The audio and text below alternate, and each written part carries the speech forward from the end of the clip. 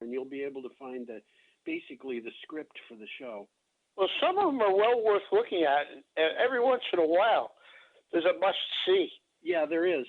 And I want to start off today by mentioning that today, which means we will not be talking about it today, we're going to be talking about things that lead to it.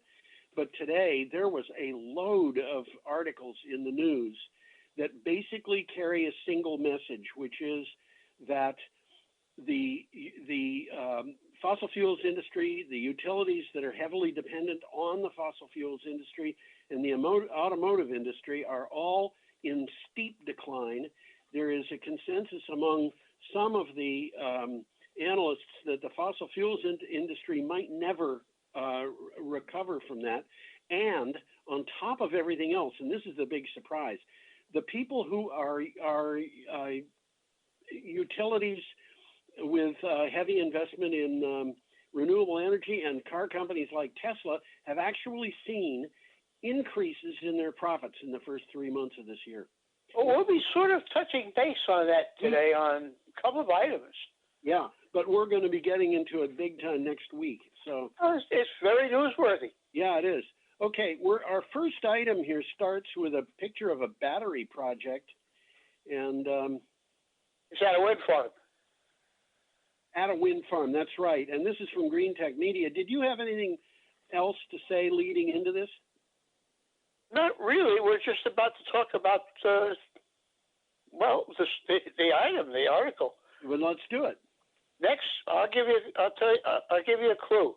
Next Era Energy looks to spend $1 billion on energy storage in 2021. That's $1 billion by one company in 1 year. Renewable developer Next Era reported its financial results in the first quarter, saying its renewable development unit had been unaffected by the COVID-19 pandemic. It has plans for massive investments in the near future, including spending $1 billion on battery projects. Well, from the article, it says no company has ever spent $1 billion on battery projects in a single year. But batteries are now more economic than gas-fired peakers, and they have been for a while. Yes, they have been. It's like, I don't know, it reminds me of all those, movies like The Revenge. This is The Revenge of the Batteries. Or The Revenge of the Renewables or something. Well, batteries are not a bad idea at all. I mean, distributed batteries is going to change the nature of the grid. Yeah, it is indeed. It's going to change. The batteries and renewable energy are going to change everything. But people who talk about energy very often don't realize, they say we need baseload power.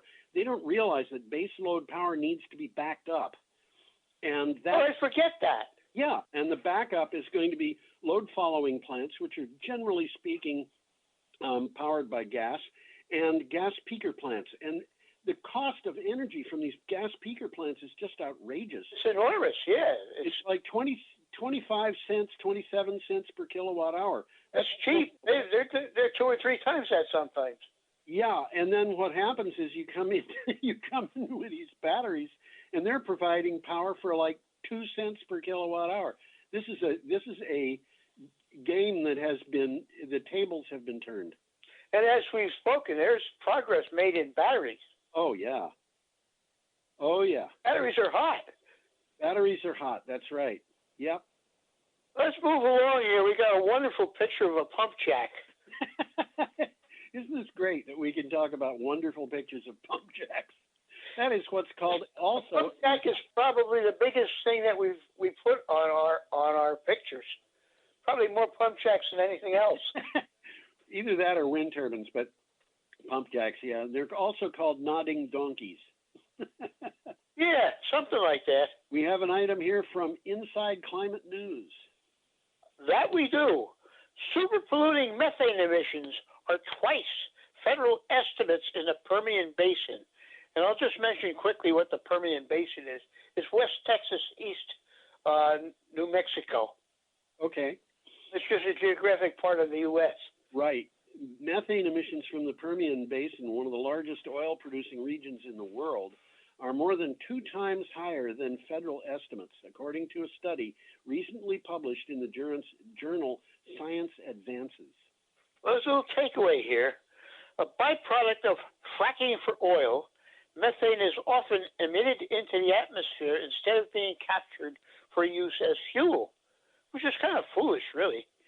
It is approximately 84 times more potent as a greenhouse gas than carbon dioxide. Yeah, I should mention, by the way, that you hear a bunch of different figures on how much more powerful it is. Well, yeah, and how long it lasts and all of that, but it's still worse. Yeah, I've seen figures as low as 20 times, and I've seen figures as high as 100 times, and it's basically dependent on how long you're going to let the thing go before you actually do a measurement of it. Yeah, exactly. No. Well, in any case, the gas vented from the Permian makes nearly the same contribution to global warming as carbon dioxide emissions from all U.S. residences. That's the salient point. That's Bingo. the point. Yep. Yeah. Well, let's move on to the next one here. Okay, this comes from the Hill. It does that, yes. We have a picture here of a young man changing the price at a gas station. Which is happening frequently these days. It is. So how the coronavirus has impacted the oil industry, which we were ready to mention, and the future of the climate crisis. I want to mention here that Tom and I are talking on this show, each of us from his own digs at home, and that's because of the coronavirus. We're not going out much. Okay, and this says on Monday, which was, I don't even know what Monday was. What was the date? It was the 20th of April. Yep.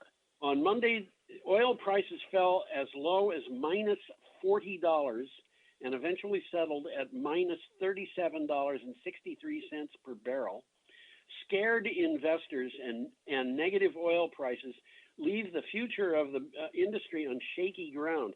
They may poise renewable energy options for a greener future. This again points to that what I was talking about before, that the oil industry is getting into trouble. Absolutely. Yeah, and I think we one of the things that I've noticed here is that nobody seems to be celebrating this. I mean, the companies that are dependent on oil, which are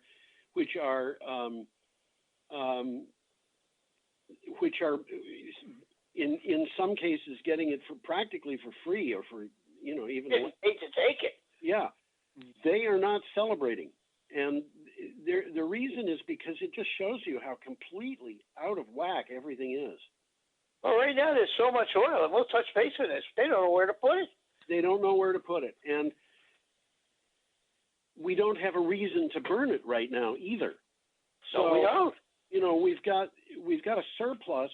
The demand has dropped precipitously. I think it's off by about a third. I don't have a figure at hand. I think that's a pretty good guess. Yeah. Okay. Well, however, some experts believe that rock bottom prices and a massive halting in renewable energy installations will slow the much needed transition to green energy. Well, other experts. Unanticipated side effect. Yeah. Other experts are saying exactly the opposite. We really don't know where this is going to go. And, Tom and I, for anybody who's listening, Tom and I have talked about what we expect for the future and a lot of things for a long time. And I don't know about you, Tom, but I don't have a really good handle on this yet. I don't think anybody does. Yeah. I mean, we're all in unexplored territory here. We are definitely that, in unexplored territory. Should we move on? Yeah, this is a good one right now. Okay. 84 gigawatts. Remember, gigawatts is megawatts. U.S. renewables plus storage pipeline has developers anxious for market integration rules. Yeah, this is from Utility Dive, and by the way, we have advanced to Friday, April 24th. Counting projects of 1 megawatt or more, 4.6 gigawatts of operating U.S. renewable projects are co-located with batteries. That's a good move. Huh? That's a good move. Is the immediate development pipeline has 14.7 gigawatts more, so it's about 3.5 times as big as what's already there. And Absolutely. that is another 69 gigawatts.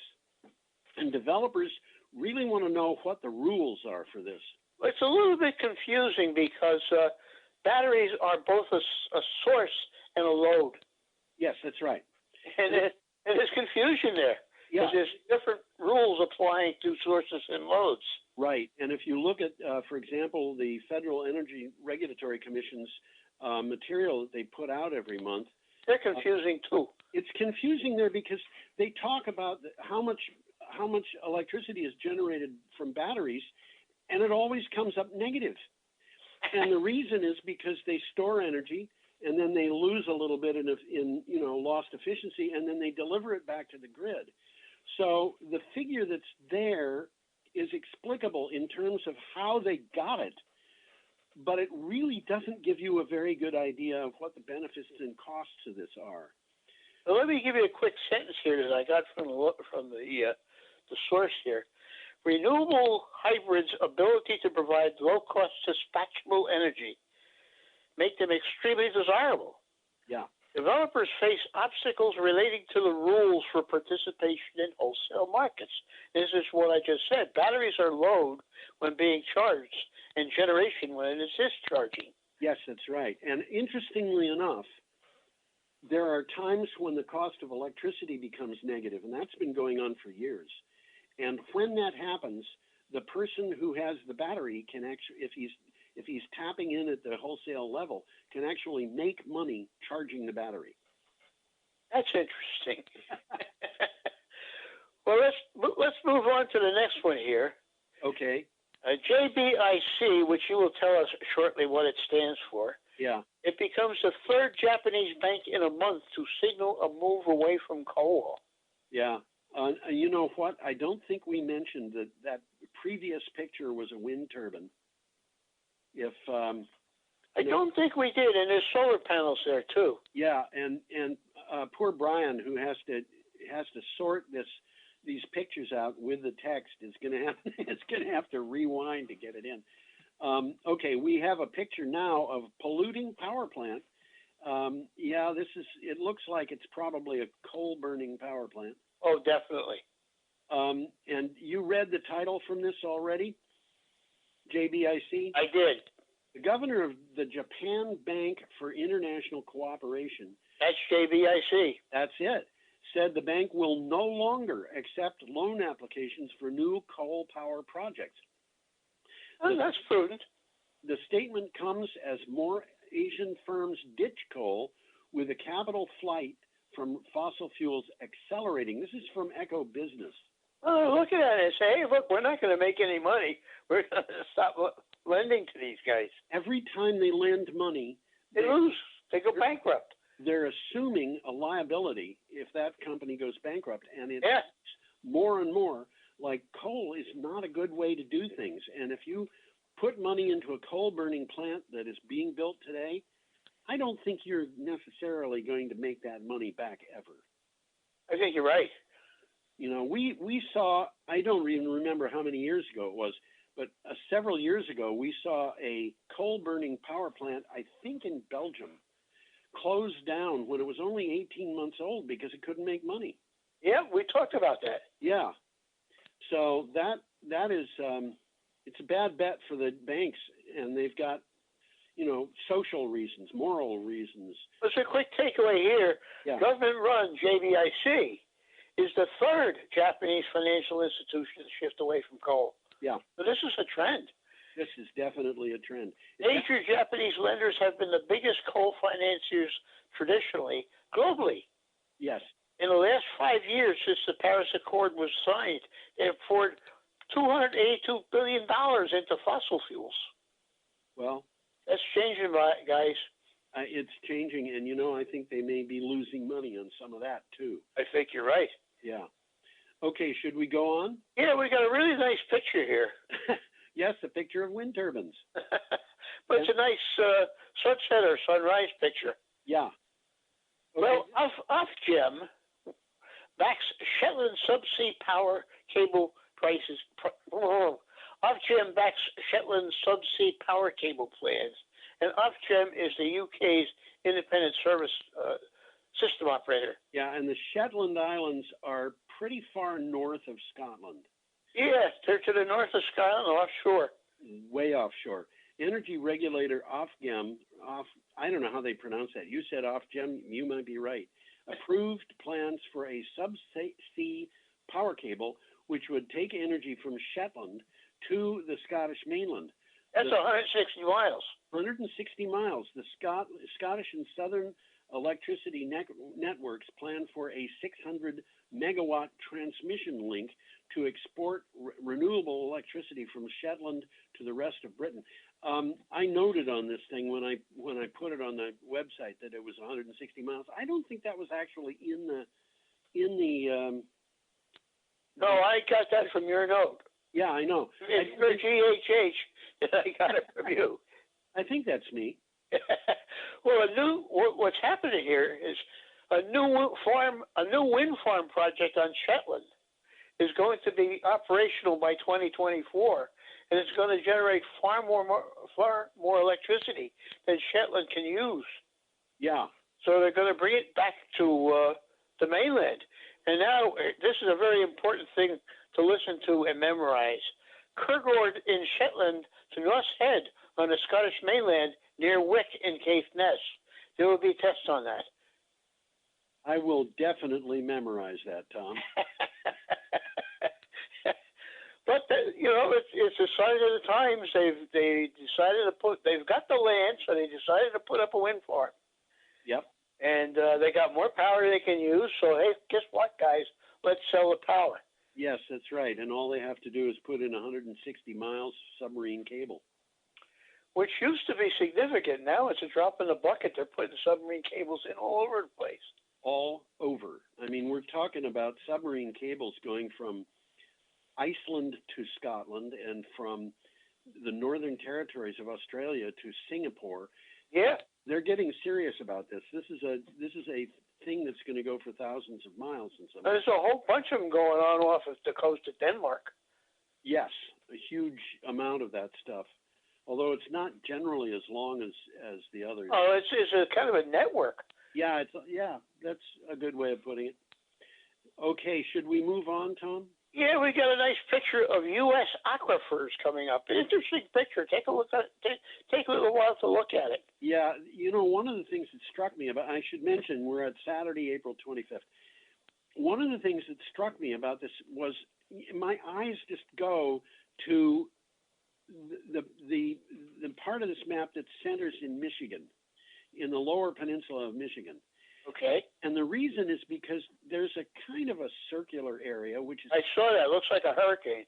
Surrounded by an aquifer, which is surrounded by another circular area that is surrounded by a second aquifer, which is surrounded by another circular area, which goes through the lakes there. And this is surrounded by another aquifer that goes through, it looks like it might go through Canada, but it certainly goes through northern Michigan, Wisconsin. And I thought, that's weird. And then I noticed there are actually other places in this map where you have an aquifer surrounded by another aquifer. Surrounded by another one. Yes, we do. And, there's several. There's several of them, yeah. Anyway, this particular item comes from Clean Technica. It does that. And it says, and I quote, U.S. Supreme Court decides Clean Water Act applies to groundwater. This is significant. It is very significant. And it's coming from a Supreme Court that people have expected to rule in favor of industry and polluters. And they didn't do it in this case. In this case. This week, the Supreme Court made a ruling on a case that involved the activities of a wastewater treatment plant on the Hawaiian island of Maui. Wastewater was being pumped underground, but it was subsequently getting into the ocean, and the ruling says that is not permissible. Well, these guys are just trying to get rid of their waste. Yeah. And of course, they're saying, it just goes into the ground.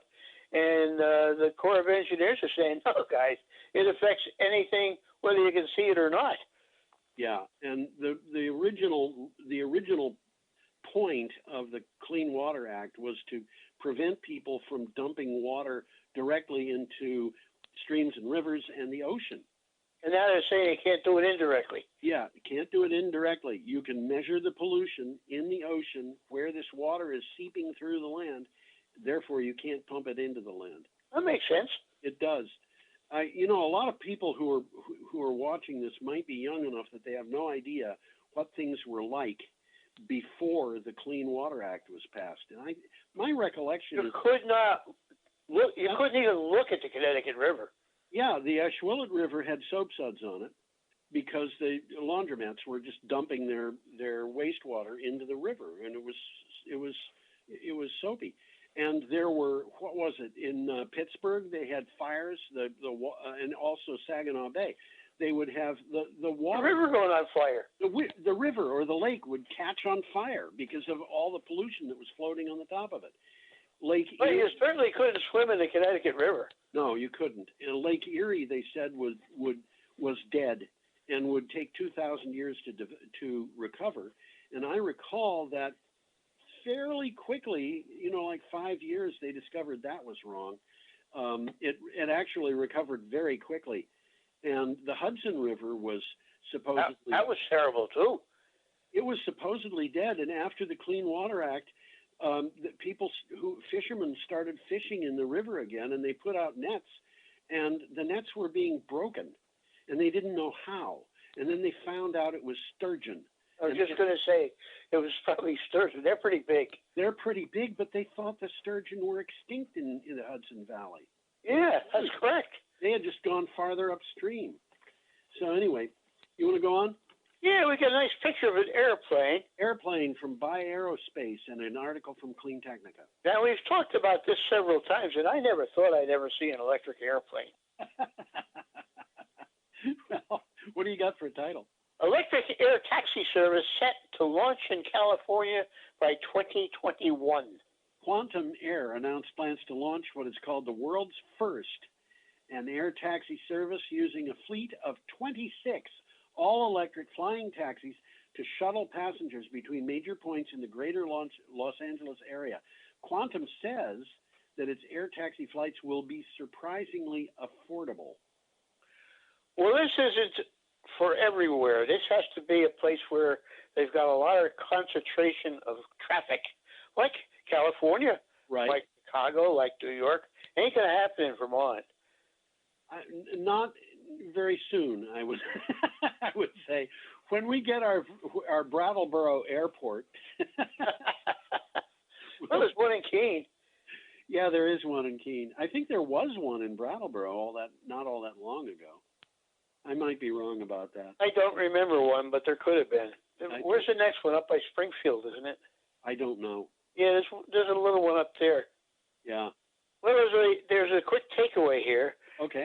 These air taxi trips will replace hours-long car rides on LA's notoriously bad traffic. And they quote this, blissfully short flights that last just a few minutes. Yes. So they got a market here. They definitely have a market. There's no question about that. So Quantum will be utilizing conventional fixed-wing aircraft powered by lightweight, high-torque electric motors, which take off and land on conventional runways. Last week we were talking about electric motors that were 15 inches across and 4 inches thick. And were like 1,500 horsepower. This isn't even anything like that, but yes. And it's going to open up more like this. An electric motor of that size could power an airplane that would be significantly larger than this one. That's what's going to happen, I think.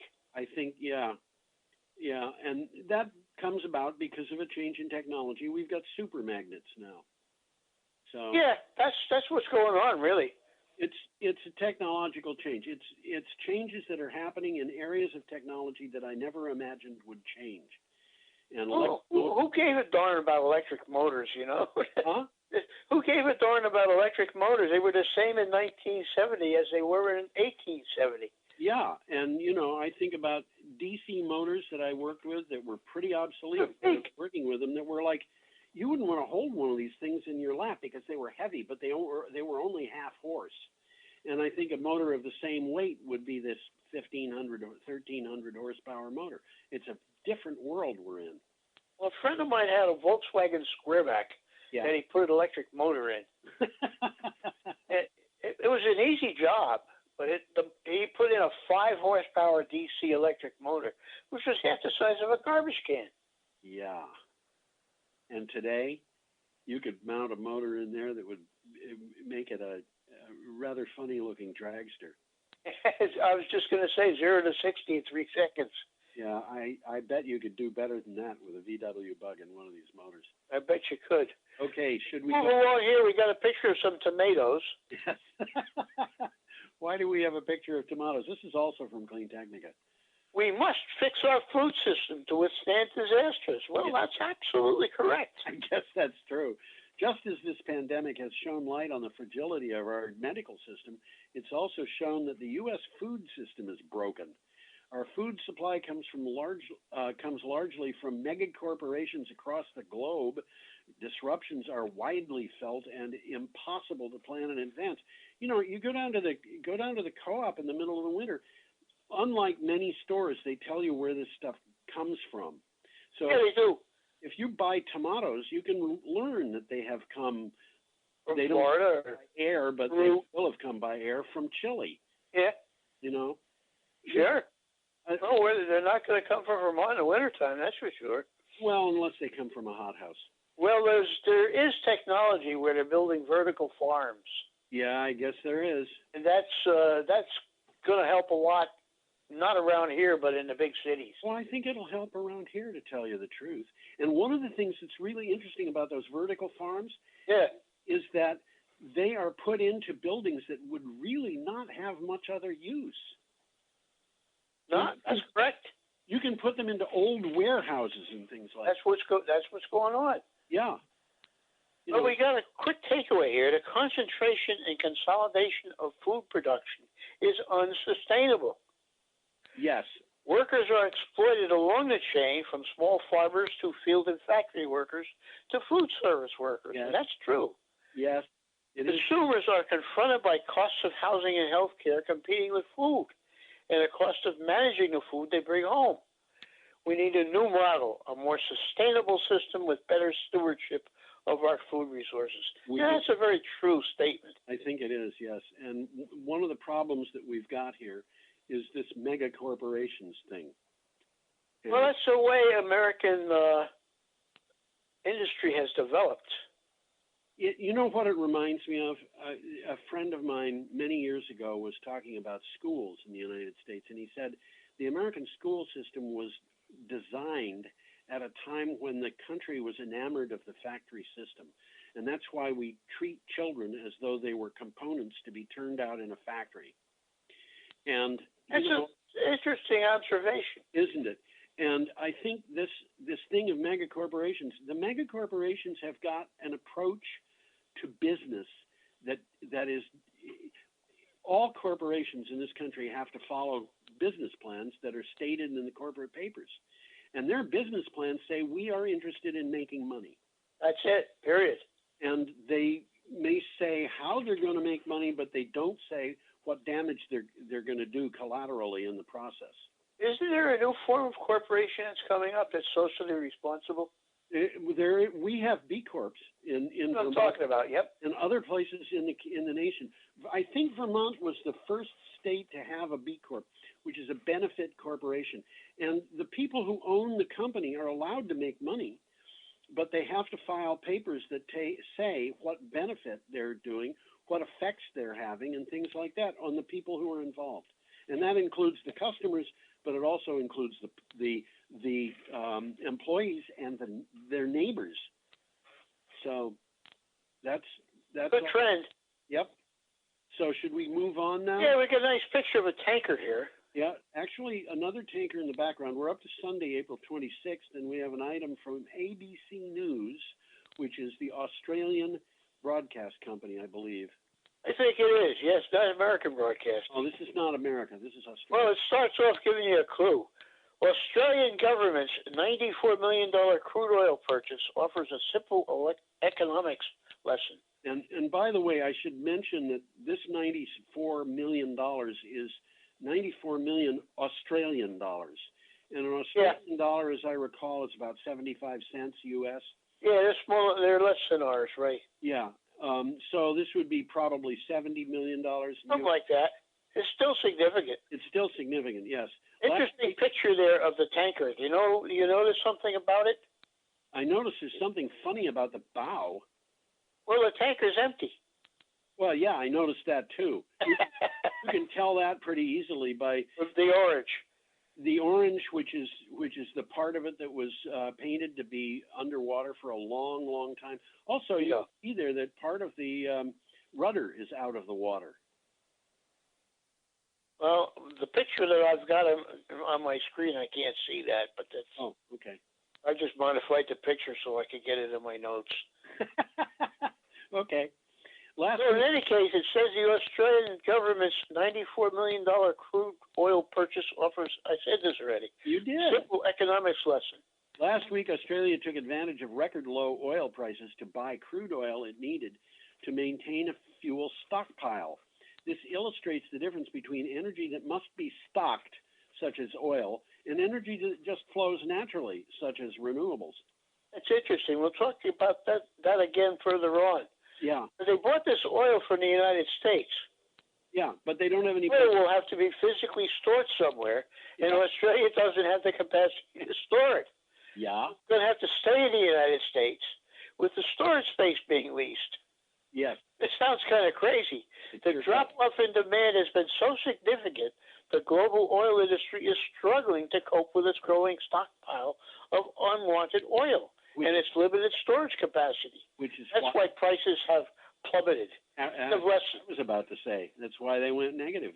Exactly. We've talked about it before. We're going to talk about it again. We sure are. It's newsworthy. Okay. We got an interesting one here. We got a picture coming up, and I'd advise you got a chance to take a look at that picture.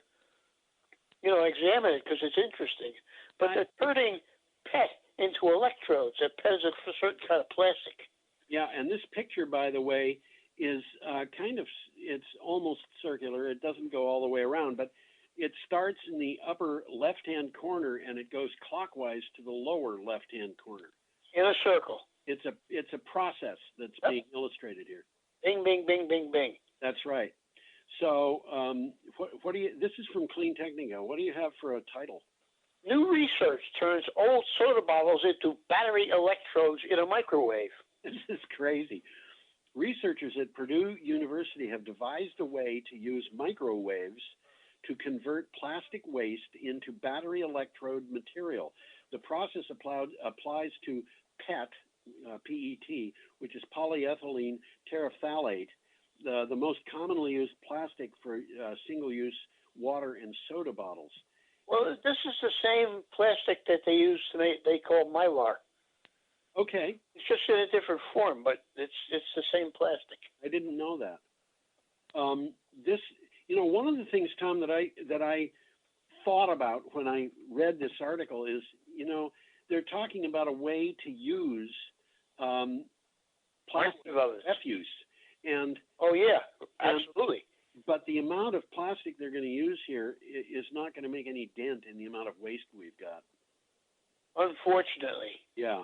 It's a step in the right direction, but it doesn't solve the problem. It doesn't even come close to solving the problem of plastic, but it does do one thing which is kind of nice, and that is it gives them a source material that doesn't have to be mined, and it doesn't have to be, it's actually kind of free for the taking, literally. They'll almost pay you to take it away. They would pay you to take it away.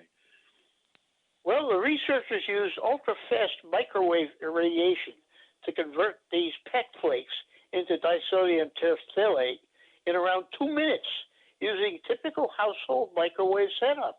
This is not rocket science. No, this is not. And I was confused and I couldn't figure it out reading the article. They talked about it being super fast, and they also talked about it happening in a typical microwave setup, and I'm not sure what that combination tells us. Is the typical microwave setup that you have in your kitchen super fast according to their definition, or are they using a setup that looks like that but has a difference that the microwave is faster? I don't know. I think it would have to look like that, but it would be set up differently. Yeah. Yeah. I mean, they gotta feed that stuff into this microwave oven, and Yes. you figure they do it, through pipes and stuff like that, rather than through an open door. I don't know. I don't know either. You can't really tell from the picture. No, you can't tell from the picture, and obviously, I would think that if they're going to do this, if they're going to convert this into an industrial scale operation, they'd probably have to do it the way you just described, by feeding it in through. Yeah, it would have to be automated. It would have to be automated. It's interesting though, because people are thinking outside of the box to do stuff like this. Yes, they are, and there may be other uses for the kind of process that they're going for here. There's so much going on with carbon. We have graphenes and different. We've discovered different new forms of carbon. Oh yeah. In the last few years, that really kind of boggle the mind. They have buckyballs and all kinds of stuff. It's so different from what we think of as carbon. That's right. Graphene is one of the best conductors of heat and electricity we know. And we've only known about graphene for 10 years? Something like that. I was surprised when I first heard about graphene. I wanted to learn about it. And I was surprised to learn at that time that one of the best conductors of heat in the world is diamonds. That's interesting. Isn't it? Diamonds conduct heat better than copper. They conduct heat better than silver. This is really kind of amazing. But, what they're doing with this, it's hard to guess where this thing of basically creating carbon in a microwave from plastic. It's hard to imagine where that's going to go. I think they're opening up new doors. I think they are. Okay, our next item is from Utility Dive, and it has a picture of lightning. It is that. Very interesting picture of lightning. Yeah. As extreme weather spurs billions in utility resilience spending, regulators struggle to value investments.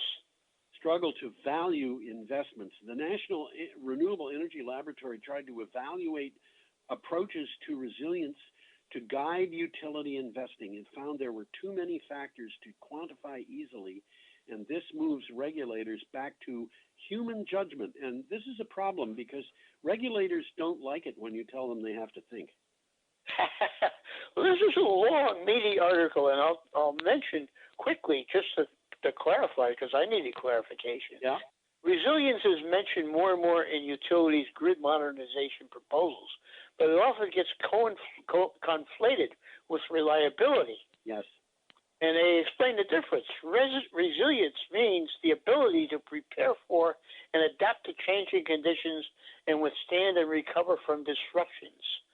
So this is what researchers are working on, a value of resilience metric. Right. Reliability is maintaining the delivery of electric power where there is uncertainty in operating conditions. So this is how well the utilities are keeping the lights on. Yes. And I want to mention here, when you're talking about resilience, you're talking about an ability to continue, with your life, even when something very unexpected happens. Well, reliability is about preventing disruptions that are more common, local, and smaller, and resilience addresses high-impact events that can be geographically and temporally widespread. That's from the article. Worldwide, for example, this coronavirus thing is a worldwide problem. It certainly is. Yeah. So the article says that resilience investments are urgently needed. Yes, but it doesn't tell you anything about what they are, except that you have to think. Yeah, that's exactly what it's telling you. You have to think about it. Okay. Should we move on? Yeah, let's move along here. We got a picture of a Starlink launch. Yeah, this is also from Clean Technica. What do you have for a title? Starlink private beta testing to begin in 3 months. Public beta testing to follow. Public beta testing is an interesting idea when you're talking about rocket ships. SpaceX and has launched. That's Musk. Huh? That's Elon Musk. It is. It has launched 422 low Earth orbit Starlink satellites, with more coming in May and June. Private beta testing of the Starlink network will start within the next 3 months, and Elon Musk says SpaceX has permission to launch 12,000 satellites. Now, well, we've only totally launched since the beginning about 7,000. Yeah, I was going to say this is more satellites than have ever been launched in the past. Absolutely. But these are small satellites, and they're only going about 300 miles up. Oh, only 300 miles up. Well, regular satellites go 20,000 miles. I know, and these things are not just going to an area that's fairly low. They are pretty small. Yes, they are. They really are small. I don't remember how many of them there are. Maybe you have it in your notes, but it seems to me that the 422 were launched in 6 launches or something like that. I don't have that in my notes, but it was something like that. It was a very small amount. Now, here's the question: why is this being mentioned in Energy Week? Well, it's because these things are bringing internet access through the sky, which means that if you happen to have a solar panel and a little bitty computer, and that has a way of reading the material, you can get internet access when you don't have grid power. Anywhere. There are hundreds of millions of people who could be customers of this project who don't have any electricity right now. Absolutely. And it'll give Elon Musk a very good reason to supply them with a solar panel, a battery. I mean, that's what he sells. Yeah. And a little bitty computer. And you don't need much of a computer. I mean, the one I use to power this thing, I've actually had it on the show once or twice, but it's bigger than a credit card. Yeah. Okay, we should go on. That's called progress. We have an item here also we're getting a lot from Clean Technica this week. Have an item from Clean Technica and another picture of tankers. Amazing. Well, the one we're looking at there is full. Yes. Actually, all of those are full.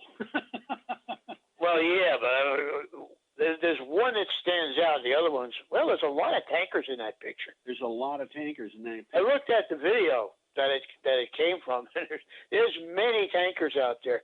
Well, the article says there's 35 or more tankers. Yeah. Well, oil tankers lurk off the coast of California. Yeah. The U.S. Coast Guard is monitoring the, quote, increased presence, end quote, of oil tankers that are hanging out in the seas near the ports of Los Angeles and Long Beach. With a collapse in demand for crude oil, these tankers are being used pretty much as floating storage units for barrels of oil. And I want to point out, it costs money to store oil in a place like Cushing, Oklahoma, in a tank that's designed to just be a stationary or oil storage. These things are designed to transport oil, and it is costing somebody a lot of money to have them. They're just sitting there. Yeah.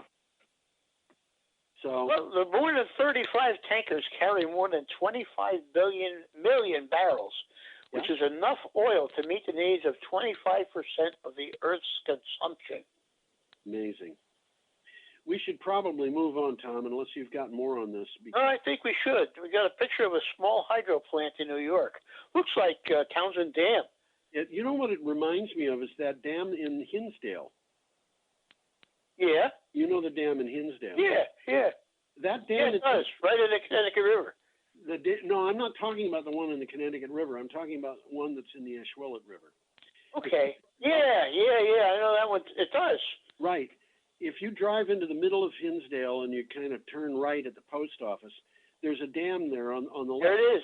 Looks a bit like this, and it's actually used as a power dam. Did you read the title? I don't think you did. I didn't. U.S. renewables provide more electricity than coal in January and February. Seems like we've touched base on this elsewhere, Yeah. like Germany. This is from Renewables Now. And, I want to point out a lot of coal is burned in January and February because it's cold. Yeah. And those coal plants are just going to keep going during those months.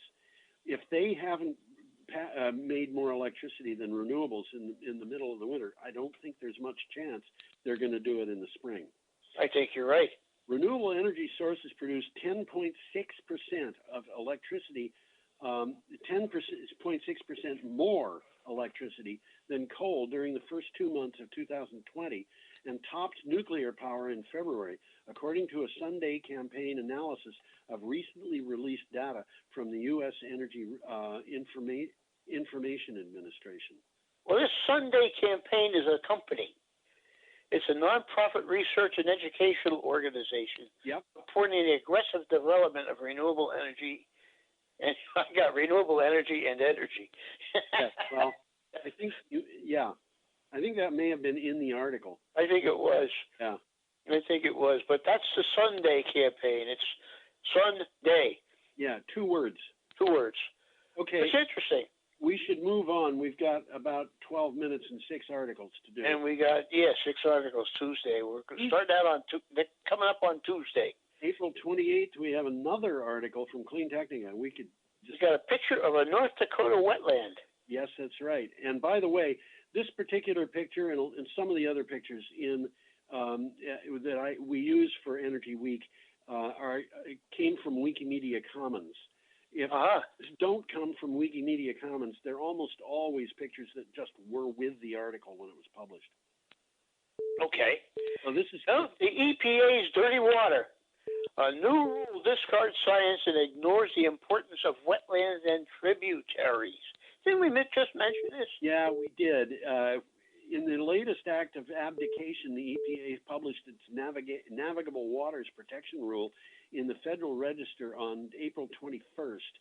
The EPA's own Science Advisory Board said its formulation did not incorporate the, quote, best available science, end quote, which tells you something. The administration is just ignoring the facts. They don't want to know the facts, I don't think. Well, it's propaganda, really. Yes. They're just trying to protect the oil industry. It's hard for me. If the Supreme Court is going to tell a waste treatment plant on Maui that it's not allowed to pump water underground, I can't imagine that it's going to let this rule stay. I think you're right. Well, let's get a takeaway from here. Yeah. Water flows on many more surface and subsurface paths than just rivers and other obvious waterways. Yes. These pathways, in turn, connect wetlands and tributaries with large lakes and rivers.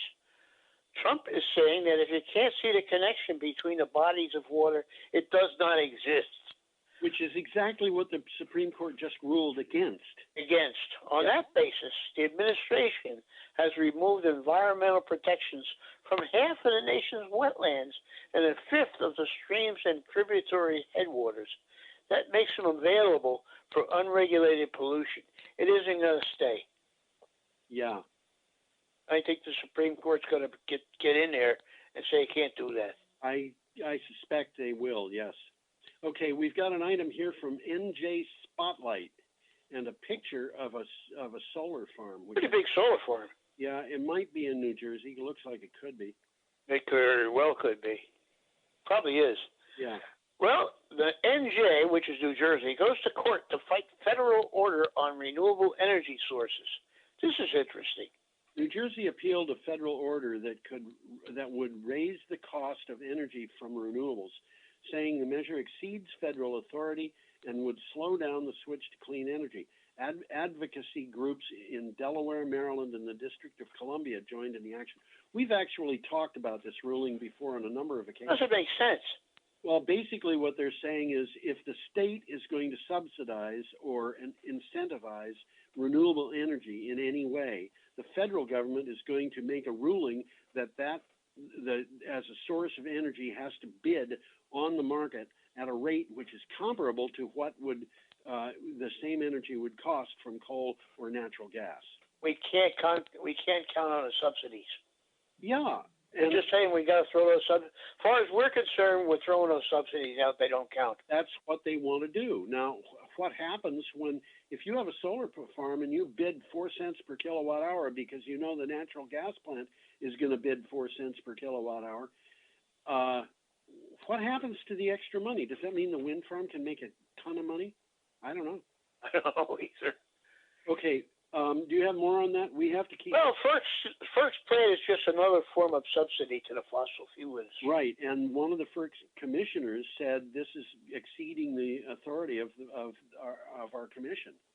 So there's, I mean, these people are acting for political reasons and not because they want. Absolutely.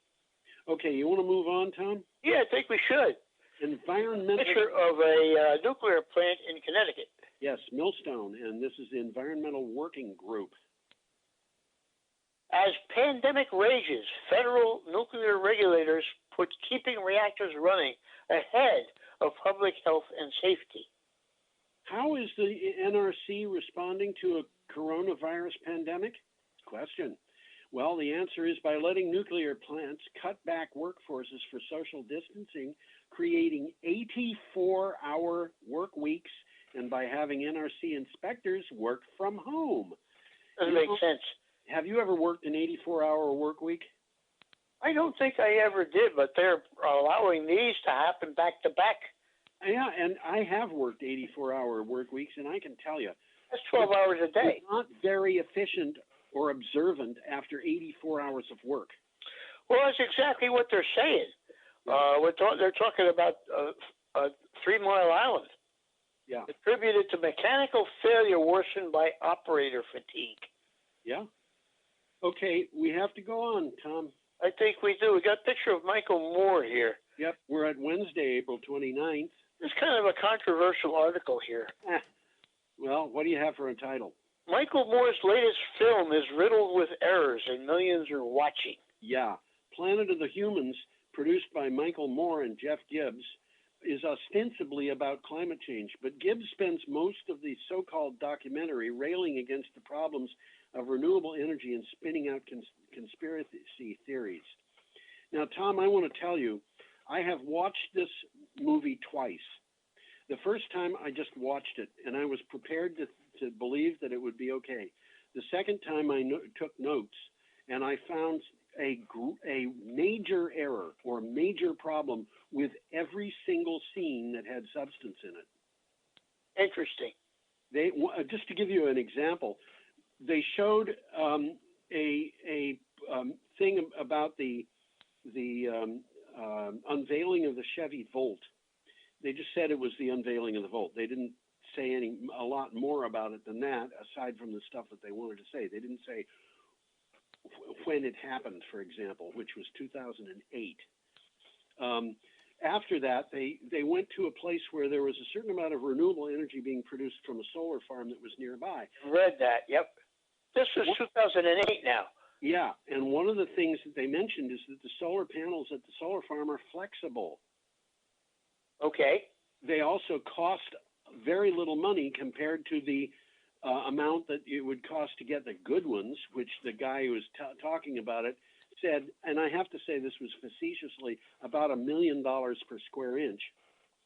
It was a fairly large solar farm which powered 10 houses and operated at 8% efficiency, which is 40% of what you would expect to get out of good panels. And the panels were expected to last for 10 years before they'd have to be replaced. They didn't tell you in the film that this is old technology, that you don't buy this stuff on the market when you have solar panels installed at your house, and it really is not just obsolete but irrelevant. Well, this guy had an axe to grind. Yeah. It wasn't Michael Moore that wrote this. It was his buddy there, Gibbs. Michael Moore didn't even write this article. Jeff Gibbs did. But in any case, Gibbs seems to have had a axe to grind. He had an axe to grind. Yeah. This is worth watching, but worth watching with a critical eye. I will repeat, every single substantive scene had a major problem. And the major problems ran the gamut of what you do when you want to put something down. And it includes character assassination. It included obsolete information. It included interviews that were several years old at least. Yeah, like I say, the guy had an agenda. He had an agenda. Okay, our next item, next to the last, is from This is a nice picture. Power Technology. I thought about you saying this is a nice picture the moment I saw it. It's Tulips and Turbines. That's what it is. What do you got for a title? 5 renewable startups getting funding despite coronavirus. Despite slowdowns in renewable energy production caused by the COVID-19 pandemic, people are still investing in renewable energy projects, in particular startups. Power Technology took a look at 5 projects. This is possibly worth looking at. Well, there's a list and a description of these projects in the article. I don't think we have time to really go into them because we don't. We got one more thing to go, and we're running out of time. This last one, MacArthur Wind Farm is the picture, and it is taken from Renew Economy. Well, that's in Australia. It's 420 megawatts, and it's the largest wind farm in the southern hemisphere. Yeah. What do you have for a title? Recipe for cheaper electricity? Try 90% renewables by 2040. A report from energy market analysts Reputex finds that faster shift to a power market dominated by renewable energy and a more aggressive action on climate change, the greater the downward pressure on wholesale electricity prices in the future. Well, that makes sense. It does. Okay, we have come, I think, to the end of our hour. I think we may have a few seconds if you have a takeaway. A war to preserve the monopolies against renewable energy. Yes.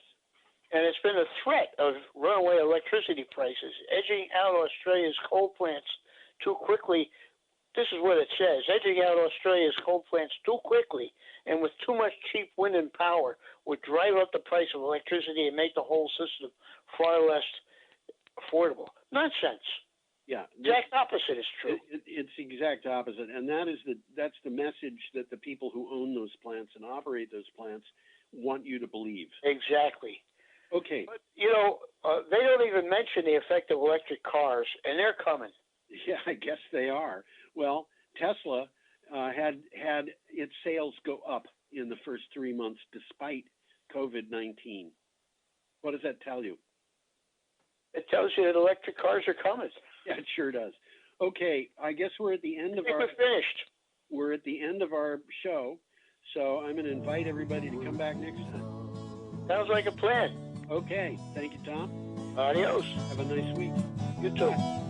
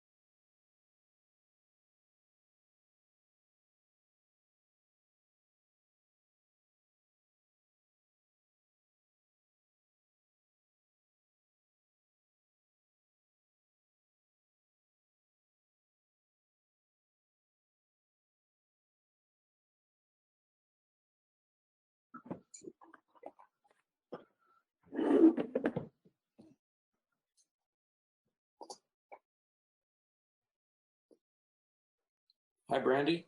Hi, Daniel. Hi. Good evening.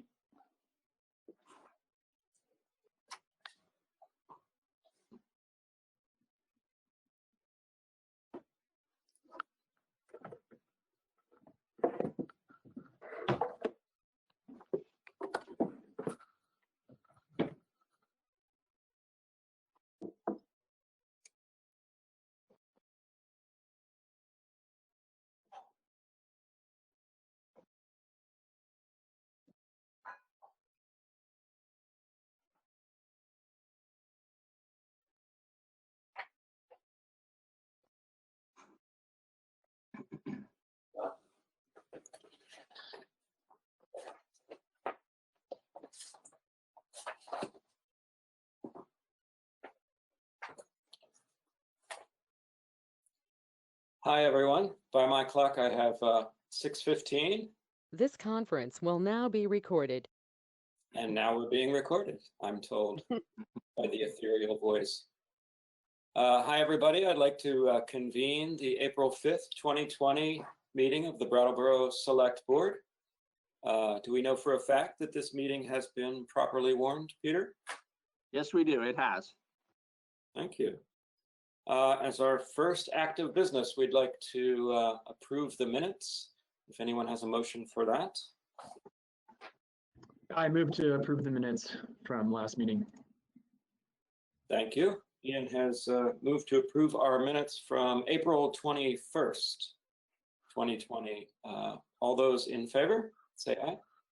Aye. Aye. Thank you. That's 5-0.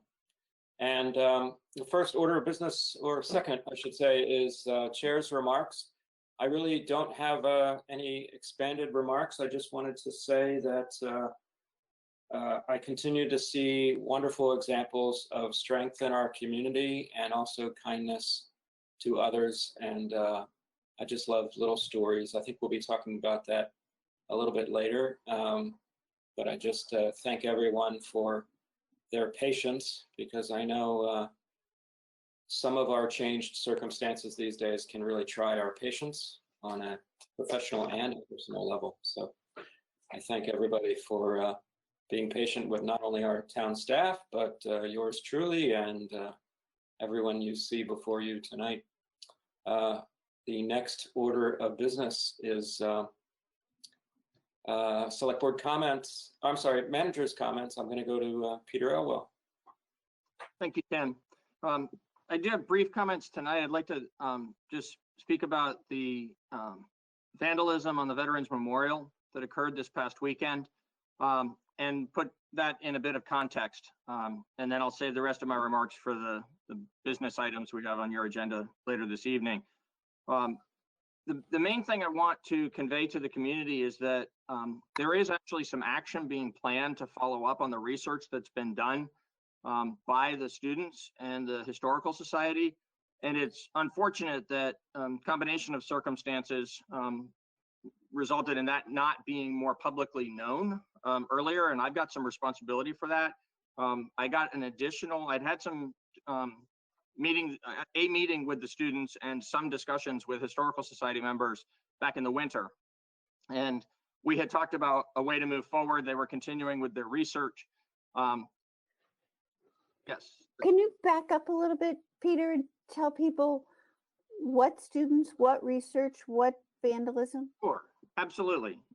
Yeah, thanks for that. I was actually kind of rushing to keep this short since it's town manager's comments, but the broader context will help people, I'm sure, if they don't already know the backstory. So there is a group of students at BAMS who have done research together with their teacher, I believe, or at least a teacher at BAMS, a social studies teacher, Joe Rivers. Joe is also on the board of the Historical Society and has worked together with the students to really carefully, thoroughly, in a very professional way, in the way that professional historians would, using source documents that go back to the time of the Civil War and the late 19th century here in Brattleboro and elsewhere in Vermont. They've used these source documents to research and confirm that the Civil War monument on the Common in Brattleboro is incomplete. It references a certain number of soldiers who were from Brattleboro who fought in the Civil War, and it references a number of those soldiers who died. And it doesn't represent all of the Brattleborians who did serve. And initially, it was believed that all of the people who had been left off were men of color who had been soldiers who served in the Union Army. The fuller story is more complicated than that, and I think it would not serve us all well to take a deep dive into the fuller story right now. But the students have been continuing their research, and what they have found is that even with what they have discovered, they can confirm unequivocally that there are a number of omissions, and that the omission of people of color was in fact a part of this story and an important part of this story.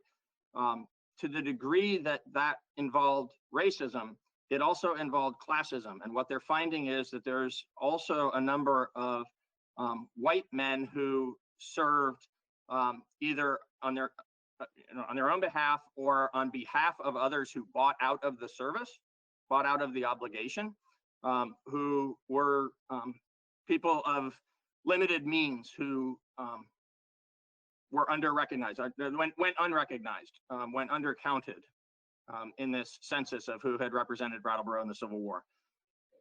If I try to go any further than that, I'm going to get into dangerous territory where I'm not accurately paraphrasing what's come from the students. But the point I'd like to underscore here, I'd like to underscore two things. One is that the omission is absolutely a matter of fact.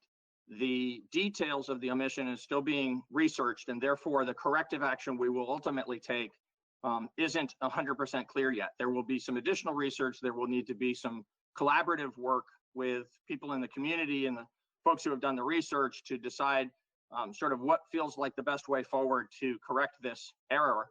And ultimately, I envision coming to the select board with the Historical Society, the students, people, individuals and organizations representing veterans groups and folks who stand up on behalf of people of color and other marginalized populations in our community and our society. And I'm hoping actually that what this becomes is an opportunity for us together in our community to rally around the understanding that history isn't always as it has been presented to us, and that it's important for us to find the truth as best we can and speak that truth to each other and out to the world. And so that's going to take us a little more time. I had received an update.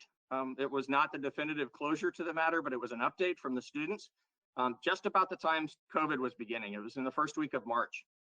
And I regret that I didn't do some sort of an update at that time to you and to the community where people would have known that this work was underway and that we were aspiring to find the right way forward to do something that was properly corrective. I didn't, and some individual made an unfortunate choice to protest in a manner that was meant to call attention to this, and in the process was very degrading to veterans and others in terms of how that message was conveyed this past weekend to the community. We've acted quickly. The town staff who deal with acts of vandalism and graffiti around town were able to clean the monument quickly. By the way, it's not the same monument. The one that needs correcting is the obelisk that dates back to the 1880s. The more recent granite monument that represents or recognizes rather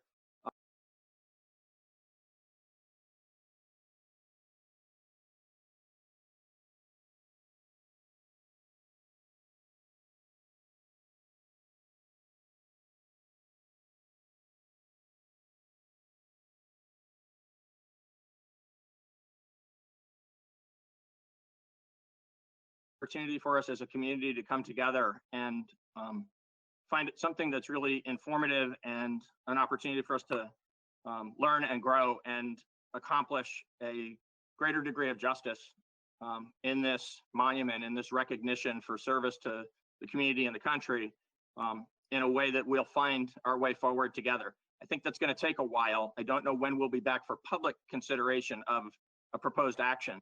But in the meantime, I intend to keep working with the students and the Historical Society, and I believe there'll be opportunities to work with veterans groups and other groups to bring this all together. Thank you, Peter. Daniel, you had a question or comment? Yeah, I just a real quick question. Are we 100% certain that the more modern monument is accurate and fully complete? I'm not 100% certain of that. I have a greater confidence in that because there was a good bit of work done in the creation of that in much more recent times. But that's not to say that all of that was done exactly right or, completely. And so we'll double check on that as well. Yeah, we'll make sure that this is complete. I should also say the one thing that I think is clear going forward, there's a lot that's not in terms of the details of this, but from a historic preservation point of view, it's really important whether you're dealing with architecture or whether you're dealing with historical facts and information, to not attempt to rewrite what happened back in the 1880s, but rather to state in the 2020s the appropriate corrective message. And so I don't know yet what that's going to look like. We'll work on that together, but just there's been some talk about whether the plaque on the obelisk ought to be changed. And it's pretty clear best practice in this kind of situation that you don't change what the people in 1888 or 1886 or sometime around then decided to do, because they decided that and that's what it is. But rather you state what was incomplete about that and how we in the 2020s decided to do a different recognition right nearby so that it all can be part of the same learning process for people who come by and read the plaques and understand what happened. Thank you. Thank you, Peter, and thank you for that last comment too. I think for me, I can get personally kind of emotional about the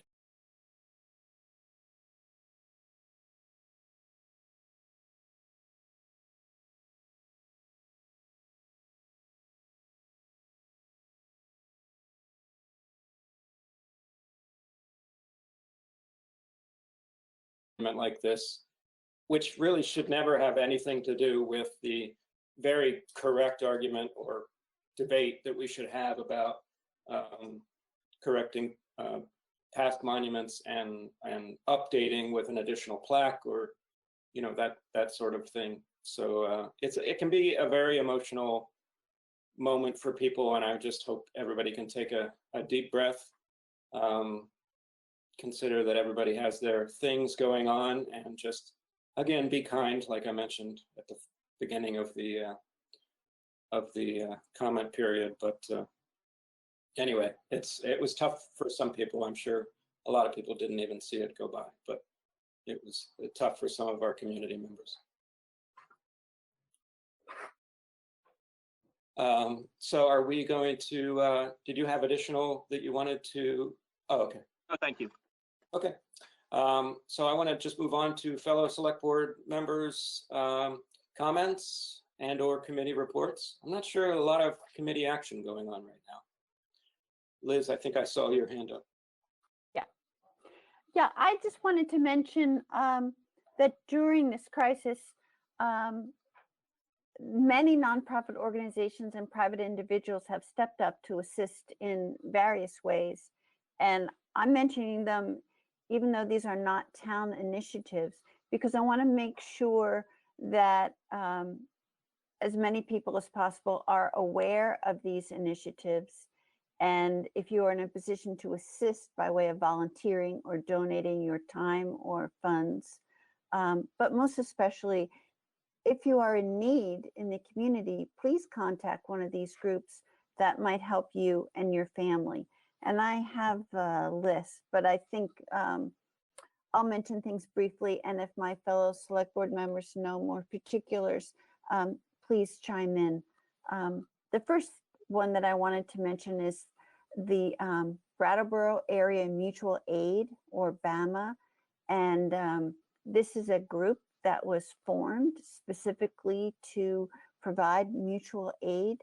And what they did was Jen Jacobs, Aaron O'Keefe, and Angela Gray spearheaded this effort, and they broke the community into over 24 neighborhoods, and there's point people in each neighborhood, and they provide mutual aid. If you need help or if you can give help, you can be matched up. And they're also branched out to provide gardening and tech support to the community. So if you would like to help them, like to sign up, or need some help, please go to Google Brattleboro Area Mutual Aid. Another thing that's interesting is this new call to action series. It's a podcast with Peter Fish Case and BCTV, and you could find that. There's some interesting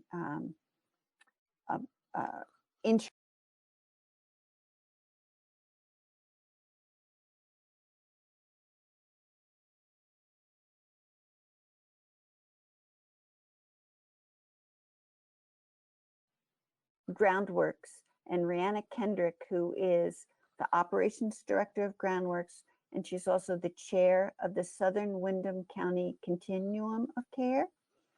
And they can have a connection of all the key stakeholders and addressing the needs of the homeless during the COVID-19 response.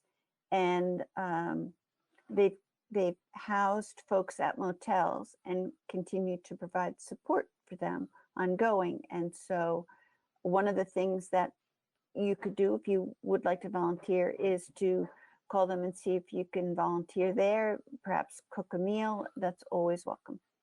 And that's a consortium of, oh gosh, more than a dozen 8 organizations, including Winston Prouty and the Women's Freedom Center and the AIDS Project and the Agency of Human Services and Youth Services, a very long list of very dedicated people who are coordinating whatever help that people might need in this emergency. Another thing I wanted to mention is our state legislative team.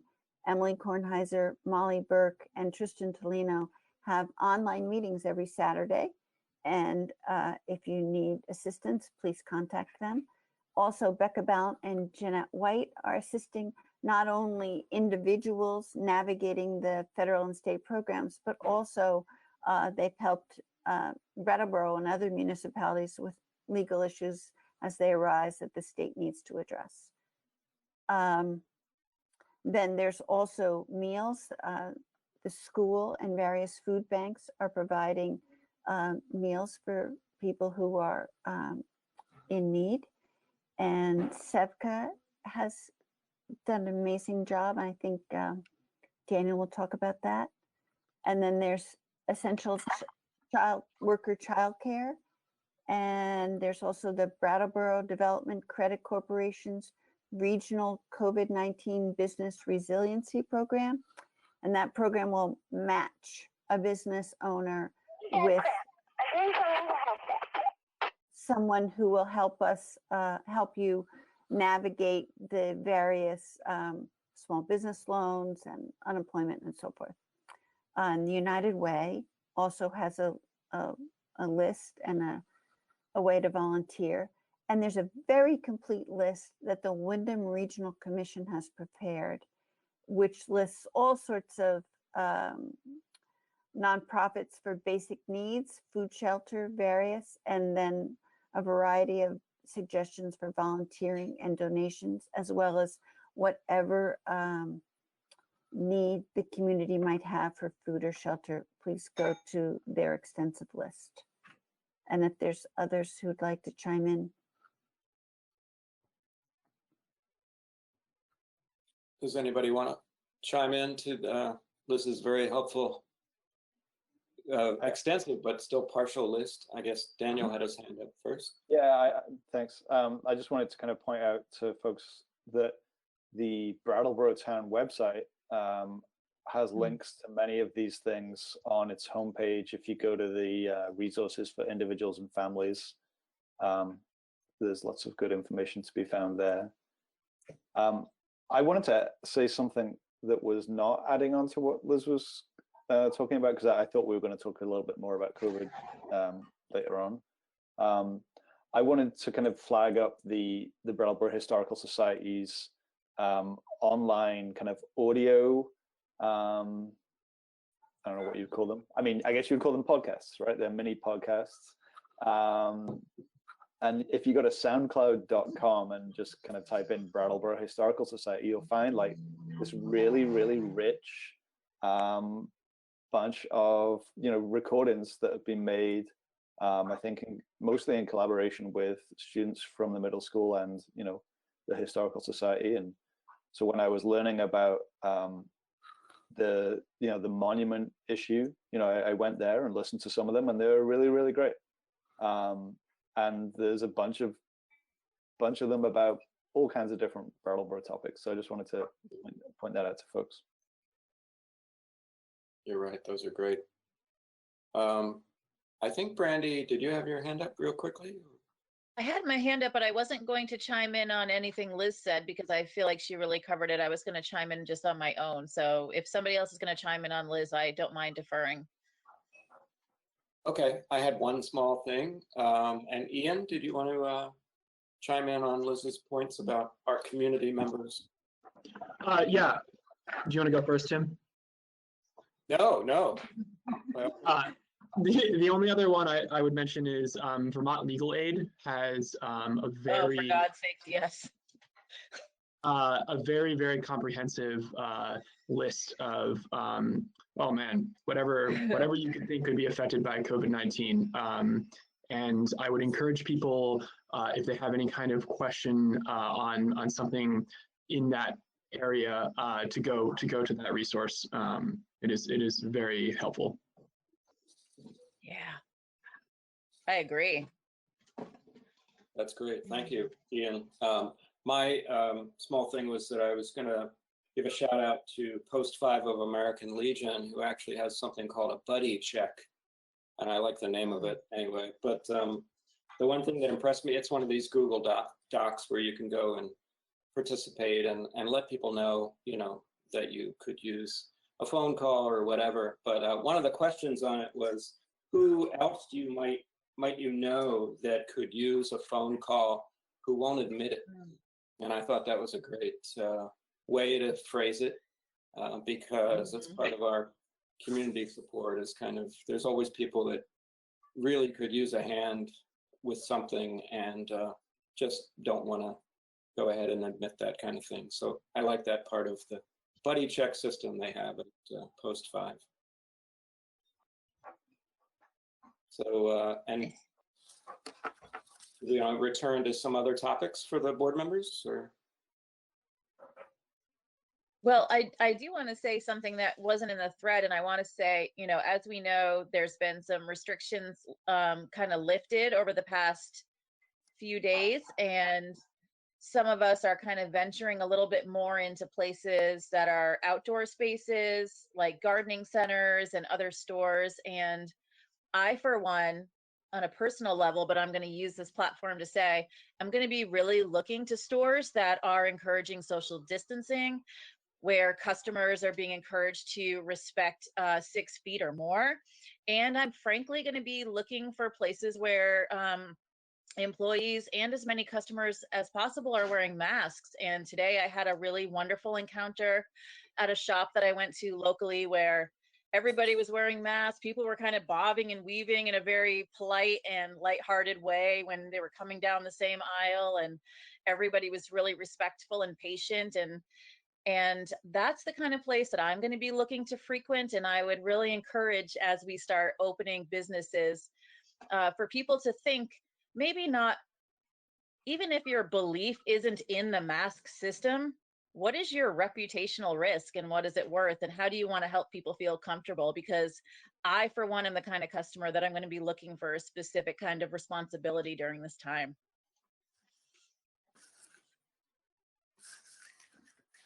Thank you. You're welcome. I like the word. Daniel, did you have something? I just wanted to add on. I'm totally on board with you, Brandy. I'm really, really comfortable in some places. I went out today more than I've been out in weeks because I kind of had to. And, I was comfortable in some places and other places less so. And so, I think I didn't come from this country. We don't have such a big deal about, liberty and whatnot in the UK. It's not kind of our thing. And so I don't have that cultural upbringing. I want people to be safe. I want our community to be safe. And the way that we can help each other stay safe is by wearing masks when we're out and about. And I know it's an inconvenience and it might feel silly to some people, but I think, safety is what I want. Yeah, well said. And if you don't mind, I'll just chime in very quickly just to advocate for, please everyone understand that you cannot keep a mask on a 2-year-old. I doubt you can keep a mask on a 3-year-old. But you can put it on a 5-year-old, but a 7-year-old is really sassy and he might say, I don't know why it has to cover my nose. Yeah. But the reason I bring that up is just, obviously there's humor there and people do understand it, I think. But I was actually at the store today and someone with a mask was getting, for me, uncomfortably close. And I have a pretty good tolerance for, 5, 6, 4 feet, even if you're just staying away. But that fed into my fear that I have that people, when they put their mask on, they think they don't need to maintain the distance. And I plead with everyone to understand that the science is the mask is not a substitute for distance. It is protecting your friends and neighbors when you have to be closer than you're comfortable with, but it is absolutely not any substitute. So you need to be doing both. 6 feet or more and a mask, please, for everybody. It just really helps everyone feel much more comfortable, and that way everyone can participate in situations where we have to be closer together. All right, so is that it for our comments and committee reports for the board? Getting a thumbs up from Ian, thank you, everybody. So we are now in the point where we have public participation. I'm reading my notes wrong on the wall there. And I have one person who has asked to say something, and it's Tom Costello. So Patrick, the person behind the curtain, could you help Tom come up in our feed? If Tom, you'd like to turn on your camera, or if you wouldn't, you could just turn on your microphone. Hello. Thank you very much, Chair, members of the board. Thank you very much for the opportunity to speak a little bit to you. And beyond that, thank you for serving us all so well. I'm a veteran, a commander of Post 5 American Legion, grateful with a history of service to our town and to our board here over a period of 40 years. Over that time, many years ago, I was taught that the caliber of service, public service in Brattleboro is a little above anywhere else in the state. And I can report to you that it is today, and we're very grateful for all that you're doing. We're familiar with the present subject of the Civil War. 5 years ago, on May 24th, 2015, we had a event, which was a number of seminars downtown and Howard Coffin banquet at night. And among those presenters were Professor Joe Rivers and Professor Bill Holliday. It was an in-depth, broad discussion of our Civil War. And we're also familiar through our work with those who have died more recently. And in November of that year, we had an event called Honor, and those are for the young man who died in Vietnam. And what was particular about that event, which is relevant to this, is that the foundation for that event was students at Brattleboro High School. And these students came forward and learned about these men who are all on our memorial over here and made a presentation for each of them. That presentation meant the world to all veterans and to their families. One of the things we got as a result of that was a flag of Johnny Blake, who was a friend of mine. He graduated from St. Michael's in 1963, and it said, dedicated John Charles Blake, a citizen of Brattleboro, graduate of St. Michael's, a Navy corpsman who gave his life for his country on March 21, 1970. And to all other Brattleboro men and women who died in defending liberty in the pursuit of happiness. We support the inquiry to identify any individuals who served and who died and who are not presently counted among those on the monument, particularly because this inquiry is made by our students who are carrying forward the work they did before and will do again. We would be honored to participate in the search to identify all of our men. We do not leave anyone behind. And we would be honored to dedicate the memorial when all have been identified. These are our brothers, and our heart aches for any of them who have not had the proper recognition. If in fact any of our African American brothers have not been recognized, make no mistake, veterans have been there, they are there now, and they will be in the front ranks of those dedicated to liberty and justice for all.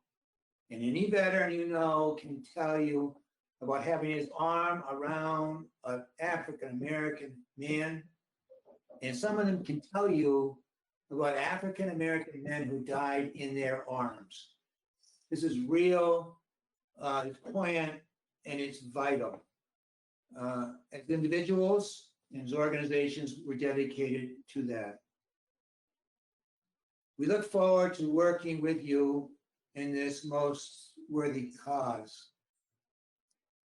Chiming the words of your chair, which chime the words of one of our late presidents, with malice towards none, and with charity to all. That is over there on that obelisk. And as you know, the words of Abraham Lincoln. In that spirit, we dedicate ourselves to this mission. Thank you. Thank you very much, Mr. Costello. Thank you, Tom. Yeah. Thank you. Thank you. Tom. Thank you. And Peter, I trust we will be working hand in hand with Post 5 and other community members that want to be involved in the upcoming project, you know, Absolutely. whatever that may turn out to be. Thank you. So I don't have anybody else who's chimed in on chat for public participation.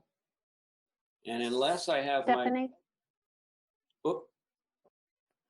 Oh gosh, I just saw that.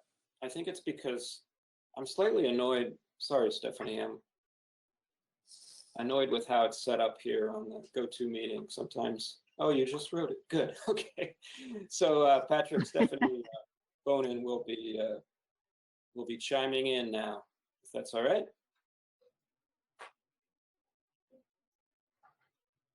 I think with a drum roll. Here we go. Technology. Thanks, Stephanie. Hello. Thank you. I wanted to give a quick update of our Sorry, my kids walkie-talkie. Hold on. Okay, sorry. I want a quick update of the one-to-one project that DBA has been doing. That's sort of like, Tim, what you talked about with the buddy check. So if that helps you visualize what we're doing. We were able to get a 12-week grant to implement this and our goal is to reach out to every single business in the district, which is 100 retail businesses. We're not counting the second story as of right now, and make sure that they have not missed any unturned rock in trying to figure out how to stay in our community if they want to stay in the community. So giving you an update after about 3 weeks worth of work, we've reached out to 72 of the 100 businesses, and primarily by phone conversations. I'm working in tandem. I was able to bring on Amanda Whitman to support the work. And it's just, I thought I would pull out a couple interesting stats. Of those 66, 12 have been able to secure the federal economic funds through the PPP. So if that's not clear, I think that's a really terrible number. 12 out of the 66. 16 were able to secure the EIDL grant, which is anywhere between 1,000 and 10,000. And we have reached out a second, a third time, and also part of the program is pairing people who are talking about like things, such as I'm confused on whether this federal loan will be good for me. And we've been able to pair it with 2, 3, 4 other business owners who are having the same exact challenges. At the end, what we want to come out with is a much, much more cohesive, connected network downtown where everybody is a peer and everybody is standing by each other and making sure that we are surviving this. We have had incredible dialogue happening and communication via our private Facebook page. And in fact, since the beginning of March, we have almost doubled the amount of people that are a part of that private Facebook page. So that, again, is just a nod to working together and the strength in together. So it's been a highlight for me in watching people really sharing knowledge and helping each other out. But I do want to make sure that it's not missed that our community is not getting the relief that they need by any stretch of the imagination. And people are cheering for getting unemployment so that they can use that money to cover business expenses, not even cheering to cover their own personal, in some cases, even though both are very much needed. I also just wanted to touch on the idea of how we reopen. And I do feel like reopening is trickier, or possibly trickier than closing was. And that was really tricky. And I would love for us as a community to have clear direction to our community members of what it means to what our expectations should be when we're out and about in public, so that when you go into a public park, it's the same expectation as when you go into Hannaford, and it's the same expectation as when you go into the library. And I think that is going to be really tough. What's coming from the state is not always clear. An example is the public health department just came out with, and I quote, "We should make wearing cloth face coverings a habit to protect one another." Now that's very loose language. And as a store owner, it's going to be challenging to say to someone walking in, you must wear masks because that's my opinion. And it'd be so much easier if you were able to say, the governor has told us that we have to wear masks, or vice versa. So anyway, I just wanted to say that I definitely echo your sentiments, Tim and Brandy, and I think it's going to be super tricky. And if we could do anything as a community, it would be very helpful, I think, for all to have clear expectations. Great. Thank you for the both the real world update and those comments, Stephanie. Brandy? I guess I just want to make, and maybe this is a flip comment, but if we can have a sign that says no shoes, no shirt, no service, why can't we have a similar thing for masks? And I know that might be a flip comment, and this is a public meeting, and so I'm still going to state it out loud because I actually feel that way. Like, why, if a store can say you need to put your shirt on, why can't a store say you need to put your mask on?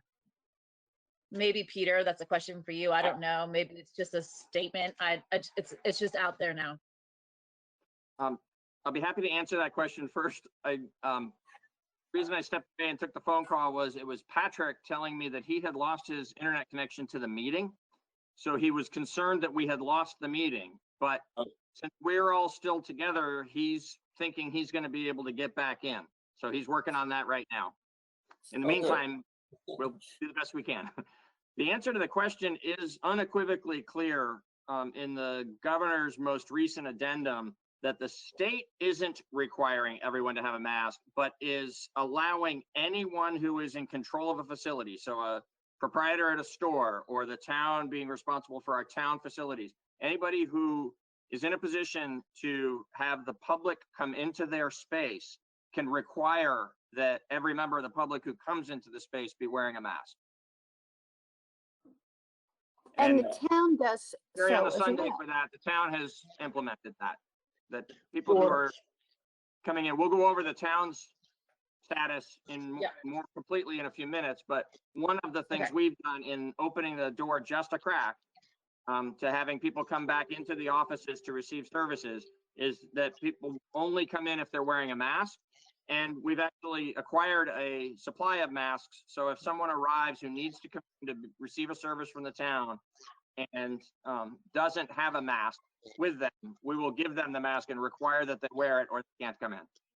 Thank you so much. And so Stephanie, I think what we need to do next is get all of our shop owners on board that all of the employees need to wear a mask, and then we can put up signage that says other people need to. And so I was in 2 stores today. One had every single person that was working there wearing a mask, and the other had 2 of the 5 wearing a mask, and 3 of them kept coming really, really close to me, and I kept trying to like back away and letting them know I didn't need help. And so if the municipality is saying we need to wear a mask, I think that we can find a way to help shop owners enforce the same thing. That's just my opinion. That's not a directive, but I think that would be wonderful. And I don't want to get lost in the weeds because there's so many points. It's not just about masks. It's about signing a credit card slip with a shared pen. There are so many different points. And so I do just want to make sure that I was clear in that I'm always a believer in one for all and all for one. And so whether it is stores or elsewhere, it is going to take a lot to win people's trust back and have that community feeling again. And so whatever we can do to all band together saying, you know, maybe it's 2 points, maybe it's only the masks, maybe it's 3 points, but all of us saying, we're in this and you can expect the same thing all over Brattleboro, I think would be really quite wonderful, but hard. I know. It is hard, and I think it's creating a culture of respect that everybody can live with. But I do want to make sure that everybody understands that it's the town of Brattleboro is not going to pass an edict that says people must wear masks in these situations. We don't have that power, and you could very easily argue that we should not have that power. But I know there's a difference of opinion about that, but I just told you my story about how I wasn't comfortable. So people also have to have their own personal, ways to react kindly to people who are just not respecting what they need with them. So Stephanie, I don't envy you. You have your work cut out for you with everything that the merchants are. I'm assuming we're going to start a slow coming down from the governor's, the spigot, turning of the spigot, that it's going to be a challenge figuring all that out. And the town is here to assist where we can. Certainly, I shouldn't speak for the town, but I'll speak for the chair of the select board. Liz? Yeah, I have a question for Stephanie. Stephanie, when shops open a quarter turn at a time, there'll still be online services and curbside services and so forth? Is Yeah. that the plan? Well, all of the discussion is all about how you're going to pivot as a business to survive. And so I think you'll see a lot of changes in how it's being done. And I don't think anyone quite has the answer yet. So this Saturday, you saw a lot of businesses experimenting with curbside and what that would look like for them. I don't think anyone can affirmatively tell you this is what it's going to look in 3 months, 6 months, and 9 months. But we're seeing, Whetstone and Echo open up more hours with curbside, and a lot of it has to do with the federal relief because money comes in and you go up to pre-staffing levels. There's sort of, I think there's going to be a lot of fast-moving stuff like we've seen in all sectors during this pandemic, and I don't think the stores are any different. I think there's going to be a lot of fast-moving stuff like we did in a repeat. Yeah, I think That's good because it was hard to hear the first time. I think there's a caller on the line that needs to mute themselves. yeah, there might be. We'll see if Patrick can help us with that, if he has rejoined us or not. I don't see him. Has rejoined us. Okay. Maybe it's Patrick's fault. I don't think so. I think He this moment. can't defend himself, so I thought I'd throw him under the bus. So. Well, thanks, Stephanie.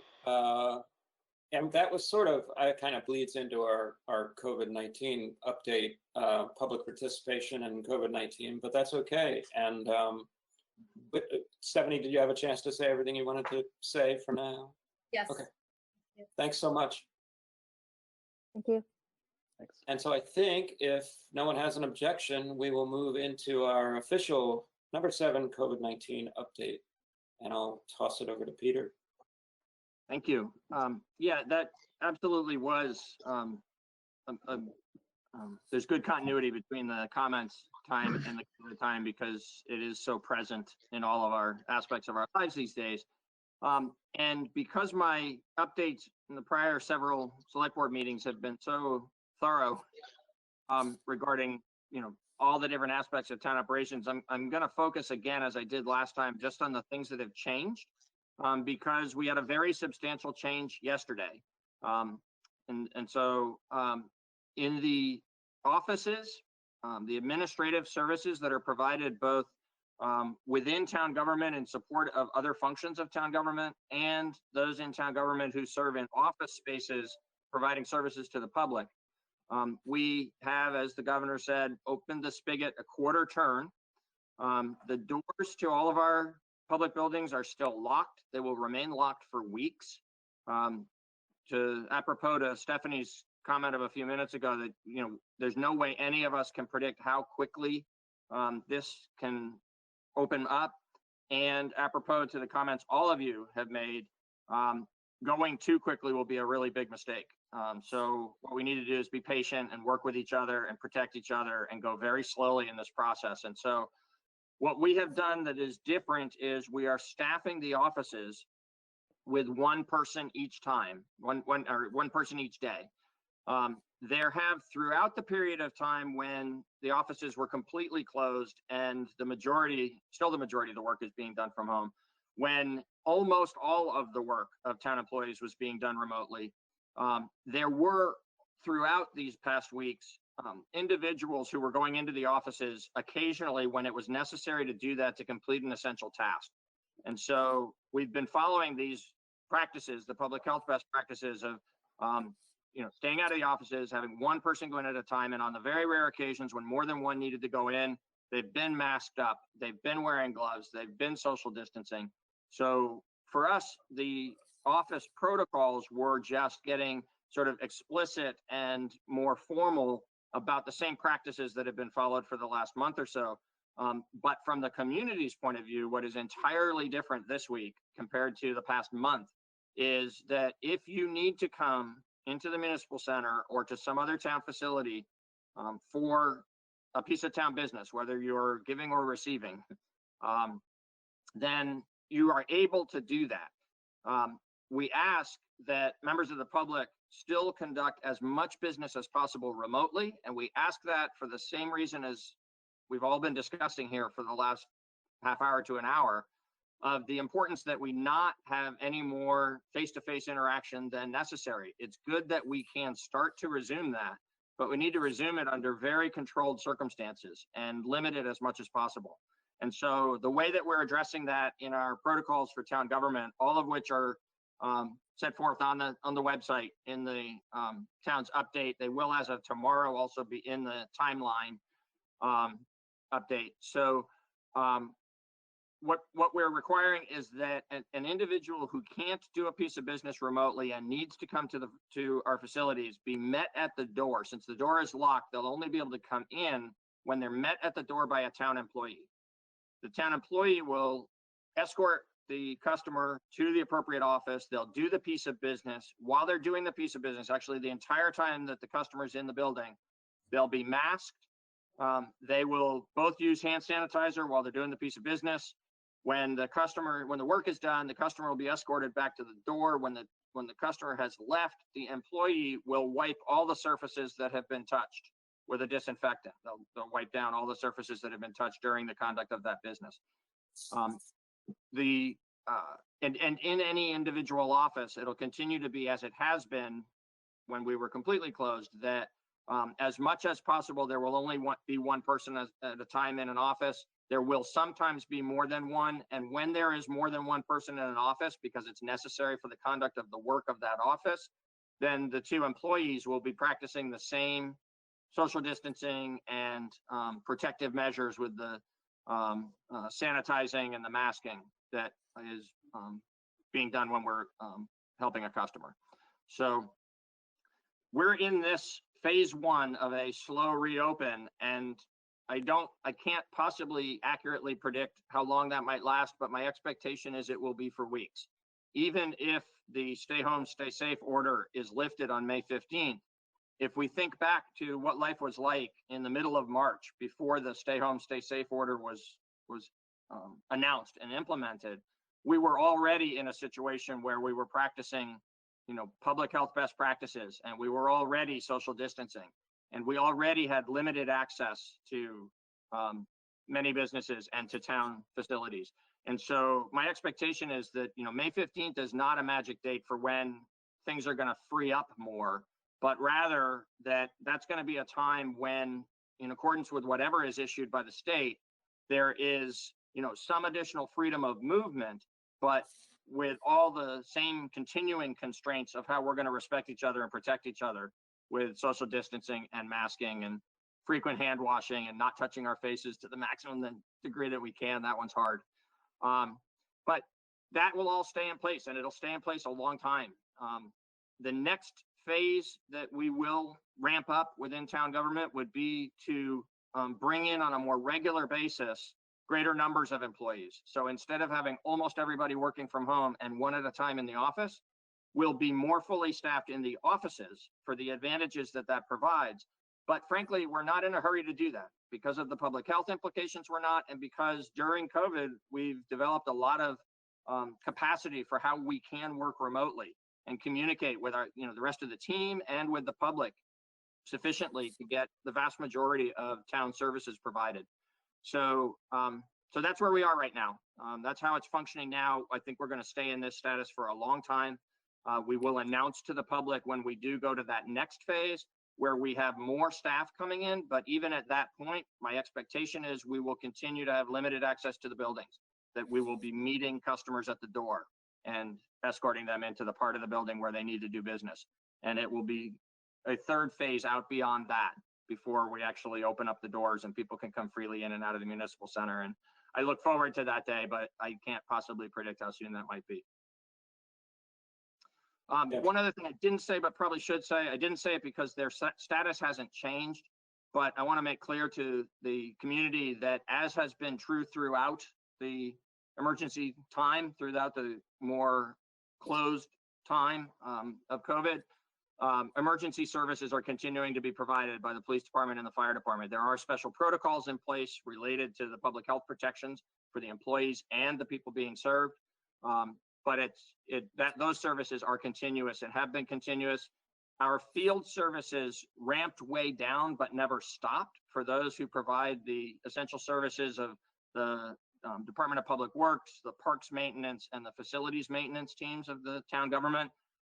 And they are now ramping back up, and they have protocols that they are to follow that are similar to what I've described for the office situation, in terms of wearing masks and washing hands frequently, using hand sanitizer frequently when there's not soap and water available, and otherwise, cleaning all the equipment before and after uses, so that, again, as much as possible, we are protecting not just individuals protecting themselves, but individuals protecting their teammates and the broader community.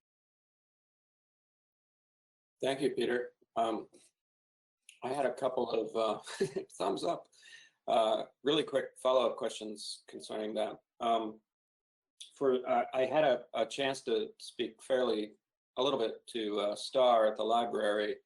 As people know, they've started a procedure of checking out and returning, and a lot of people are super excited about that.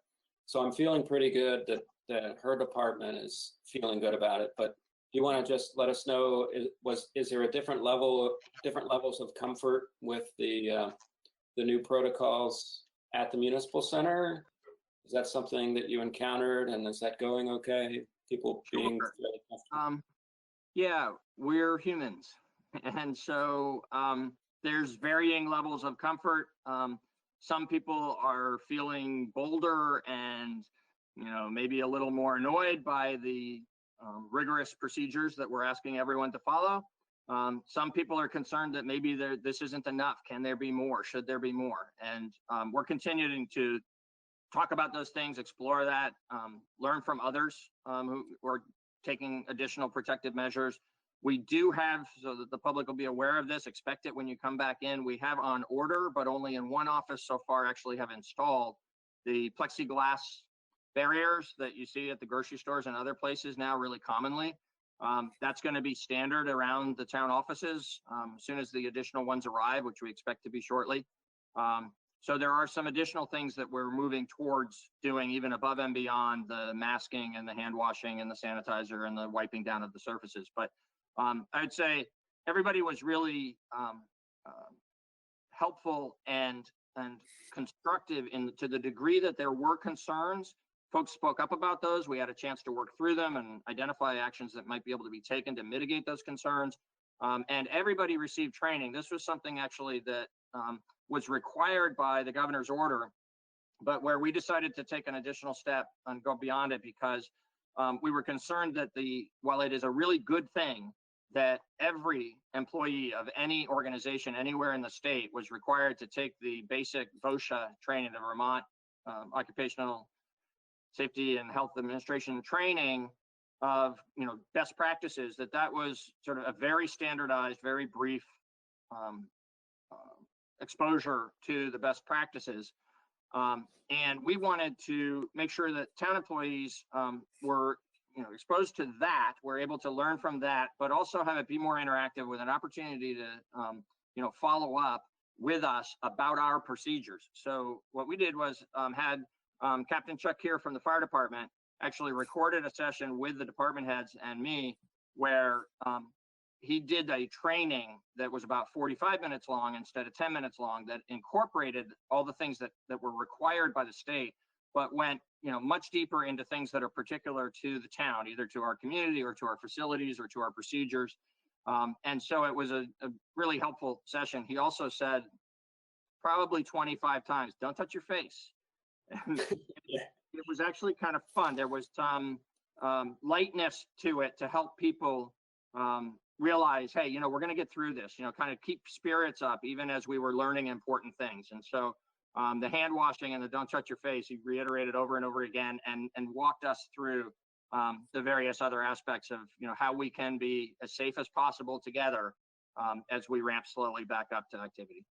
I'm glad you mentioned the library. I'm sorry I left that out. So the library and the recreation department are a little different in this, just as they are in daily functioning of the town. They have longer hours. They're not offices per se. They're places where the community gathers and where we have cultural enrichment. And so that has continued to be true in both areas, online to the maximum degree that we can. And it is now true again in the library services for the curbside service for pickup when people are borrowing, and for returning goods to borrowed materials to the municipal center drop box that's there in the parking lot, the big blue metal box. So the library has been able to sort of ramp back up that bit. And again, that reflects sort of where we were right before the stay home, stay safe order was implemented. In the recreation department, unfortunately, the types of activities that are offered are so interactive, and they're usually groups gathering, that we're not able to do that just yet. But the reminder we have provided to the community in our daily updates is that as soon as it's safe for those kinds of things to resume, the recreation department will be offering programs again, and that we'll be announcing that to the community. That's likely weeks away at this point. Wonderful. Yeah. Shout out.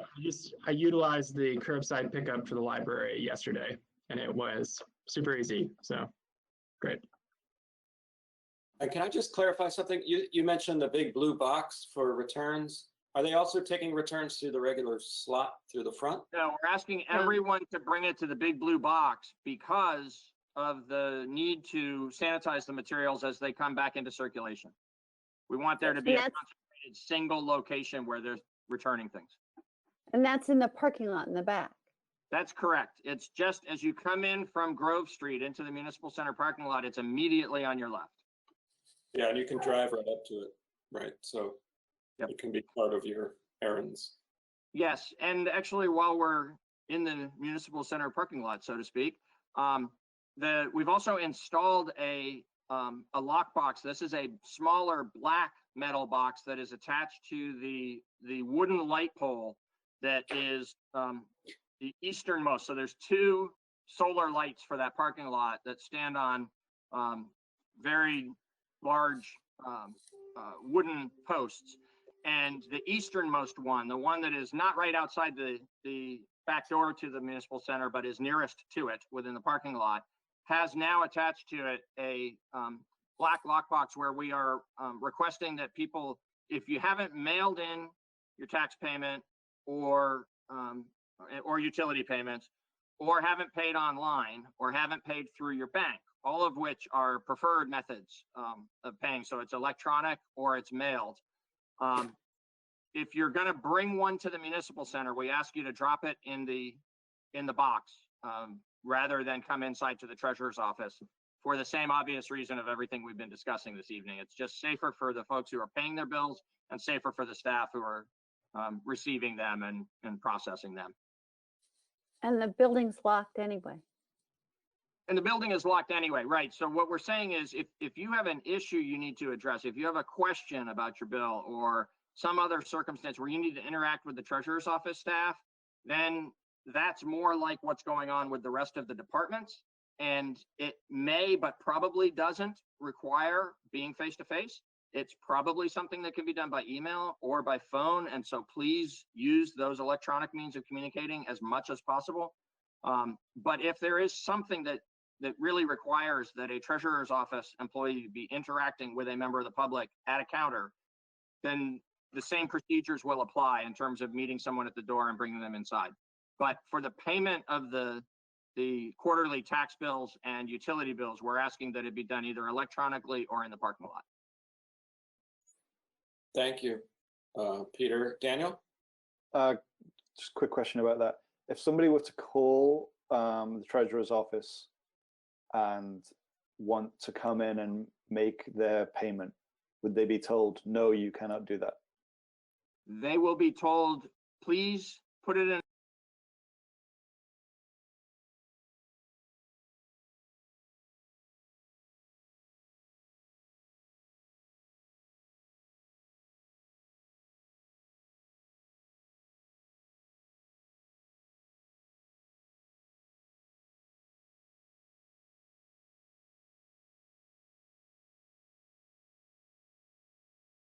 The really obvious one for us right now is tax bills and utility bills, because this is the time of the quarter when there would normally be a very large number of people coming into the building only for a few minutes and only to do a task that they can do electronically or in the parking lot. And so we're firmly but politely asking that they do that. Okay, good. With the payments online, am I right in thinking that there's an additional fee for those payments? There's an additional fee if you pay by credit card. There's a service charge that's part of the credit card processing that the town, the service that the town purchases. So the credit card processor charges that fee. But if you do a payment from your bank, which can be done either as setting it up as a one-time, it's getting to be pretty late in this process now for setting it up as a one-time payment, because that usually takes a week or so for the bank to set it up with you and then actually make the payment to the town. But it can be done that way. Or we also allow the direct debit ongoing, so that every quarter on the deadline date, so in terms of maintaining the float in your account and so on, a lot of people come in that last day or two with their checks, and you can accomplish that without having to remember it if your financial circumstances are such and your banking arrangement is such that you'd rather just set it up for a automatic withdrawal. So this cycle, May 15th, is the deadline day. It's a Friday, so that's actually, sometimes it gets adjusted a little bit if it falls on a weekend, but this time around, it's actually May 15th at 5 o'clock that the payments have to be made. And on May 15th, everybody who is set up for that direct debit from their bank, that's going to come through into our system. Thank you, And Peter. if you put it in the box, you don't even need a stamp. That's correct. That's drop true. it in the box without a stamp. It's just like a mailbox, except it's the black box for tax payments and utility payments. Right. I don't know why, but this is difficult for me. I always pay my utility bill at the counter, and that's just what I do. So I feel the pain of everyone not wanting to do that. I don't know why. It just feels like that's what I do. Maybe what people could do is when they drop their payment in the box, they could also include a little note to town staff saying hi, and that would be nice. A little mint. Yeah. No, bad idea for the summertime. Well, speaking of payments, I think it's a great segue into a little financial update from Peter. Thank you. So this was a written update for the select board. It was in the backup materials. Those who are with us this evening may have seen it there. For those who haven't, I just want to be really, really clear that everything that comes after this sentence comes with a really large asterisk attached to it. What we have done is projected where we think we're going to end the fiscal year on June 30th. And actually after June 30th, but when all the final entries are made. There are, particularly on the revenue side, there are things that became payment obligations to people by June 30th, so they go on to this fiscal year as receivables, but we don't necessarily receive them until July or even August. And so, for instance, a really good example of that is the revenues in the solid waste operation. In the monthly report, you're used to hearing us say, and we're a month behind and adding those to the records, because that's how that works, right? There's a lot of revenue that's coming from the bag sales that is based on the sales out across all the retail outlets. When the month ends, they report their results, and then there's a process by which that's aggregated and the town actually receives the revenue from the bag provider for the bags that have been sold. And so there will be a final tally of revenues that might be as late as the middle or latter part of August.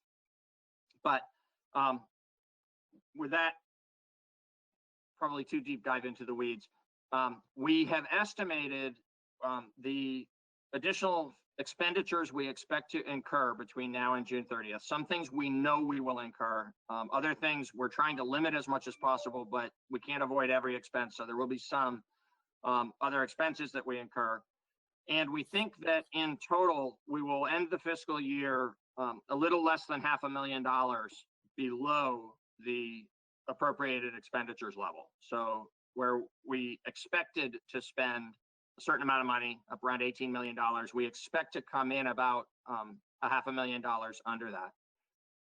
Likewise, it's a balanced budget. So there's about $18 million worth of revenues, the lion's share of that being property taxes, about 82% of that total, but there are quite a number of other sources of revenue that the town has as well.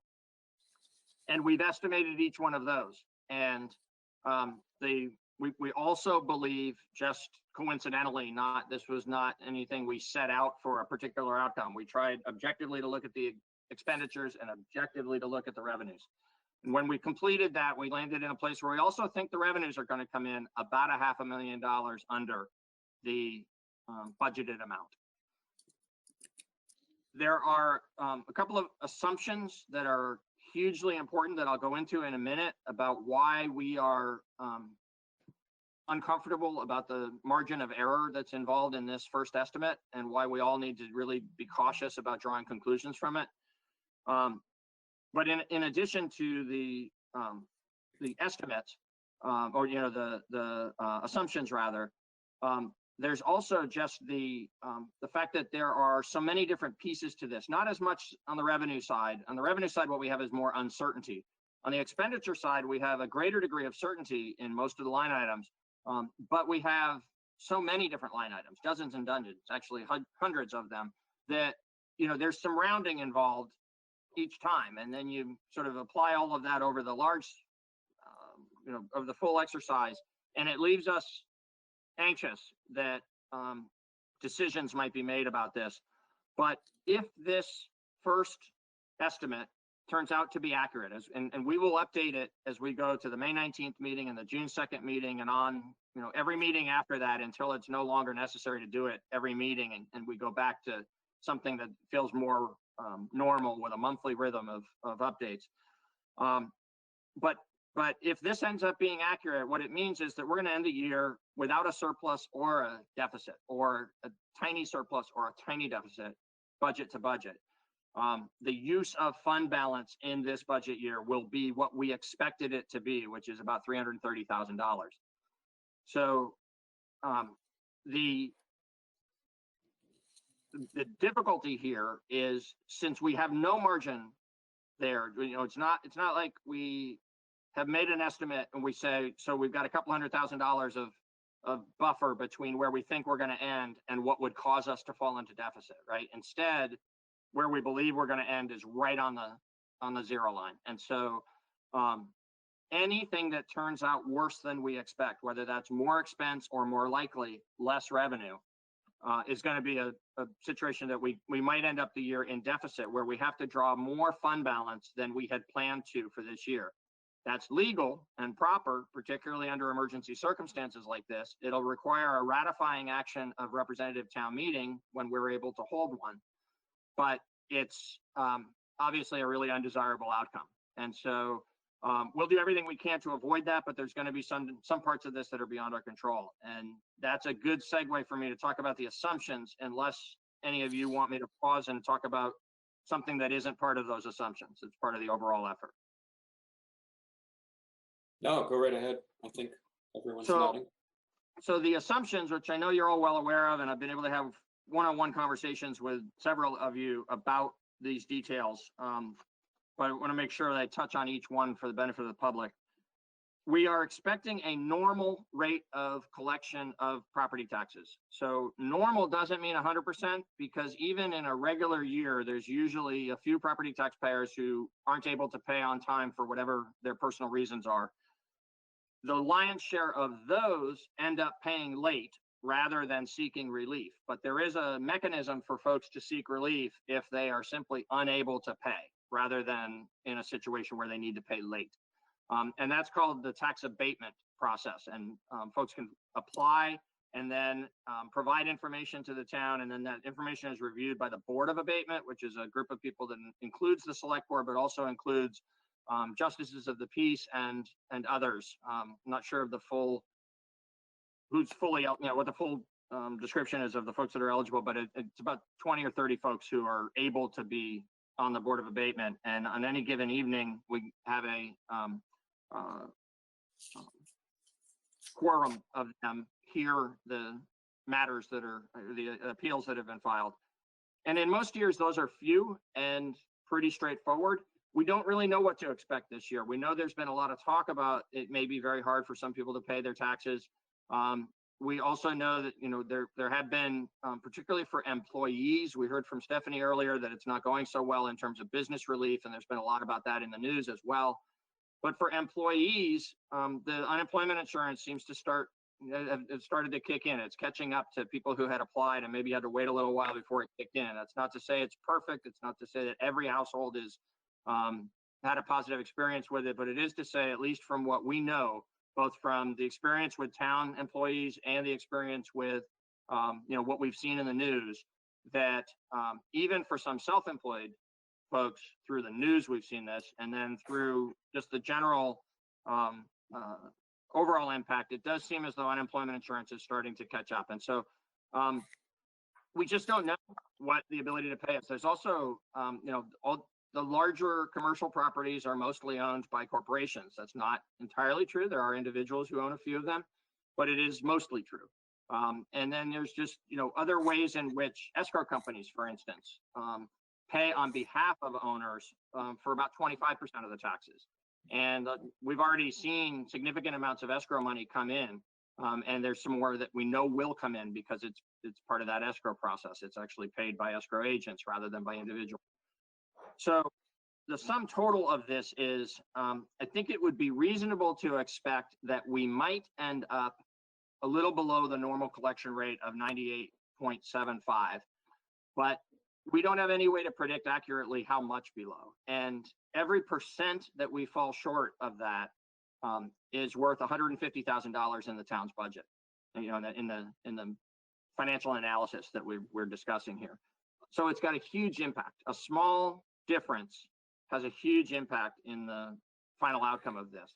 And we won't really have a better handle on this until a few weeks from now, when May 15th has come and gone, and we see whether or not we're at or about 98%, and whether the character of the late accounts looks consistent with a normal year.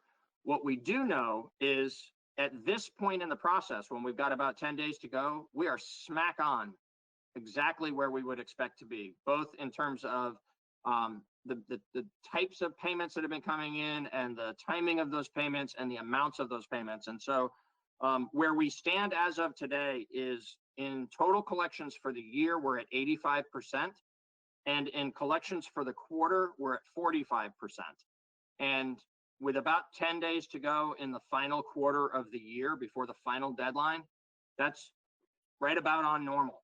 We have years worth of data that goes day by day through these cycles. And the Treasurer's Office has done some analysis to look at where are we in this moment versus a year ago or 2 or 3. And it's a really consistent rate of payment over the years. And we're on that, if we were to graph it, we're on the line, having the money come in about as we normally expect it will. So that bodes well. But if you think about it, to the degree that we might end up short, we're most likely, and I'm getting a message. I'm going to turn off my camera. Sorry about that. I was just getting a message that my internet is slowing down and I didn't want to lose the connection with y'all. So it's weird for me now to be talking to the blank screen. But let me tell you that the concern that we have about this one most important category of revenue is that the fact that a small undercollection results in a large dollar amount, and that we really can't know until the last minute, that people who find themselves unable to pay, who might be still at this moment trying to find a way, are going to be accounts that we learn about at the very last minute, right as the deadline approaches. So on May 19th, 2 weeks from tonight, we'll have a lot more to say about that. The 4 other items I'll speak in less detail about because they're more straightforward than the property tax situation, but we are not expecting this next one is a conservative estimate. It is protective of the variations that might occur when we get to the finish line. We're not expecting to receive any more revenue from the rooms and meals tax. And the reason for that is it's obvious that lodging services and restaurant services have slowed, lodging almost to nothing, restaurants severely below any kind of normal business because of just offering curbside and some of them not able to function at all. And so as a result of that, we do expect to make some small collections, but we don't have any way of knowing, what the magnitude of that might be. And we felt that it was most prudent to just assume that there would be nothing for the third quarter. We're about to receive the third quarter payments. They would come by mid-May for both the local option rooms and meals and the local option sales tax. And so our analysis assumed that we would get no additional revenues from rooms and meals. It did assume that we would get additional revenues from the sales tax. I'm going to kick my camera back on and see if that works. And it isn't showing me you, but it says it's showing you me. So hopefully that's true. There you Okay. are. Yeah, here you are. Okay. So the what we assumed for sales tax was different, and it's different for a couple of different reasons. One is that there is still a fair amount of commerce being conducted by non-lodging, non-restaurant establishments that are providing essential services to the community. So there's some sales tax that's likely to be generated by those storefronts. And then there's the significant impact of the online sales. So that our understanding from things we've read is that online sales have actually increased during this time because of everybody being at home and not able to go out to acquire some things that they need. And so it's possible that the greater than expected rate of collection that we experienced for the first 2 quarters of this year in the local option sales tax might continue, but we did so well compared to our expectations that we didn't think it was prudent to forecast that rate of collection would continue. What we instead decided to do was expect that those 2 great quarters in the beginning would offset whatever shortages we might have in quarter 3 and quarter 4. And so for the purposes of this exercise, we estimate that we'll end up right on the projected collection amount for the year, which means that the collection rate for the second half of the year would only be 44% of what it was for the first half of the year. We think that's a safe bet. And so that, just like the zero expectation on the rooms and meals, we feel as though these 2 items are a bit of a hedge against the great uncertainty and magnitude of the property tax part of this and the likelihood that we're going to come up a little short there. The last 2 items are going to be pure policy questions. The select board will decide whether we incur these costs or whether we don't. But I flag them as FYI because they are matters that we've had some discussion about in one of them for the last few months and then the other one for the last few weeks. If we were to make a payment into whether it's cow power or carbon offsets or some other kind of payment that is in demonstration of the town's commitment to stepping lighter on the planet and behaving in a more carbon neutral manner. If we do that, our assumption for this exercise has been that we won't do that in this fiscal year because of the fiscal stress that we're in, because of the uncertainty and because of the shortfall that we know we're going to have related to revenues. And so our expectation is that we won't make such a payment. If you do decide to make such a payment, you should expect that might be a tipping point to where that payment would be coming from the unassigned fund balance, and it would, for the year, tip us into a deficit outcome. And likewise, if there is any general fund relief or recovery payments authorized by the select board to individuals or organizations in the community, that would be above and beyond anything that is estimated. We've estimated 0 for anything like that. Those would all be unbudgeted expenses. And so we're anticipating that there won't be any such expenses. If you decide that there need to be, then those would be, additional costs that would not have an offsetting revenue. And we expect that that would also tip the town into a deficit condition. I should note for the record something I know the select board is well aware of, but we are in communication with other communities and with the state of Vermont around a coordinated statewide program that would provide business relief through the program income funds that are operated by a number of different municipalities and other organizations around the state. The town, if we participate in that program, would be providing direct payments in the form of either grants or loans or a combination of them to businesses, but it would come from the program income, which, as we've said many times before, is federal money that comes through the state and doesn't get intermixed with local tax money. So the comment I make about the potential for direct payments tipping us into deficit is specific to a town-initiated program. If there ever was a town-initiated program here in the coming weeks to spend from the general fund, then that is the caveat related to these 5 assumptions. I still don't see you, but I'm done, and I'll listen to you if somebody has a question. Oh, we see and hear you. So thank you for that update. Ian had a hand up for a question. Yeah, Peter, could you speak a little bit more to the abatement process in light of the current situation? I think it may be helpful for people to understand it a little bit more than I think a lot of people are aware of currently. Sure. Yeah, I can appreciate that. It's, again, as I mentioned, not a heavily used option for taxpayers in a normal year, and might get more activity this year. And for details about how someone would access that and how that process works, I think it's best that we turn to Hillary Francis, the town clerk, who administers that process for the town. Yeah, and while we wait for Hillary, I'll just say that info is available on the town website. It's pretty well organized, but go ahead, Hillary. You were faster than I thought you would be. Oh, muted. Oh, just hit your mute there if you find it. Can you hear me now? Yes. Okay, thanks. So thank you for that, Tim. Yes, everything is on the website, including the abatement application form, as well as sort of a layout of the process. But I have it in front of me and I can just walk everybody through that if that's okay.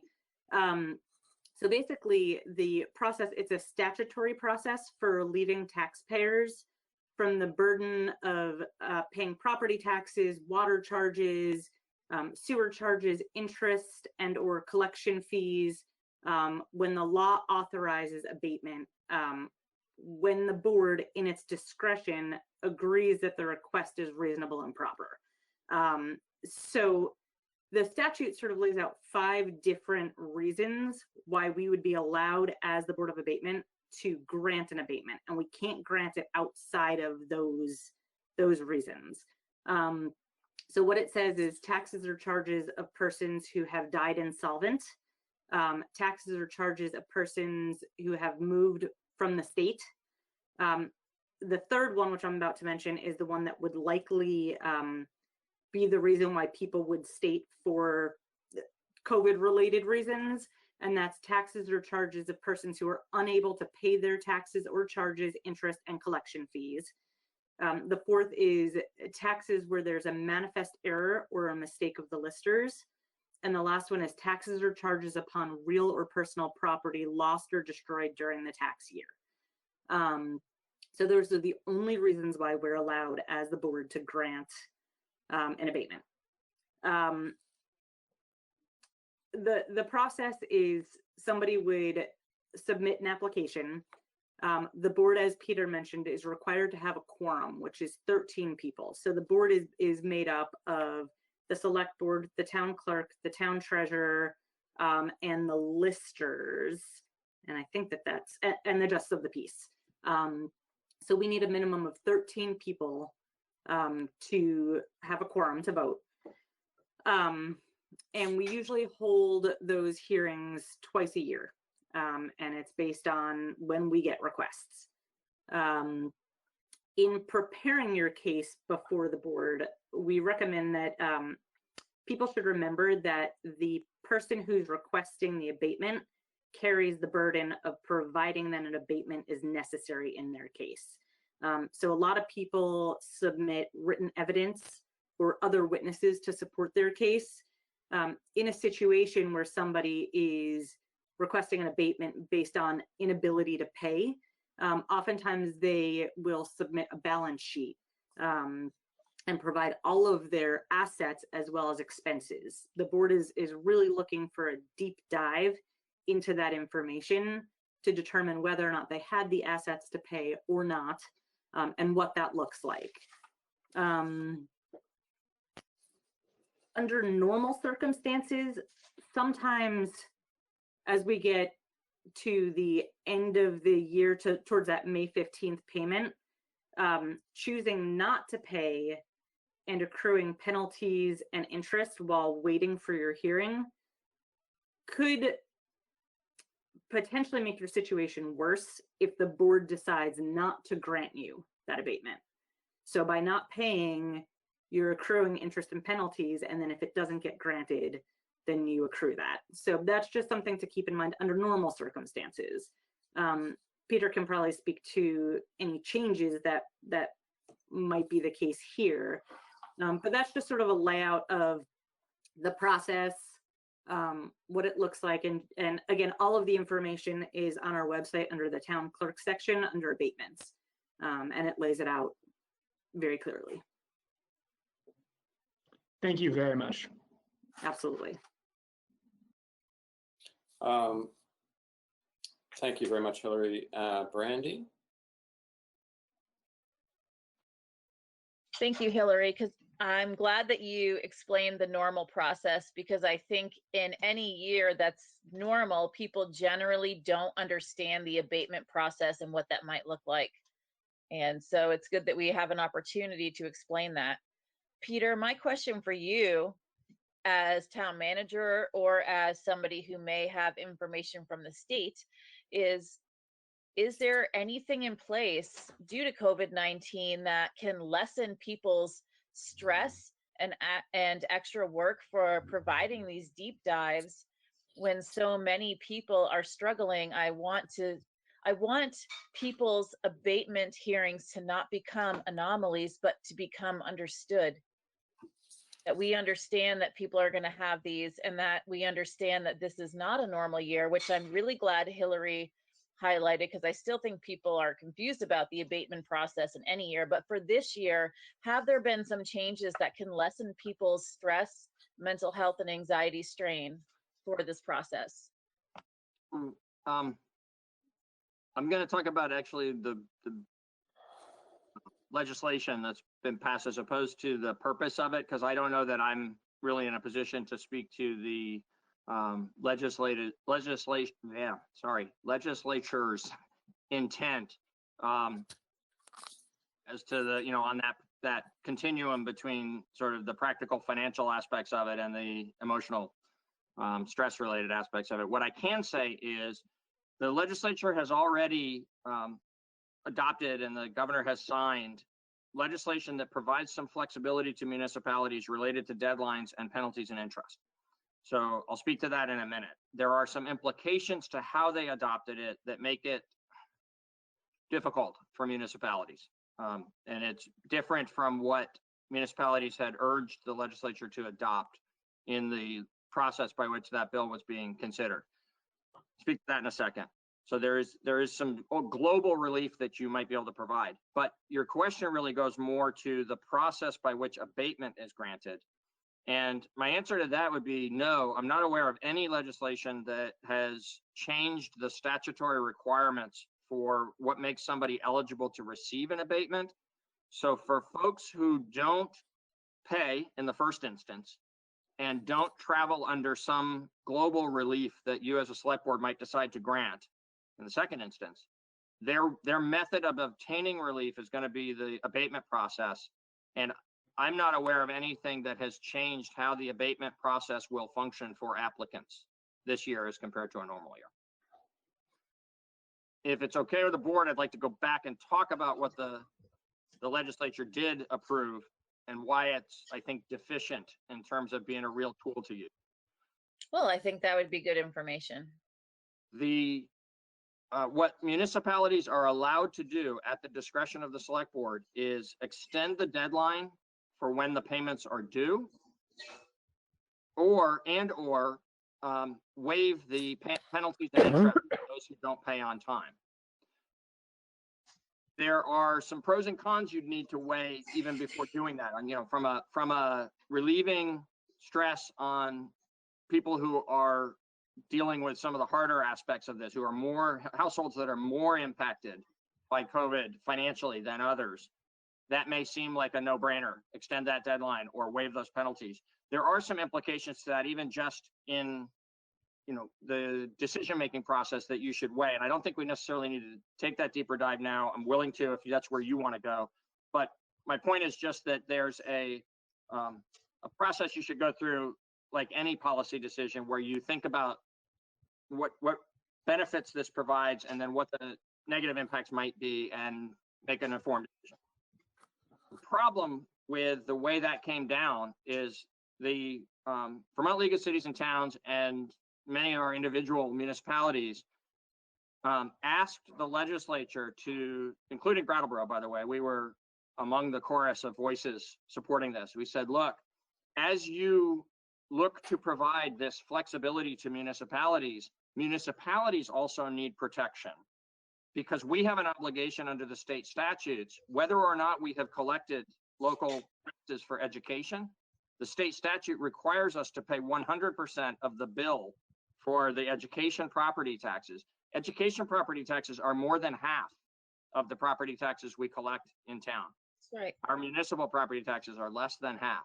So if we proceed with a system that is very forgiving, that pushes that deadline way out, or waives all the penalties and makes it easy for people to say, well, I'll pay later instead of now because I'm not going to incur any additional cost, then we're going to under collect substantially to that 98.75% marker.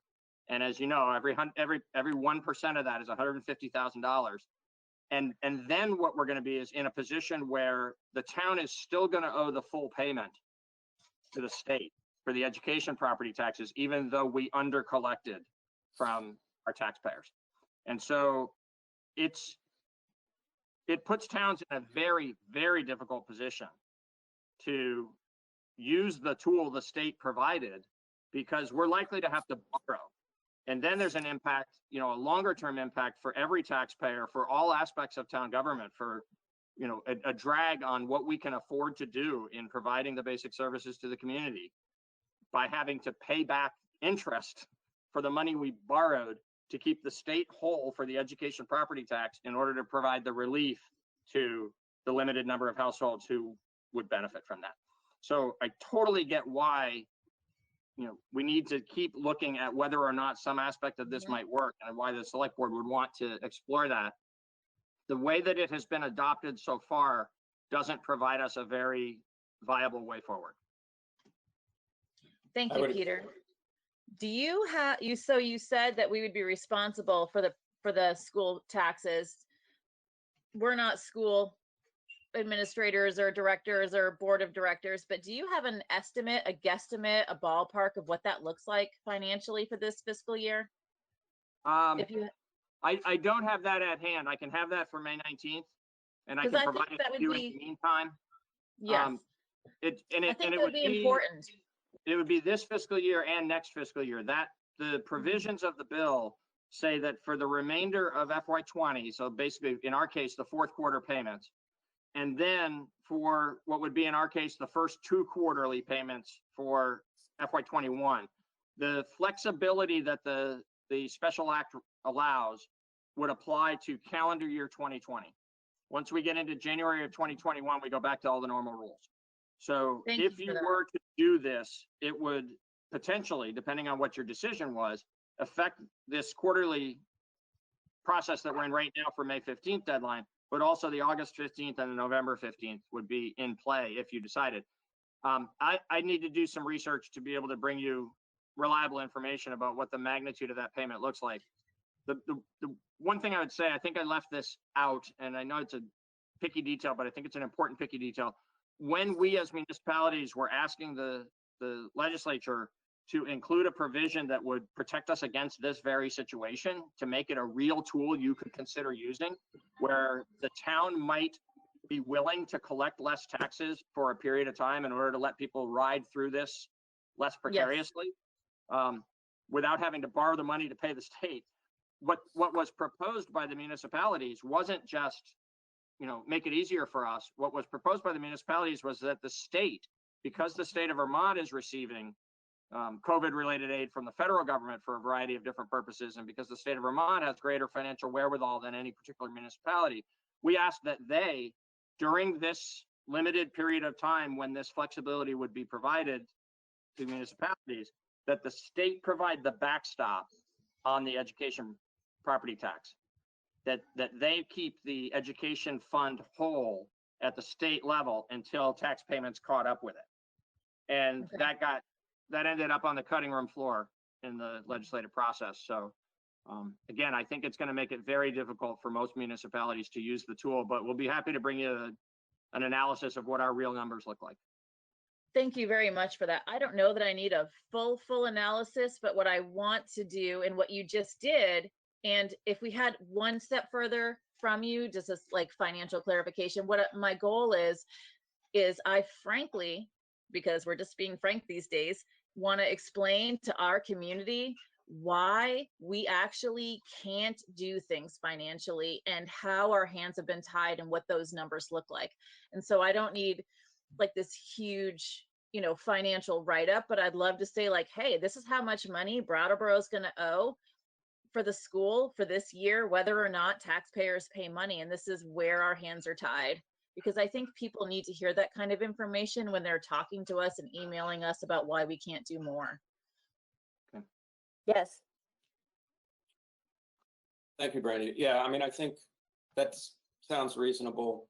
I also want to just throw out that it's a really problematic situation to consider any kind of blanket move in these stressful times, because those blanket moves or blanket abatements would forgive people who absolutely can afford to pay their taxes, as well as those who can't afford to pay their taxes. And I'm very much opposed to doing that, because that opens up just all kinds of,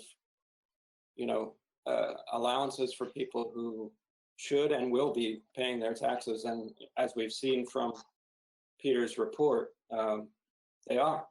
And so far, our taxes are on time. But we should be relying on a very well-designed and robust abatement process, in my opinion.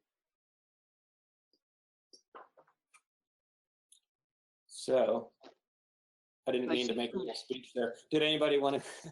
Oh, Peter.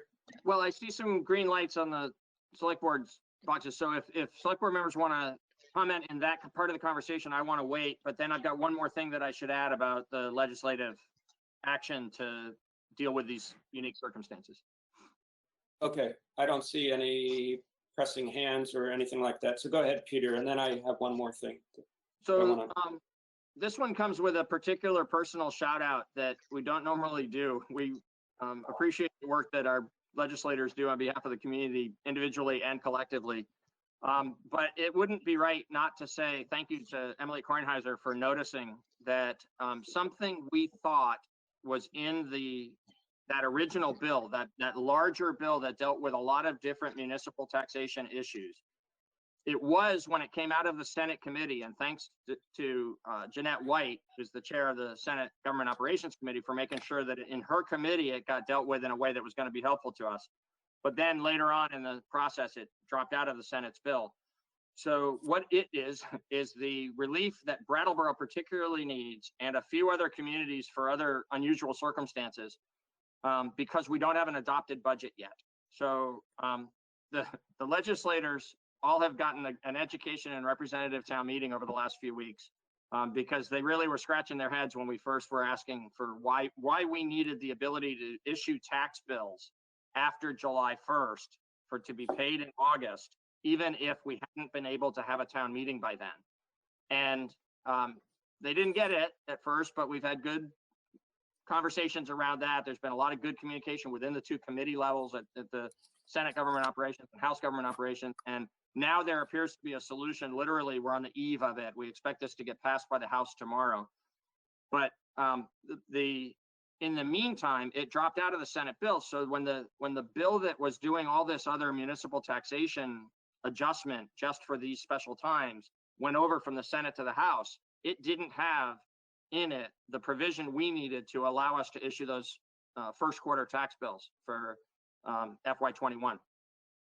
Emily noticed that and called me and said, wait a minute, I don't see it here in the bill. Don't you need XYZ? And I said, yeah, we do need that. And she said, well, it's not here. And then she went and she talked to people in the legislature and the folks who draft bills for the legislature, the legislative counsel's office, the attorneys who assist the legislators.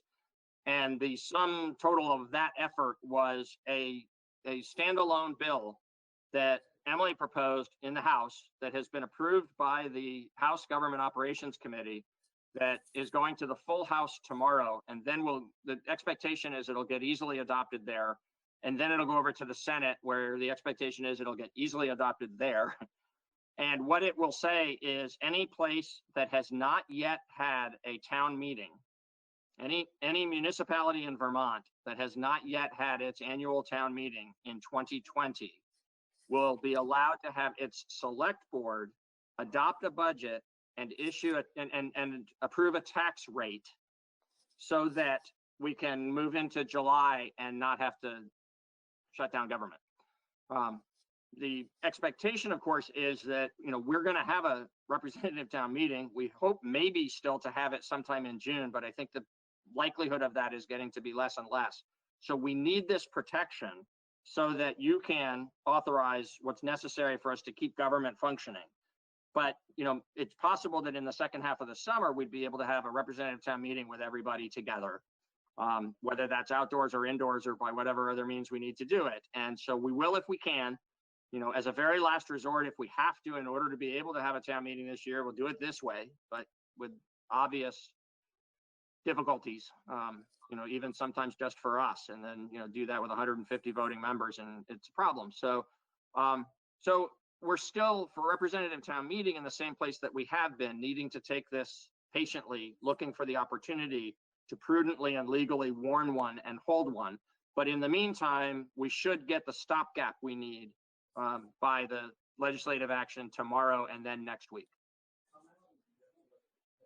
Great, thank you, Peter. Yeah, and to the viewers, forgive us for that little bit of a deep dive, but that's absolutely one of those stories that happened in the background and hopefully is going to come out successfully and really wouldn't have happened without Emily's quick eye and quick action. So we appreciate that. Yay.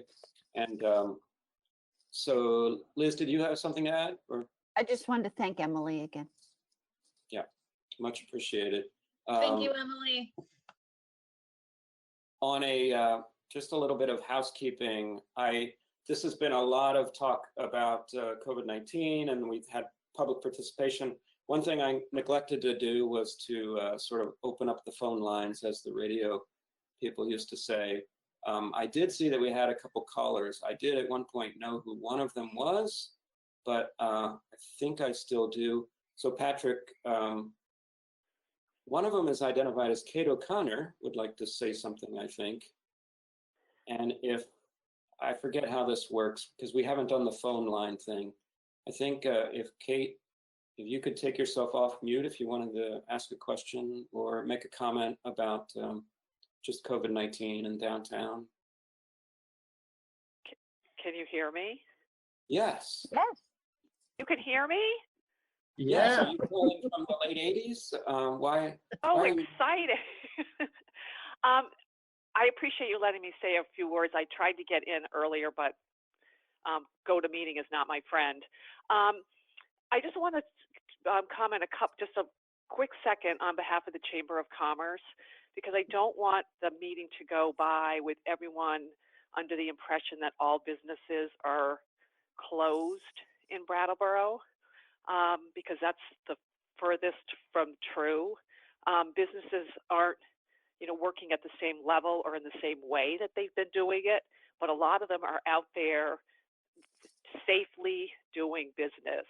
And one of the messages that we've been putting out through the chamber is from the comfort of your home or curbside from your car, Brattleboro is open for business.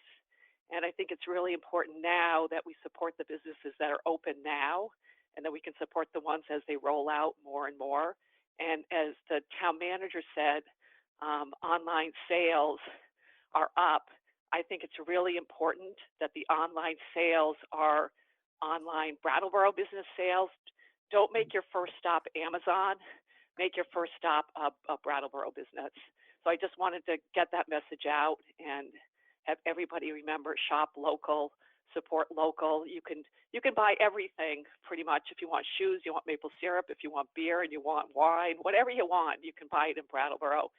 You may buy it online and you may buy it on the curb, but you can get it. So that's the message I want people to remember. It'll help us all in the long run. So thanks for letting me say a few words, and it's fun watching you. Probably more fun for you than it is for us. Yeah. I just want to say hi, Kate. It was good seeing you walk by on Green Street from a good social distance today, and it's good to hear your voice tonight. And yeah, I do a lot of curbside and takeout and delivery and everything from so many Brattleboro businesses, and even more opened up this weekend, and you can absolutely find what you need. Yes, thank you for the reminder, Kate. Thank you. And I think if I'm interpreting this right, like when Kate was talking, she appears in two places, and I think she's the other caller as well somehow. But if there's another caller on the line, would you go ahead and take yourself off mute? I guess that's the only way to find out for sure. Going once, going twice. Okay. So I think that's it. Does any other board members have a comment or question for Peter before we move on?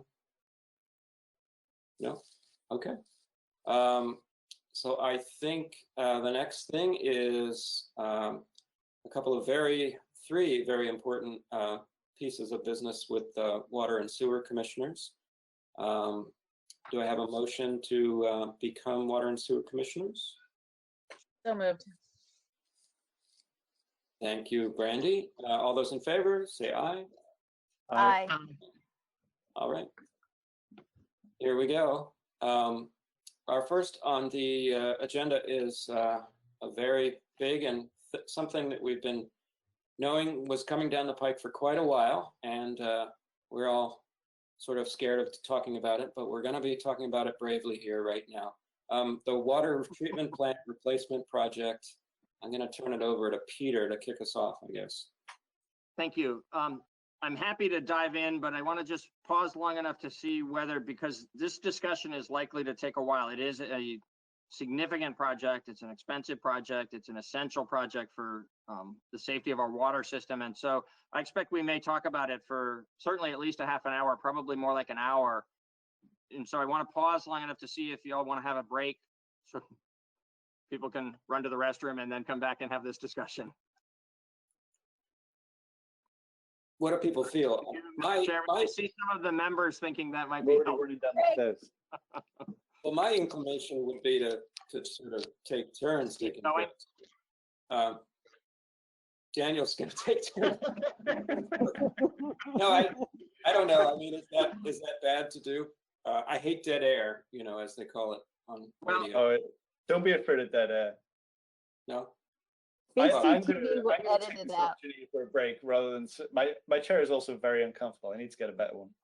Okay. I just saw Steve pop up too, so I feel bad to take a Steve's break. here.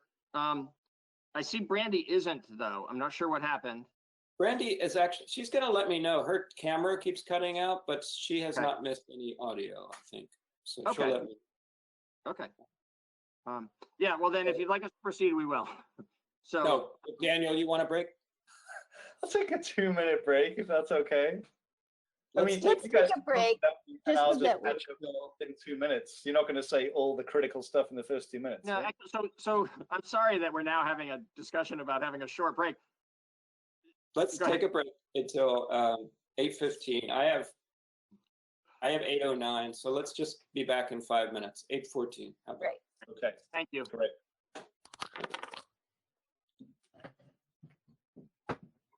Everybody go on mute. You got it.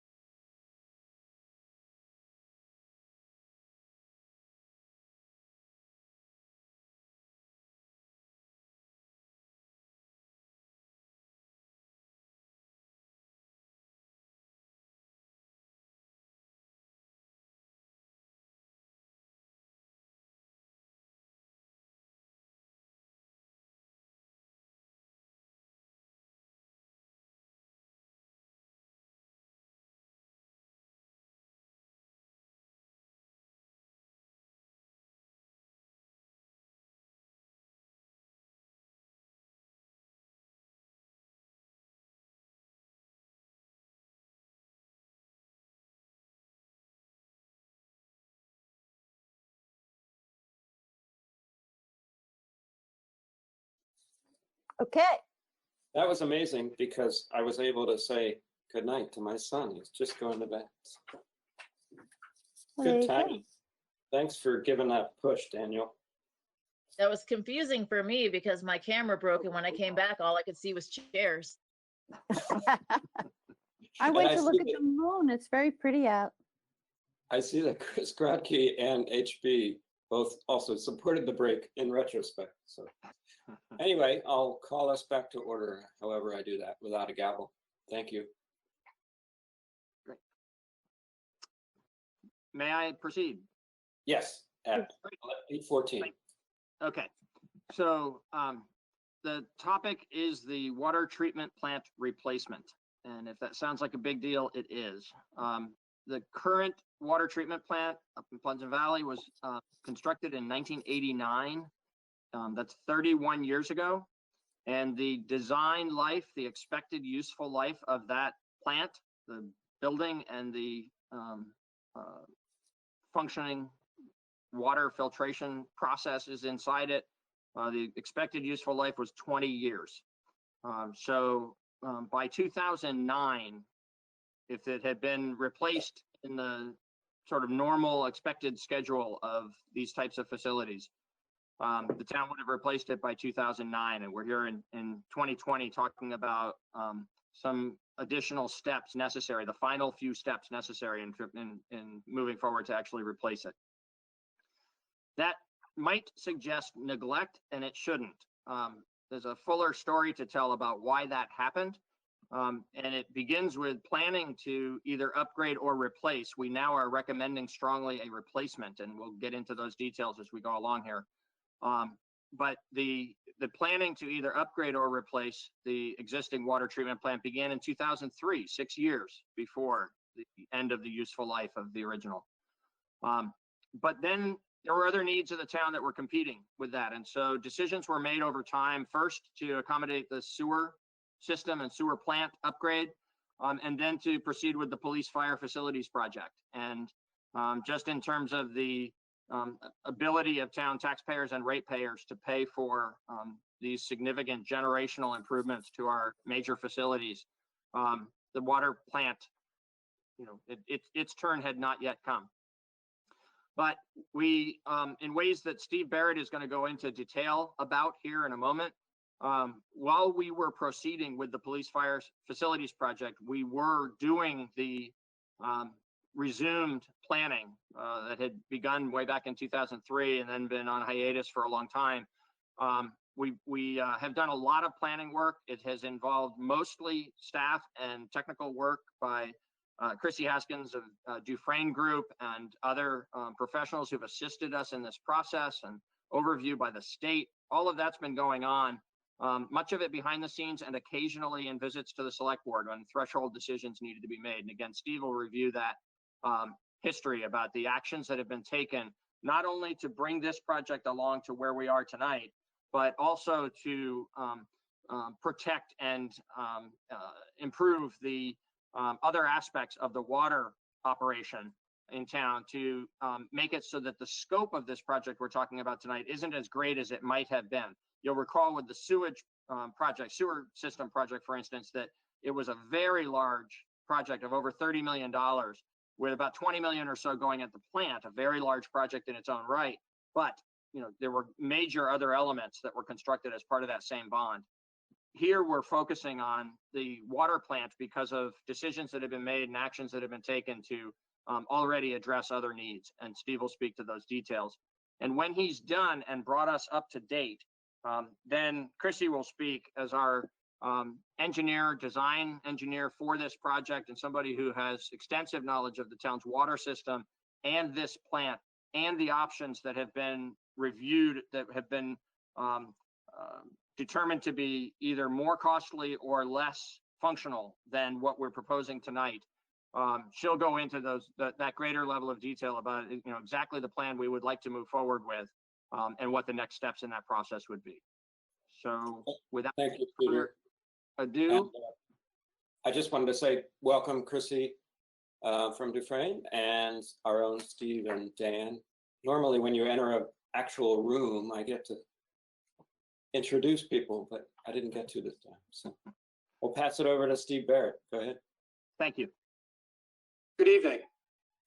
So just so the public knows, what we're talking about is the Pleasant Valley Water Treatment Plant, which is in West Brattleboro, nestled up in the hills. It's a beautiful spot.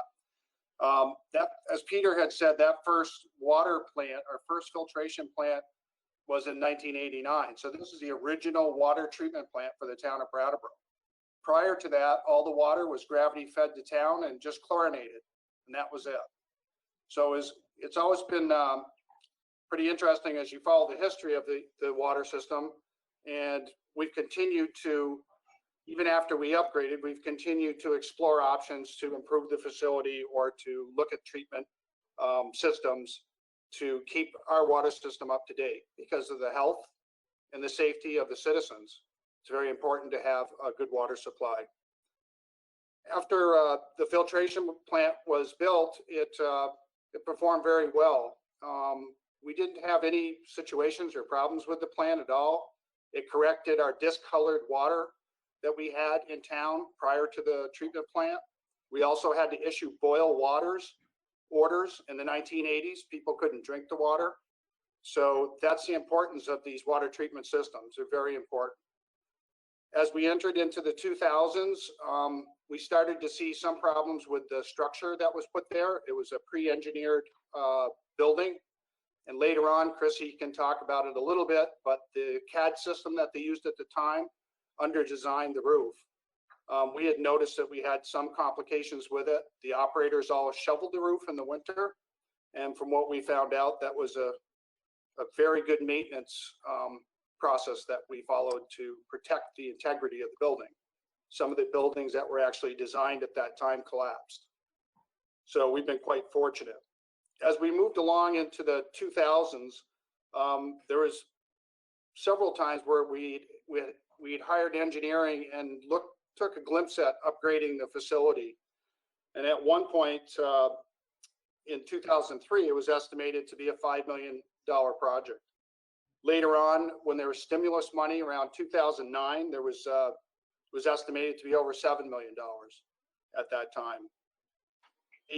The project, as we've gone through into the 2000s, there's always been discussions with the select board every year on the treatment plant, the process, and our intent to do upgrades. And as Peter said, you know, there's a lot of large projects in town that you know, took priority, and so the water treatment plant was working fine. So it's kind of put off to the side. Many of the members here in the board started supporting the investigation of looking at what it would take to upgrade the plant starting around 2018. We put money in the utilities capital budget, and you as water and sewer commissioners will review the utility budget here. That's what we're doing now. And also last year, there was additional money put in again to get to a preliminary engineering phase so that we could come up with an idea of what the cost would be. And that's where we sit today, is we've come up with a preliminary estimate of the cost. You know, it's almost $11 million, but there's 25% contingency. The engineers are being very conservative because we don't really know until you get into final design what the actual numbers will be. So with that, what we're looking at is to, you know, to actually get a loan to do a final design. And the final design is fairly complex. You know, it will involve all types of expertise, from electrical engineers to structural people, soils.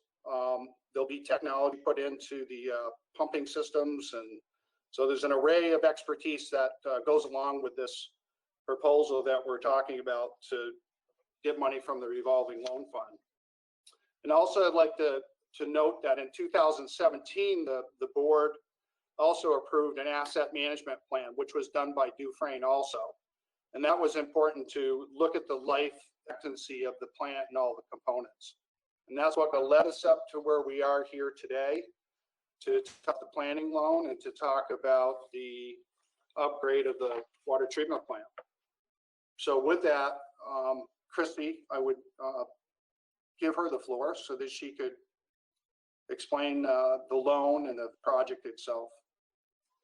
Absolutely. Thank you, Steve. Chrissy, welcome. Take it away. Hello, good evening. So As Steve said, we've been working on this for quite a while. My company's been involved with the water treatment facility evaluation since it started in 1999. Over the years, there's been various projects and estimates developed for improvements to the treatment plant. And what we're looking at now is we have submitted a final preliminary engineering report to the state. And this is the most comprehensive evaluation of the water treatment facility to date.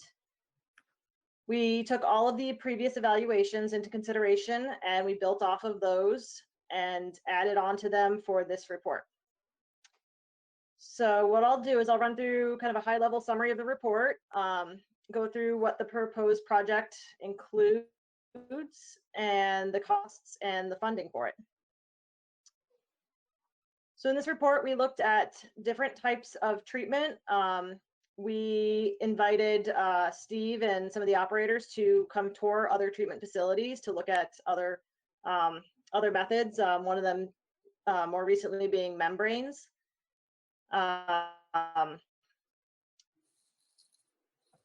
Through all of this and looking at other treatment methods, we settled on sticking with the same method that you currently have, which is mixed media filtration. The reason for that is that this process has the lowest risk to the water system. We know that it adequately treats the source water. We know that it provides excellent finished water quality. The operators have the institutional knowledge of the system and they know how to operate it. If we were to switch treatment methods, that would require significant piloting, which is expensive. And piloting is for figuring out how a new method of treatment would react with your source water and what kind of chemicals and what doses of chemicals would be required. So that's kind of a lengthy, expensive process. And then there would also be a fairly significant learning curve for the operators to learn new equipment and processes. So since what you have is working and it's providing you with good water quality, we didn't find any reason to switch at this point, and the operators were on board with that. Also, the other reason for sticking with what you already have is that the filtration equipment that you have is still in good condition.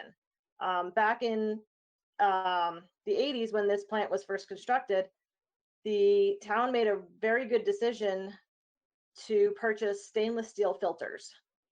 A lot of towns went with cost savings and purchased painted steel filters. So in those cases, they're having to spend a significant amount of money to rehab or replace their actual tanks because the steel is rusting. So in your case, your stainless steel filters are actually in great condition, and they will be reused in the new plant with some minor refurbishment of some of the shorter lifespan components and the filter media. The tankage itself will actually not require any repairs. And so this saves a lot of money in terms of refurbishment and in construction sequencing. It makes it easier for us to switch over to a new plant. So as part of the report, we also looked at various building locations and types of buildings. As Steve noted, the existing building is not in great shape. There was an issue back in the 80s with the design software not putting out the right structural support sizes. And so the building actually has inadequate structural support. And so you've actually gotten a lot more out of it than other towns or other systems have out of their buildings. Additionally, the building is too small to accommodate additional treatment equipment needed for regulatory compliance. So we did look at putting an addition on the existing building and rehabbing the existing building to improve structural support, but ultimately decided on a new building, mainly because of the code compliance issues with rehabbing the old building. It would take us, from what our architect he had some input during the preliminary phase, and his opinion was that he wasn't even sure it was possible to bring the old building up to current codes. So that pushed us towards the new building option, in that we could get the additional space we needed, we could make sure it was structurally sound, we could have it built to current codes, and we could reorganize it to provide a better streamlined flow through the plant. So back on the architect, I just wanted to note that on our team, we have the premier architect in Vermont for water treatment plants. This is what he does. It is very much a niche field in that it's very specific building codes and requirements for the treatment plants due to the chemicals and the processes that go on inside of it. And so he is very familiar with those requirements. He's also familiar with the existing building because he's been there to evaluate it. And he's actually the one who came up with the identifying the deficiencies for it.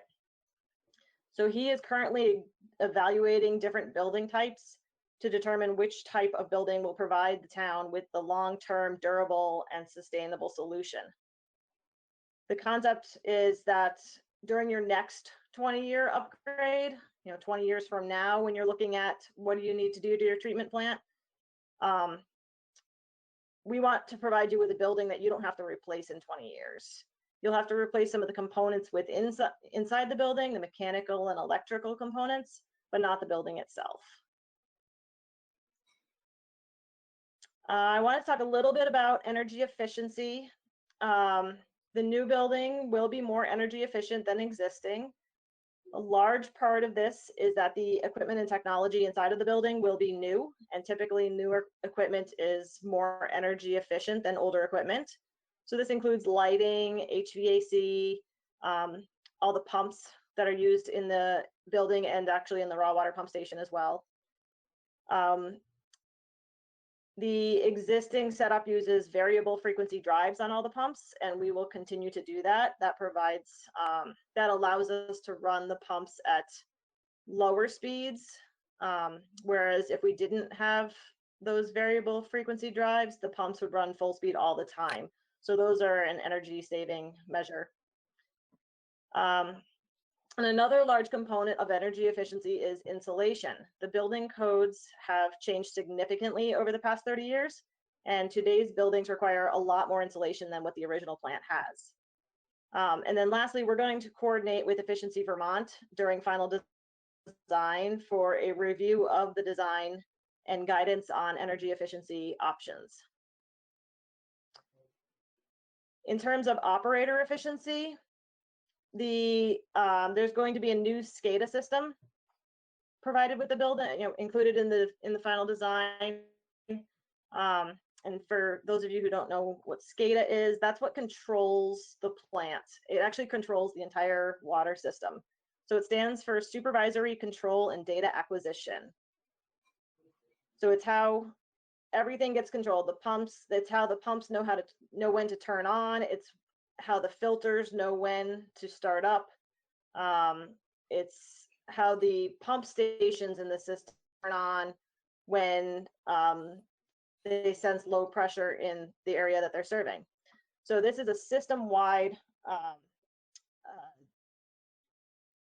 piece of it's a lot of equipment, and it's system-wide.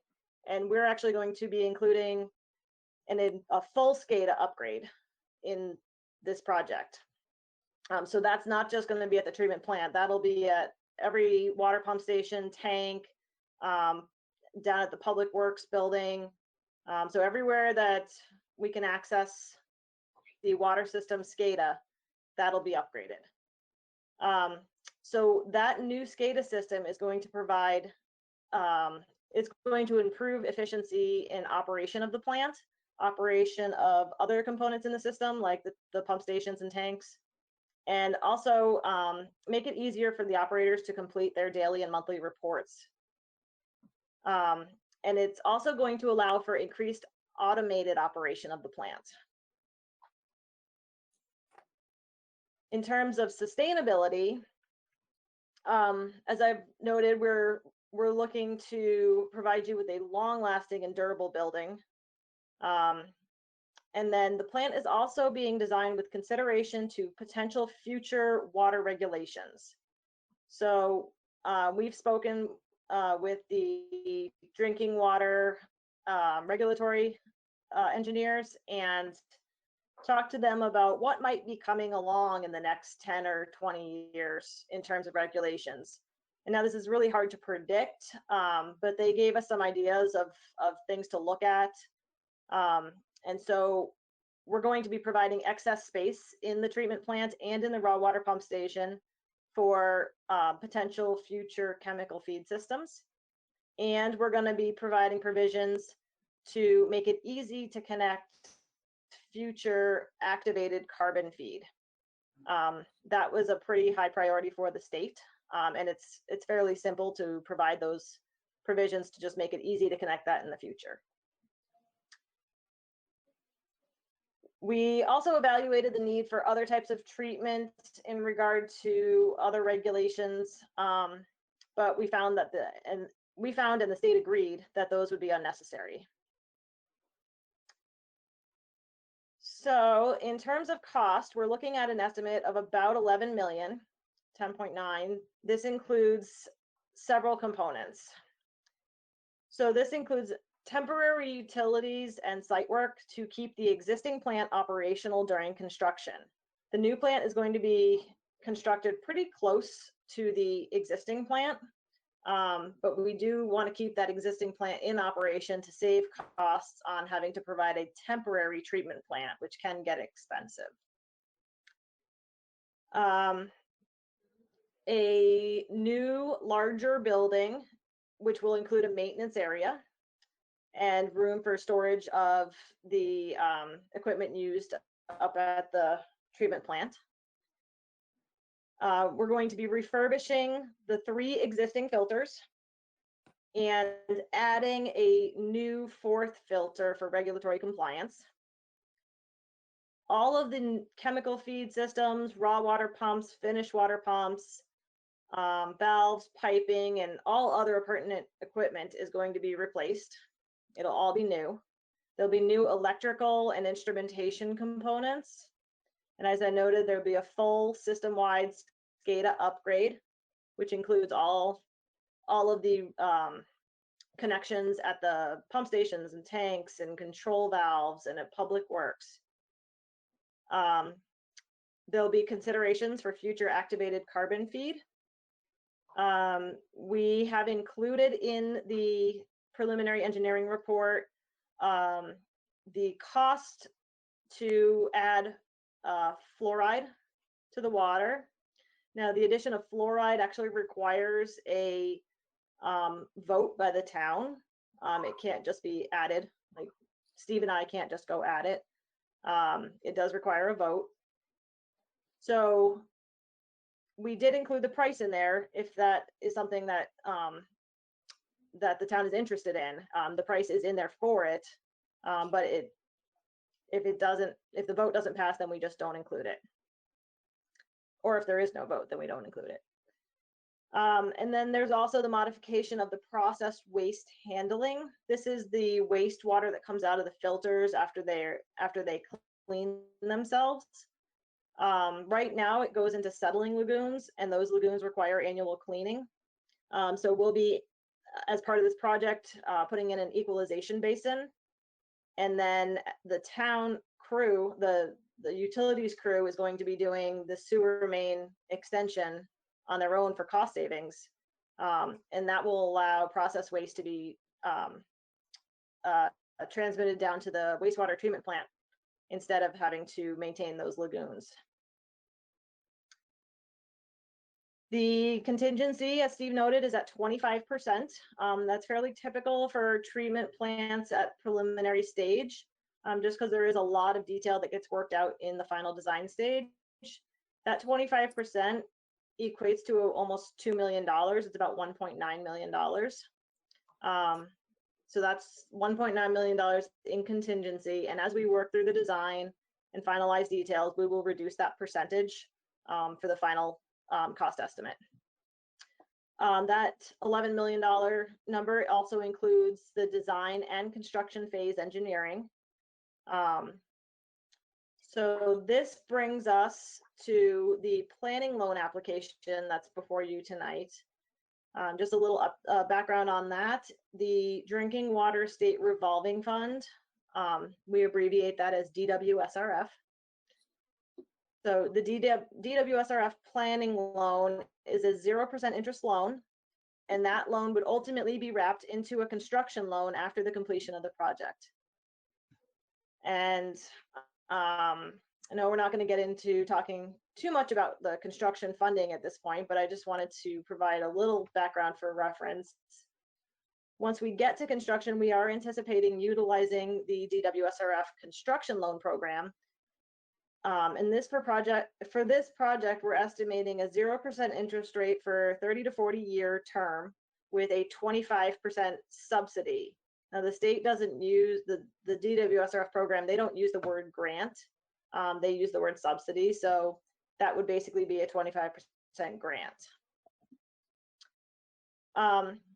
There is some speculation that the federal government will issue stimulus funding targeted towards construction of infrastructure, similar to the ERA funding that was issued in 2009 after the 2008 recession. And this funding is really to spur along construction to get people working. And so that's something that the regional commissions and the state agencies are really thinking is going to happen. So if this does happen, we may be able to obtain a higher grant percentage for construction. And so we are staying on top of this, and we will be keeping Peter and Steve up to date as information becomes available. Back to the planning loan. The planning loan application is for $480,000. So this would be the final design fee. This includes not only Dufresne Group services for civil engineering and process engineering, but this also includes subconsultants for architectural, structural, mechanical, and electrical designs. These subconsultants account for over 60% of our design fee. This fee also includes all of the permitting required for construction. This project would require 8 permits in total, including an Act 250 permit. And it includes funding assistance for the submittal of the construction loan application and coordinating with the funding agency. So with all of that information, do you have any questions? Thank you for all that information. I have one. Who has a question? May I add one fact before we go to questions? Is that all right? Thank you. Sorry, but I just want to put in context, this loan and this effort that Chrissy just designed will lead to then the final design and engineer's cost estimate for actually moving to construction of the plant. And we expect to actually reach that point late this year and be in position where you would make decisions about what to move forward with to town meeting. And then representative town meeting would actually make the decision to proceed with the project. We're hopeful that all of that will occur in the next 12 months so that as we head into the summer of 2021, we're heading into construction of the project. Thank you, Peter. Liz, did I see that you had your hand about to go up? Okay. Yes. Okay, so I have 2 questions. Steve, you can decide whether you want to answer or ask Chrissy. It's been my experience just comparing this large expense with a fire truck, and I was horrified to find out you can't buy a fire truck off the shelf. It needs to be kind of handmade, tailor-made for a community. And so I was wondering if the same thing applies to water treatment plant, or are there cost savings and efficiencies associated with getting components kind of off the shelf? I know the large expense of this seems to be the building itself, but are there efficiencies with that, or is this design kind of a handmade design? Well, I'd let Chrissy give the details, but for instance, the filters that we purchased way back in 1989 are still being used. So a lot of this, the components in this facility are common parts that can be bought off the shelf. As far as customizing the plant, that's pretty much customized for the location and the size of the plant, which, you know, the architects will take into consideration. But as far as the components, the pumps, the controls, the filters, generators, boilers, all the heating systems, that's pretty much standard equipment that can be used in any factory or any other place. Chrissy? Yes, the as Steve said, a lot of these components are off-the-shelf components. It's just a matter of sizing them properly for your plant. If we were starting from scratch and didn't have a proven treatment method, then there would be a lot more customized design work to do. But in this case, we know that your treatment method works. We don't have to go into a lot of customization on that. We're going to optimize a few things in your treatment process, but the actual equipment will all be pretty much off the shelf type of equipment. Great. And I just have one other question. I see in the application that current maintenance costs are like 1.8 million and would go the following year to over 2 million. When you have a new facility, will the maintenance costs be less? So the estimate in those numbers in the application are considering inflation. So typically we inflate your operating expenses at 3% per year, just because we don't know what's going to happen. So right now we're kind of just holding steady at what you're already operating at. And that's for the entire system, not just for the plant. And so we are just inflating at 3% per year. And I think the post-project operation expense in the application is for the year of fiscal year 2023, because that would be the post-project year. So the fact that it's a brand new building and so forth doesn't provide maintenance savings? The operation cost will probably still be the same. There will be some maintenance savings, and Steve might be able to go into more detail on these, but for example, the lagoons won't need to be maintained anymore because we're going to get rid of them. Right, that sounds like a great idea. Yeah, that's a huge saving. It's $20,000 to $25,000.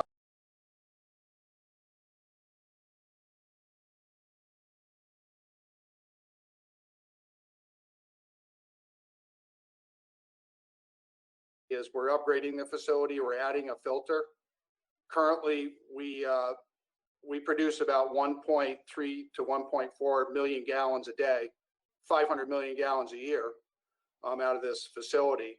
Our peak is 2 million gallons a day. So what we need is an additional filter, so that if one filter if one filter was out of service right now, we could be in trouble if we had a peak flow.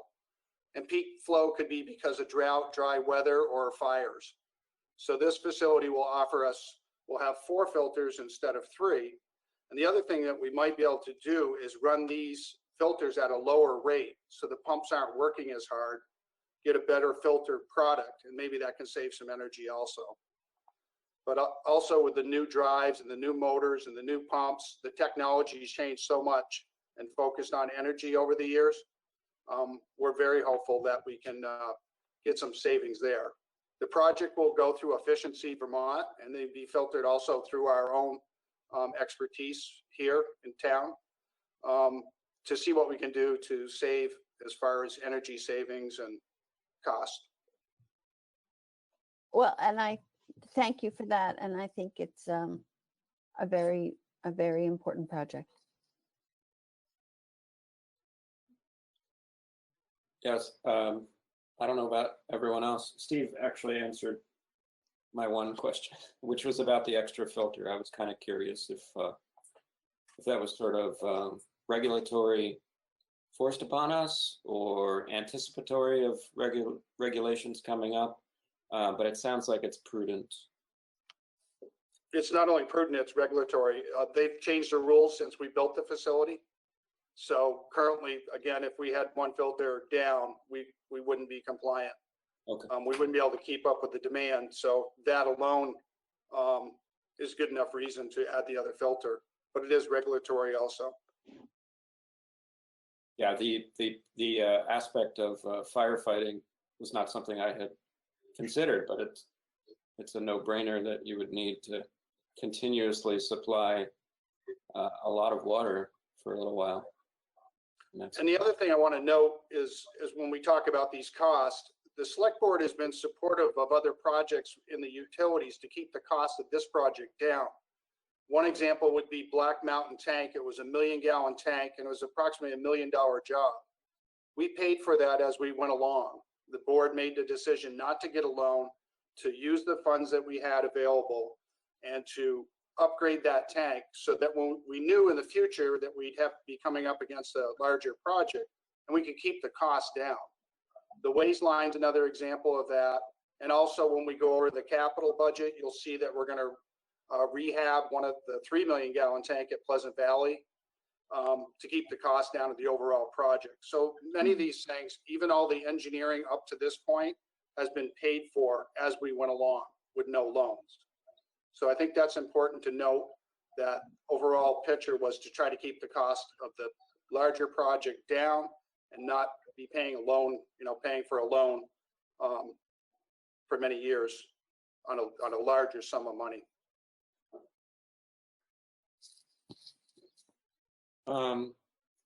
Does anyone else have questions? Actually, I expect, Peter, did you want to circle back to the financing or? We can. It looked like Ian had something, either a question or a comment, and I'm happy to. And maybe Daniel? Very, very quick question. I was just surprised that, Steve, as you're saying, like the technology has changed a lot, but that the filtration system is still the same that we're going to use based on the one that was built in the 80s. I'm just curious if we weren't replacing a water filtration plant and we were just building a brand new one somewhere, would the filtration system that we're going to be putting into this one be considered for like a brand new plant as well? Is it still a piece of a type of technology that is currently being put into brand new systems? Yeah, it is. This technology is still being used. The filters are still being sold. And how we got there with this particular filtration plant is we actually, Chrissy had talked about the savings of having our treatment plant not have to do pilot tests, because now we know how to treat the water. Well, we spent almost a year testing the water. We actually built a temporary facility at Pleasant Valley before the treatment plant was built. And they tried different treatment processes. And this led us all back, after testing the water and filtering it, back to the type of filters, these Trident sand filters that we have. So if we're going to start with a brand new plant, we may be looking at membrane filtration, which was pretty interesting. We went up to Hanover, New Hampshire, and looked at their facility. It's all membrane, which was fascinating. But then it would cost us more money. We'd be starting over, and plus we've invested in these filters that we can reuse. So it seems practical to stick to the technology that works. Okay. Yeah. Thank you very much. I had the reason I was thinking maybe Peter wanted to kick back over, but let me just, Chrissy, you said that the state is basically as part of the DWSRF. Do I have that acronym right? Is that they're basically providing, if we go through the process that you're planning on, they're providing 25% of the funding for the project? So this year, for their construction projects, they are offering a first come, first serve 25% subsidy. And so timing is going to be pretty critical on it. But the state, the Drinking Water and Groundwater Protection Division and the Water Investment Division, who administers the DWSRF funding, are both supportive that this is a very high priority project for them. So we are hopeful that we'll be getting that 25% subsidy. Okay. And then possibly also, as Chrissy mentioned, depending on what comes down the pike from the federal stimulus as part of coming out of COVID, there's a by doing this final design and getting shovel ready, we'll be positioned well to try to take advantage of that program, whatever it becomes. I mean, that's obviously not defined at this time, but we would expect that would be grant money. So each one of those grants obviously shrinks the amount that we would need to borrow. And then because this is a heavily subsidized, I'm sorry to use that word when it actually has meaning as a grant in this program, but because this is meant to make it affordable. These are expensive projects and they're recognized to be expensive projects, but they're also essential for public health and safety. So back in maybe the 60s, but certainly the 70s, the federal government started to pump a lot of money through the state governments down to these kinds of projects to encourage communities and to do them initially, and then to meet requirements of like the Safe Water Act and other regulatory provisions that communities couldn't afford to do these on their own. So these revolving loan funds are just like how our program income works with local businesses, right? This money goes out and it's used to create a project like this for a community that desperately needs it because we've come to the end of the life cycle of our prior plant. Meanwhile, somebody else is in the middle of their life cycle, but by the time that we've paid back, millions of dollars, if we borrow 8 million, by the time we've paid back 4, somebody else is ready to use that 4 to put into their plant, and it just goes on that way. And because of that, there's actually been circumstances, and I don't begin to understand the nuances of how this works to why at different times it is even more advantageous, but it's always affordable. In this case, right now, the prevailing rates are 0%. So we're just borrowing the money, but not having to pay interest on it. And then there's the grant portion. In the sewer financing for the $30 million of borrowing the town did for those projects, there was actually a portion of that had negative interest attached to it. We were being paid revenue into the utility system on the money a portion of the money we had borrowed to upgrade the system. And so it's sometimes hard to understand exactly how those rules arise, but that's why we lean on somebody like Chrissy and her firm to be able to steer us at the right time to the right tool. And this looks like we're fortunate. We've had the other reasons why we've done other things along the way, and now this has become an urgent need, but it's become an urgent need at a fortuitous moment because the financing environment looks positive for us. Great. And my final note / question for you, Peter, is just can you remind us, we've been pretty fiscally prudent over on the water sewer side, much to the chagrin of some of our ratepayers, obviously. But so we've been building up some cash reserves for this exact purpose. Do you want to just put an approximate frame around that for us? Absolutely. So we had built up to about $5 million balance in the utility fund. You'll recall that this current year we're in, we kept rates flat. So we're actually drawing down off of that a little bit. But that was a very conscious thing to do because we had built up to a high level. We knew already enough about this project. While we didn't know that it would be estimated at 10.9, we knew enough about it a year ago to expect that it was going to cost more than the cash we had available in any event. There was going to be some borrowing, and we knew that the programs for borrowing are, affordable. They're good tools in the way that we just talked about, how you borrow money and you either pay a very low interest rate or no interest rate at all. And so, so last year, what we did was we decided to take that year off while we got to this point of understanding better what these costs were going to be, with the expectation that there would be some cash component and a large borrowing component to moving forward to actually implement. We've got a lot to go over with you in the next couple of meetings regarding the other capital needs of the system and the operating cash flow of the system, both on the water side and the sewer side, but particularly on the water side with these changes and these upgrades. And so we'll get into more detail at that time, but our ask this evening is that you allow us to borrow this $480,000 so we can proceed with the final design on the water plant. And then the decision making regarding, whether the rates stay the same or whether there is a rate adjustment in FY21 will be made in part based on the financial implications of this project and in part based on the variety of other factors in the fund. And we'll be better prepared to have a good detailed conversation with you about that starting on the 19th.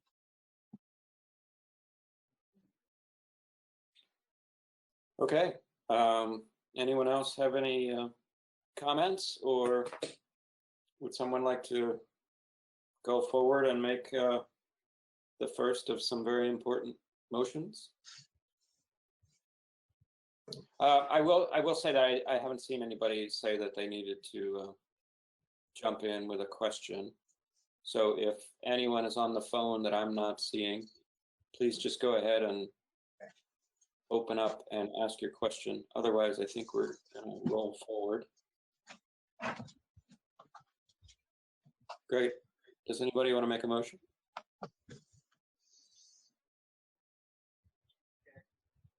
Oh, I'll make the motion. Okay. I forgot that we had motions going on in this meeting. Little life.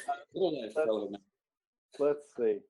I move to approve the application for a drinking water state revolving fund planning loan of $480,000 to complete the final design of the Pleasant Valley water treatment plant replacement project. Thank you, Daniel. Daniel's made a motion to approve the application for a drinking water state revolving fund planning loan of $480,000 to complete the final design of the Pleasant Valley water treatment plant replacement project. All those in favor, please say aye and raise your hand. Aye. Aye. Aye. Is that okay? That's 5-0. Thank you, everybody. Thank you, Chrissy. Thank you. And Dan, Chrissy's going to stay with us, and so is Steve for the next item as well. Yes. It just feels monumental, so I wanted to Thank you. Thank you. Thank you. Next up, we do have to talk about the Signal Hill Pump Station Replacement Project, which is an important component of the whole picture here. Peter? Steve, why don't you take it away? Oh, thank you. Okay, so Signal Hill Pump Station is up off of Guilford Street, and that originally was a private development that was designed. It's a water pump station designed to feed homes on Signal Hill and Hillcrest Terrace. The original pump station was put in the 1970s, and then it was basically taken over by the town after the roadway was done and the pump station was completed. And we've owned and operated that station since 1970. We had a survey done of we have a survey done by the state to look at all our pump stations and our water treatment plant to make sure that we're staying compliant. And this pump station was identified a couple of years ago as being deficient. It doesn't really meet the standards of anything today. It's really outdated. And so we began the process to do a preliminary engineering design, which was over a year ago. And that brought us to a place where we had to look to see where we could place a new pump station. The existing pump stations really put on a little thumbprint of land. It's I don't think it's much more than 10 by 20. piece of land that the pump station's on itself. So there was a lot available, a building lot that was available that had not been built on just above the pump station that we feel would be suited well for a pump station that could be constructed for today's needs and also build out for tomorrow's needs. And then we would take the old pump station and decommission that. So the first ask is to purchase that lot, a piece of property. It's assessed by the town, has a tax value of $47,000. And that's what we've been able to come up with an agreement with the current owner to purchase it for. So our first ask is to purchase this piece of property for $47,000 for the pump station. And then the second ask is for engineering. So I don't know if we want to take these into two steps, or we want to do one at a time, or do you want me to explain the pump station? I've kind of summarized it okay, I think, at this point, but it's your call. If you have anything extra for the services agreement, you could just lay that out for us. Any extra information that, because they're so closely related, I think it makes sense to. Sure. So then the second part of that is we've done a preliminary engineering, and this would be to continue an engineering relationship with Dufresne Group for $51,000 for a final design of a pump station that is estimated to be approximately $300,000. So that's what we'd like to do is, and this would be out of the utilities capital fund. You'll see that as we go through the capital for the engineering and also for the proposed upgrade of $300,000. So the first part is to purchase the property, and the second part is to authorize us to enter into an engineering agreement with Dufresne for $51,000. Thank you. And despite the uncomfortable nature of asking this question while a representative from Dufresne is here with us, I feel like I must ask the question that you have full confidence in this being the right firm to use for the project. Yes, it's, Dufresne, we go back a while in our relationship, and they have a complete model of our water system. And so they have a lot of the tools already, which at this point saves the town money, instead of bringing other firms in that would have to start from square one. This isn't uncommon. There's many towns that utilize the services of an engineering firm and continue that relationship because of the historical knowledge and the knowledge of the current system. So we feel it's beneficial for the town to enter into an engineering agreement for this pump station with Dufresne. Thank you. See, Chrissy, I only asked that question to make sure he could say nice things about Dufresne. So, any board members have any questions, comments? Liz, come on, you're a planner. Nope. Okay. And then if not, I'll take the motions one at a time, then we'll vote on that.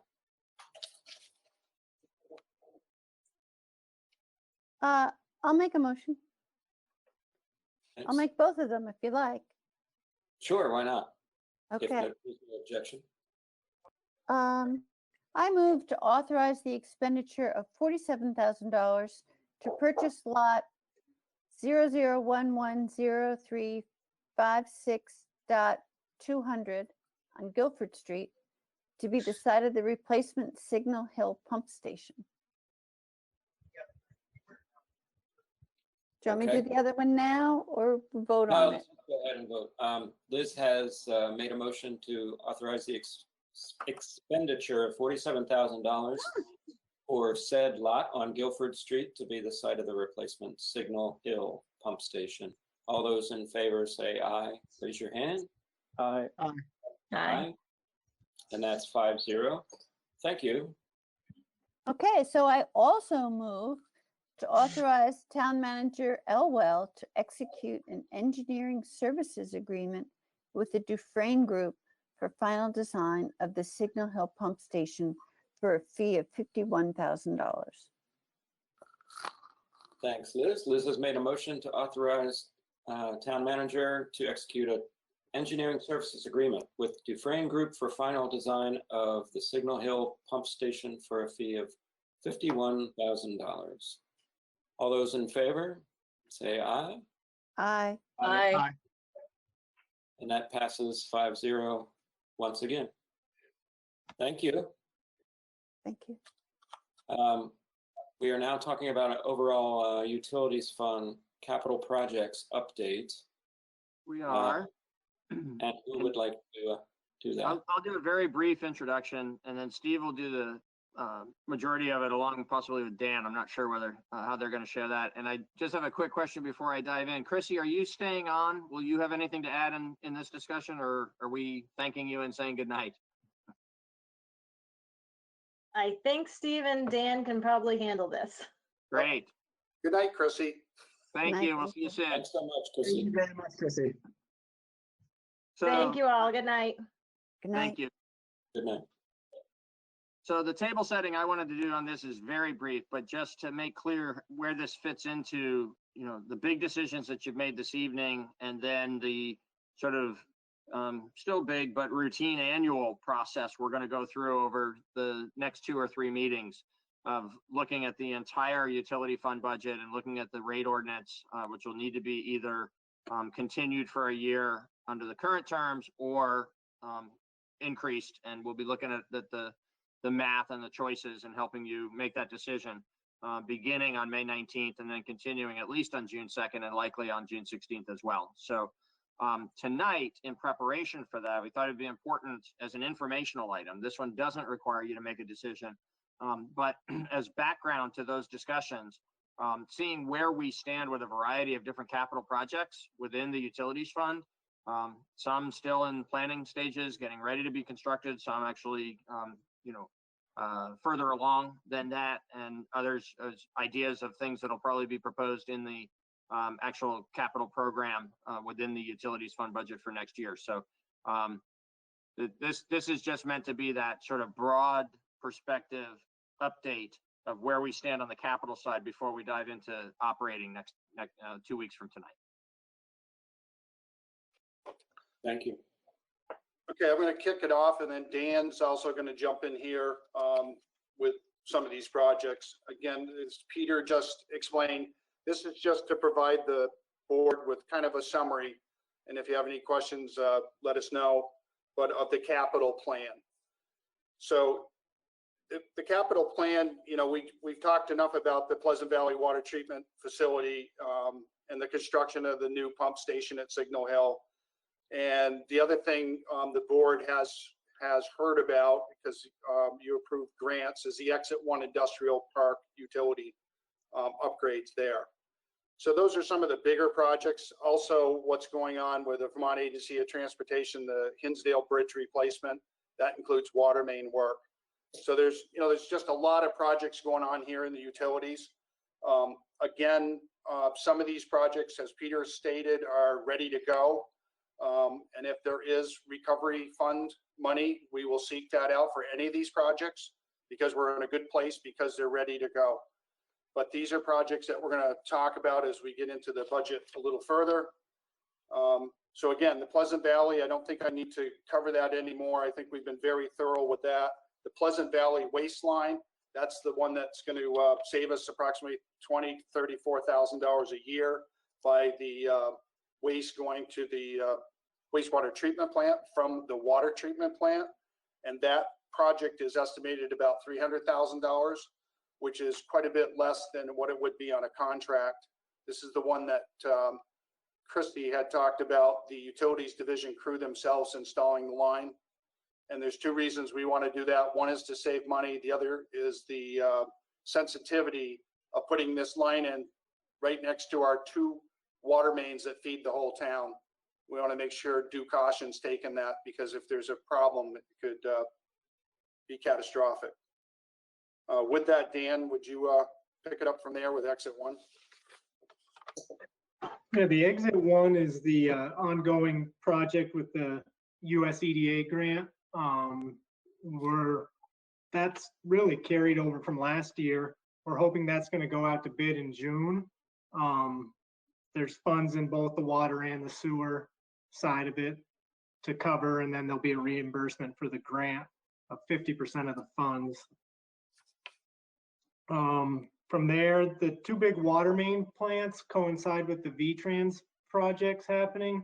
The first one is the redesign of Putney Road. Green International is the consultant that is working with V-Trans on that, and they've identified numerous areas where the water and sewer mains need to be relocated in order for the project to happen. That responsibility falls back on us. Green International has done a lot of the work already, and currently we are talking to them. We'll probably come back to you with an engineering agreement to work with them to continue engineering our portion of that project. Same with the Hinsdale Bridge project. We've done a lot of the engineering with Dufresne on that. Same sort of thing. There's a bunch of, we've got to relocate our water main and some sewer main there that is our responsibility.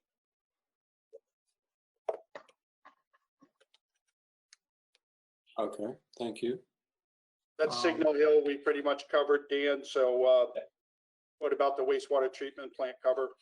Yep, the cover at the wastewater treatment plant is part of the odor evaluation that was done a couple years ago.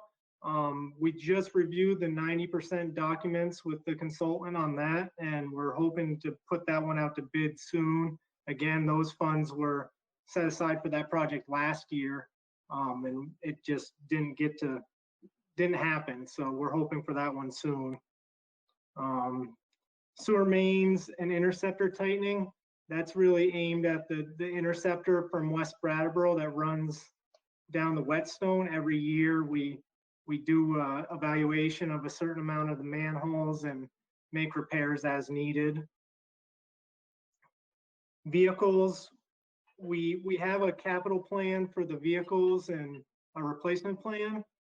This year we actually are shuffling it around a little bit. We've identified a loader and a truck that are in better shape than we expected.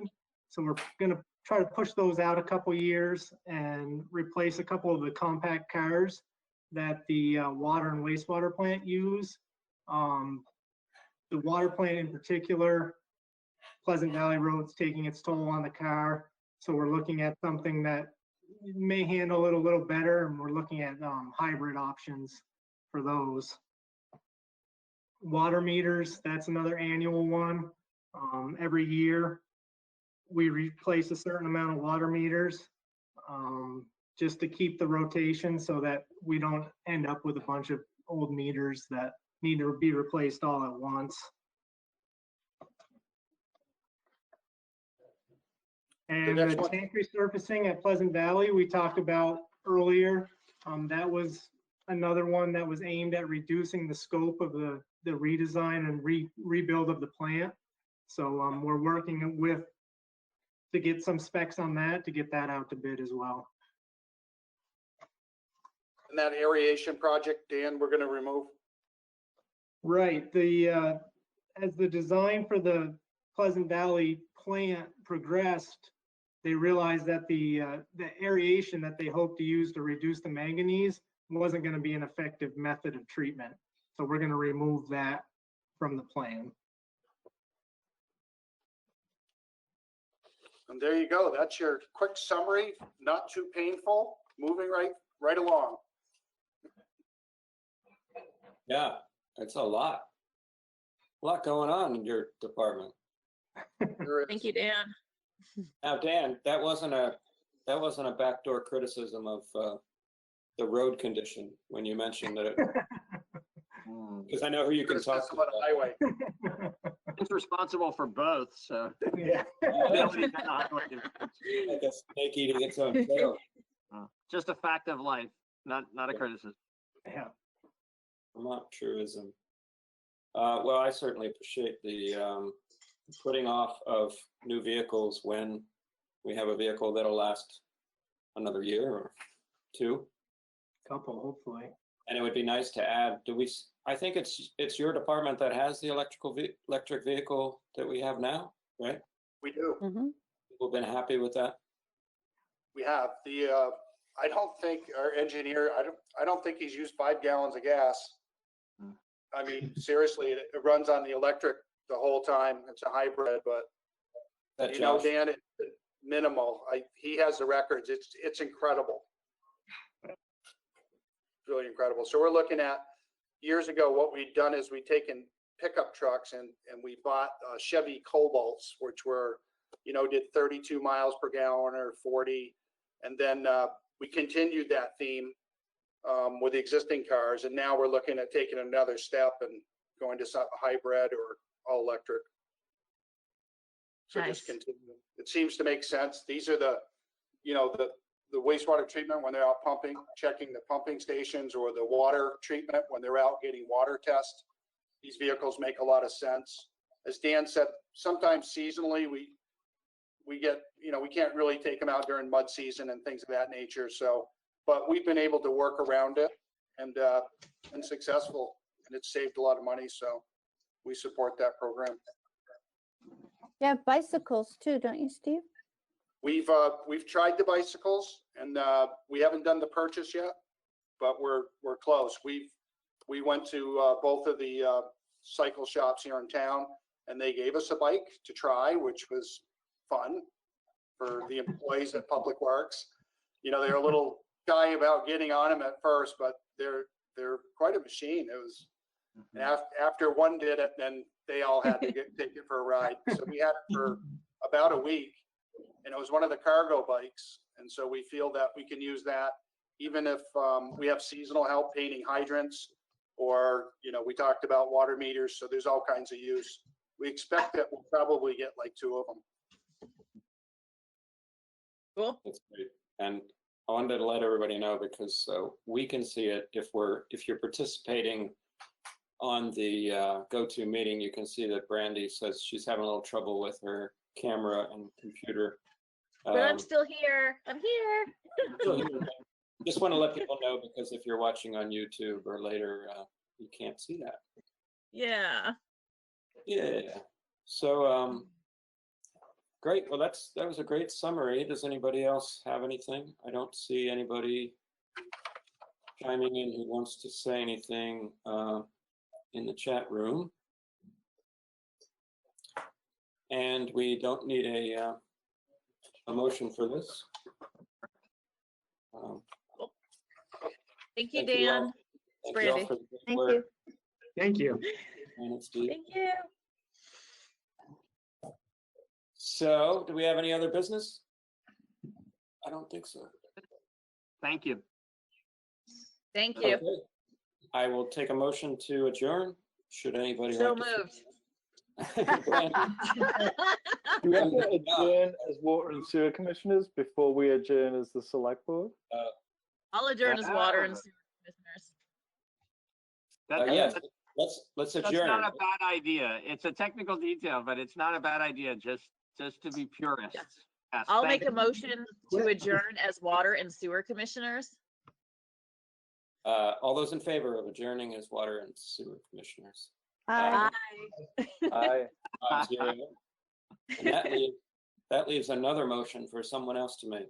Now the one big one. I double adjourn. I This is see your first- adjourn and I raise you. John's not gonna like that. Nice. Jan won't like that. Liz has made a motion to adjourn the meeting of April 5th, 2020. All those in favor? Aye. Aye. Sorry, Thanks, guys, all. but I can still see you. Good night, everybody. Good Night. night. Stay well. Be safe. This conference is no longer being recorded. Everybody. Have a good night, everybody. Good night. Night, everybody.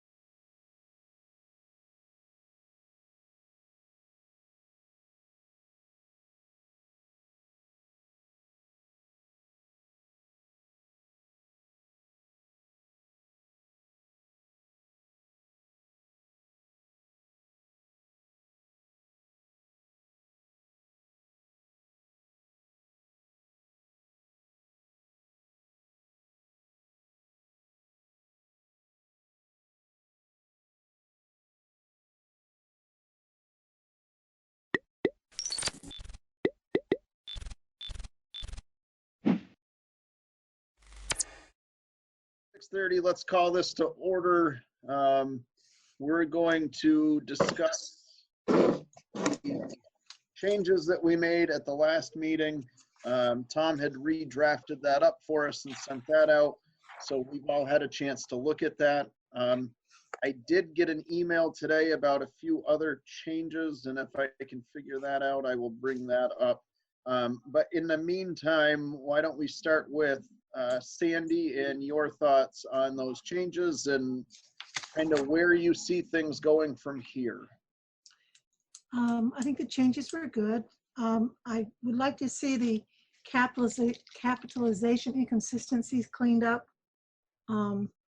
And maybe using bullet points instead of just running things together, like under essential duties and responsibilities, E, instead of just running that, you could actually do like develop and maintain sound and efficient office management procedures for presentation approval by select board, which include, but are not limited to, and then compiling and updating a procedure manual, personnel policies, job descriptions, permanent employee screening, professional development, evaluations, recommendations for hiring, recommendations for discipline and or firing to select board, negotiations. A lot of the other things that we hit later on, we could all put in a bullet point under that E. Yeah. Yeah, that sounds good. You know, Sandy, I was having a hard time following you as I was looking at my budget information for my school. So give me a moment to catch up here. I was looking at the wrong stuff altogether. So what section were you in? I'm sorry. Under essential duties and responsibilities. Okay. Yep. Okay. And it was letter E especially. Yes. Where you can just lump so many of the others things under there in the bullet points, and it just be easier to see and know what you're doing if you're the person applying, or if you're the board and you're evaluating. And from that, you could make out your evaluation form. Sure. So that's pretty much like putting the things in letter N into that one, right? Right. Yeah. Right. Sandy, I'm going to interrupt here for a second. Jeff, you have missed absolutely nothing other than Sandy has requested. Well, on the first page under essential duties and responsibilities, Sandy has asked under letter E that some of that go into like a drop-down bullet point type thing. So at that, you are all caught up. All right, thank you. Yep. So Sandy, did you have anything else there? Sometimes like provide administrative support to town departments. Maybe we should add when requested.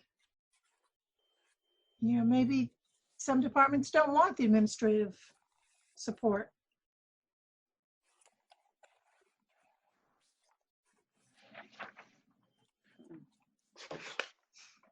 Jean?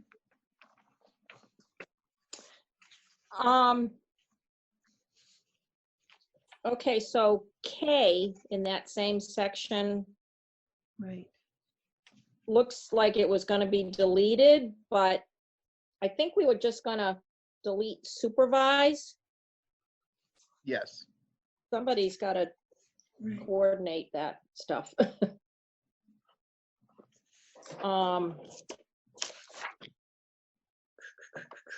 What else did I have?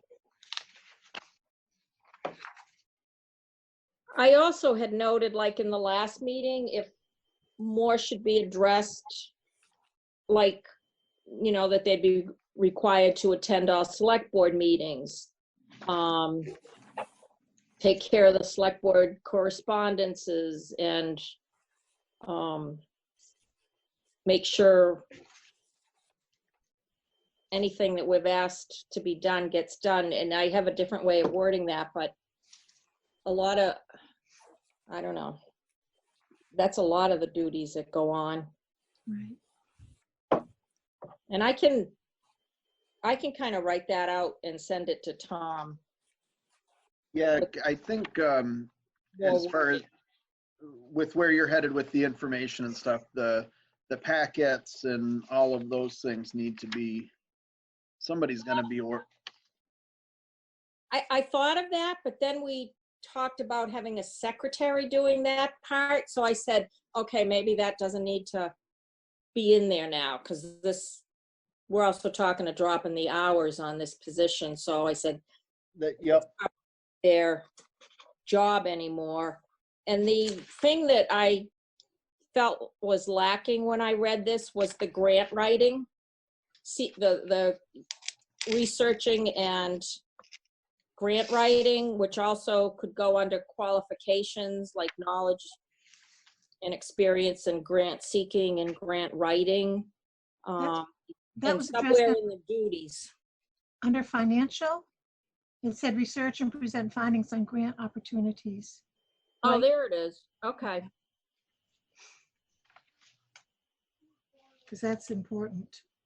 Yes, okay, I missed that there, but probably qualifications, maybe it could get mentioned in there too. Yeah.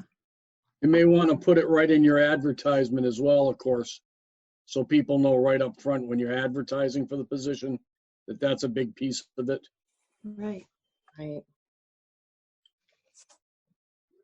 I think that's it. okay. Michael, Nothing else to add. Jeff, I'm satisfied with what we've got so far. okay. So I had sent this out to Tim and Seth, Cindy and David, and just asked for some feedback from them. The only one that I got any feedback from was our treasurer. And so I'll go down. I told her that I was going to read this evening. So under administration, letter F, provide the select board with information for the town's annual report. She is saying here, information in the town report is provided by the treasurer's office, department heads, and committees. So the town report is put together by the administration, but the information, so I'm not sure if she's asking that that be removed or amended. Does that make sense to anybody? Maybe amended. Okay. Maybe collect the information to present. Yeah, I agree, Sandy. I mean, somebody still has to be responsible for rounding up all the information and sometimes hounding people that are responsible to get information in for the report. Okay. So how do we think that should be worded there? Provide, gather information to present to the select board for the town's annual report? Yeah. Tom, did you get that? He's got his mic turned off. Gather information to prepare, to present to select board for annual report. All right. Is that close enough? Yep. Okay. I think so. Under knowledge and skills and abilities, point number 4, that looks like, wait a minute. Oh, possess a positive attitude and be an effective team member able to manage and resolve conflict and to direct and supervise staff as needed.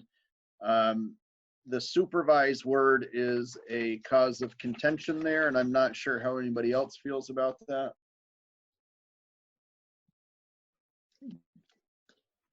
Yeah, I can see that would be a problem. Yeah, but will this person oversee the administrative assistant or the secretary that comes in under? Maybe you can delineate just that person. Well, you've got as directed by the select board.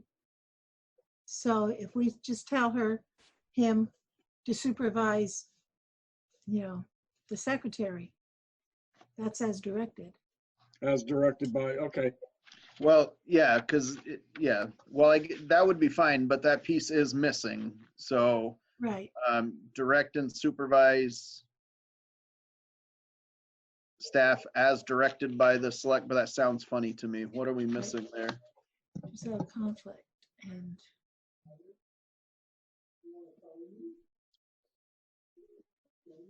Is what am I trying to say? Is that last part even necessary? Maybe not. The and to direct and supervise staff is needed.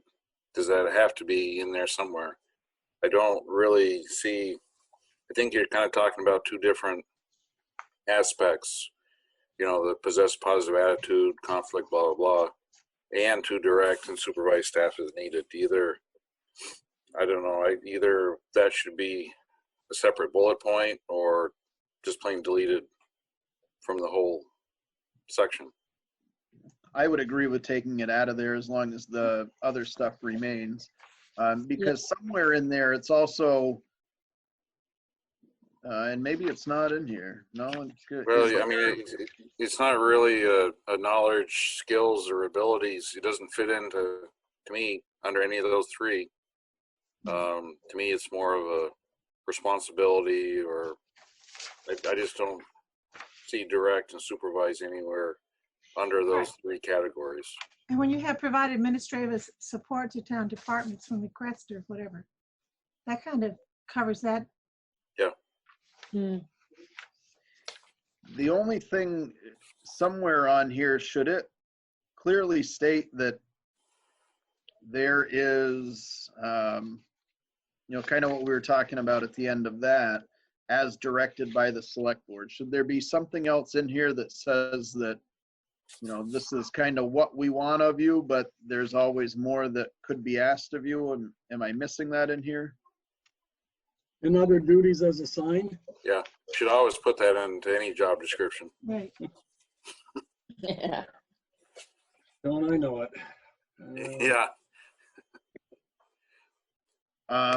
So the next thing she was just pointing out to us that if we dropped it to 29 hours, we would reduce the cost of medical and dental insurance. So from 32 to 29, I'm not sure that I understand what she's saying. I'm not sure that I agree with offering 29 hours and expecting to get anybody that, Yeah.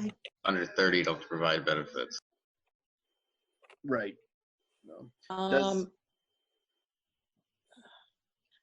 I think town policy is 32 hours to get those benefits. Right. So it would just be, well, she's specifically said 29 hours here, so I'm not sure. Either way, I don't think that we would get anybody that, I don't think we would get what we want at 29 hours. Right. I agree.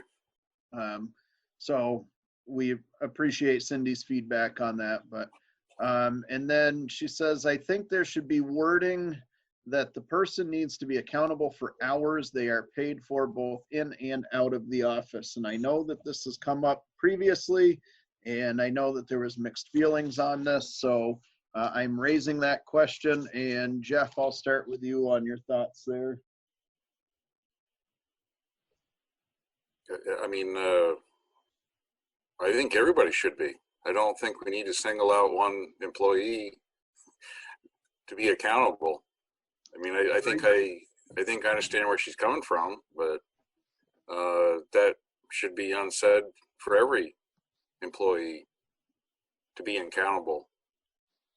And Yep. I mean, by accountable, does that mean that the person has to list everything they're doing every 5 minutes? No. What our town policy right now is that, you could put in the hours that you're like at your workstation in your office. But if you're gone from there, you need to indicate those hours and where you were. So it's detail of what you're actually doing. It's just when you're not in the office, you have to show why you weren't in the office. Wouldn't that just be to the select board? This week, maybe you get a weekly report from the administrator saying this week I anticipate, I used to have a form that I'd fill out. I anticipate I got to go to the county. I got to do this. I got to do that. And I'll be out of the office for that. But the administrator is not accountable to the treasurer. No. The administrator is accountable to the Board of Selectmen. Well, but it's a personnel policy. So that's why it ends up on the timesheets.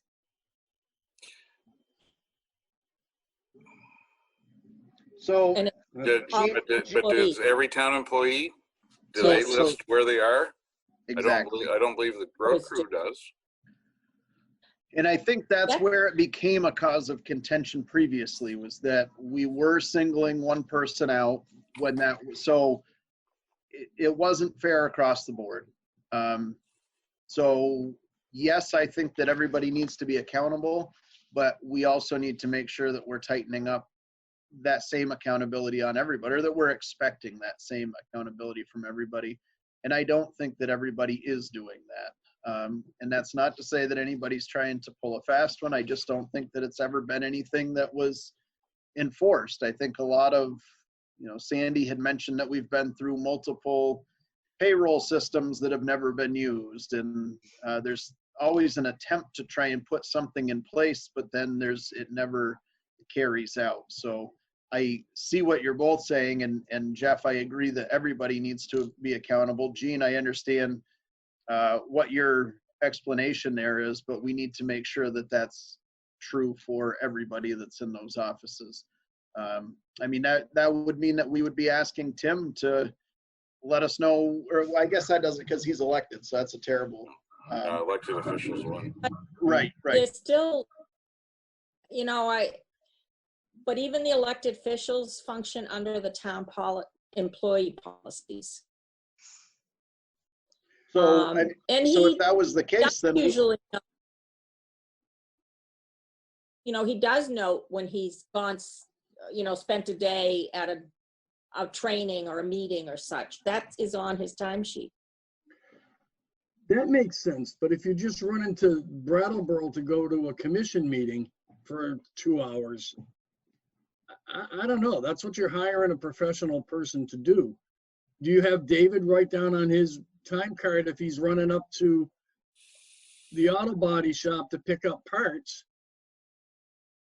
to work on a vehicle? Well, that's what we're saying, Tom, is that is the way that the policy is written, that yes, they should be filling that out on their timesheet, but they're not. So it would need to be, it needs to be fair across the board.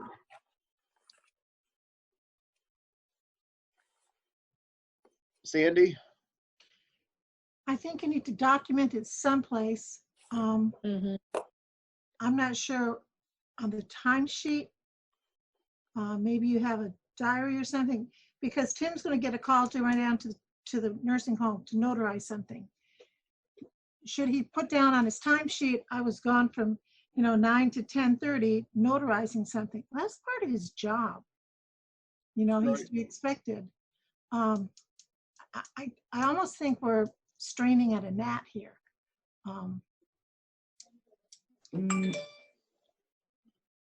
Well, I think, the problem arose because we never knew where the previous town administrator was. And there was just a lot of empty office time. So, and the other employees see that, the residents see it when they come to try to speak to someone. So, and none of us could justify what was going on, so we didn't know. Yeah. So like maybe a diary would be helpful. But isn't this as easy as just putting in here that you are accountable to the select board for everything that's in this document, which would include your town's personnel policy? I mean, that kind of covers us, doesn't it, by saying that you're held accountable to or by the select board, and I don't know. And maybe you're accountable to the select board and not to a lot of, I remember Sally saying, you know, she would go to the bank and to do the town deposit. And if she stopped to get a gallon of milk, she felt guilty because someone's going to see her in the grocery store getting a gallon of milk on town time. It's kind of like really pushing it.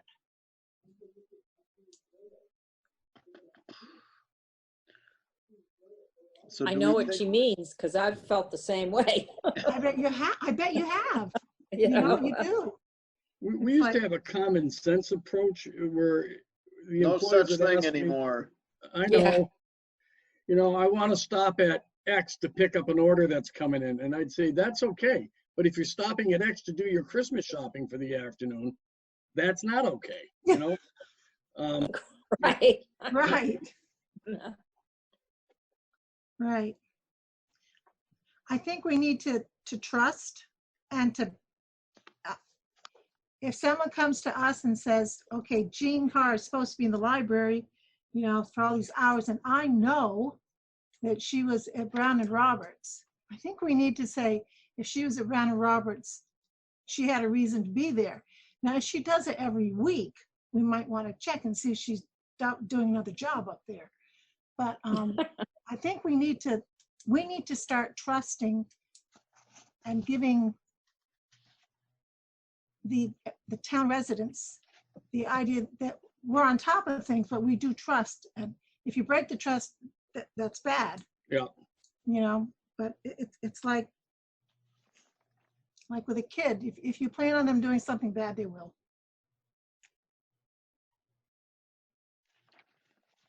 I don't know.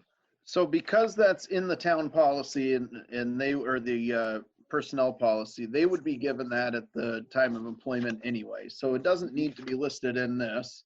It's Right. just part of the town policy, and we have that to fall back on at any time, correct? Mm-hmm.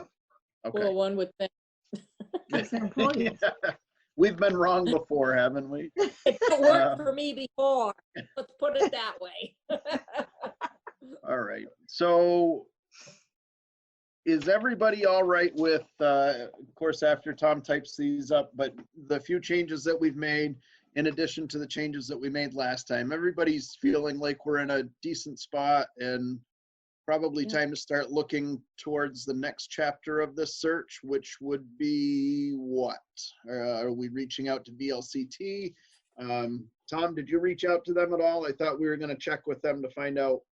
Yeah, I've got 2 emails to Mr. Gunn up there, and they've been kind of busy with COVID, so he hasn't gotten back, but I imagine he will. I don't have any messages on my machine that they've called back, so, but I can check with them again tomorrow, but I do have 2 calls into them since our last meeting.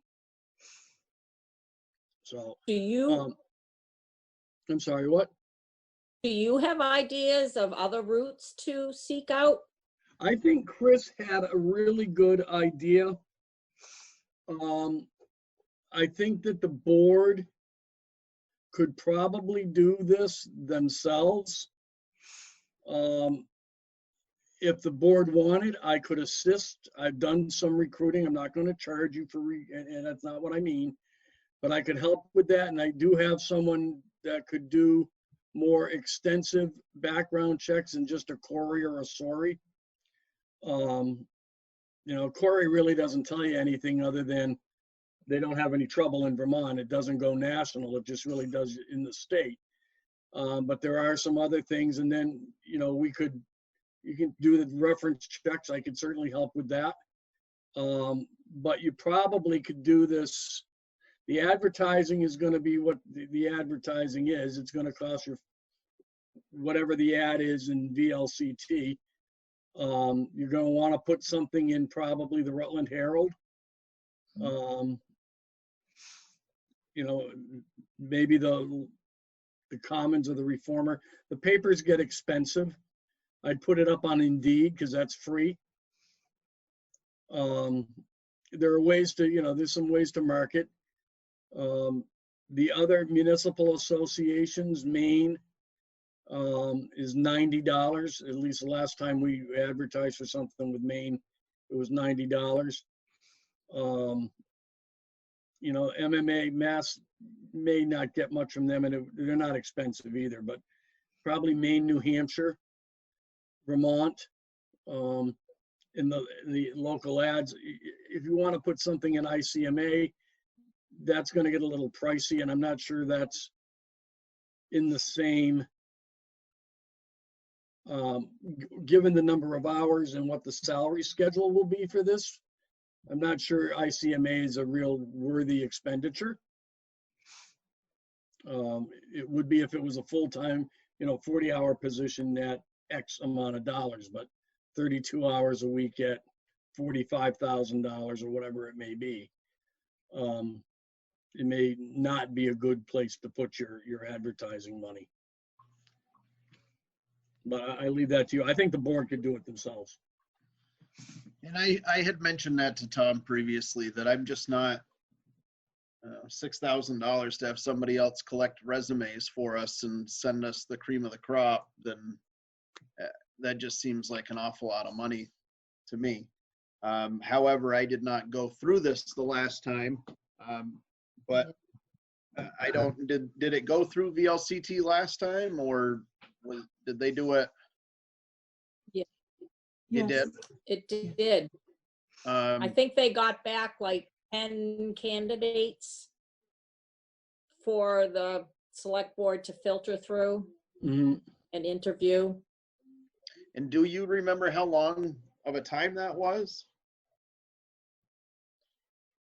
I guess I wasn't on the board then. All right. I'm not sure. I mean, I'm just looking at the calendar and where July is, and that we're, call it 2 months away. So Yeah, pushing it. And Right. and Tom brings up another point that I don't think we ever fully decided on the 32 hours and what salary would be for that. And that kind of needs to be hammered out before we put an ad out there. So thoughts on that?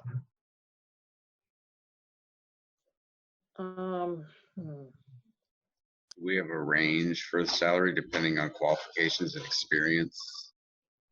Good point, Michael. The budget line item is $50,000, I believe. Mm-hmm. I kind of like the figure Tom threw out at 45. Yeah, I'm with you. I would say between 35 and the max, depending on experience qualifications.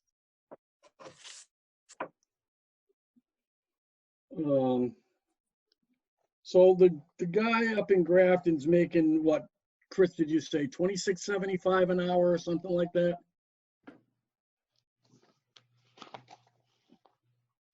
$26.01. Okay, he was getting. I knew. All right, so we'll call it 20. 32 hours a week is what he's at. You get benefits? So at $50,000, that'd be $29.50 an hour.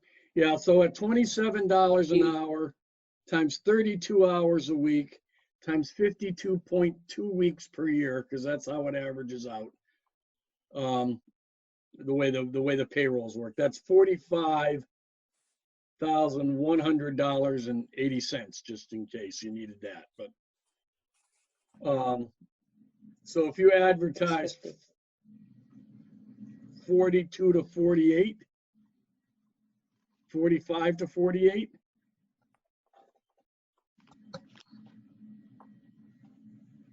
Depending on experience. Yeah, depending on qualifications and experience, yeah. Does that commemorate? Oh yeah, whatever. At the, oh, never mind. We do have that. Okay.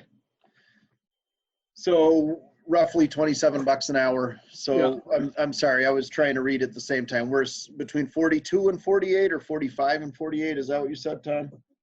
Right, and that's just something the board's got to decide. I think you know 45 for 32 hours is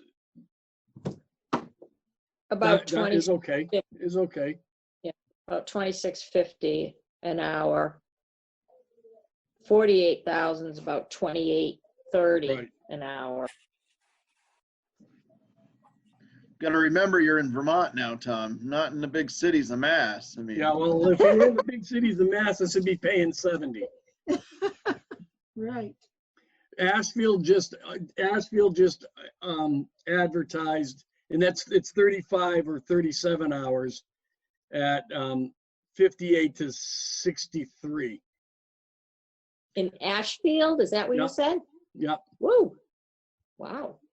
So it looks like the Grafton salary at the 2601 is coming in at 43,447.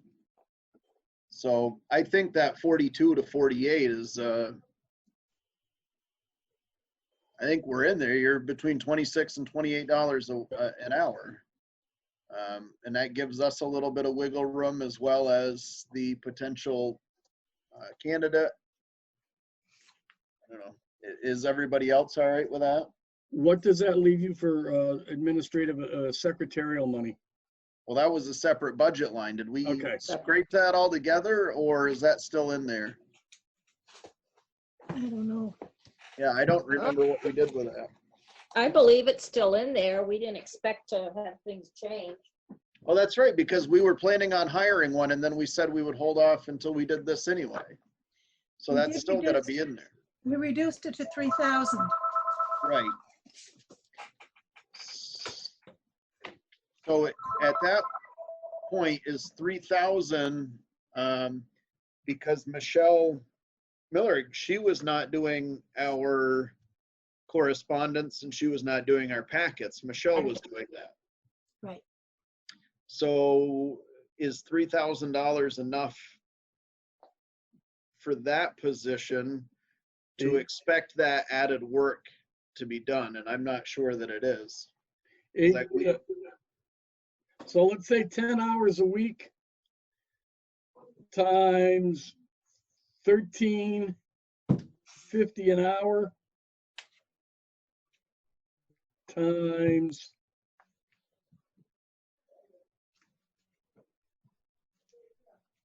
13.5 times 10 times 52. 70, that's 7,500 roughly. Yeah, but it wouldn't be a weekly thing. It should be a bi-weekly since we only meet every other week, right? So you want to hire somebody for 5 hours a week, roughly? I mean, I don't even, when Michelle was here, she was getting $50 a day unless it went over a certain amount of, unless our meeting went for a certain amount of time. Is that correct? $50 per meeting? I think Per that's meeting, like $13.50 an hour to type up the minutes. I'm just not sure that a $3,000 budget leaves enough for that person to do the correspondence and the packets, which we had talked about putting on to the secretary. Well, you know, I would kind of think that the town administrator would have to develop like a packet.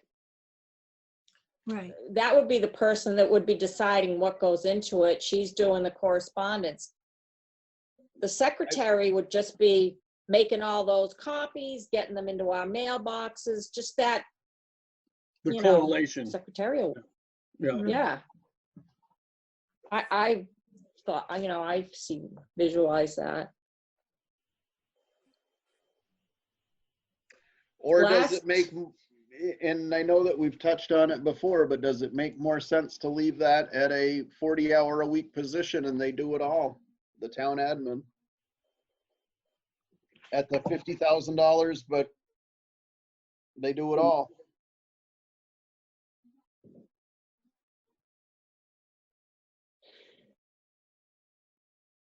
Thoughts? I guess I worry about in meetings, sometimes it just being too distracting for the TA to be trying to make help us, whatever we're dealing with. You miss stuff. Yeah.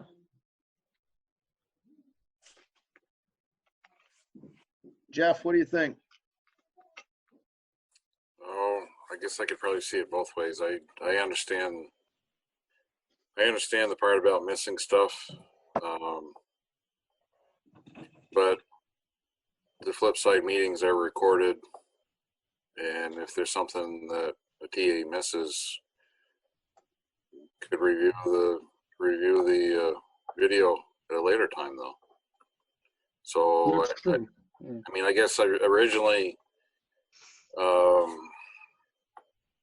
I kind of thought 40 hours, and the TA would try to take minutes and then do more of the administrative stuff and have 40 hours. So, but I mean, I can see either way. I don't have a problem with 32 hours or 40. I guess if I had to have a preference, I'd say 40, and the TA does the minutes, and what he or she misses, review the video afterwards.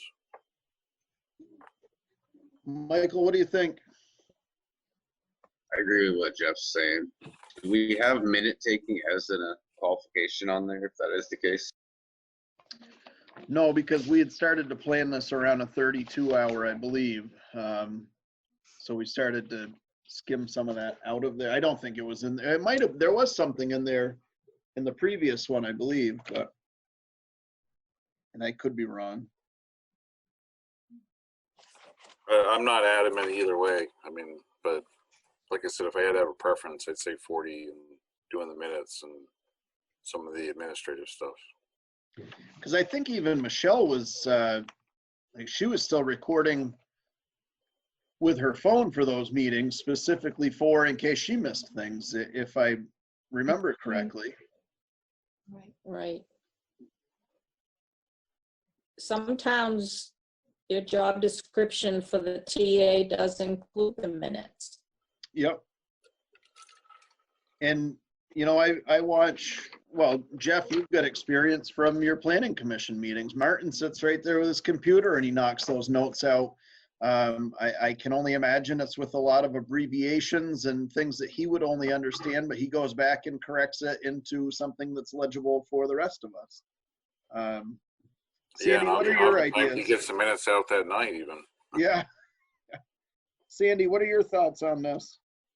I agree with Jeff and Mike. As far as making the packets up, they could probably find a high school kid that needs some community service, as long as there's no confidential stuff to do the packets. Because that should take more than, if the TA has the stuff, the master's ready to go, it shouldn't take hardly any time at all to make those copies and pop them in the boxes. Right. Yeah, like no time. Yeah, right. You know, because you make it copy, so it's each packet's already there, just clip them together. So if that's the case, then we're gonna scratch everything that we just talked about for the 42 to 48. We'll keep it at our budgeted $50,000.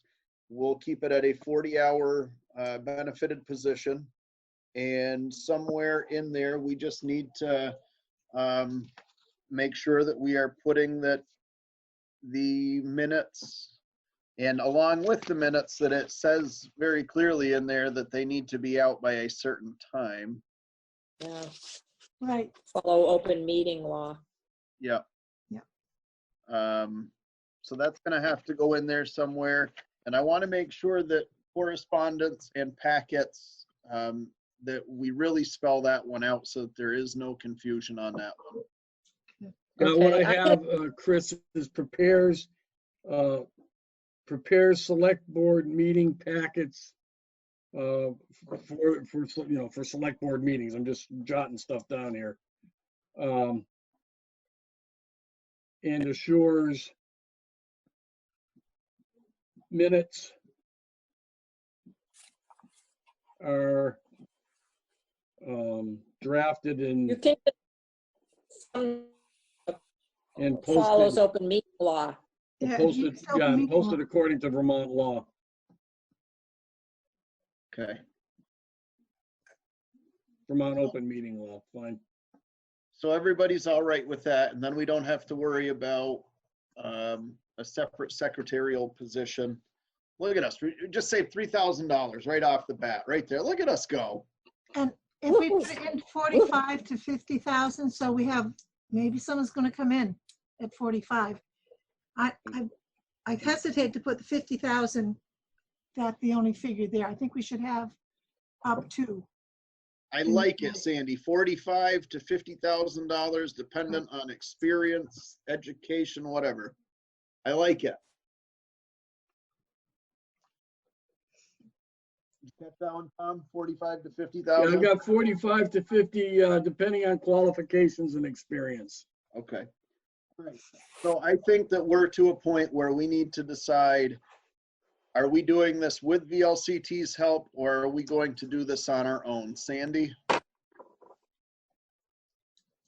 I think we could do it on our own. I think we should still advertise in VLCT News and on their board, but I think we can do it on our own. Jean? Oh. Well, that sounds good, that we could advertise with VLCT without, paying the $6,500. Right. Oh, yeah, yeah, you can do that. Oh, yeah, we should definitely do that. Jeff? Do it on our own. I'm sorry, Jean, I cut you off. What was that? Definitely do it on our own. Okay. Jeff, your thoughts?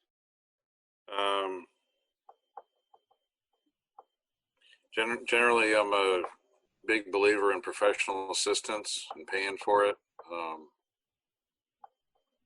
I think we probably could do it ourselves. I mean, Tom would be of great assistance, I'm sure.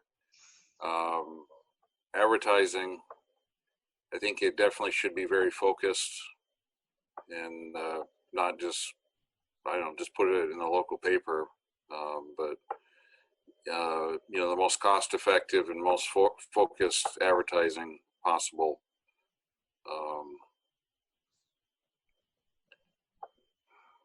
Well,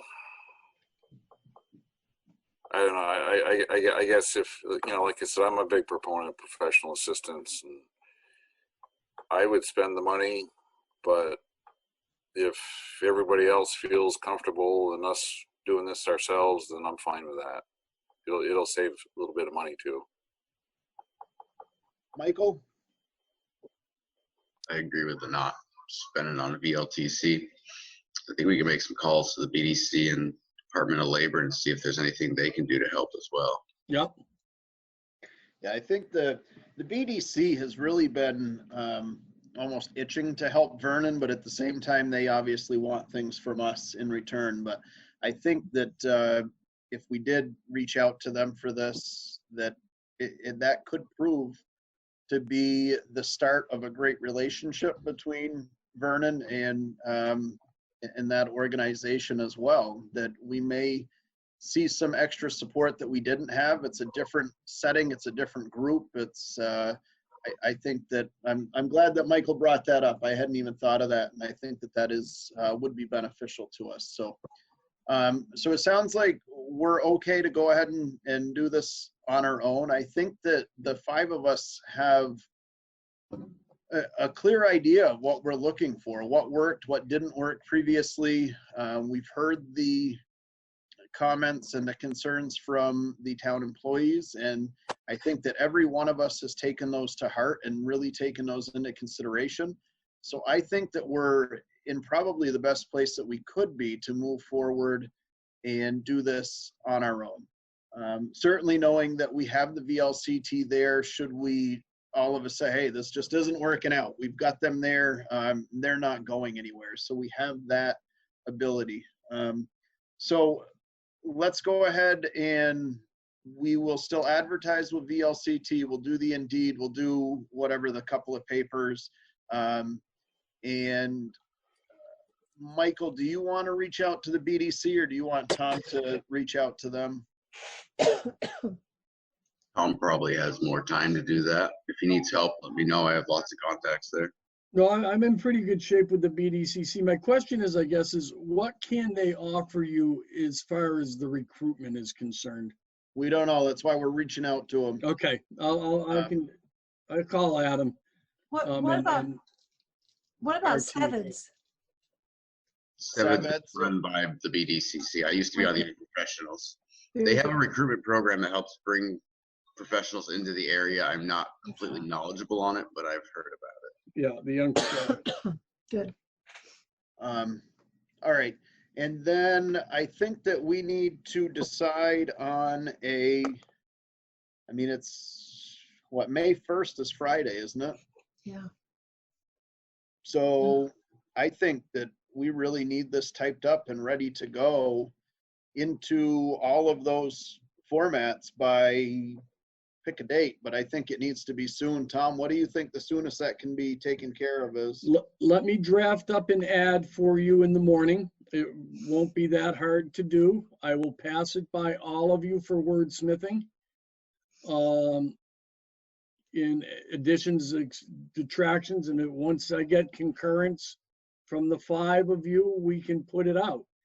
I think, if you advertise the first week of May through, let's say, the 21st of May or the 25th of May, depending on when the publications can get them out, the print publications, indeed, you can go up right online. You should be able to have somebody on board, interviewed and checked out for July 1st. You put a July 1 start date on that, and you should be well within a good time frame for that. If you want to move it faster, you could probably push it up 2 weeks. But 6 weeks, 6 to 7 weeks is generally your turnaround time for advertising, going through the resumes, getting reference checks, getting interviews done. Maybe there's 2 rounds of interviews that you end up doing. And working through other people's schedules as well. It's 6 weeks is pretty fast to do that. So the first is this Friday. The 22nd is the 3rd Friday of the 4th Friday of the month. And then we have our last meeting would be on the 19th, wouldn't it? So that would put us into the 2nd before we would be able to, or we would have to hold a special meeting that following week. I think we should hold a special meeting, because if we're going to want to interview, we don't want the names out. That should all be an executive session. Right. I was certainly going to suggest an executive session just to go over the applications that we had. So Sandy, do you have or anybody have a calendar in front of them so that we could look at these dates and decide when we want to have that deadline and when we might all be able to come together in executive session, either at a regular select board meeting or at a special meeting to discuss these things? I've got May and June in front of me. Yeah, I've got them here. I think we should do it at a special meeting. Okay. Personally. Sorry. No, it's fine. Yeah. Right. So if we closed that on the 22nd, which is a Friday, and we had a special meeting on the 27th, which is a Wednesday, does that give us enough time to?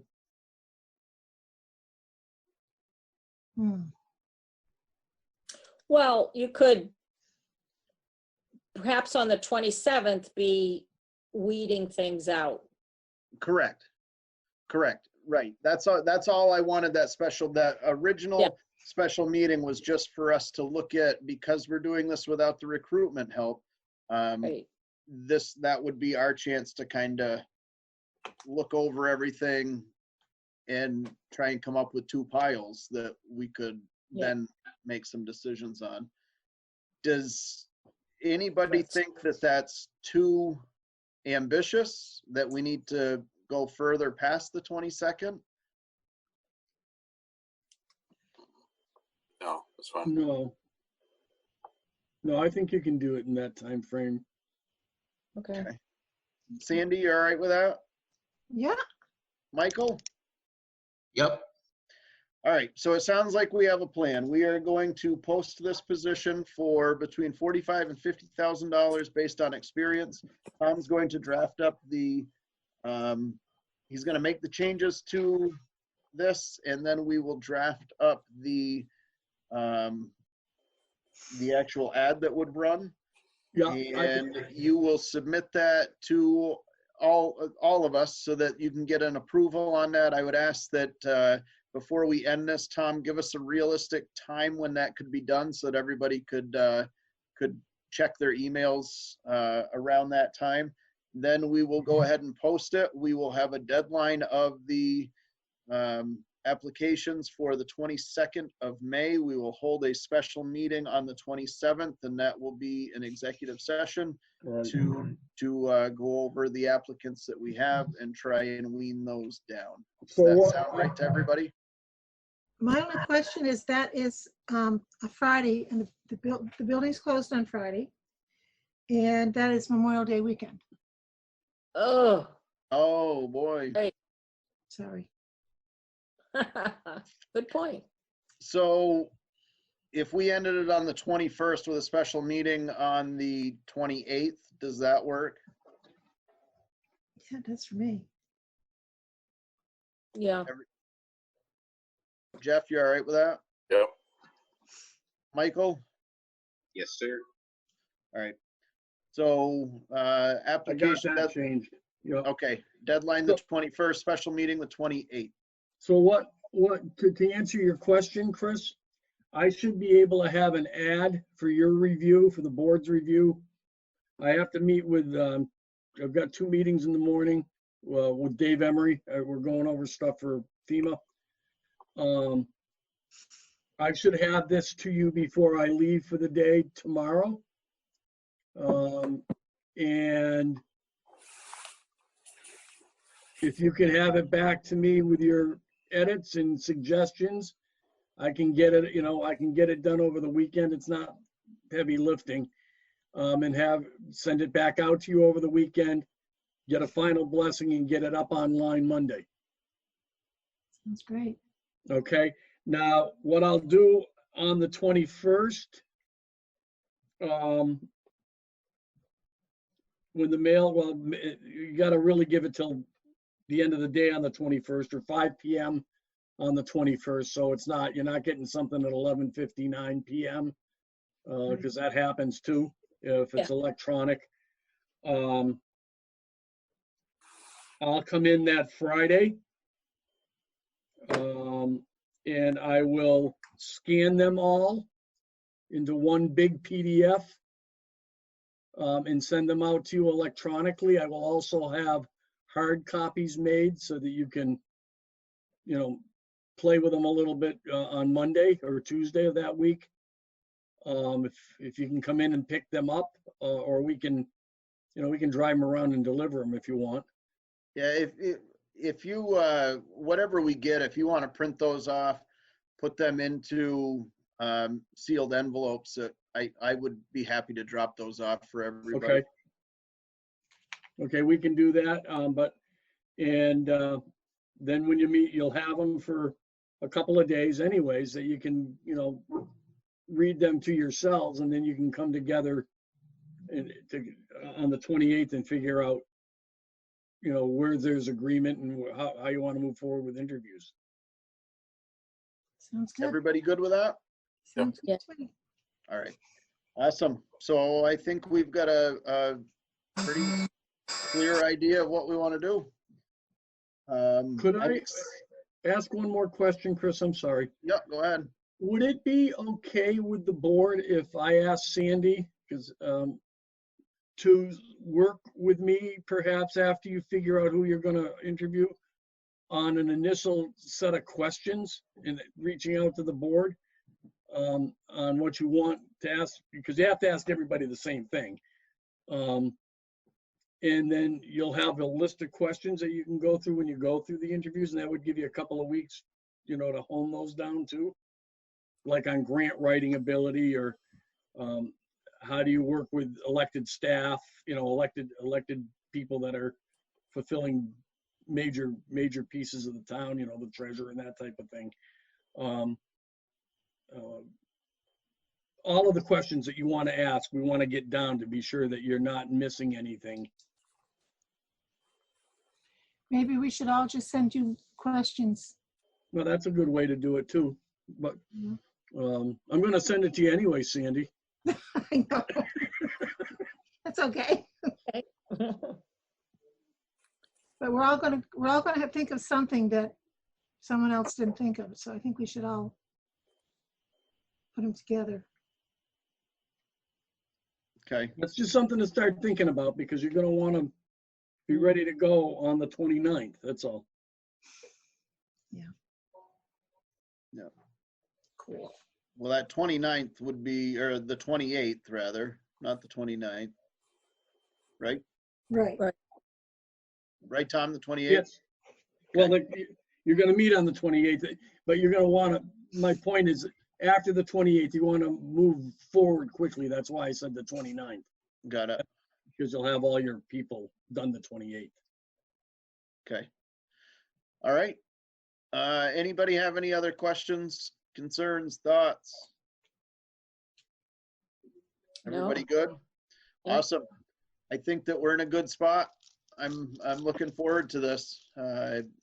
As our governor continues that quarter turn, as he likes to say, I'm excited for things to start coming back around, for the town to start getting back to where we should be. The gray t-shirt thing, I think, is going to be a lot of fun for the town. I think we're going to get a ton of support out of that.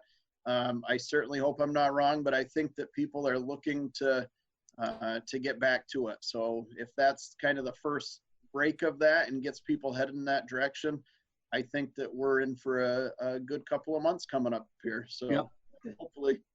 All right, guys. Thank you very much. Have a good night. Good night. Sandra, I'm going to call you because I may have missed some of the things that you were asking early on. I want to make sure I get those into the job description correctly. Okay. Thank you, folks.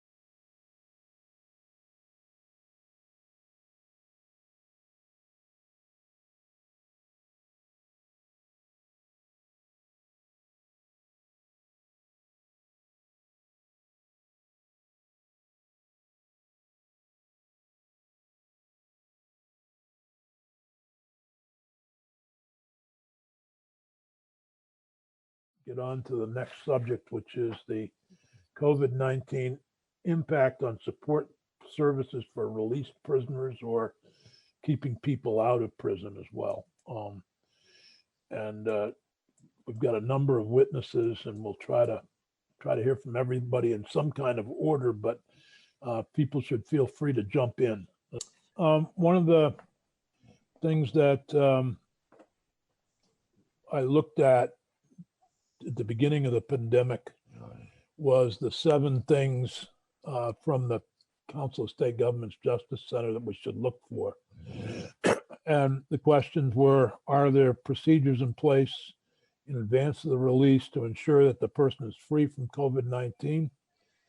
And does the person have basic supplies like food, hand sanitizer to ensure they remain healthy? Does the person have a safe home to return to or alternative community-based housing? Medical, behavioral health medications and services are available. Have we prepared the person with a technical literacy and equipment to receive and benefit from virtual rather than in-person supports?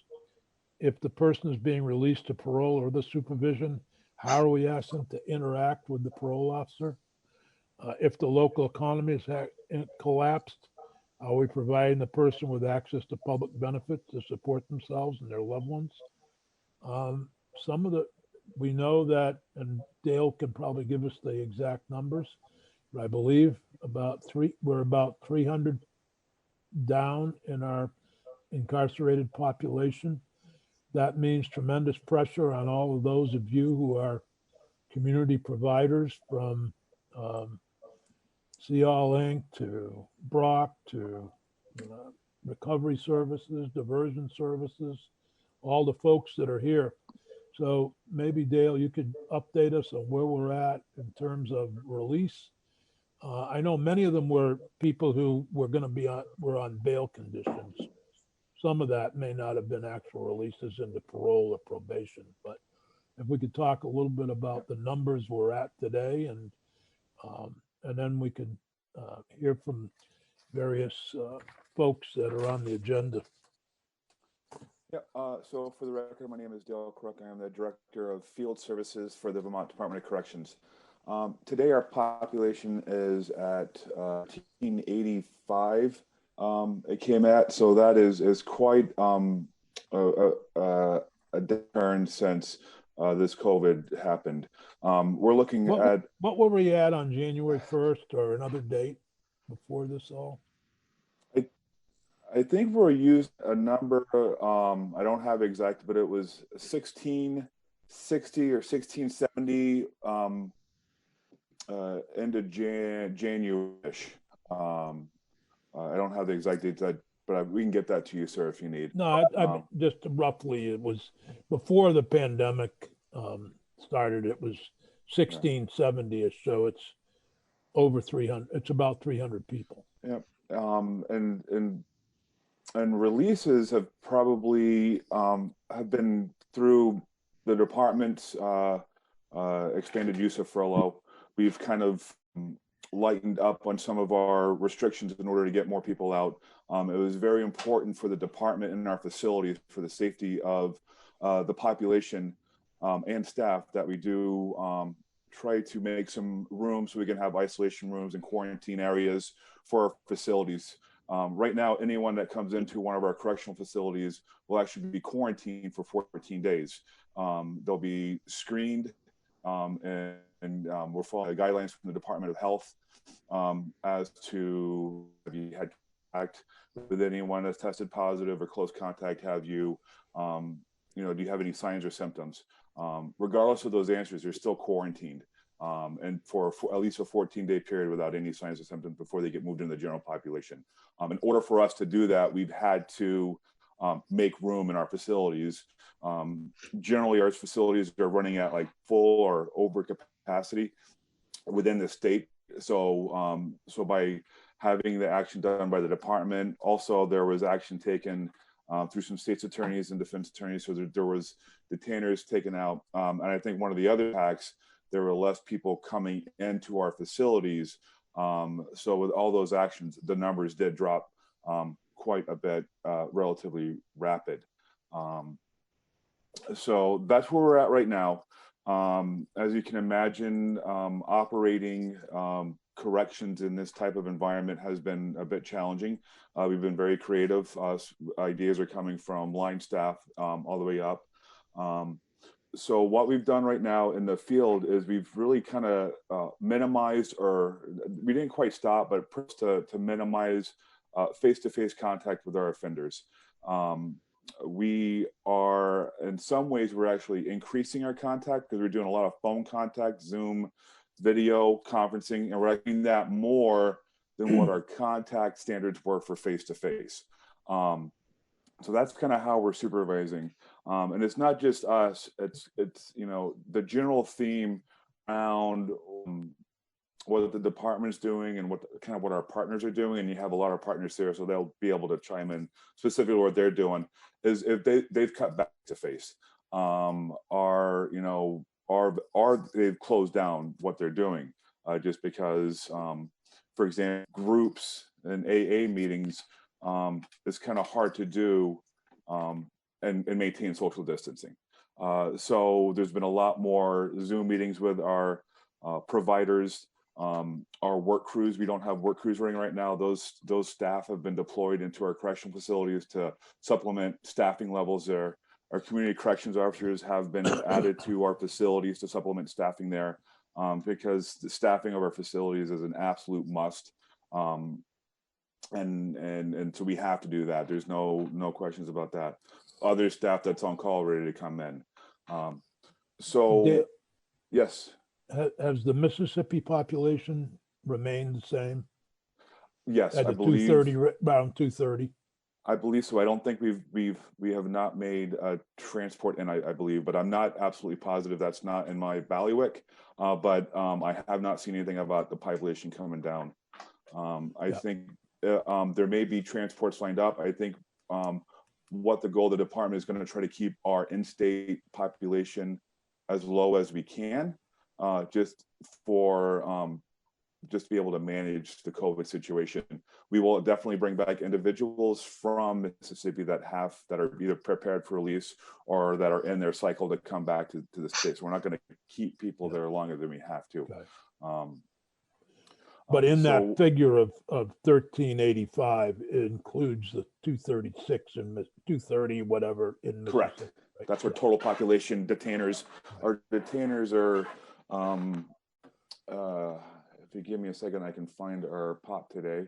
I think our detention population is quite low as well today. So it's been really an all-around effort from all of our partners in the criminal justice world to make it happen. So today's number is 1384. The in-state detention population is 267. So that has dropped quite a bit over the last 3 months or so. That's down by about 120 from where it traditionally was 380 to 400, right? I think it's varied. I think over the last 6 months, it's been around 350. It's hovering around there. So it's almost 100 drop or 100 person drop. Yeah.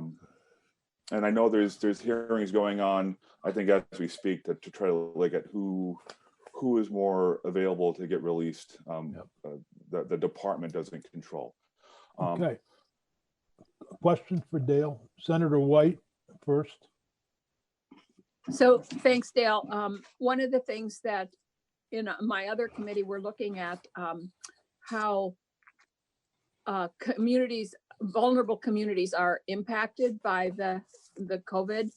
And one of the things that we heard was that there is we don't have any data on who has been released and any race, ethnic, socioeconomic information on who's been released. And there's a feeling, I believe, that it may be disproportionately, how do I put this, not not proportional to the communities of color persons who are in corrections. So do we have that information?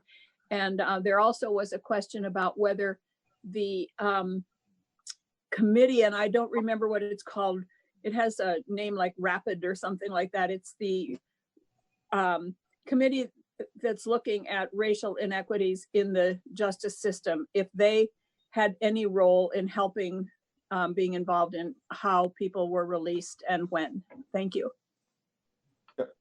So I do believe that there's a request for that type of information. We don't, during the release process, our staff aren't tracking that, but our system, so I think we have to pull that. I can ask Monica if I think we've had requests for that. I can see if we can gather that information. That is a concern for us as well. The lens that we looked at to release our population was really the big thing was violent and public safety. So we really didn't loosen the rules, so to speak, for the violation. If we figured there was a victim or victim issues, Commissioner Baker has been absolutely clear on that. We're not gonna release individuals that are gonna put a strain on public safety. So can I? Yes. Yeah, can I just do one little follow-up? Yeah, go ahead. Okay. So if you do start collecting that data, or if you look at it, I think it's important to know whether you're collecting it, if it's self-identified data, or if it's data that's interpreted by the person who's doing the survey or the release, because sometimes people are unwilling to self-identify because it's often been used against them for different purposes. So just to be aware of how it's being collected and where the information is coming from. Thanks. Thank you, Senator White. If we could go now to Willa Farrell and David Scher from the Attorney General's office. Thoughts about diversion and all the other things that you all do? Thank you. Good morning, Senator Sears and the rest of the committee. Thank you for the opportunity to talk about our work. I can say, as you can imagine, with the courts only doing emergency hearings, that our referrals are down both in diversion and in pretrial services. But staff, as you know, have been carrying really heavy caseloads, so they've been really busy working remotely, as is everybody these days. They've been doing restorative justice panels remotely, and it's really been rewarding how volunteers throughout the state have stepped up to participate in those, and that seems to be going really well. Staff are continuing to do a lot of case management, and it's different these days. They're working from home. A lot of the people they're working with are at home. Of course, there are people who are essential workers still with whom they're working. The thing that is most striking around case management right now for staff is that their role is changing a bit. So folks are really helping people navigate. They're helping people file for unemployment insurance. They're helping them find food and other meet their essential needs. They're also doing a fair bit of emotional support and connecting people to family and resources. Chris Fennom talked about the concern, and you, Senator Sears, about child abuse too. And I'm hearing that staff are seeing how it is sometimes hard to provide those supports when people are in the house and don't have a private place for a conversation. So the work is pretty intense, as you can imagine, across the board. With the decrease in referrals, programs are seeing a significant decline in fee revenue starting in May. And at this point, it's hard to project what that impact will be on the budgets. But as you know, client fee revenue is an important source of revenue for these programs. It's about a quarter. They pay for about a quarter of their expenses using client fee revenue. So we're anticipating that to be a challenge going forward in FY21 as well. Well, as we make recommendations to the Appropriations Committee, feel free to let us know how it's impacting. Okay, thank you very much, Senator Sears. And I can quantify that for you. Yeah. So I think come the summer when the courts reopen, there'll be a surge in cases. People will be back in their offices, very busy. I do want to just note, as you can imagine, what I'm hearing from staff, their biggest concern are people who are drug dependent or alcohol dependent, who are particularly vulnerable. Some folks don't have phones, don't have means of connecting remotely, and staff typically see them when they show up in their office. So that's the big concern that I'm hearing from people really worried about those vulnerable individuals. I'm concerned about how the future will look, particularly those groups that rely on Al-Anon and AA and programs like NA, whatever, and group therapy. How that's going to look. I posted a picture the other day of a Senate Appropriations Committee meeting with the 7 of us, 2 witnesses, a whole group of people all around the committee. You've all been in that committee room. And I'm thinking to myself, how would you do social distancing just to hold a committee meeting? How would you do social distancing just to hold a group? Those are problems that we're going to be confronting as the system starts to come back online. And we're going to need to be prepared for that. And that's part of the use, I think, of the CARES Act. Yeah. But I appreciate David, did you have something to add there? I actually just had one brief point to add. Willow really covered the bulk of it. But this dovetails a little bit with the first conversation the committee had today, and that was with respect to garnishment of state tax collections. Yeah. The judiciary's decision to collect for the first time this year Superior Court debts has led at least one, we've heard of at least one client who had a significant garnishment for old DLS convictions that were, I guess, about 6 years old. And they were expecting a significant tax refund, lost about $1,700, which was a serious blow in this current environment. And so that's not directly related to that federal issue with respect to the federal monies, but it is a sort of state internal issue which caused real hardship for some of our clients, and just wanted to bring that to the committee's attention as well. Anything else, Willa, or any questions for Willa? If I just want to add, just to build off a bit of what you said, Senator Sears, about how will we work going forward. One of the things that is different, that is being positive, is the use of virtual platforms with IDRP, formerly known as Project Crash. And so there are individuals who don't have transportation and haven't been able to get to IDRP to complete that requirement in order to then get their driver's license back. That's happening virtually, and we're hoping that changes like that may continue going forward so that there's greater access to IDRP and also greater access to assessments through telemedicine.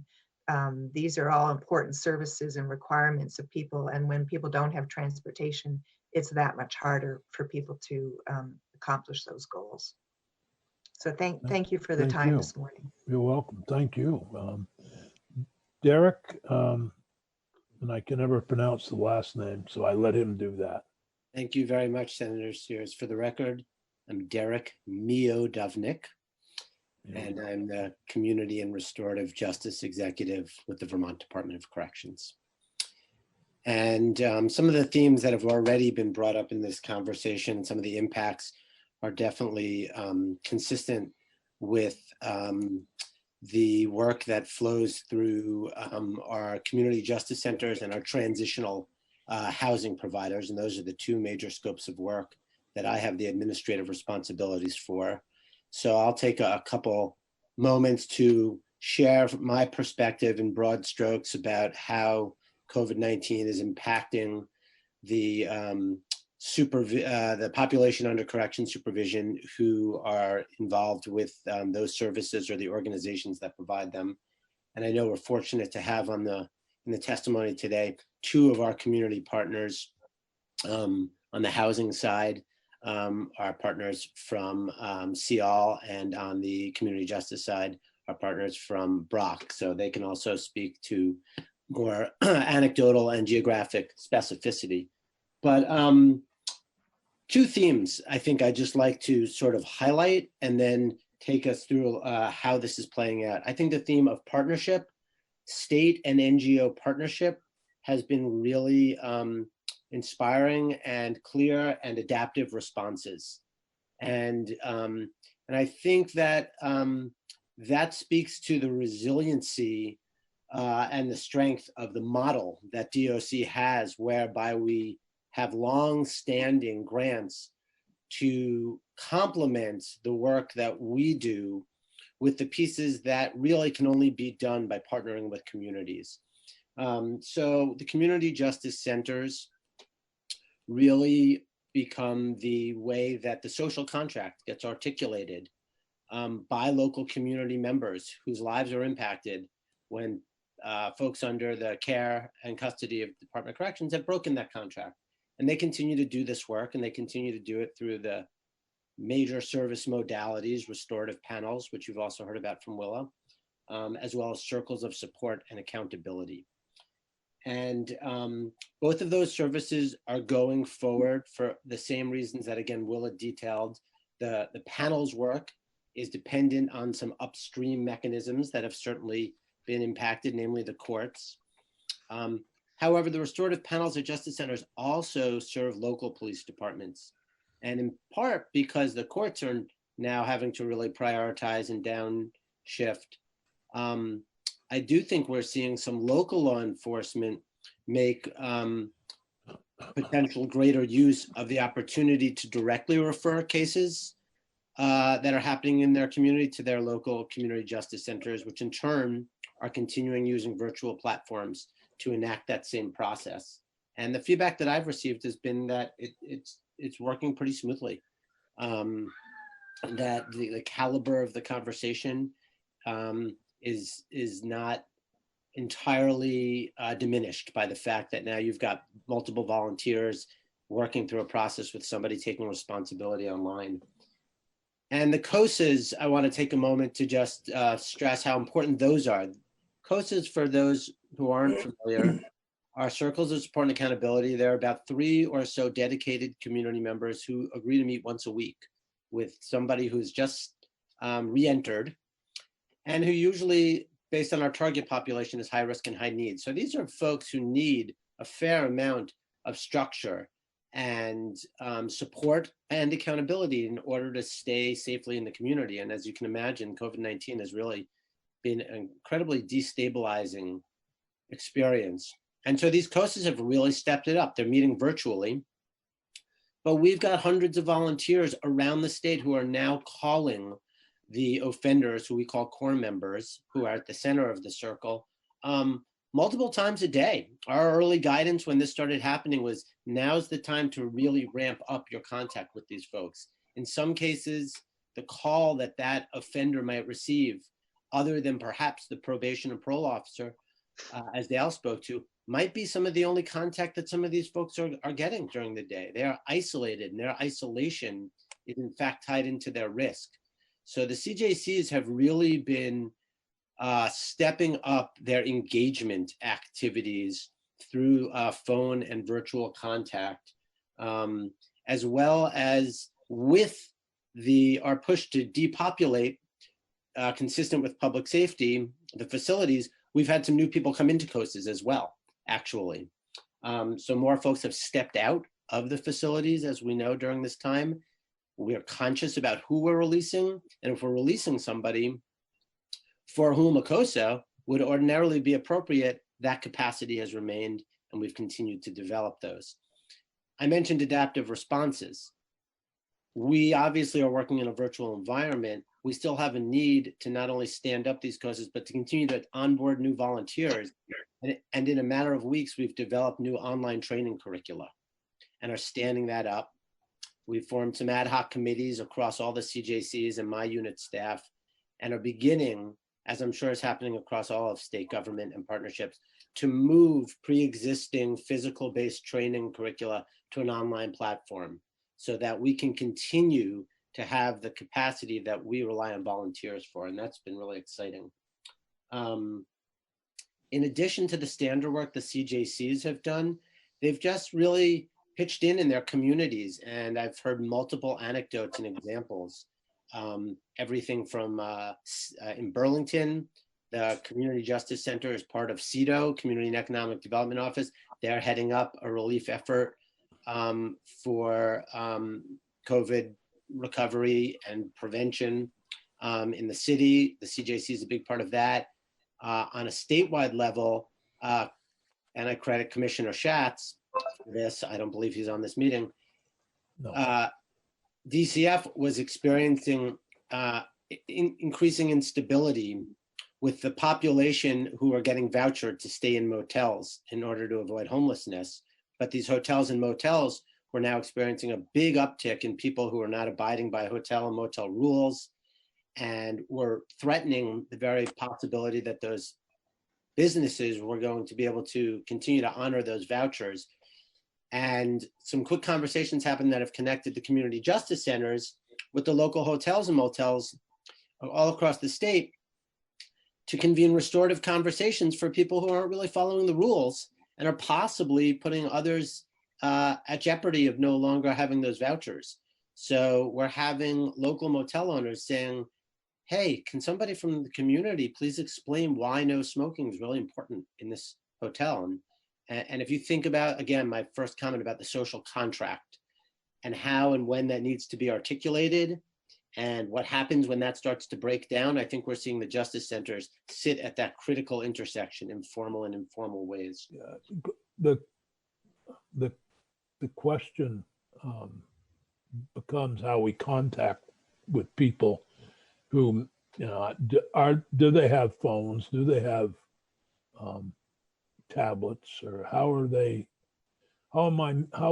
I, if I were a released prisoner after a year or two in jail, how would I be in contact with the circle of support, the local justice center, whatever? That's a great question. I mean, much, but not all of our population at this point have their own, devices, smartphones and whatnot.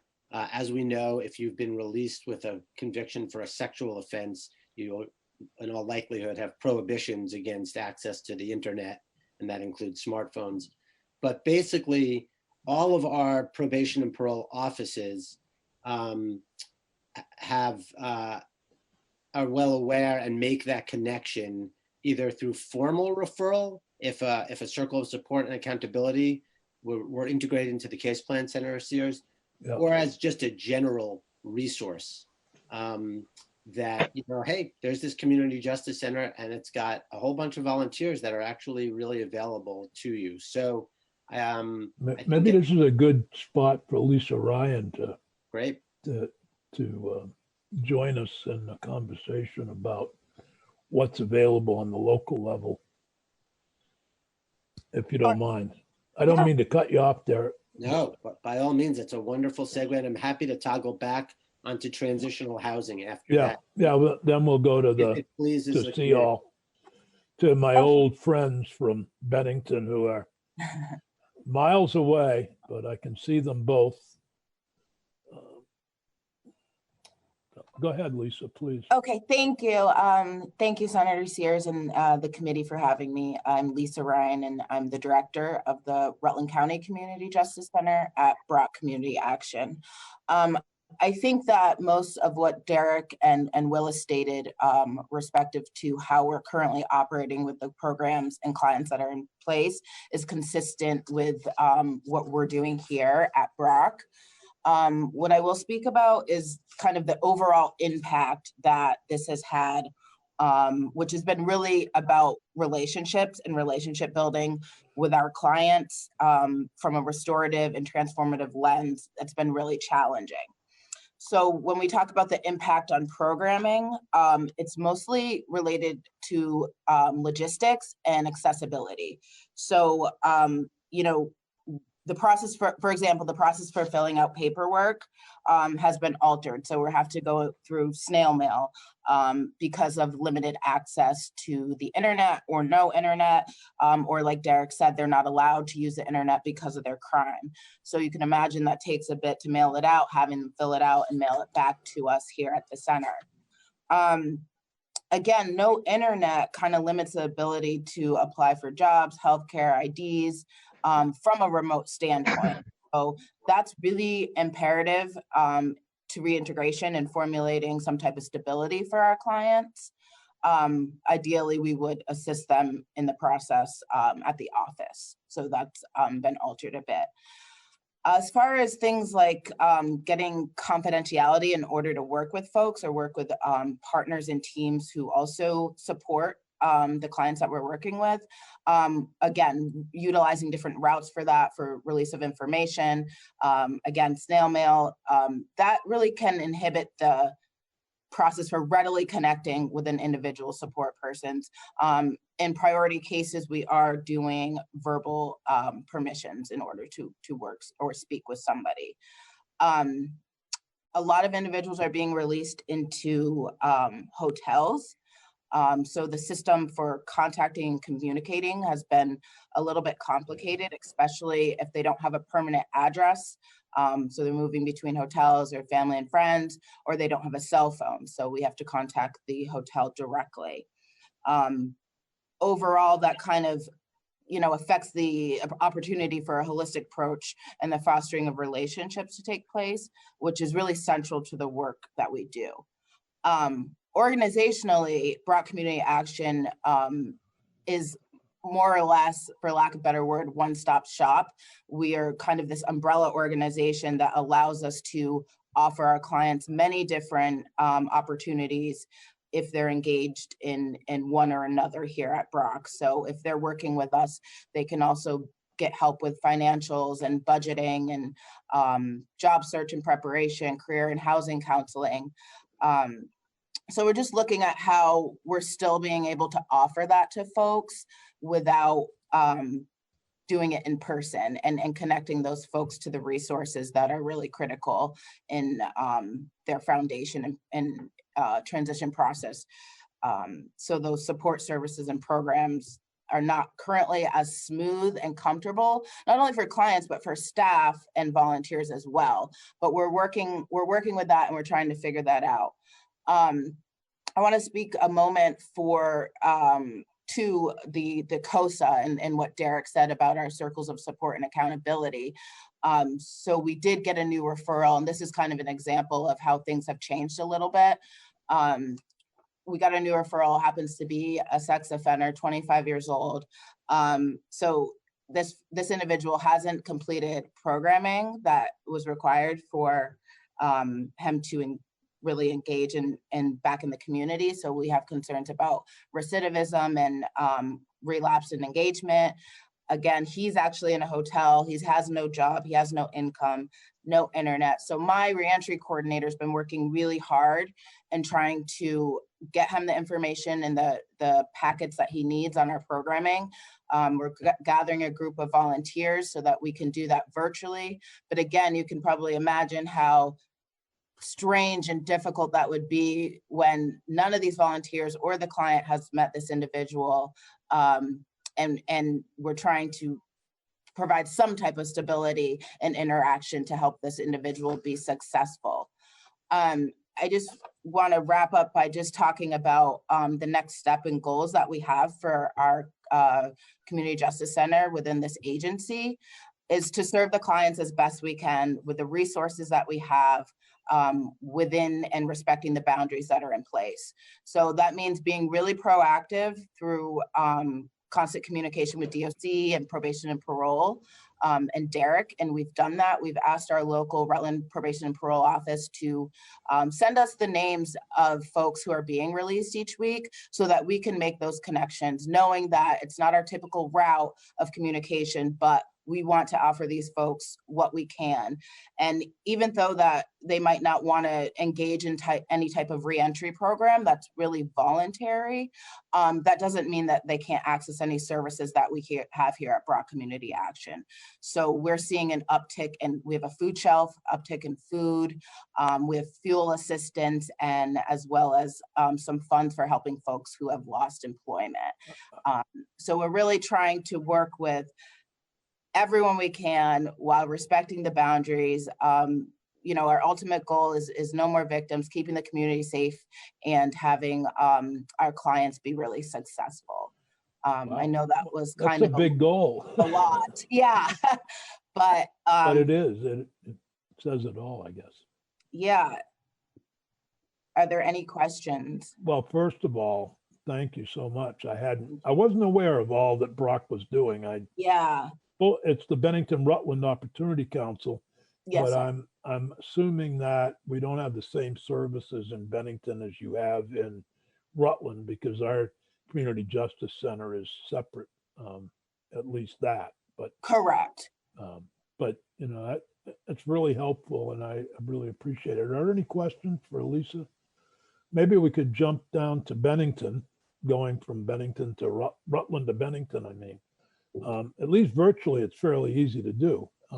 We have John Winchester and Jim Henry with us. John has been with CEOL for as long as I can remember. 1985, Dick. 1985. He was a very young man when he first came to work at 204. I can remember that clearly, but not the date. We often find ourselves talking about kids that we had in the program back when we were there. And then Jim Henry, most of you have met, who's the executive director of CEOL, and you've met most of them through the juvenile programs, but CEOL also runs an adult corrections program. So maybe you can describe how that's all changed with COVID and a little bit about what you all both do. Well, so thanks for having us. I am Jim Henry, for the record. I can touch base at least on the staffing part, and John can, get into the details on the, the ins and outs and the daily life. But basically with staffing, we've run into a couple quarantine staff who have been tested, and we're trying to follow as much as the state guidelines and CDC guidelines. And, we do have masks available for staff. All staff are washing their hands coming in, just trying to, be as careful as we can in that aspect. But probably most of what you'll want to hear is from John, with the daily life. So I will pass it on down to John, or unless there's any questions as well. Not right now, but I'm sure there will be, Jim. And John just showed us his mask. Yeah.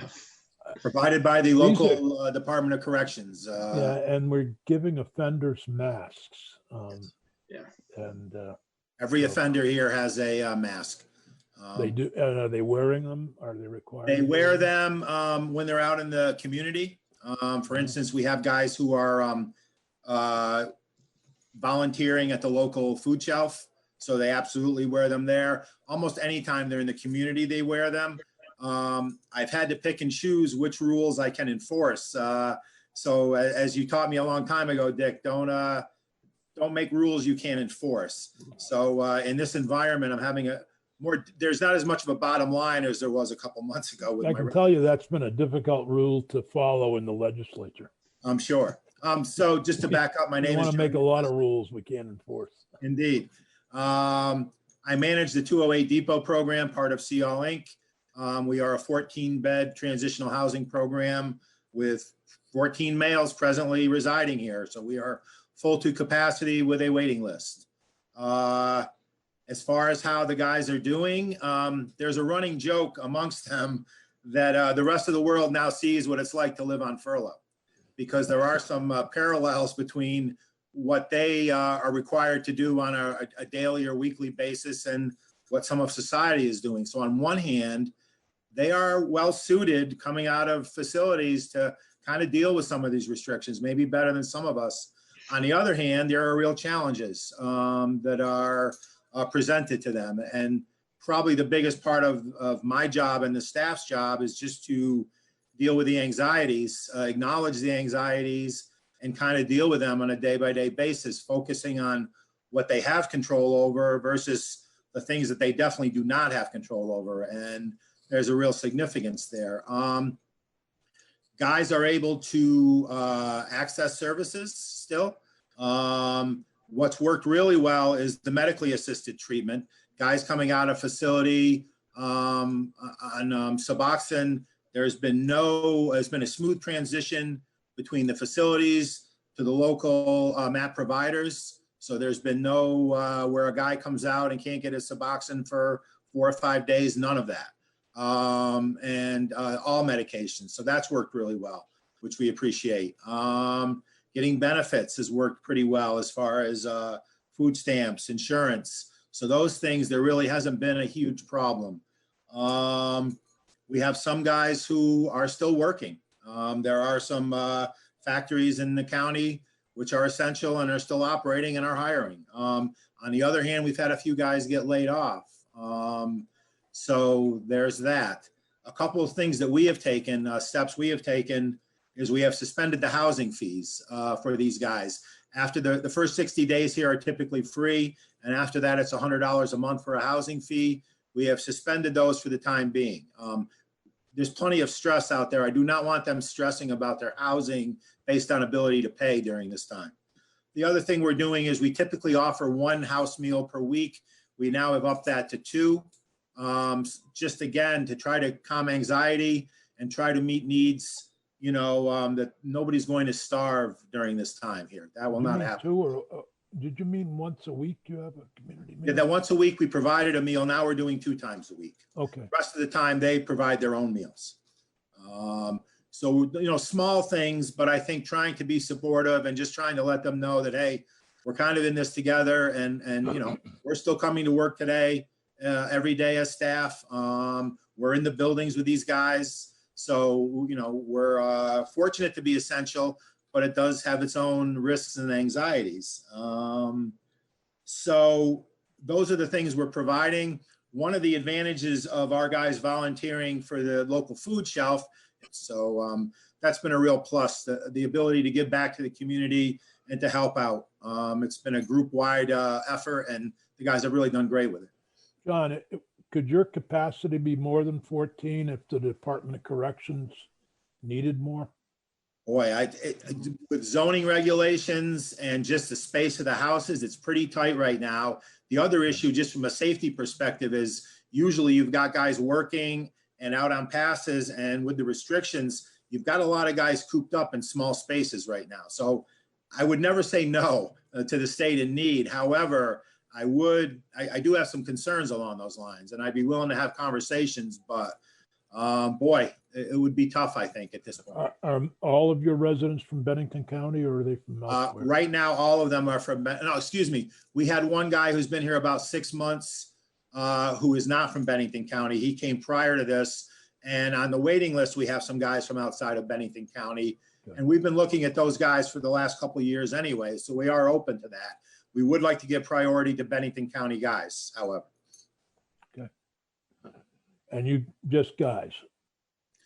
At this time, we are males, but we're always looking, and we've been involved in conversations. Derek and I were at a conference not too long ago at Bennington College discussing female offenders. So we're open to discussions.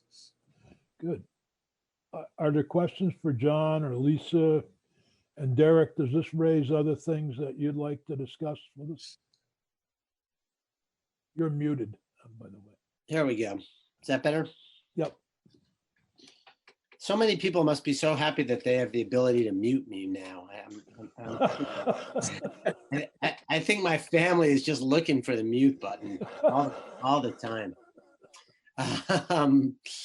No, other than to say that John's programmatic and Jim's programmatic sharing is really illustrative of the great partnership that we've experienced across the state. This has been a big ask and a heavy lift, because as we've tried to, again, create the optimal public health conditions inside the facilities, we have leaned in a very quick way on our transitional housing providers. Yeah. And these folks are showing up every day in these houses too.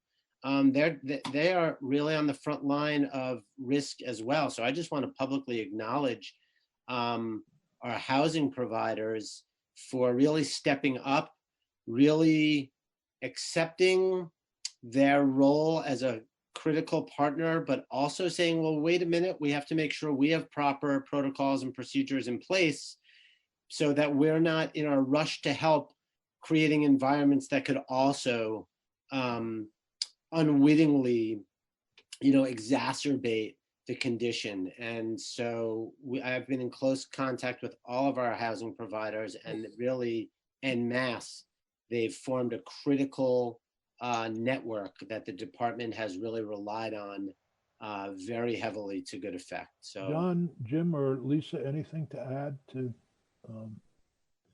Both of you mentioned substance abuse, and Derek did as well, which is a good segue to Peter Mallory, who's I think we served together, Peter, in the Vermont legislature on occasion, and Tracy Howe Tracy's from the Rutland Turning. Rutland. Well, we're sticking with our Rutland Bennington partners today, I guess.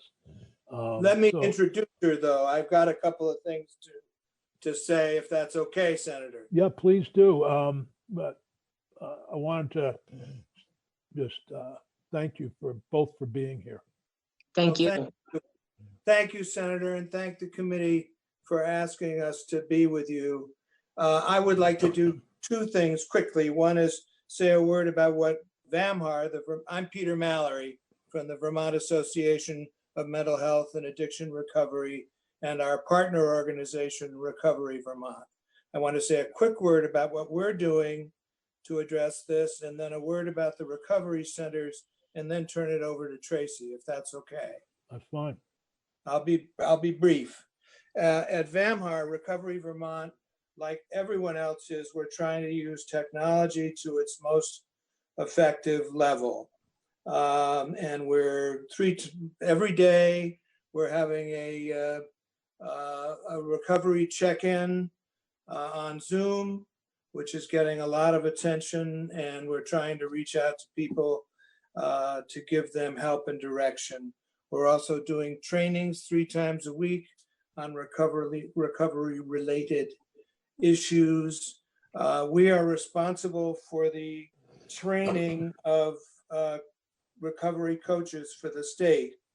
And needless to say, that presents some interesting challenges right now, but we're going to have our first virtual academy the week of May 4th. And I'm very hopeful that we will have a successful transition to Zoom, as you have in the Senate and the House, maybe. And we need the coaches doing the peer-to-peer work now more than ever, which really leads me to the recovery centers. And Tracy is a tremendously able leader of the Rutland Turning Point. The 12 centers in the state are a national model. They provide places for safety and support, and they face some real challenges in this atmosphere, with their meeting rooms closed, which host all sorts of meetings related to addiction and recovery. They've had to do remarkable work, again, with technology. Staff is, if anything, more burdened than ever, trying to do outreach and peer-to-peer using whatever technology is available. And, it's not, there may be a rumor out there that because the meeting rooms are closed, it's saving money. It's not saving money, since we were talking a little bit about money, Senator. It's a challenge to find ways to upgrade the technology and have the staff to make this work. And this is particularly true for people in early recovery. We're very anxious not to lose people who are struggling with the earliest stages of recovery. And yes, did Just you? so, well, no, I just want to bring us back to a focus on those being released from I'm going corrections. to Yeah, shortly. if you could, yep. I will immediately. So I just worry, I want to say one more thing, which is when the surge comes, as a number of other people have said, the surge for this will come after the surge in a number of other, mental health and recovery surge will come after the hospital surge and the medical surge. Tracy, Joe Benning, Senator Benning has met Tracy a couple times through our recovery day. She has done groundbreaking work with her center on corrections and working with people coming out of corrections.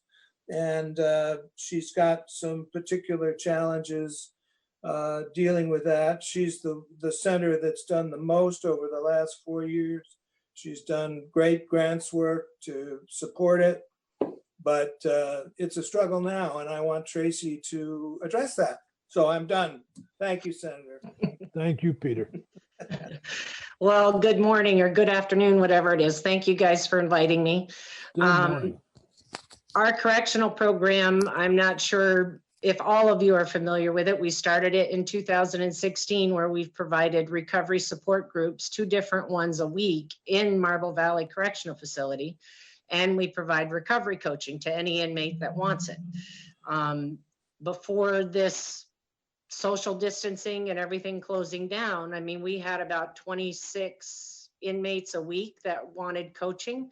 And we had a coach up there 3 days a week, and it had just gone to 4 days a week for about a total of 10 hours a week. And then the coach was also going down to Springfield Correctional Facility to meet with inmates for coaching that were from Rutland area and going to be released to Rutland. When this all started with COVID, of course, everything shut down. No volunteers could go into the jail. So that really has limited our connection, and that's, in my experience with doing this, that's the most important thing, to establish that connection with the inmates so they trust us. So they will come to the center when they get out. And we had quite a good following with the program, with people being engaged post-release. We've tried to see if we could do virtual meetings or virtual coaching sessions with inmates at Marble Valley, and that can't be done right now. I'm sure it's crazy up there. So getting that set up is tough. So what my coaches and some of the group facilitators are doing are writing letters to the volunteer coordinator at the correctional facility, to the inmates that they were engaged with, to try to have some contact. One of my concerns, this happened yesterday. I went down to the center in the afternoon to check voicemails. And there was somebody on the voicemail that I called back, and it was a individual who was released from Springfield 2 weeks ago.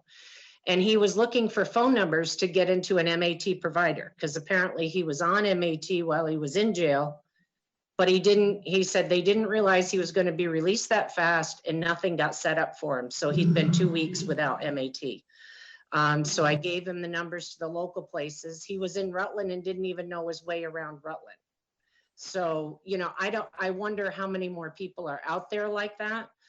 I know with Vermont Recovery Network, we've worked with Annie Ramanuso, I'm probably mispronouncing her last name, about doing a referral for inmates when they're getting released, that the caseworkers would do to get them set up with a coach post-release.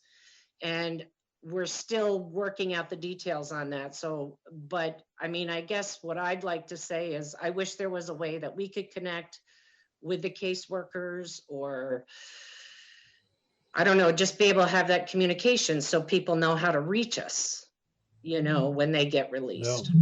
There may be a opportunity here to hear from Dale or Derek on that particular release and the coordination with the treatment, as well as from Morning Fox, who's the Deputy Commissioner of the Department of Mental Health.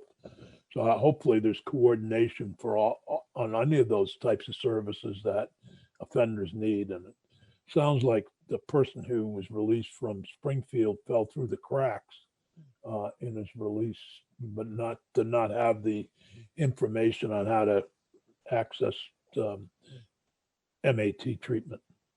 Well, without knowing the individual. Yeah, no. Yeah. But the cases that the department has control over, we'll still do in reentry planning.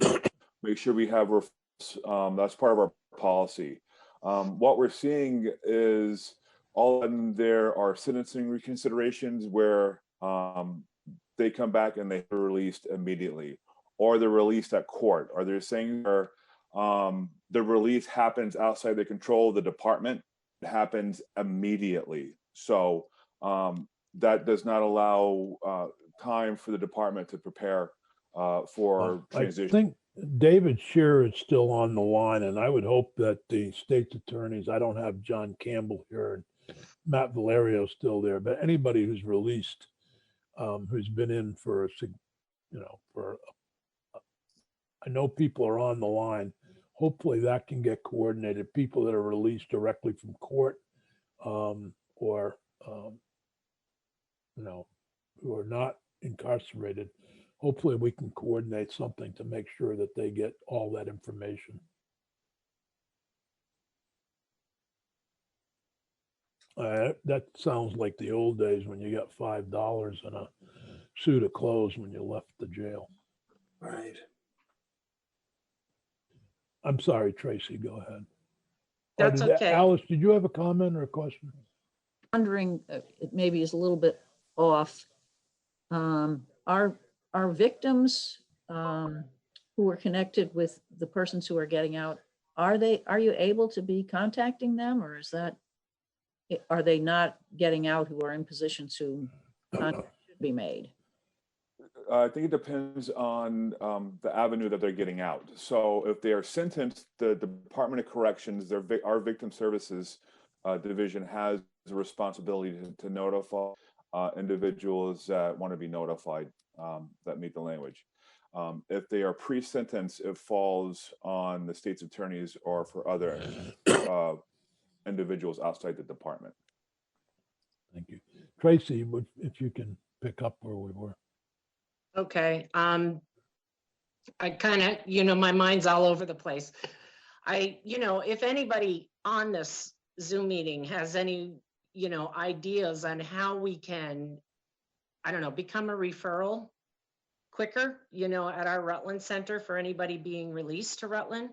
I worry about these individuals. I mean, most of the people that we follow that have been released, we've been able to engage by phone. And cold calls are not always the best. Seeing somebody face to face is best. But, we had a couple of overdoses here this weekend. And my concern is that the isolation, when somebody gets released, if they don't have a phone, they don't know where to go for resources. They could come to the center. We could help direct them. I think Lisa has a comment if she would like to. Yeah. Hi, Tracy. How are you? Hi, Lisa. I was just wondering, I know Rose Kennedy, state's attorney here in Rutland, and her staff put out the resource guide. Have you seen that? And if you have, do you know if you're on that? I'm thinking that could be sent out to the facilities and given to folks who are being released out of the facility back to Rutland, because there's a bunch of resources on it for everything. I think Turning Point is on it, but that would maybe allow for a smoother transition and locating the necessary things that folks are needing. I think we are on it. I think that was a while ago that she set that up. Yeah, but she's constantly updating it too. Okay. We I can keep check with interrupting her. you, Tracy. We keep interrupting you, but. That's okay.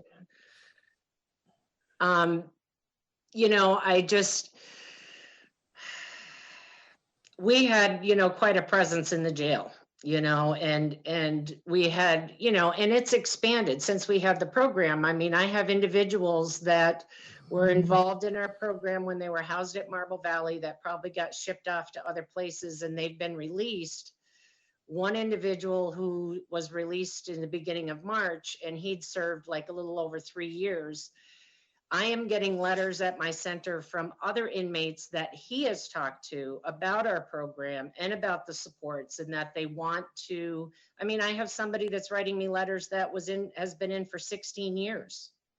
And they've done a lot of work on themselves supposedly while they're incarcerated, and they, want to become a recovery coach. They want to help other people. They want to talk in corrections. He gets out in 6 months. I kind of explained to him the routine on how we, he needs to get a recovery coach first when he gets out to help him with that transition before he can provide that services. But word of mouth through the correctional facility has gotten out there, because I get letters from inmates I've never met that want to be involved in our program. And I'm worried about losing that connection by this COVID. And I know, it's tough for everybody. I just really want to maintain it because I think it's vital, I want to just urge all the players to try to keep that lines of communication open. Senator, if I have a. Yeah, please. I'm trying to answer my phone. I just emailed the superintendent, Sue Ransom Kelly, and Rich Eckroat, the district manager, to get in contact with you to see what we can do to brainstorm to make this happen. Awesome. So they should be reaching out to you. Thank you. Thank you, Dale. So half the battle is putting the right people together. Right. And I was about to say before my phone rang that, it'd be helpful. It may be the same process in other parts of the state where people are not getting in touch with the contacts that might be able to provide them with assistance, particularly those being released who have been on bail or other conditions that aren't necessarily released by the department, or during sentence reconsideration. I wonder, could we turn to Morning Fox, who also, the Department of Mental Health obviously plays a major role in people who are being released from prison. Many of them have significant mental illnesses, including substance abuse problems. So maybe you could tell us a little bit how you're coordinating with the local agencies as well as DOC. Sure. Thank you for having me. For the record, Warning Fox, Deputy Commissioner, Department of Mental Health. We, like other folks who have testified earlier, and as folks are aware, just in general, staffing and such is continues to be an issue in all various areas of our work. That being said, the most traditional referral avenue is through the from Department of Corrections into our adult outpatient programs, and we're continuing to do all of our assessments at every designated agency for intakes for adult outpatient services, as well as CRT services for those with more serious and persistent mental illnesses.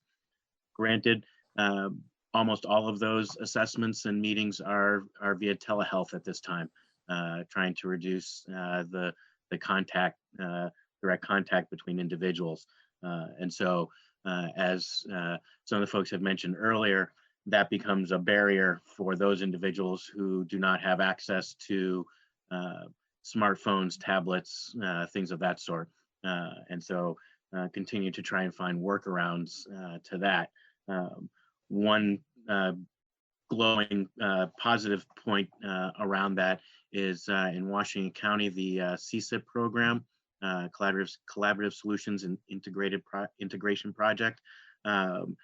And they're continuing to have some of their case management services done face-to-face, that they are continuing to do some community-based case management services while still observing social distancing, staff wearing masks, things of that sort.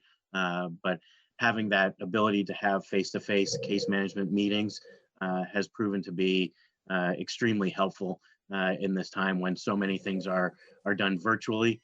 To have the actual human being within feet of you to actually have a more positive interaction has been very beneficial, is my understanding.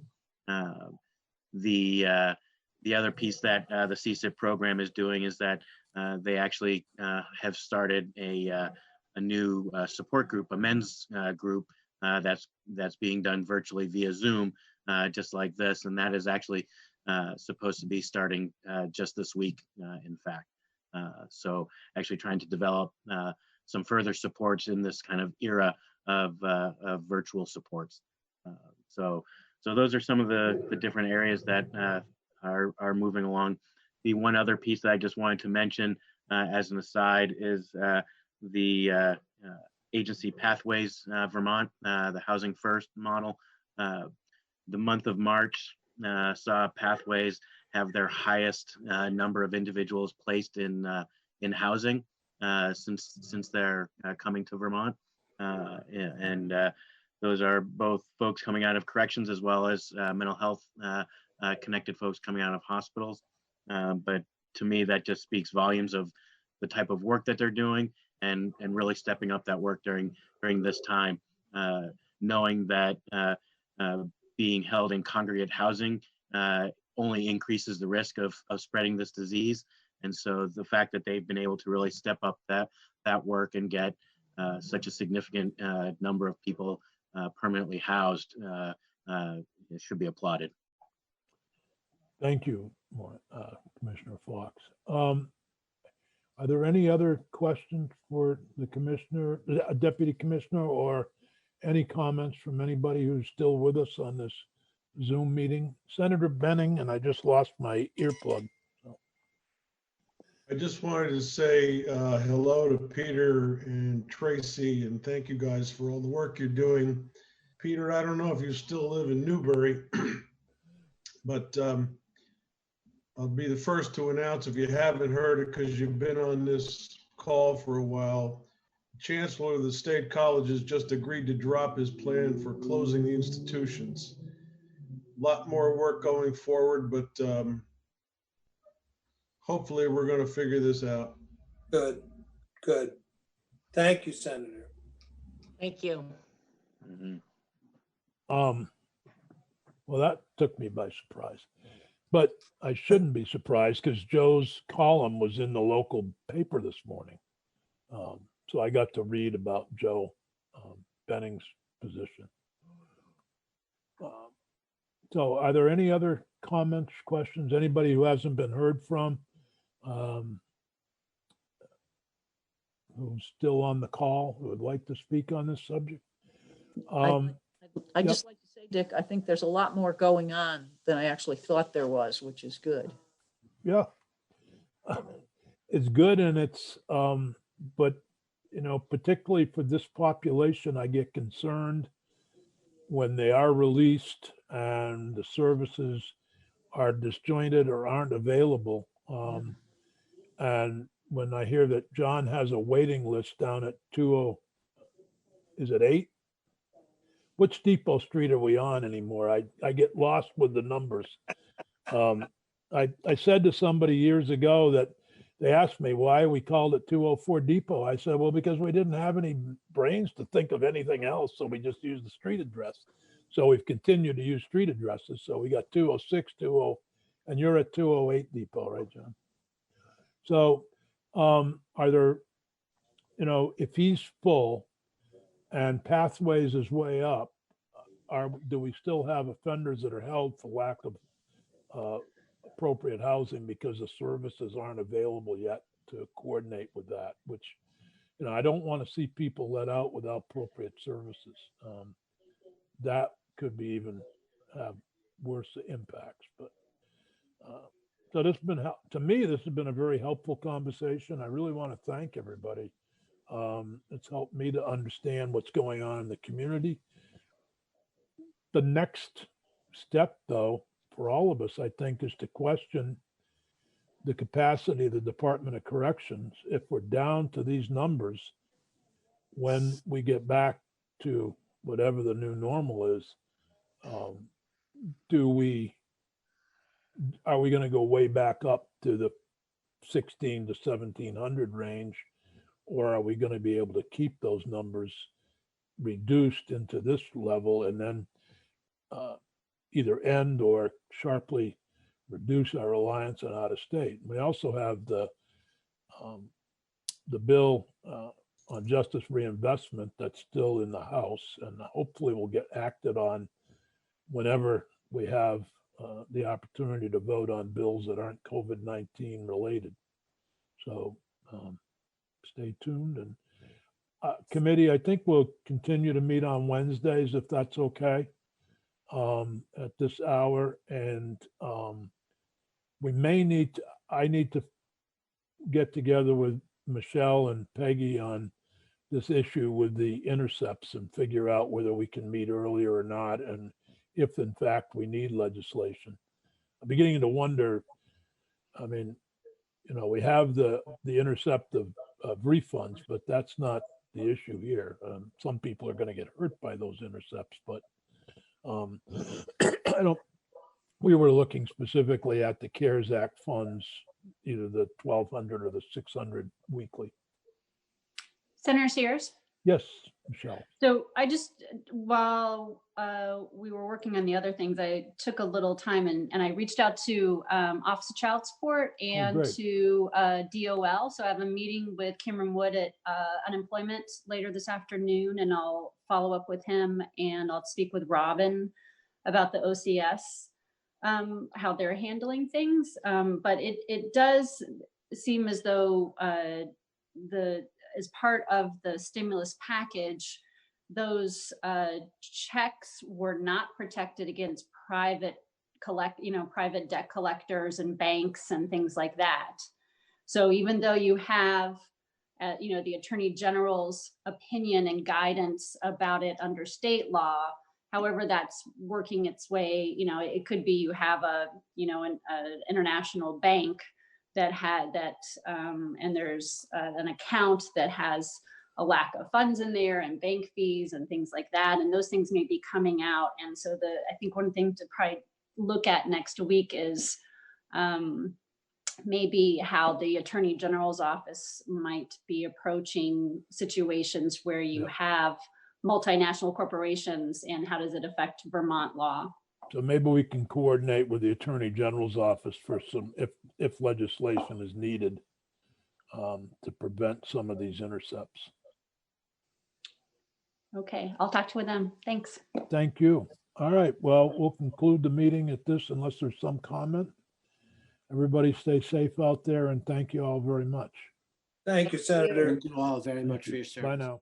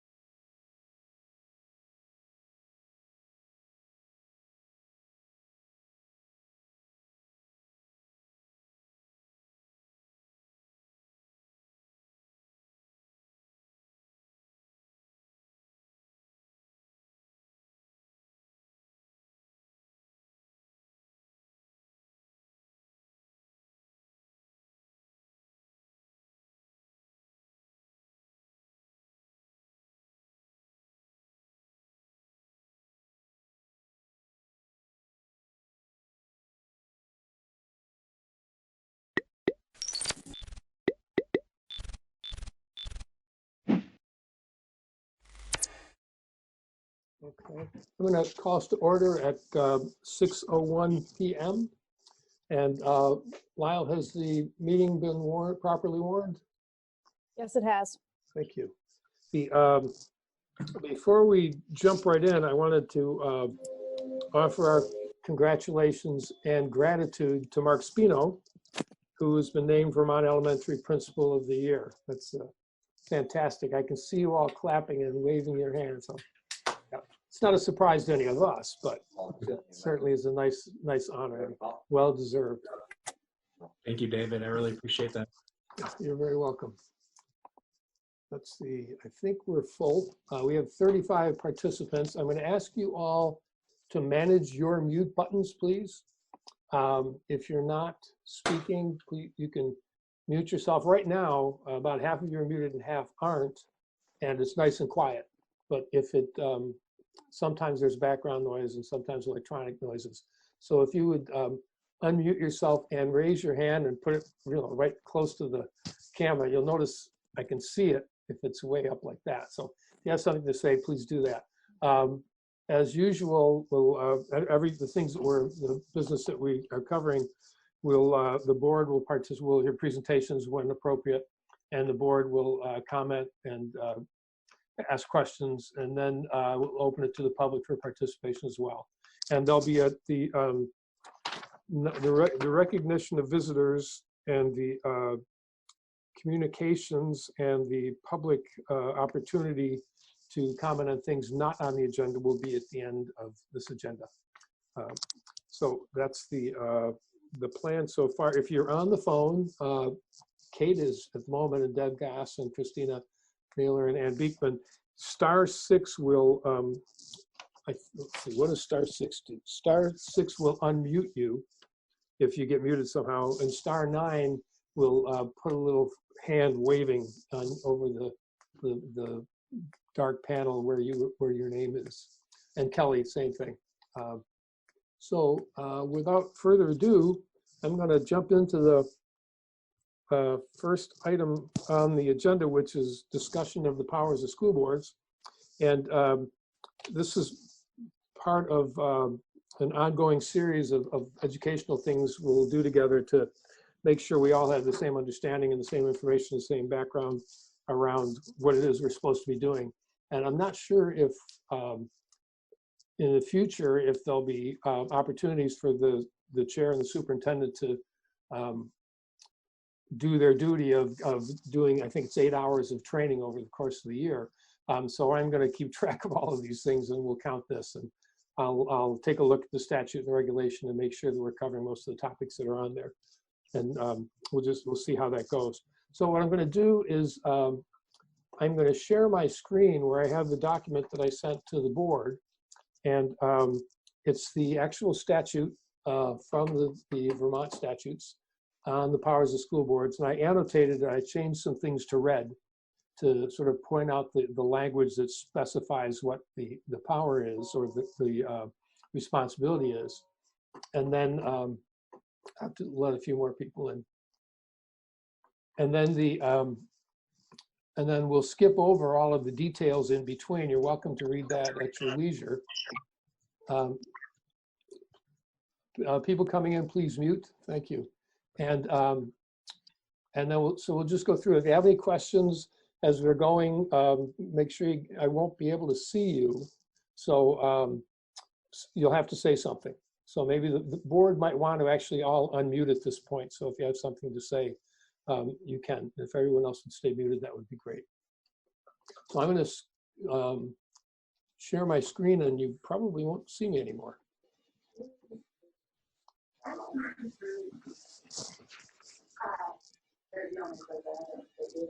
Okay. So you should have on your screen Title 16 Education, Chapter 009, School Districts. I hope that if you're a board member and you don't have that, please let me know. Okay, so the first power is the board shall determine the educational policies of the school district. And this describes about how to do it. We need to give, someone is,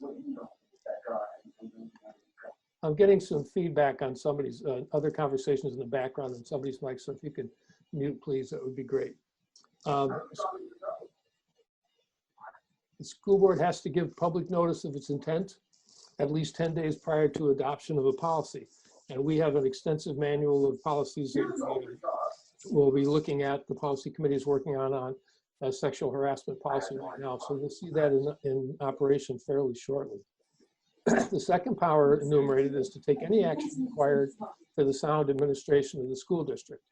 Any of the actions that we take can be overruled by the Secretary of Education with the advice of the Attorney General. But it's we're responsible for soundly administering the school district. The third one is we have discretion to furnish instruction to students who completed high school, who completed secondary education, and to administer early education programs, which we do. We have a number, I think it's 19 pre-K, private pre-K partners that we help with the administration. The next one, number 8, is establish and maintain a system of receipt, deposit, disbursement, accounting, control, and reporting. This is our warrants. This is the reason that we have several accountants in the central office, and this outlines the ways that we need to do that. The system of accounts is what you see in the budget, and it changes from time to time, and that comes generally from the Agency of Education, or the Agency of Education. We have to report on the condition and needs of the school system, and we do that annually at our annual meeting and in the published report. And we have to prepare and distribute annually a proposed budget for the next year. And some categories are prescribed, and some categories I think we get to add as well. But that's become pretty formalized at this point. The next two are the provide at the expense of the district, public to approval of the superintendent, all textbooks, materials, equipment, and supplies. This, we do sometimes have students pay for things, and that's something that we're going to have to be looking at some point. It's on the agenda of the performance and programmatic equity, the PPEC, and there are some courses and some participation activities where students are paying. So we need to have a look at that in terms of equity. But it's our responsibility to provide at the expense the materials that are necessary. And then number 15, which is kind of like the 10th Amendment in the Bill of Rights, shall exercise the general powers given to the legislative branch of a municipality. But this basically says, and I made this larger because this is really the catch-all. It basically says that we make the rules.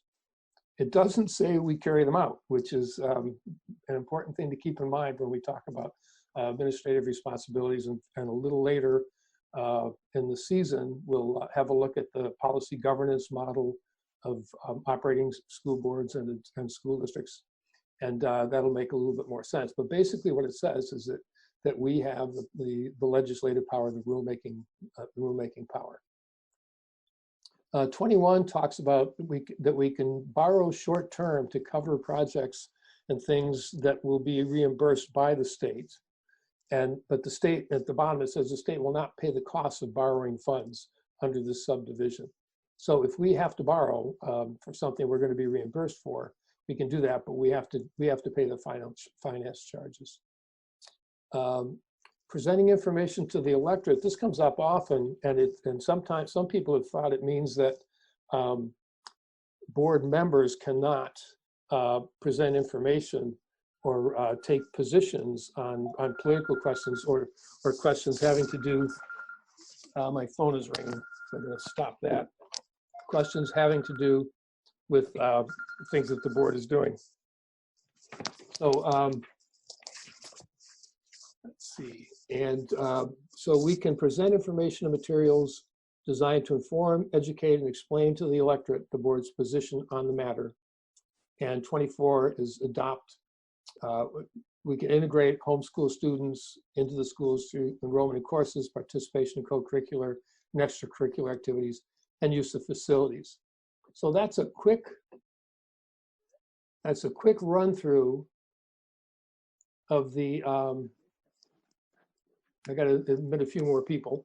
That's a quick run through of the powers of the school board. If any of the board has questions, please ask me now. And I don't know if I can answer it, but somebody might be able to. David? Yes. So I have a question. I think it was on number 21, talking about the borrowing. My understanding from last year when we had to, we almost, there was a lot of discussion about maybe having to borrow the 87% of, to cover the budget into this coming year. Mm-hmm. Since what my question is, if we had to do that because we were not able to, as this pandemic sort of progresses, and if it carries out further along than we are hoping or anticipating, if we're not able to make the budget vote in May, and we then have to go the route of borrowing the money, is it possible that the state would reimburse us for the cost? I mean, is there any leeway there? I don't expect that anyone would have an answer to that now, and it may be a moot point, but possibly if it does become an issue, maybe that would be a question that could be looked at. Yeah, all of that right now is up in the air. The legislature and Lyle and Frank were in a webinar yesterday that they are. Actually, it was today, on that topic, and we're updated on what the Senate is doing as far as what will be permissible if we don't have a budget passed. I think that sooner or later along the line, we will have to have a budget passed. But, well, Lyle, do you want to, or Frank, want to say a little bit of what you learned today in response to that? So I can start, and then Frank can talk maybe more about the 87%. Today, we learned that there are a couple of bills in the Senate. One would level fund us at the ed spending level from last year, which is a little over 40 million for us. And the other would level fund us with a percentage increase. So both of those are in the Senate. There's no time frame at this point. I am meeting with Becca Ballant tomorrow. I've sent out some emails also to some other of our representatives because it will go to the House as well, because that would actually be a help for us at this point if the Senate does state a specific amount for us to get the year started with before a budget is passed. Frank, I think Frank's here. Yeah. Yeah, the only thing I would add to that is regarding interest expense and borrowing money as it relates to 87%. Yes, that is part of a general ed spending amount. So there is no unusual payment process or liability associated with the interest expense on borrowing. That interest expense is just like any other expense that the school district incurs. It's just part of a total expenditure that is covered by the education spending grant, which is about 85% of what we receive, and then those other revenue sources that we talked about during the budget development.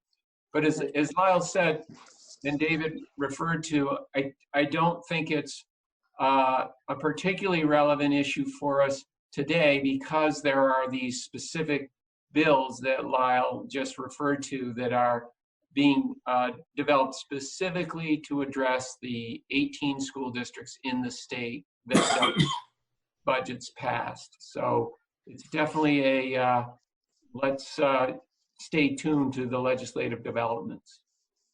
Great, thanks. Any other questions from board members about I can't see every board member, so I've got about 25 of the 45 participants on my screen. So board member, if you have a question, please speak up. You'll have to unmute if you want to speak up because I can't see any waving hands right now. There we go. Sean, great, thank you. Yeah, I would just like to say out of the 18, 9 were because of their budgets were not passed, and 9, of which we fall into that category, were because the annual meeting was canceled due to the COVID-19 pandemic. Great, thanks. Any other questions having to do with the powers of school boards? Not hearing any, and I don't, as I said, I can only see about half of the people in the meeting. So you'll have to just speak up. Yeah. Okay, so the next topic is we'll hear, a couple minutes early too. Corey Frazee is here, and I think also, Malene is also here from Building Green, and Corey Frazee from Stevens Associates. And Frank have some information for us on the Academy School project. So, gentlemen, take it away.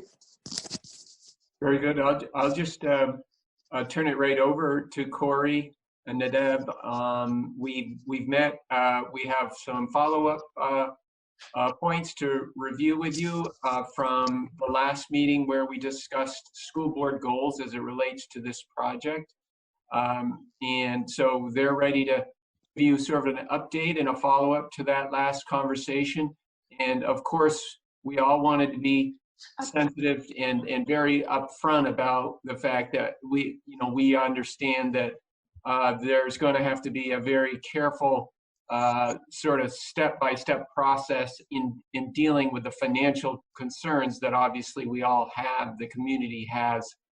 So we know that no commitments to a major project will materialize until the board feels comfortable with with our financial ability to make school improvements. So so I'll turn it over to Corey. Great, thank you, Frank. David, can you hear me okay? Yes. I'll use you as my guinea pig. Great. Great. I'm Corey Frazee. I'm a principal with Stevens and Associates, and I'm a civil engineer. So we're talking about a building addition. So I also have with me tonight Diane Abate, who is a longtime architect, has worked on a lot of schools and works with Stevens and Associates, and Nadav Malin with Building Green. He is the president of Building Green right here in Brattleboro, and we reached out to him after actually at your direction or request a couple months ago. We've had a couple good conversations with Nadav, and he can speak in a lot more detail about the different ways that we could approach this project from not only an energy perspective, but from kind of the broader sustainability perspective, going beyond carbon footprint, climate change, but looking at it in a really holistic way. And unbeknownst to me, Nadav is also a facilitator. He does a lot of facilitating across the country. So he has added value to this conversation in helping us kind of ferret out what the appropriate goals and objectives are for the meeting. We have outlined a document which I believe was forwarded to the school board yesterday, and it talks about 3 specific discussion points for tonight. I wanted to check and see if everybody had that, because I think that could be a good guide. I haven't facilitated a meeting with 45 participants before. David, I'm not sure about you. Maybe Nadav can help us out in how to kind of navigate through this conversation. But do all the board members have that, that document from yesterday?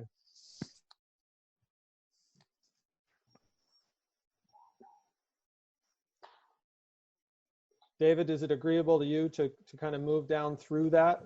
Yep, that'd be fine. Would you like me to read it? It probably would be helpful. Do you have a share screen option there? Do you want to share it? Is it on your computer screen? I'd be happy to do that. It says I can share the screen, so well, let's see if it works. let me give that a try. Yeah, give me just 1 second.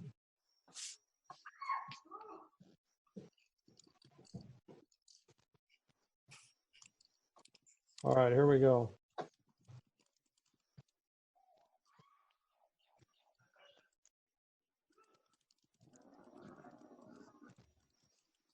So this is an outline of things we thought it was important to talk about tonight, and ultimately goals if we could move through these goals, it would position us to take the next steps in the project. And I want to reiterate what Frank said. We're very cognizant of our current kind of global situation. And so at the bottom of this page, we've identified that we think there's some good timely steps to take. It would kind of keep the momentum going on the project. But this would ultimately culminate with a bond vote, and the school board would set the date for that bond vote. So we are in no way suggesting that that should be pursued at this point. It would more be the work to get prepared for those public hearings, but not to actually schedule any public hearings yet. So first bullet point, confirmation that architect and design team will include an energy consultant for next phases of design. And we're going to actually propose to change some of that language, and I'm going to ask Nadev to speak to this. But Nadev has a great background in the sustainability side of things and can speak to the energy standards. And given the size of this project, we feel that if Nadev were to come on board and team with us, that he would play an important role, and maybe more as a sustainability consultant. And then we could use the mechanical engineers to do the energy modeling that would be needed for this project. Nadev, could you add to that, please?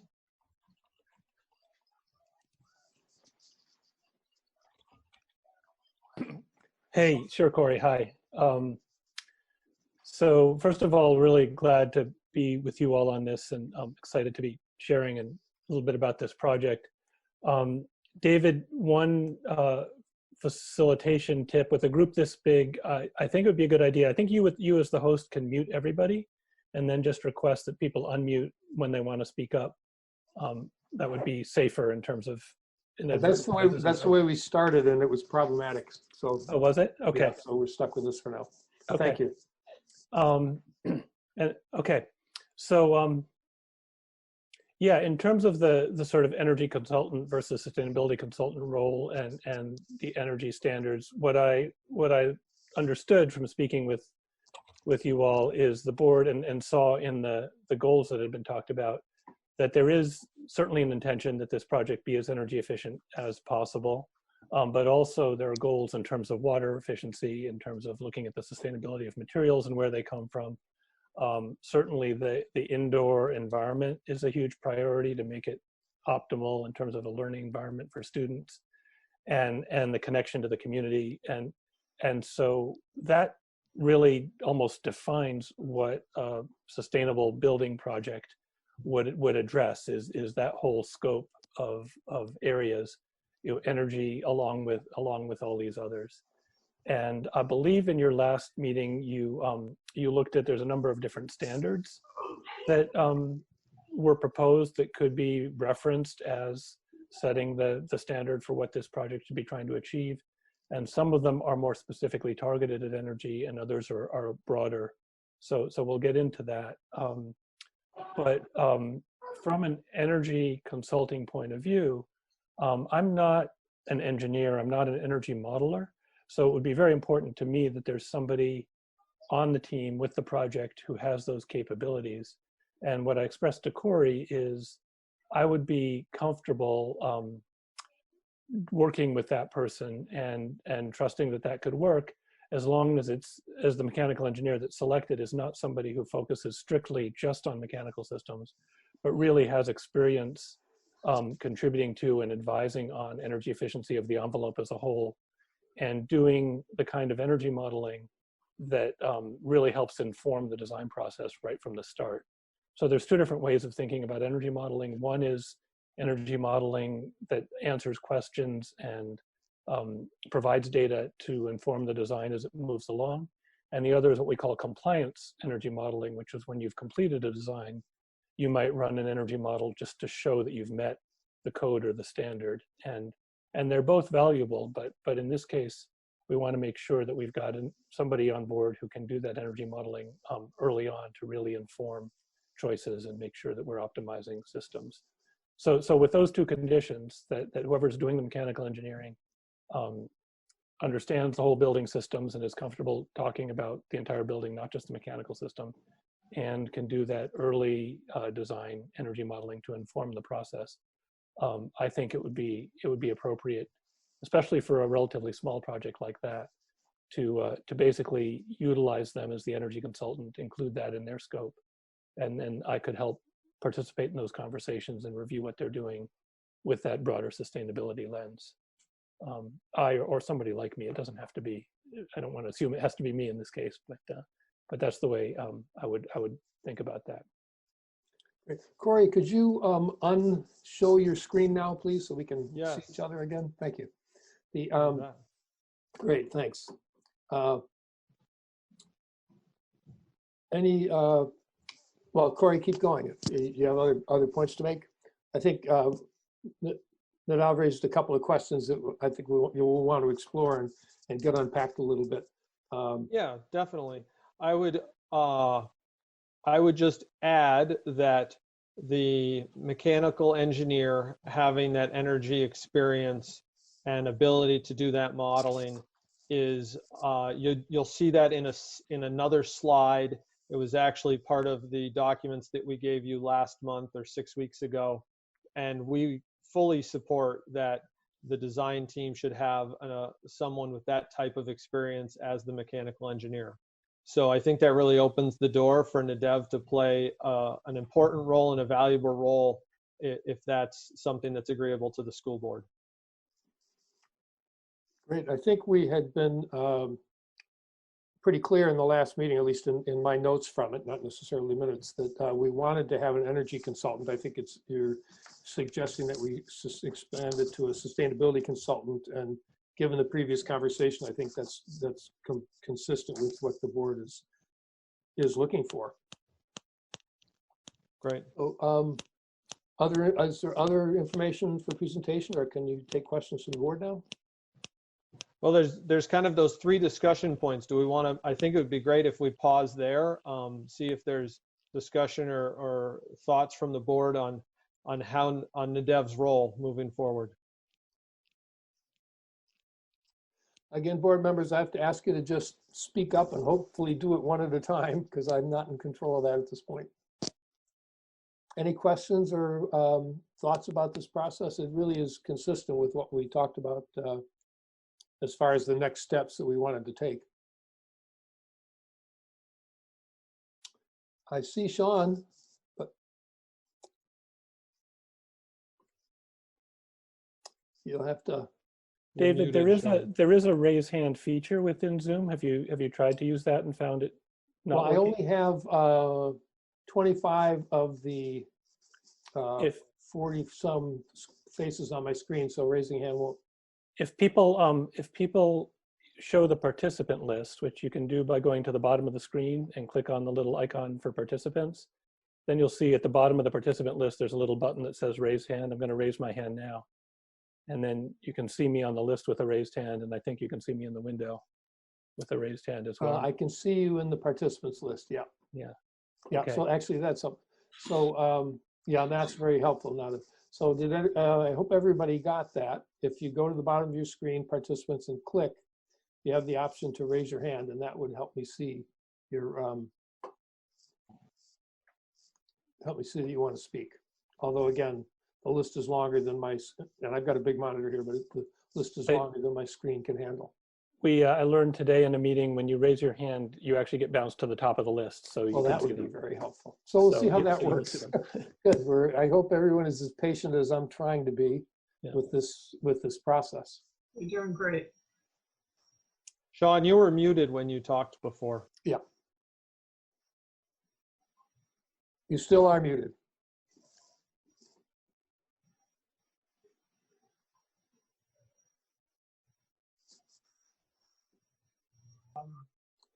Sean, try again, please.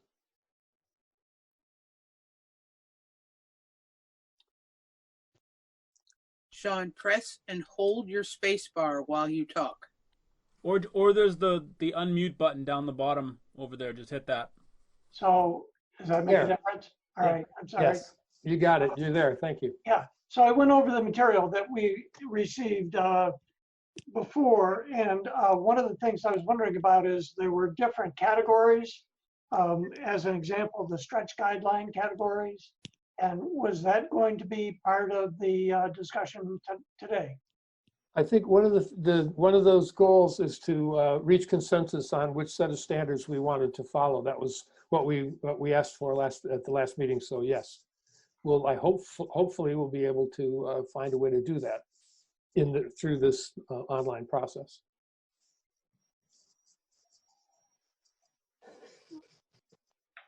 Other questions? Yep. Go ahead, Corey. I see your hand.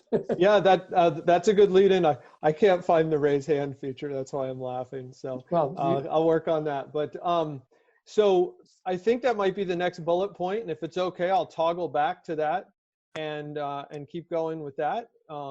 If there's not other discussion, Sean, that's a great lead in. Yeah.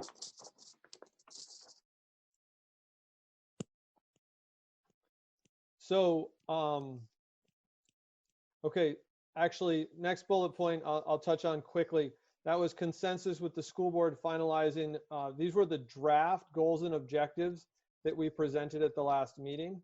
And I'm going to see if I can toggle over to those now. Are you able to see those? Yeah, we're seeing them. Yes. So I'll just give everybody a minute to read through them. The fifth one, the last one, gets at this standard for, we're gonna continue to call it energy efficiency, but we know that we're broadening that up to a much broader discussion of sustainability and climate change, carbon footprint, and beyond. So design a building to meet or exceed an industry standard. So Stevens and Associates has prepared a recommendation, and I believe I have that recommendation available as well. Nope. I'll have to find that. Excuse me. There we go.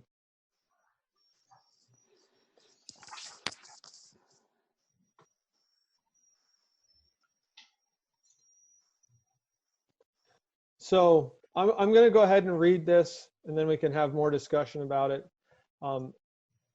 We took into account the feedback from previous discussions. We understand that it's important to broaden this beyond just energy, and I'm happy to hear that that's important to the board. One of the documents we looked at our last meeting with you had 6 overarching sustainability topics that Diane had identified, and LEED actually folds into those nicely.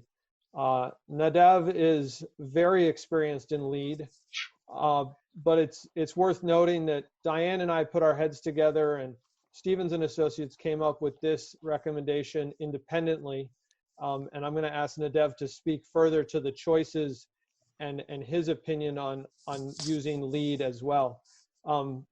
So briefly, we're recommending that this project utilize leadership in energy and environmental design, which is called LEED in the country, to guide the design and decision making for the project, to the extent that this standard can be applied in a fiscally responsible way.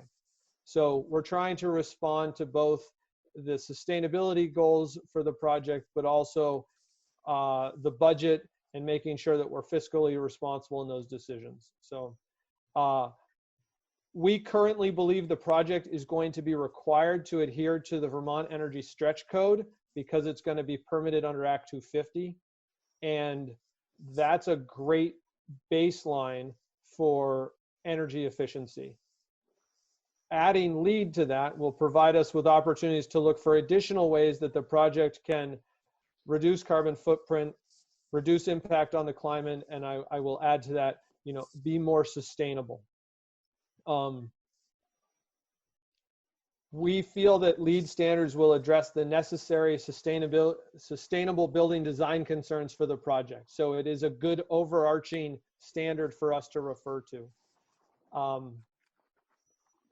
We think it's appropriate to use it as a standard to guide design and decisions, but we're not recommending that we try to achieve certification for this project.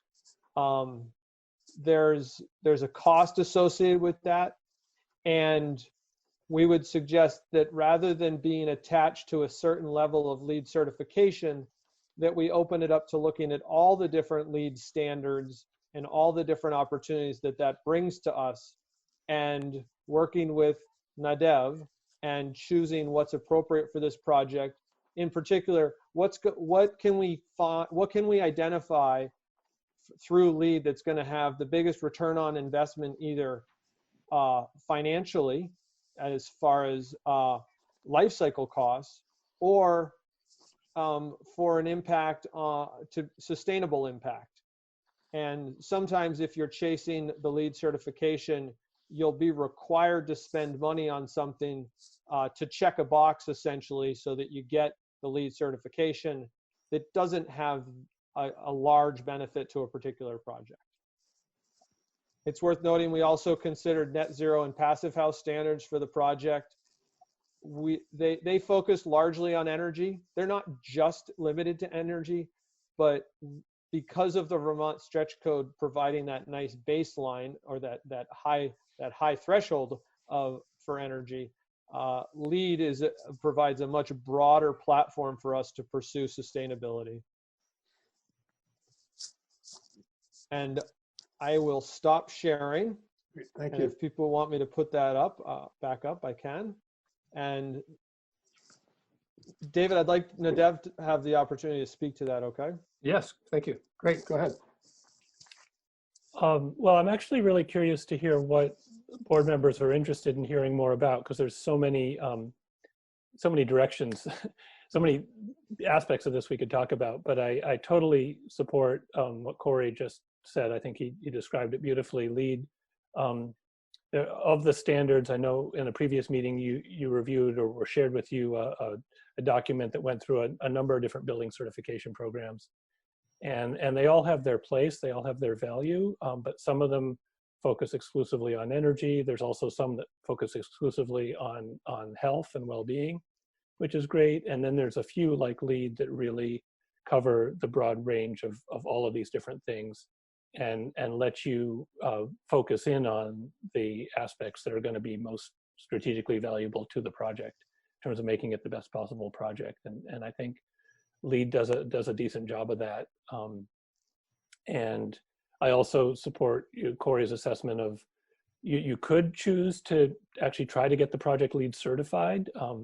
It's not like it would be impossible to do that. I think it's very doable, but it will cost some extra money, take some extra time.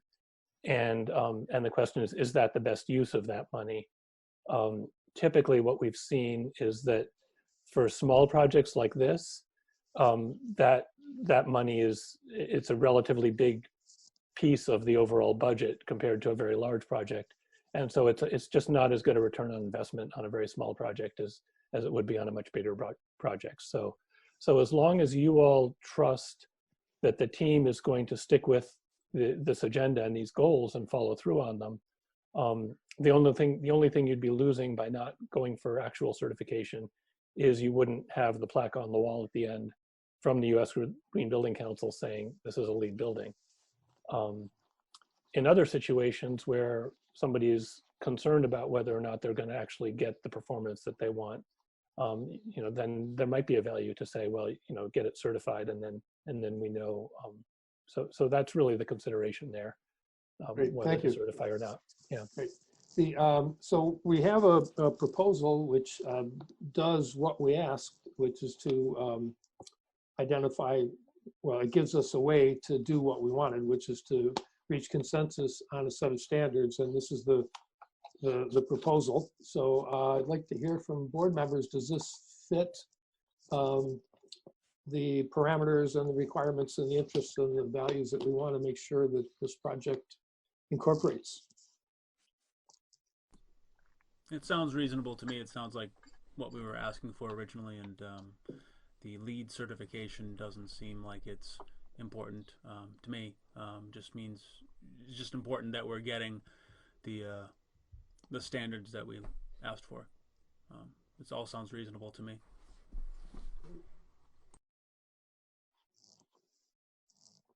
Other board members? Sean, go ahead. Go I can ahead. have one comment. Yeah. It seemed to me that looking everything over, that the stretch guideline that Corey laid out in the previous meeting, and additionally what he said here, use the stretch guideline, but also delve into the LEED's playbook, and so not pursue the LEED certification. So that seems like a very prudent approach. I did have two specific questions. I don't know how much we should get down, but I was kind of wondering about the under slab insulation of R10, and then the windows. They didn't mention argon. They mentioned the John, I little- want to ask you if you would please hold those sort of details for after we decide, see if we can come to consensus on this process. Yes, And there'll be plenty of opportunities along the way for you to use your expertise. Thank you. Other board members? Again, I can see Liz and Michelle and Thomas, and all the rest of you are invisible to me. So just speak up if you have any comments. Otherwise, I'll ask for a motion to approve the recommendation. Emily has her hand raised. Great, go ahead, Emily. So my question is, so I know we were going through net zero and LEED and passive building, and I heard a little bit from, was it Nadev, I think, who said that, you know, this one was more all encompassing. So I guess, is it also the case that this one is more used than net zero and the passive building standards that we talked about last time? Is it like more common because it's more comprehensive, or harder, I guess, a harder standard to reach? That's kind of two questions. No, good question. So LEED is, of all the standards you looked at, the most widely used.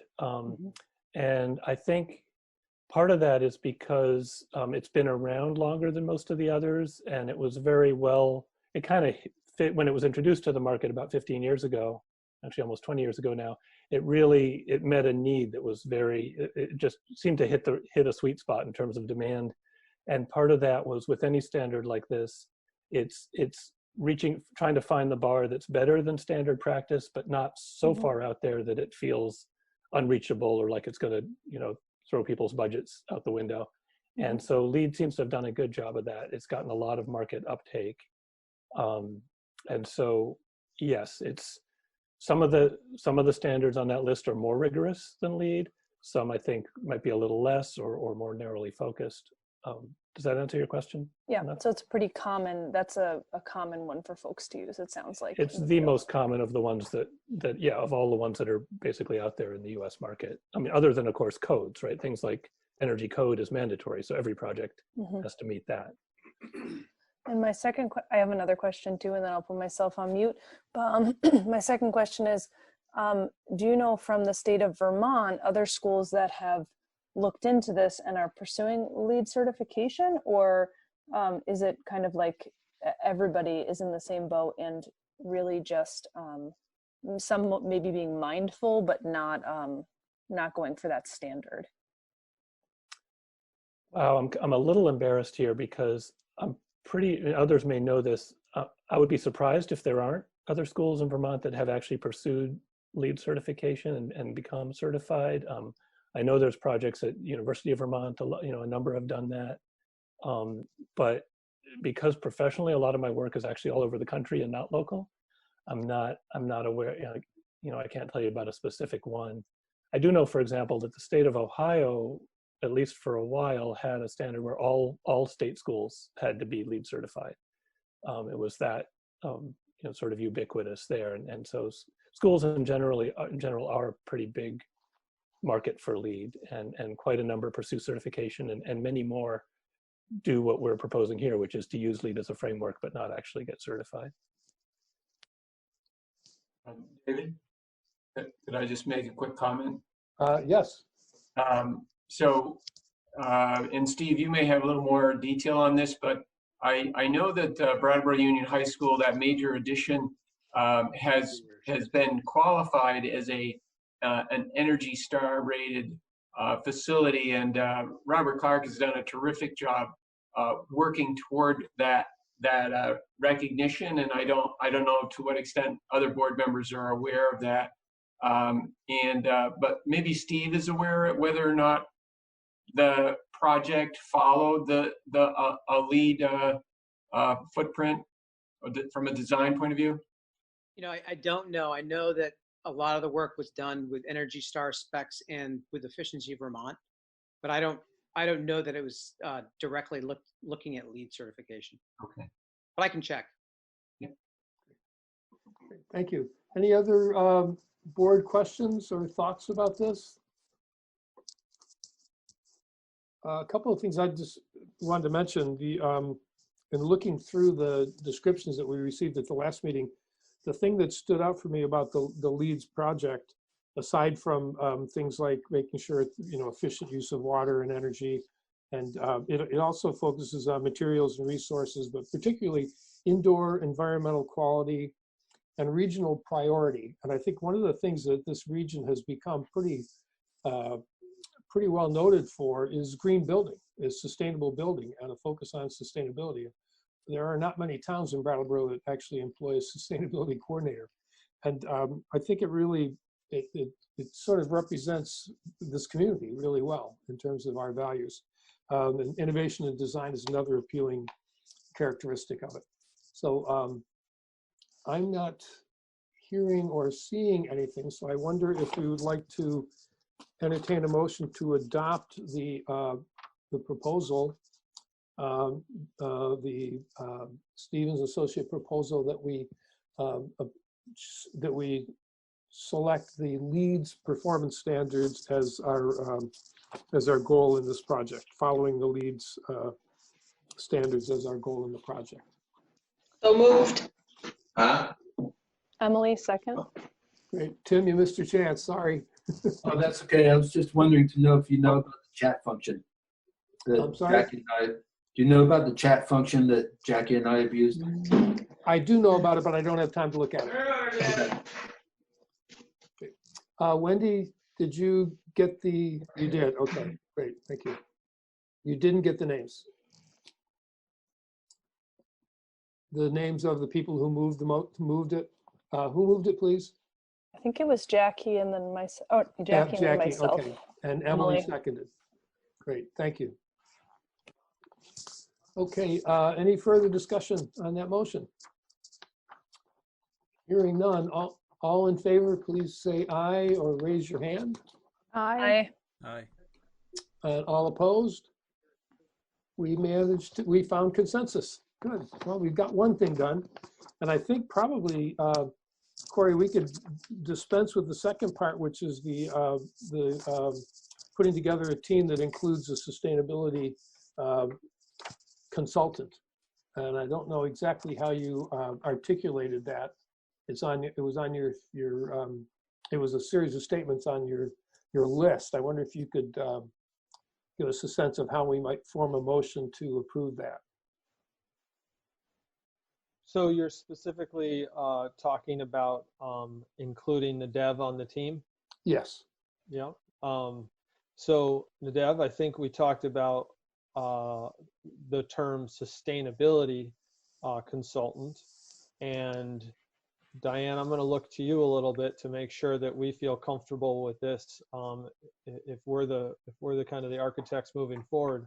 But I think just to simply replace the words energy consultant with sustainability consultant, and if the board wanted additional language on the reason for this shift, we could note that the mechanical engineer is going to be required to have the expertise to do energy modeling. And given the size of the project, Stevens and Associates is comfortable not having a separate energy consultant, but between Diane and Nadev and having a mechanical engineer with that expertise, we feel like we've got our bases covered. Okay, let me just clarify, because I think we're going to look for a really simple motion.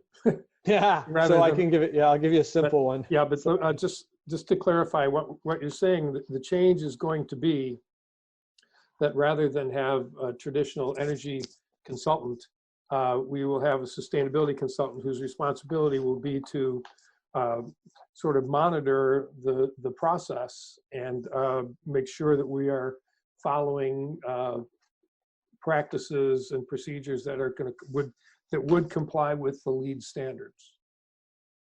I think that's a great way to put it. Yeah. Okay, right. So that's in our minutes, right, Wendy?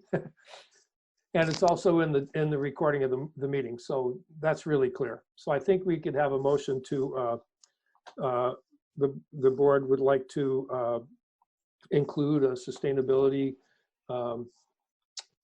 what was it, consultant on the team with Stevenson Associates and our business manager to take this project forward. I think we're going into the design and modeling stage of it. Is that correct? I'm sorry. We can talk about next steps. The design and modeling will be part of the final design. The third bullet point on that goal for this evening's agenda is the next steps, and that's kind of this piece of putting together information for the public. But I'll stop there and let you get through this motion. Okay, so do anybody want to have a go at making a brief motion out of what I just said? Nobody, huh? David, I would Yes. be glad to. I would Thank be you. glad to suggest that what we're looking for is authorization to engage Stevens and Associates and Nadev Building Green to move forward with the project as the project architect and sustainability coordinator. Okay, how much of that did you get, Wendy? Not enough. Not Okay. much. Okay. Maybe somebody could write it down and email it to me. Or how about putting it in the chat? Yeah, let's go in the Sure. chat window. Yep. Yeah, that'd be great. Thank you. Okay. I'll send it to chat right now. Great. Thank you, Frank.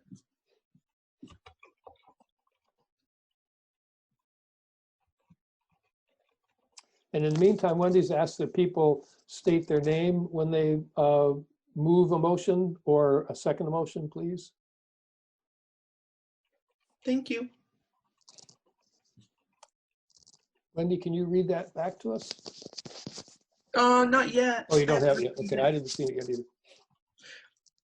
Frank might be a fast typist, but that's Oh, really I thought he had it all on his screen. He was just going to cut and paste it. All right, we'll stop disturbing you, Frank. Let you do your work.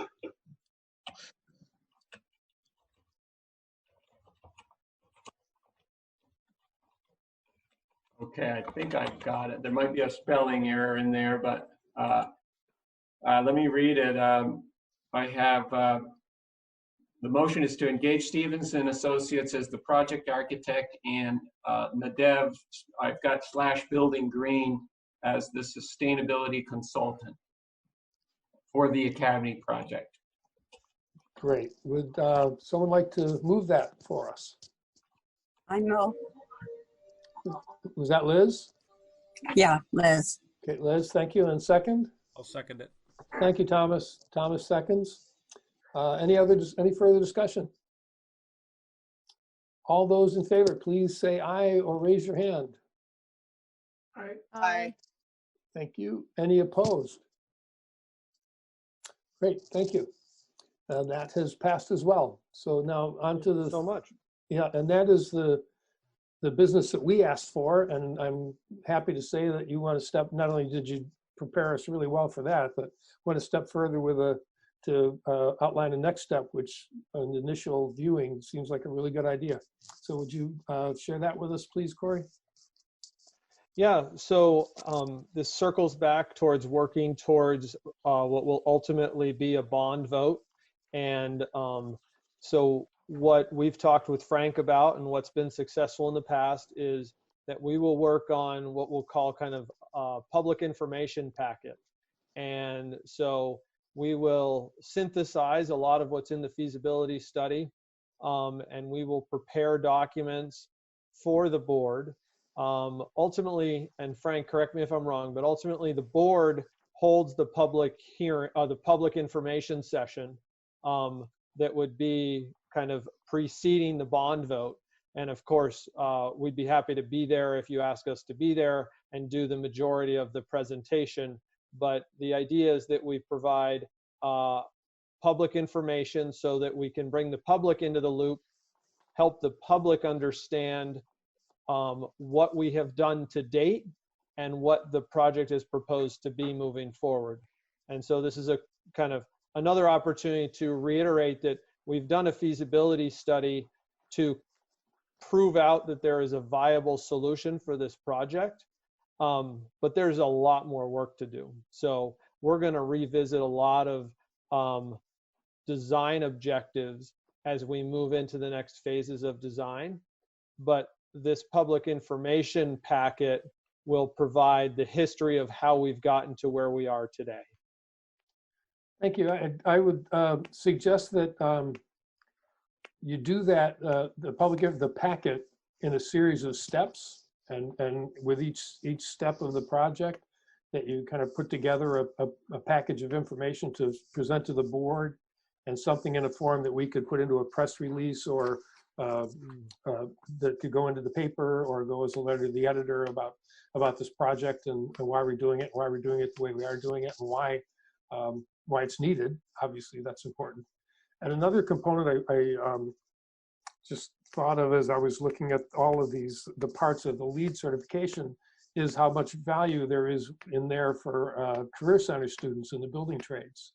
And so I would like you to talk with Ann and Nancy. Ann Beekman's the board rep on the Career Center Council, and involve them in the process as well, and see if we can't build some curriculum around that process, and maybe some student involvement as well in every aspect of it, but particularly the standards part and the sustainable building parts of it. I know that's not in the work plan, but it just seems for a school district that's something that we should try to fit into the process. And Ann and Nancy, I don't know if you want to comment on that or have any thoughts. Go ahead, Dave. I was going to, Dave, I'd like Yes. to speak on that. I mean, that is something I think is a great idea. I've done it on schools that I've worked on in the past. We'd be more than happy to go in and make it be a learning experience for students, whether we go in and do a demonstration or sort of involve and have students engaged in the process. I think is very important. So I'm happy to do that. And I think it's a great idea. Great. Nancy? I think it would be a great collaboration for our students. Yeah. Thank you. Great. Ann, I think you probably have the same view. How could I not endorse? Great, thank you. Good, and I don't want to sound too pessimistic, but it's entirely possible we may be looking for some off-site learning opportunities for students next year, because we can't be on-site all the time. So we'll see where that goes. I'd be happy to collaborate with teachers and get involved in a class situation. It'd be great. I'd love it. Great, thank you. We've started a little bit of that in with Dan Braden and the STEM program. So we can broaden that out to more elements of the Career Center if there are other populations we should be talking to. Great, thank you. Is there Frank, anything else we need to, anything else on your list that we should try to deal with tonight on this topic? No, I think those are the key things for this group to move forward and keep the board posted on progress. So I would say maybe if the board has a general timeline, I don't think you want to talk about it now, but as to when we might start a conversation with the public around a public hearing, That will be helpful, but obviously there's so much to sort through with this pandemic before we get to that. You know, we'll take that as we come, but that'll help us outline, you know, a timetable for deliverables back to the board. Great, great, thank you. Are there any other comments or thoughts from the board before I ask for public participation, if anyone wants to? Is there any of the public present? Feel free to unmute yourself and just start talking. I have to change screens to see everybody, and I can't do it quickly enough to see it in a timely manner. Okay, well, I don't see or hear anything, so I will move us on to our next next topic, and we're going to leave the land of somewhat familiar and manageable processes and get into the land that we're in now, which is running a school district in a remote learning process. So I ask Lyle this is the administrative report on how that's going. And thank you, David. I just wanted to say, yes, on Corey, behalf of Stevens and Associates, thank you to the school board. We're looking forward to this. Thank you to Kelly and Frank, and we will be back in touch in the near future. Thank you. And I was remiss in not thanking you and not even Frank for that, for having such a coherent presentation that responded so perfectly to our concerns and questions. So thank you. Thank you all very much. Great. Pleasure. Yeah. Bye-bye. Bye. Bye. Okay, Lyle, thank you for that extensive report. I hope it doesn't take you as long to do something like that as it would have taken me, because you wouldn't get anything else done all week. But would you share as much as you'd like to, or I know there's some additional things as well, or updates you might want to give us too. So the majority of the last week and a half has really been spent on the required continuity of learning plan that we submitted to the state last week ago today, actually. And in that plan, we had to really address everything you could probably think of, everything from how we're reaching out to students who don't have internet, how we're integrating students' IEP goals, how we are ensuring that we're still feeding students, how we're addressing mental health needs of families. So all of that is included in our plan. Administrators, Deb Cardane, Paul Smith, the academic coaches have all worked tirelessly on that plan for the last, as I said, last couple of weeks.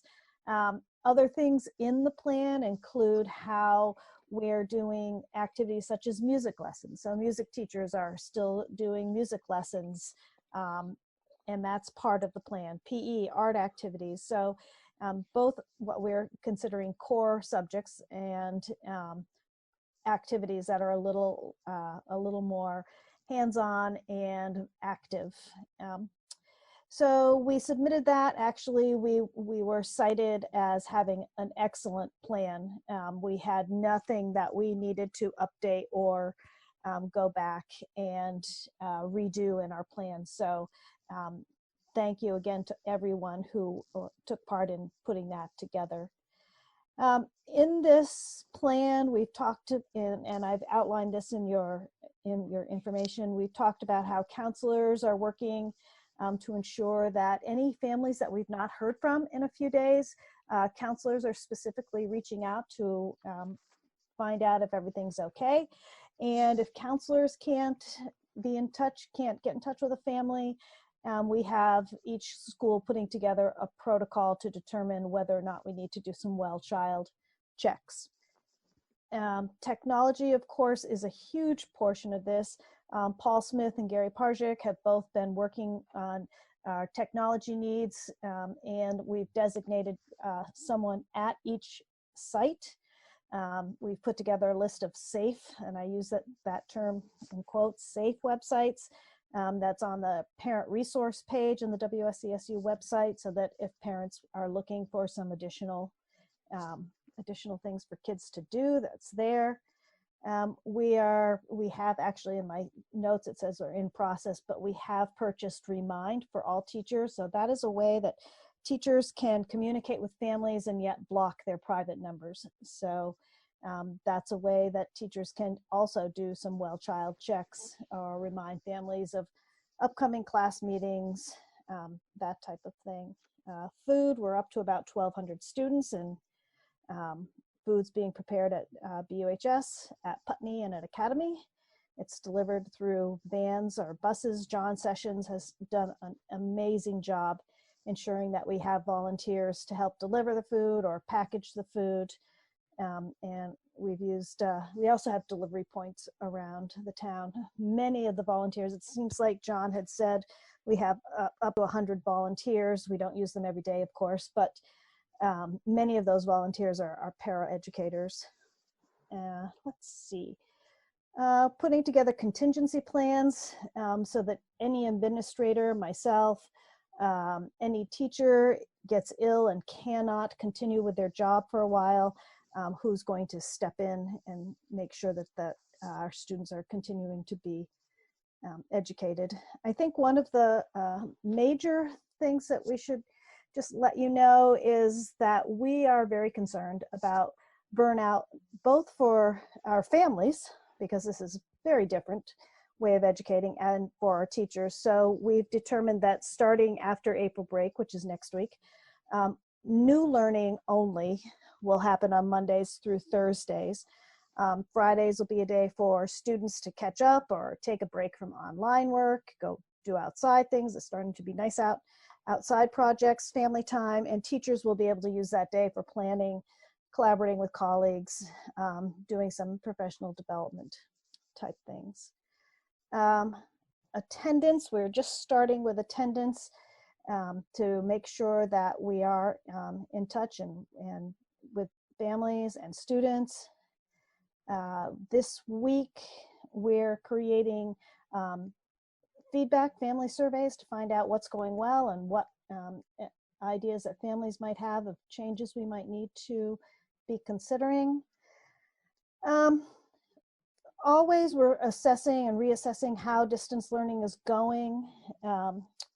So that'll be an ongoing project that we're working with. And assessment is probably the next big topic that we'll start looking into how we're going to assess students. There's still not a specific end of year date. At one point, it was my understanding that the agency was going to identify an end of year date. Recently, I've heard that we will do our 175 days, which would take us pretty much where we had originally planned in the calendar, mid-June, but that's still to be determined.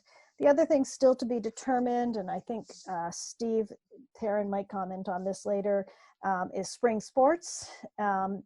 I had heard this week, I got a press release from the Vermont Principals Association that they are going to make that determination by April 30.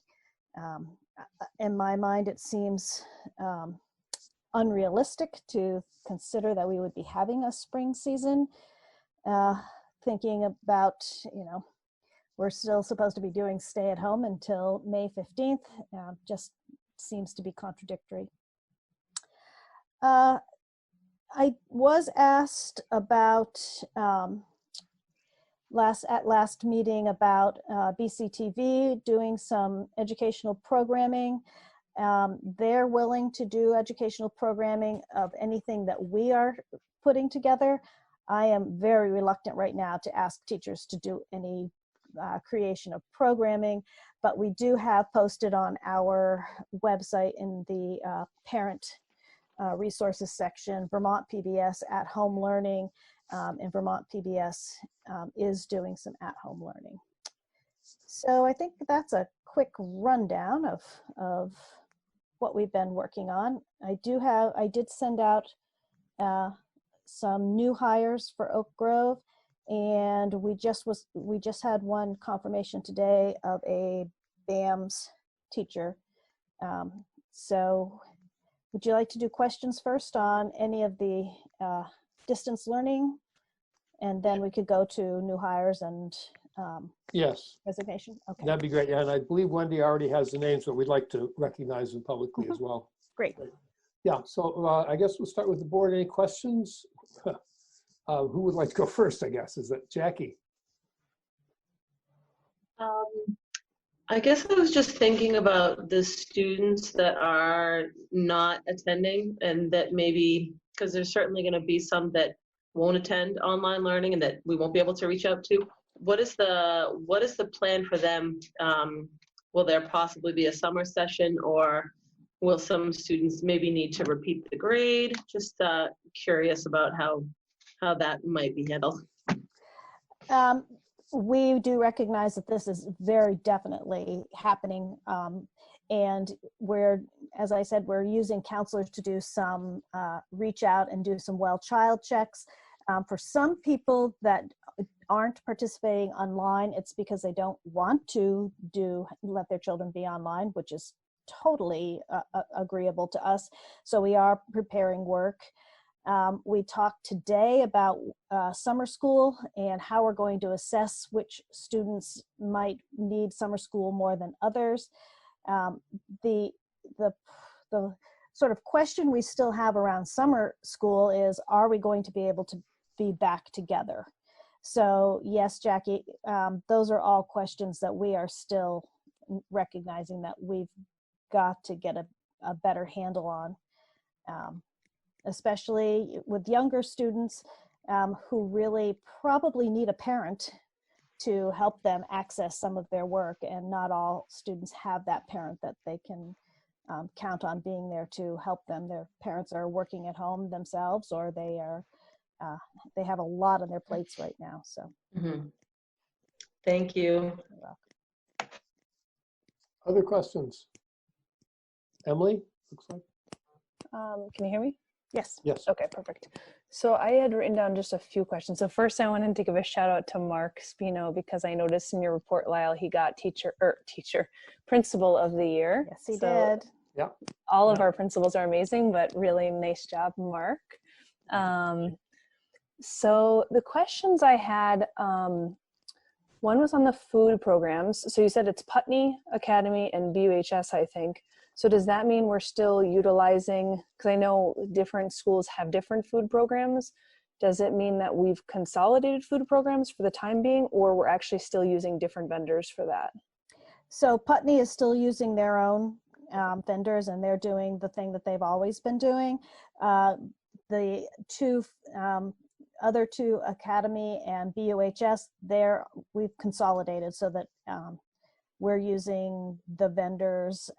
It is not the same quality food that we've been doing in Brattleboro Town.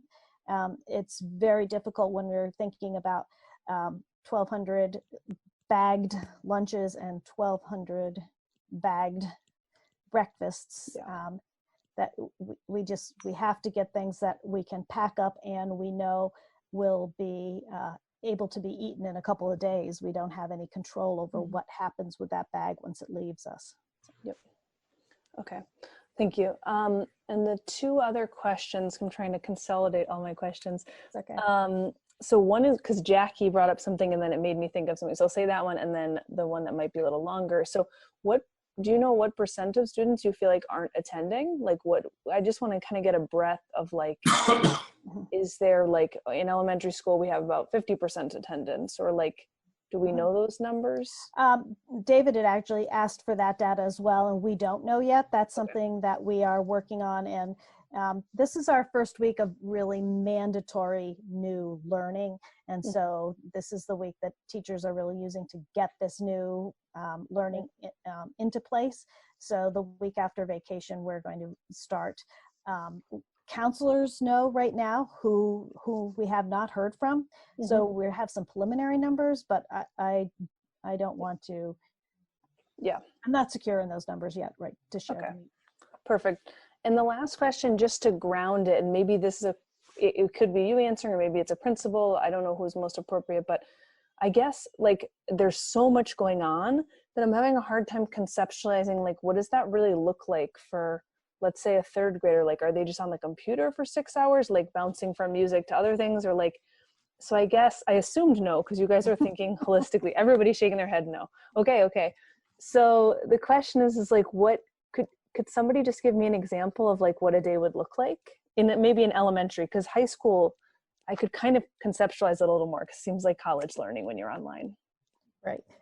Part of the plan, and then I'll turn it over to a couple principals. Part of the plan, we did include some research that I think Deb Cardane may have done for us about how much time we would expect it would be okay for kindergarten through second grade to be online, and how actually it may have been an elementary and high school, because we do not want our kids online for 6 hours. Yeah.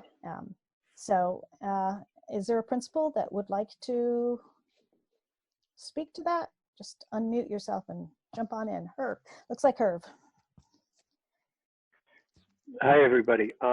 So one of the foundational tenets of this new landscape, this online learning landscape, really is that the number one mistake you can make is to try to replicate the school day, either in depth or breadth. And so we've avoided that at all costs. There are so many factors, as Emily just stated, that are at play here, that it's not even chess. It's like a chessboard where everything is moving around, controlled by a magnet that you can't see. So for things, for example, the capacity of families to engage with us, particularly the younger kids, K2, K3, they almost always need a parent to be helping them with anything that's coming across on a Chromebook or so forth and so forth. And also for those kids that are working in a combination, sort of a hybrid environment with Chromebooks and then some packets or other work that teachers might send home, they're also going to need support. So there are morning meetings, there are required sessions for kids a little bit more heavily as you go up through the grades, fairly light in the younger grades. What really has to happen is families have to make the best choices they can, given their capacity to engage with us in this endeavor. And we have to respect that. And I think that so far, so good.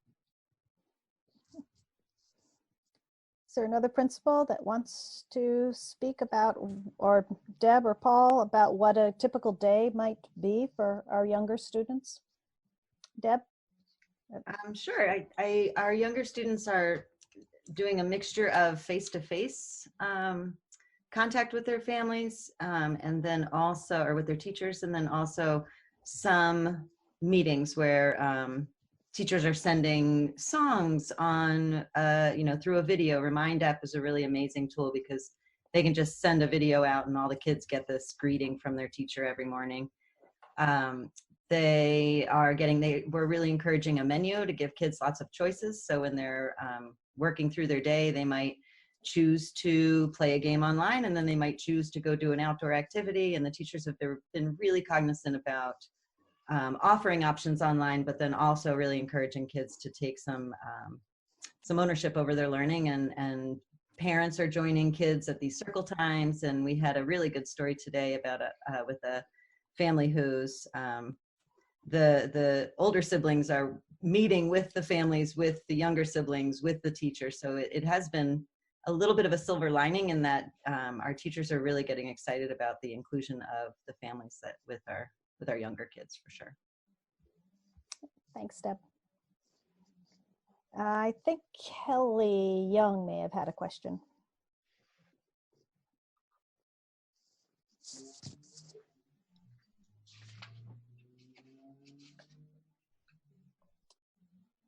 Yeah, I see your hand up, Kelly. Are No, you? I see your hand. Oh, great. I'm for some reason not hearing her. She's not muted. Nope, I don't hear her either.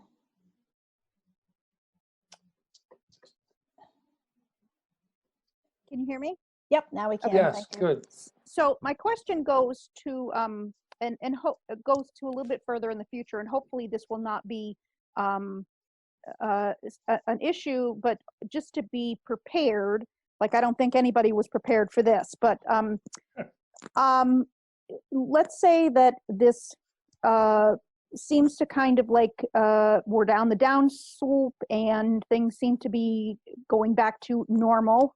And we want to start the school year, and then from what I've heard, that there's the possibility that there could be a reoccurrence.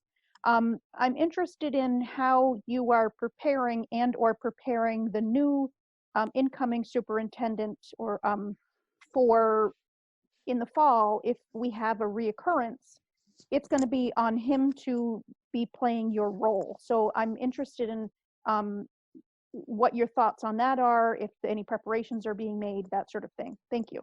Yes. So the first preparation that we're making is thinking about, as Jackie had just asked, about summer, and are we going to be able to hold any summer classes, how we would identify that.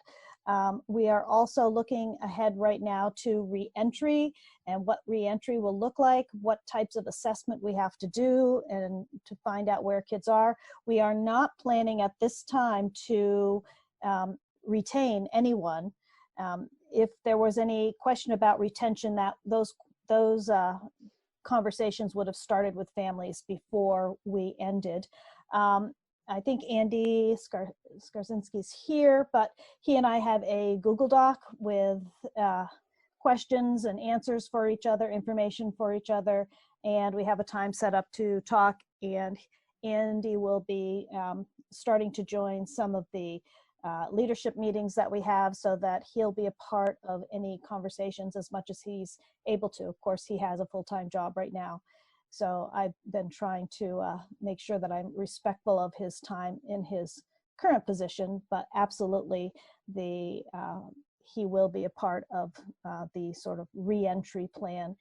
And part of that reentry plan will have to be, as you said, Kelly, will have to be, do we need to be making plans if we have to go out again for any length of time?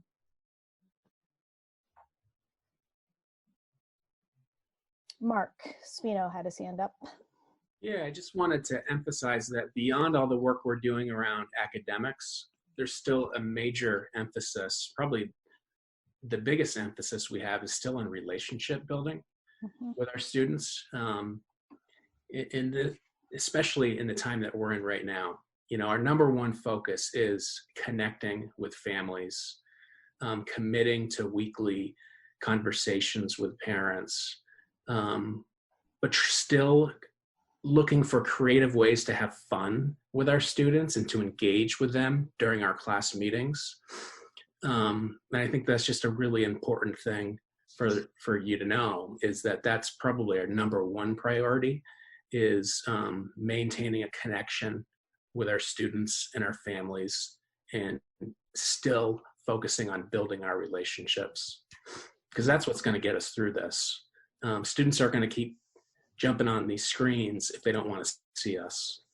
So that's a major topic for us as we move forward in this world. And in our conversation today, I think it was Kelly Dias brought up that if we are able to do summer programming, a lot of that will be around socialization and getting back with your peers and working together as a team, as much as and more than academics, because our kids will really need to be able to come together and do those things with each other. Tim.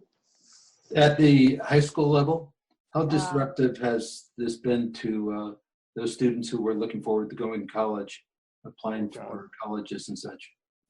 I know that Steve's been having some class meetings with seniors and with senior parents. So Steve, do you want to talk Sure. about that?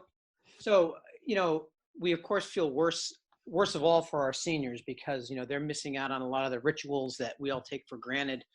You know, I'm in pretty regular communication with the folks that were planning the prom. We talk about graduation a lot. We talk about what that could look like.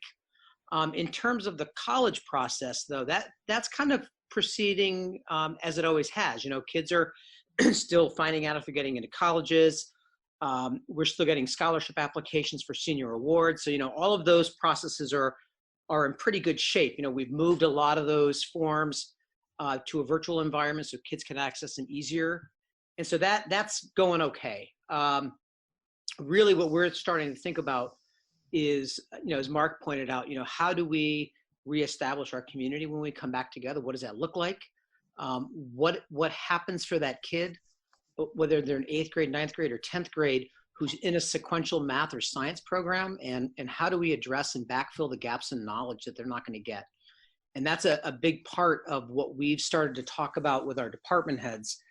And, if we have a budget and we have the resources to do summer learning, what does that look like? Because, we also have to think about backfilling driver's ed driver's time.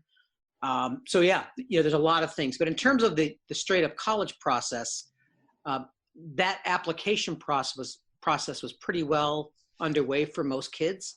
So now it's a question of, making sure transcripts are sent out. There's a couple of recommendation letters, but by and large, the application deadlines have passed. So we're in decent shape. The other thing we're a little worried about is, SAT, ACT exams. SAT has canceled exams through, I believe, the end of June. And so they're going to begin to hold multiple months, multiple tests per month, which they normally don't do to kind of address the backfill. But again, that's a process we're kind of waiting to unfold. And, the biggest, for me, probably one of the biggest problems is seniors and senior parents, really want to have a celebration and they'd like us to plan it. But we can't plan it until we know when we can reassemble. And so and every time I mention that, people get it and they understand, but that's a big frustration. So, a group of seniors have asked me if they could start doing some contingency planning about what graduation might look like, and so we're starting that process now. And we know that all colleges have to expect that their incoming freshman class is probably in the same boat as ours. The majority of the schools in the country are closed. Other questions? Is anyone from the public? We have 25 or 30, more than 30 people, I think, from the public involved in this meeting, which is kind of more than we get on a regular Wednesday when we meet in person. So it's kind of, I imagine you must have something on your mind, and I would bet a lot of it, some of it has to do with the remote learning. So again, if there are any questions from the public, please, I'm not sure I can see your hand, but you can unmute and ask your question. Well, this is Maureen Ward from Central School. Hi, Maureen. But I'm also a parent of a senior in the high school, and I'm just glad to hear that there is some kind of discussion going on about maybe pulling something together for a closing celebration when we know that we might be able to be together again as a group. I just think that that's an important closure for the seniors. So thank you for putting that on the table and having that be something that is getting looked into. I appreciate it. Other comments? Lyle, anything else, Lyle, you want to? Tim does. Go ahead, Tim. I thought that Ed Week article you sent was pretty interesting, David. It noted, for example, that 77% of students who are doing online learning feel that it's just not as good as face-to-face. But of course, it's way too early to look at what the learning outcomes are. But maybe this is premature, but I think it speaks to the need for the idea that you propose for fiber optic connections. And at some point, I think that maybe the school board could make what's a legal term, amicus curiae, a suggestion to the select board that we, as a town, move forward with fiber optics. And I'm still curious to know what percentage of our families are not connected. The article mentioned the lower the income, not surprisingly, the less connected they are. The good news is that the teachers in poor districts are using multiple means of teaching. But do you have any idea, Lyle, what the percentage of non-connected families are? I do not yet. That's part of the data that we're collecting. I don't have I think the highest number of families was, we had heard about was 9 families in Putney, but we also have families that have been unresponsive to all of our attempts to try to find out if they need help with getting connected. So it's still sort of a moving target for us. It looks like Paul has his hand raised, and Paul's overseeing the whole tech project, so maybe he has some more information on that. I was going to say the same thing. It is a moving target. For instance, there are families that are taking advantage of the free internet offers that different companies are putting out there, but installation times are such that it'll be a bit before some of those installations happen. As Lyle pointed out, there are also families that are unwilling, uninterested in having their students connected online. And we need to honor that. And so that whatever the percentage is, it will encompass a number of different situations.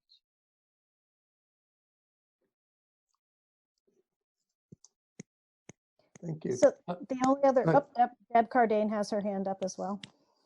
I just want to say one of the things we're really focusing on is thinking differently about how we're differentiating our instruction, and that level of differentiation is really around how are we reaching our kids. So if there are families that either are choosing not to have internet or are unable to access, we're making it our business to explore what are the other options. Is it a pack at home on the bus with the food delivery? Is it phone calls?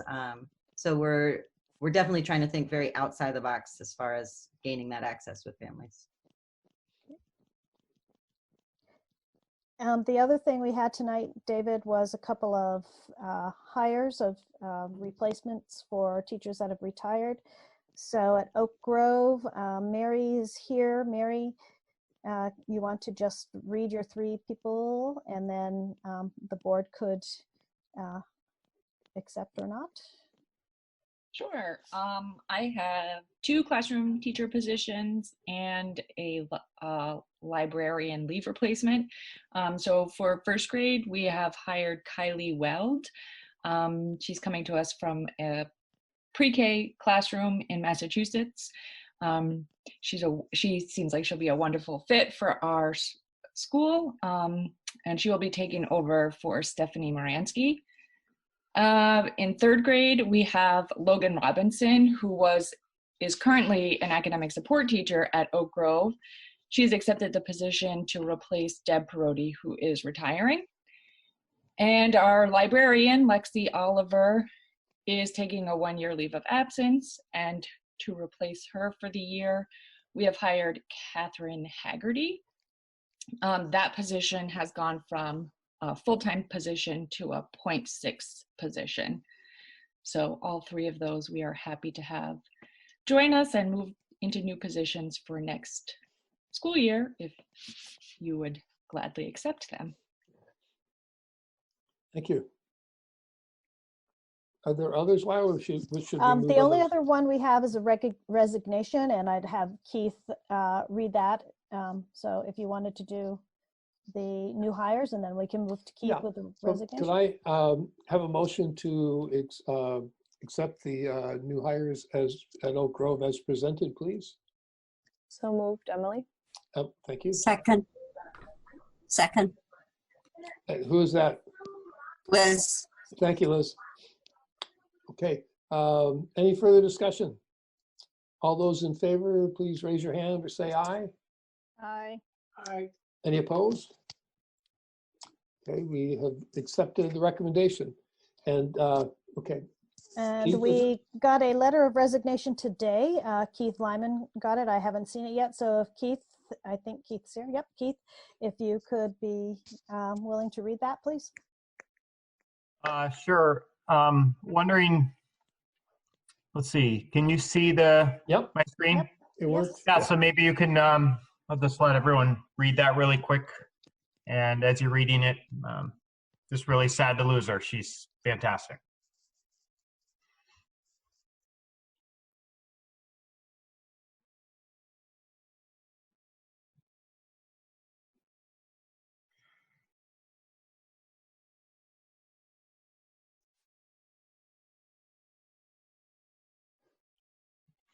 Thank you. So, she's moving down to take a job in Springfield, Mass, Forest Park Middle School. So she'll get a new experience down there, and we're very sad to see her go. So I'll ask that you accept her resignation. Could I have a motion to accept the resignation as presented? So moved. Thank you, Thomas. Second? Second, with regret, Jackie. Thank you, Jackie. It's moved and seconded to accept the resignation with regrets as presented. All in favor, please say aye or raise your hand. Aye. Aye. And any opposed? Hearing none, we have passed the motion. Thank you. Okay, I think that's it for me tonight. Great, thank you, Lyle. You're welcome. Again, having that long report was really helpful. I think it saved us a lot of questions, probably. It's just good to be able to take it in bit by bit, sort of slowly. Okay, the next topic is financial stability. This, this is something that we've never faced before, and that's the seeming likelihood of revenue shortfalls and the inability of the people to pay their taxes. And since it's all unknown and all moving parts, I think there's very little certainty we can get from conversation about this, but there are some numbers that Frank shared with us and some numbers that we got from a webinar from the state that can kind of give us a picture of what's going on. So I wonder, Frank, if you would maybe tell us, or Lyle too, a little bit about the webinar and the current state, and then we'll have a look at the numbers that you sent us, and you can kind of take us through those sheets. So the webinar was a week ago tomorrow, and the forecast, of course, looking for this quarter and possibly into the summer was quite grim. A lot of it due to the fact that because the state is pretty much closed, we are not taking in revenue from rooms and meals tax, from the lottery. There is, of course, the assumption that people that have lost jobs are going to have a hard time paying their property tax right now. So it was not an encouraging webinar at all. Frank has put together numbers of where we are now and what that might look like moving forward. So I'll stop talking and turn it over to Frank. Okay, so a couple of kind of the big picture points, and then maybe I'll flip to fiscal year end forecast for this year. So I'll share a couple of documents with you. First is the big picture in terms of what's being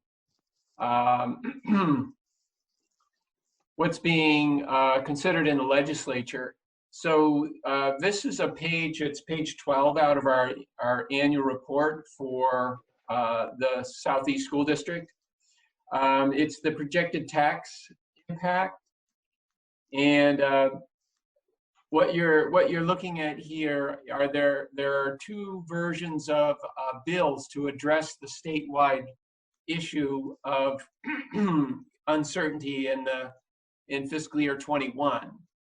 So one of the bills, it's the Senate version of the bill, is my understanding it's going to be discussed this Friday, there's a proposal to freeze the 18 districts without approved budgets. So that's us, and that's Springfield, and it's Wyndham Northeast, and a number of other systems in our area, but it's also South Burlington and so on. But one proposal is to freeze at this education spending number for the current year. And what that would mean is a $2 million reduction to the budget plan that we've developed. So obviously that would be extremely severe for us. Another version that I know the VSBA, the VSA, and as Lyle mentioned, she's meeting with Becca Ballin and others. We are hoping is a House version of a similar bill, and that is to provide a base ed spending amount of 40 million here, and then to add a inflator of the average budget increases that pass. And that inflator right now is 4%. So you see what that would do to us is instead of us getting a 5% increase on ed spending, it would be 1% less, which, that's $406,000 difference. So, still it would have an impact on us clearly, but it would be nothing like a $2 million impact. So those are the two legislative discussions that are in play for fiscal year 21. We don't know, how that's going to work, but we're obviously encouraging folks to contact their legislative representatives and advocate, particularly for districts like us where we have a lot more poverty than South Burlington and some of the others. This sort of an impact would be far more damaging to our system than it might be into one of the wealthier districts in the state. So that's the big picture for next year. Totally unknown as to what that outcome is going to be. When we dial it down to our circumstances, I want to flip to this document. Did you guys see the flip to this other document? I just flipped my screen. Are you looking at the forecast? Okay, so I've got to share that one as well. So let me do that. So I wanted to move to the document that I had sent to you through David. It's a forecast of our fiscal year to date, and so I just started with talking about the state of the state from next year's point of view. This is a look at how we might end up this year. And that obviously tells us a little bit about our financial stability, to start the new year. So the document I'd sent, there were two documents. This one that I'm sharing with you is the one that shows our current budget that we were actually just looking at in a very summary level. Okay, current budget 49 million in revenues, and we had a approved budget of 50 million. You can see that we proposed a budget that used $1 million of fund balance. That was the plan. That's what's been published in our annual report. Here's a preliminary forecast.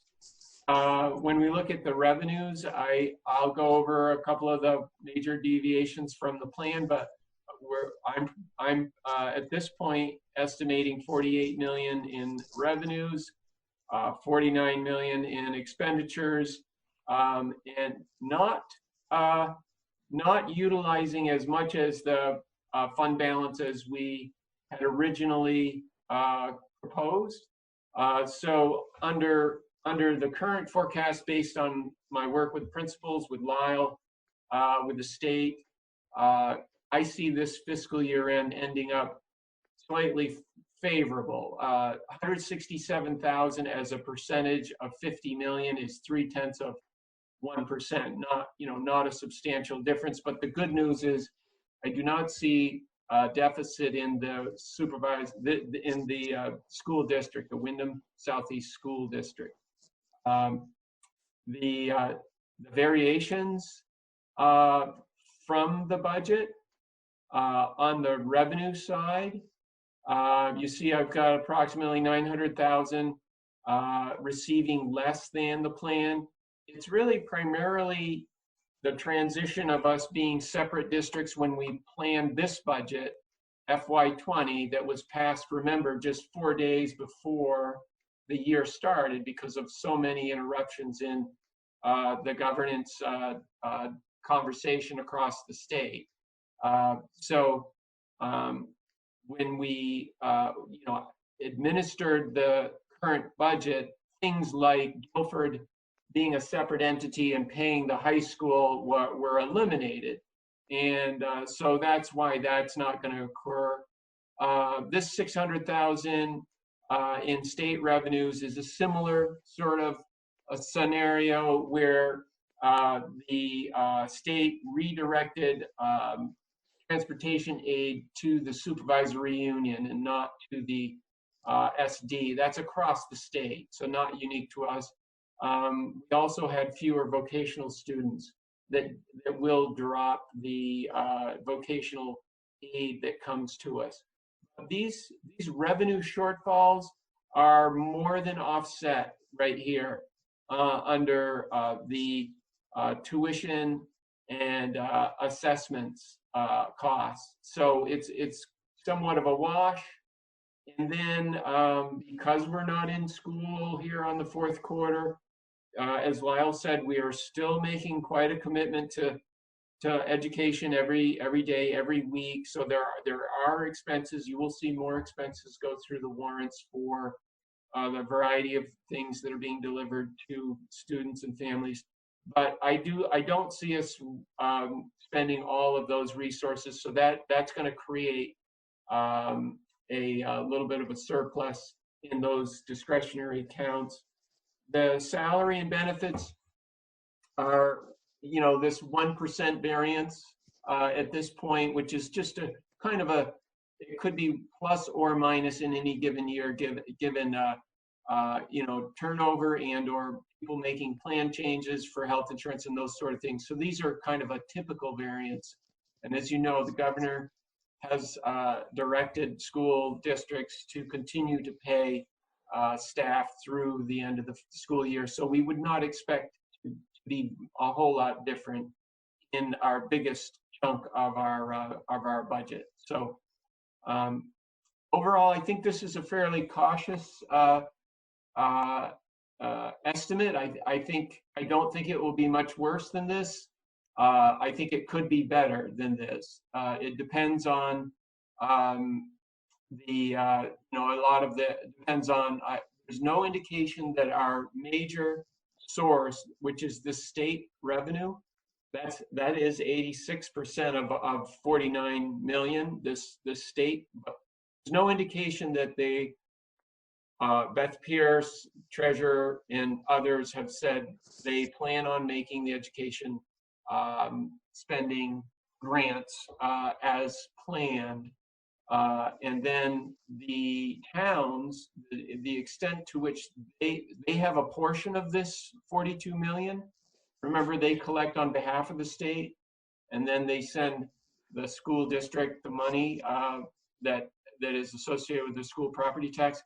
If a town is not able to collect that last fourth quarter, Mark Peralt in the webinar last week and others in the state government have reiterated at this point, there seems to be no change in the current statute, which says a town will have to borrow in order to pay the school. The statute it's Title 16, it's Section 427 that basically says the town treasurer must remit the school property tax to the education fund and to the school district 20 days after taxes are due. It's not when they're paid, it's 20 days after they're due. So I've seen this interruptions from year to year over a long period of time where towns have had to go and borrow funds in order to pay the districts. And I believe this is where the legislature at the state level and at the federal level know that across the country, you know, towns are going to have trouble with their revenues, and I believe there are strategies coming together to help address that. And where we started the conversation is the biggest strategy, which is the legislature considering passing budgets for the 18 districts under these emergency circumstances. So that's all to be determined. So I think the takeaway from this outlook is that we're not bringing in a deficit into fiscal year 21. I think we'll close out, you know, with stable financial condition. We have about 5 million in cash right now. So we're okay through the end of this year, but we know we're all working administratively in preparing for these contingencies that we know are going to be very challenging.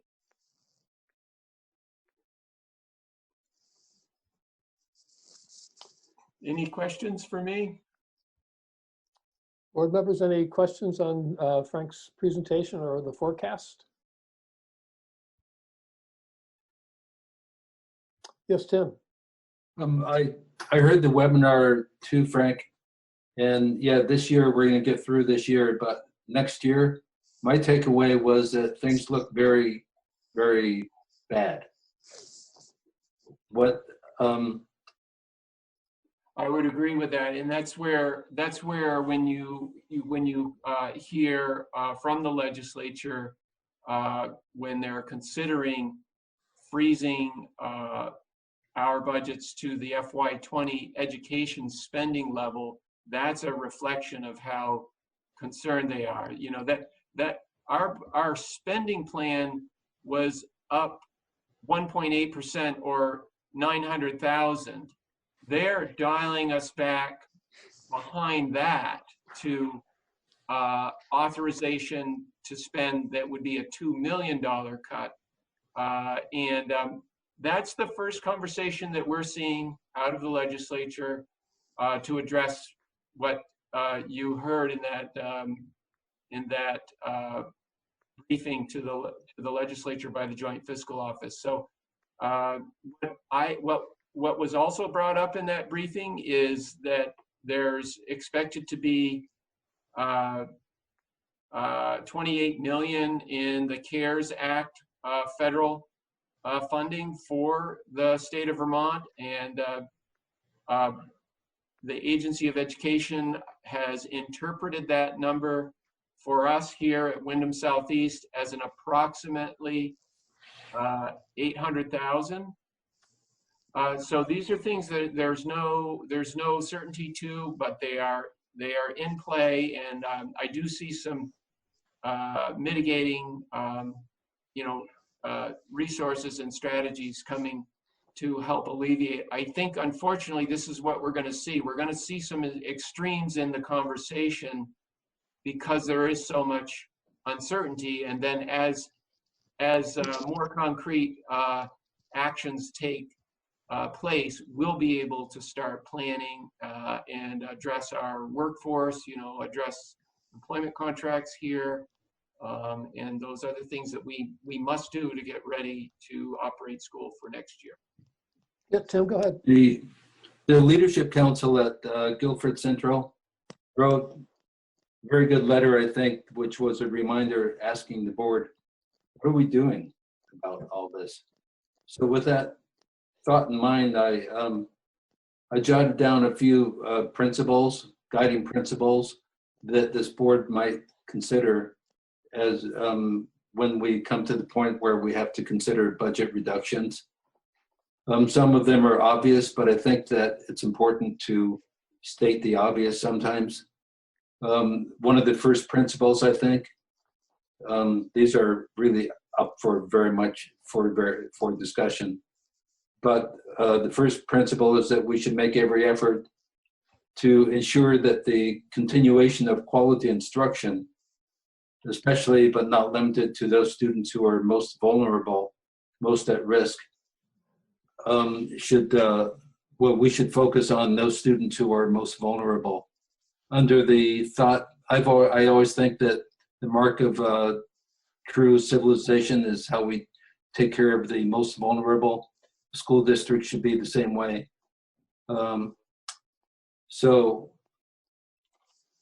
With that thought in mind, the discussion should focus not only on the number of students impacted, but the category of student who would be impacted. There are some students, as we know, who succeed no matter what, and then there are other students who need help. Another principle would be certainly before cuts are made, we should look at long-lasting impacts. This crisis isn't going to last forever, and I think that we should look at perhaps suspending programs that can come back after the crisis is over, assuming that the economy gets back to normal someday. I think we should state that as a merged district, budget decisions should focus on what's best for all students in the district. Again, obvious, but I think it should be stated. I think that, well, let me just stop there and ask for reflection on when we look at budget reduction, what are the guiding principles that should guide our thinking? And would you repeat the last part again, please? The last part is more or less we're a merged district. So we look at on what's best for all the students in the district, regardless of the size of the town, the size of the school. We're focusing on what's good for for most students in the district. But the tough decision, I think, is going to be focusing, and it's not tough at all for me. We should focus on classroom instruction above all else when it comes down to cuts. We have to determine what's least harmful to instruction in the classroom. So to make there's one more principle, I think. In my mind, primary grades are critical to the foundation of education.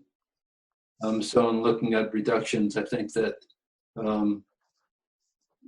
K3, for example, is much more critical to sustain that than higher grades.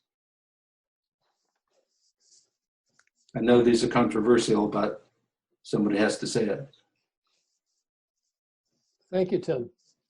Other thoughts from the board about what principles should guide our consideration if and when we have to reduce programs or staff? Yep, Sean?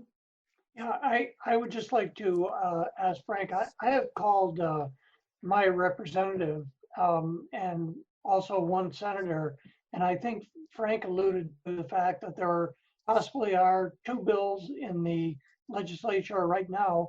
One would be a little less favorable than the other. And if you could give us guidance, it was recommended to me by Sarah Coffey that it really means a lot when school directors actually reach out to their legislators and all the legislators. And if we had a specific guide from you, Frank, on those two bills that you mentioned before. Sure. And Lyle, do we know if the VSBA has distributed that document that was in development? I think it spoke to the two bills and it advocated for the one where we get the inflator on the current year ed spending. That's the one that's clearly to our benefit and would prevent us from being put way behind the rest of the state if we do have to go through an extended period of cuts. I don't know if Sue Siglowski was going to put that together today. I have not seen anything from her, although I would probably get it from Jeff Francis, not from Sue. But that I thought was going to happen after our session today. Yeah. They probably have numbers for those bills, but the legislators, at least the 3 Brattleboro legislators, had a Zoom conference on Saturday, and they were talking about those things. That they know exactly what they're brainstorming a range of ideas having to do with all the things that were raised at the webinar. So I think anybody that wants to contact their legislator and say that would be most helpful, or at least damaging, to give us a more than just last year's budget, or just mention that if you only give us last year, allow us to spend last year's amount, we'll have to cut $2 million worth of programs and staff. It doesn't have to be really specific or really detailed or impressive. It just has to make the point that this is going to really hurt, and that's the voice that they need. That's what they need to hear. So I second what you're saying, Sean. I encourage people to take a minute to email or call our representatives. They're home. They're easy to find now.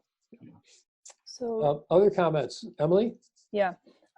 So I guess in the past, there has been times when we've reached out as a board. So I guess I wonder, is this a situation where it makes sense to draft something and have it come from the entire school board? Or is it more powerful for us to individually reach out? I don't know if there's any legislator in the room or someone with that experience that could say. I think that hearing individually from people that they know is very impactful. And sometimes for committees where we don't have representatives, a letter from the board is also helpful. But I think the individual contact with the grassroots contact is really valuable. I'm happy to have a resolution, to pass a resolution and send it up tomorrow, or tonight for that matter. But I think both would be the way to go. Sean, something else? Yeah, what Sarah Coffey said was that either a letter or individual contact would be very valuable. And actually, she went ahead and sort of tentatively set up the idea that I could testify on Friday in front of the House Ed subcommittee. But I probably need permission from the board in order to do that.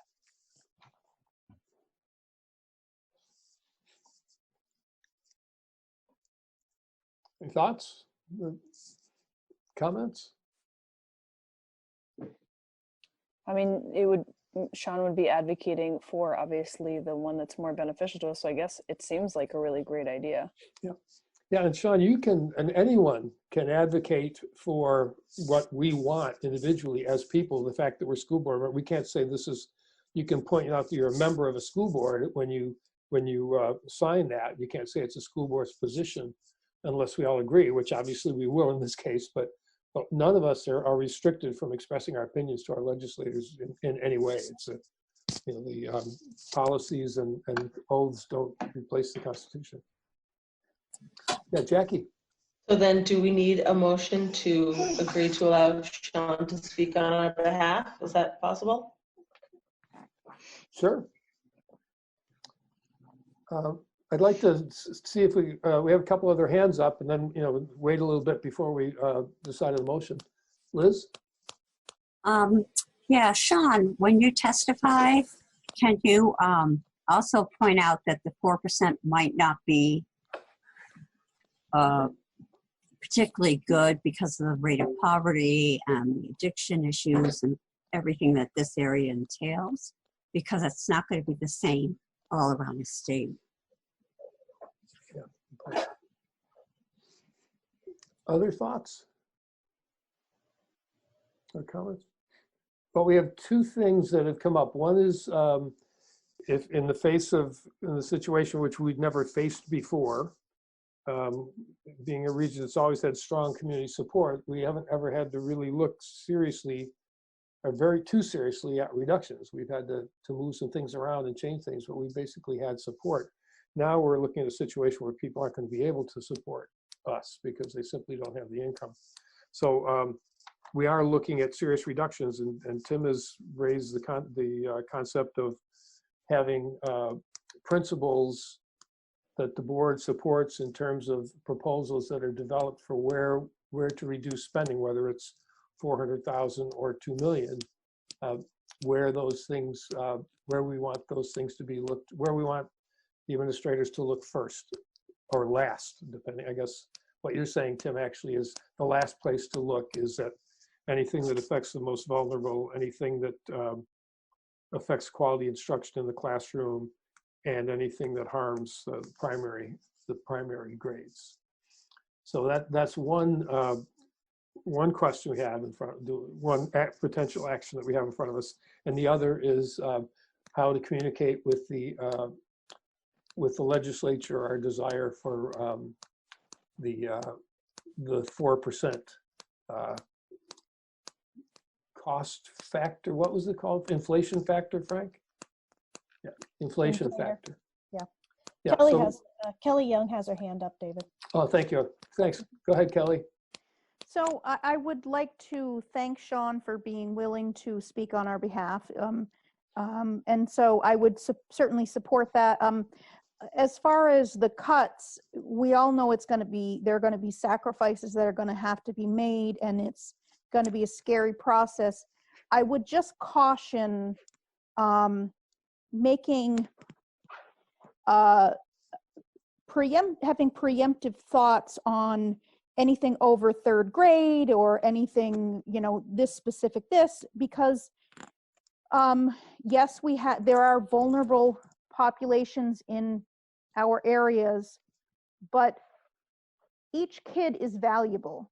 And I think we need to, before we start to say, sort of segregate certain portions of our school populations, I think we should be very cautious about that. And regardless of whether you don't happen to, maybe just by a little bit, not fall into what someone may categorize as a vulnerable population, that student personally will be losing out. So I'm aware, I acknowledge that there are quite possibly going to need to be some cuts, some sacrifices, some very difficult times ahead, but I would be very concerned, and I would encourage caution when just sort of when targeting where these cuts need to come. Thank you. So if I could just respond, Yes. I've met with all principals recently within the last 2 days, and we've the instructions I've given them is to look first at things that are going to be least impactful to our student body. We know that we are going to have students coming back to school on all levels that have been out of school for approximately 5.5 months. So teachers are going to need extra assistance with academic coaches, because we're going to have to differentiate more than ever. We need to really look very carefully at every portion of a child's education. You heard principals today looking at social emotional. So there are things that we are looking at, but there are also those things that we need to keep in mind, that we're coming back with students that need to come back into a community that haven't seen each other and been in a formal education situation since mid-March. So those are in our minds all the time. Other comments from the board? Yeah, I'd like to hear from everybody if people are willing. Emily, please. So I guess my question is, I thought we had kind of a reserve fund or like a buffer fund in case some disaster or something happened. So is it the case that this proposed $1 or $2 million, depending on how the legislature acts, is how much of that would be buffered by using some of or any surplus or general funds that we have? I guess it's directed towards Frank, maybe. Yeah. Well, we'd have to get voter approval. Frank, we have what, a couple of million in the undesignated reserve? That's right. However, the bill that is being contemplated, both of these bills, and at this point I think they're more concepts than bills because they don't actually have bill numbers assigned. You can't actually find them in the legislative report, but the concept of those discussions right now at the legislative level is that this action would replace the public vote. It would put in place an FY21 budget, and there would be no public vote unless a board wanted to go for a higher rate. And then back to your question, Emily.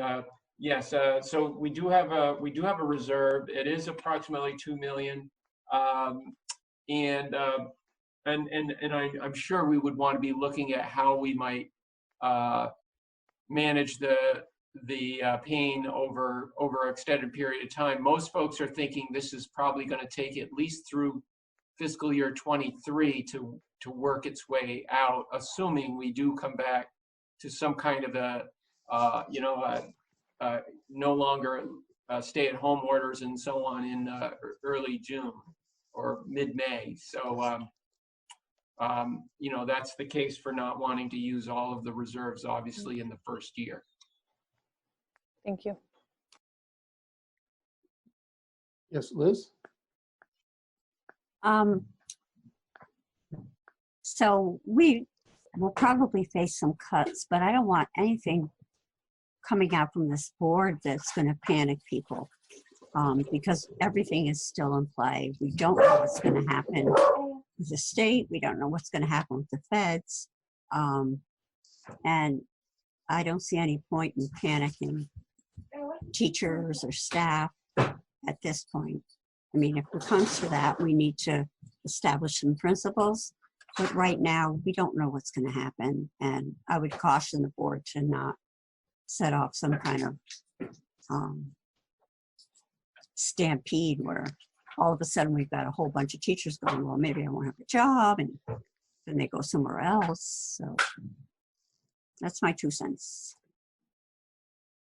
Thomas, would you share your thoughts? That's a very wise sentiment. I agree wholeheartedly. We have no idea what we're going to be facing in a month or 2 months, let alone September. I don't think this is the time to even talk about that. Everyone knows that we're going to have some problems. That's not in doubt.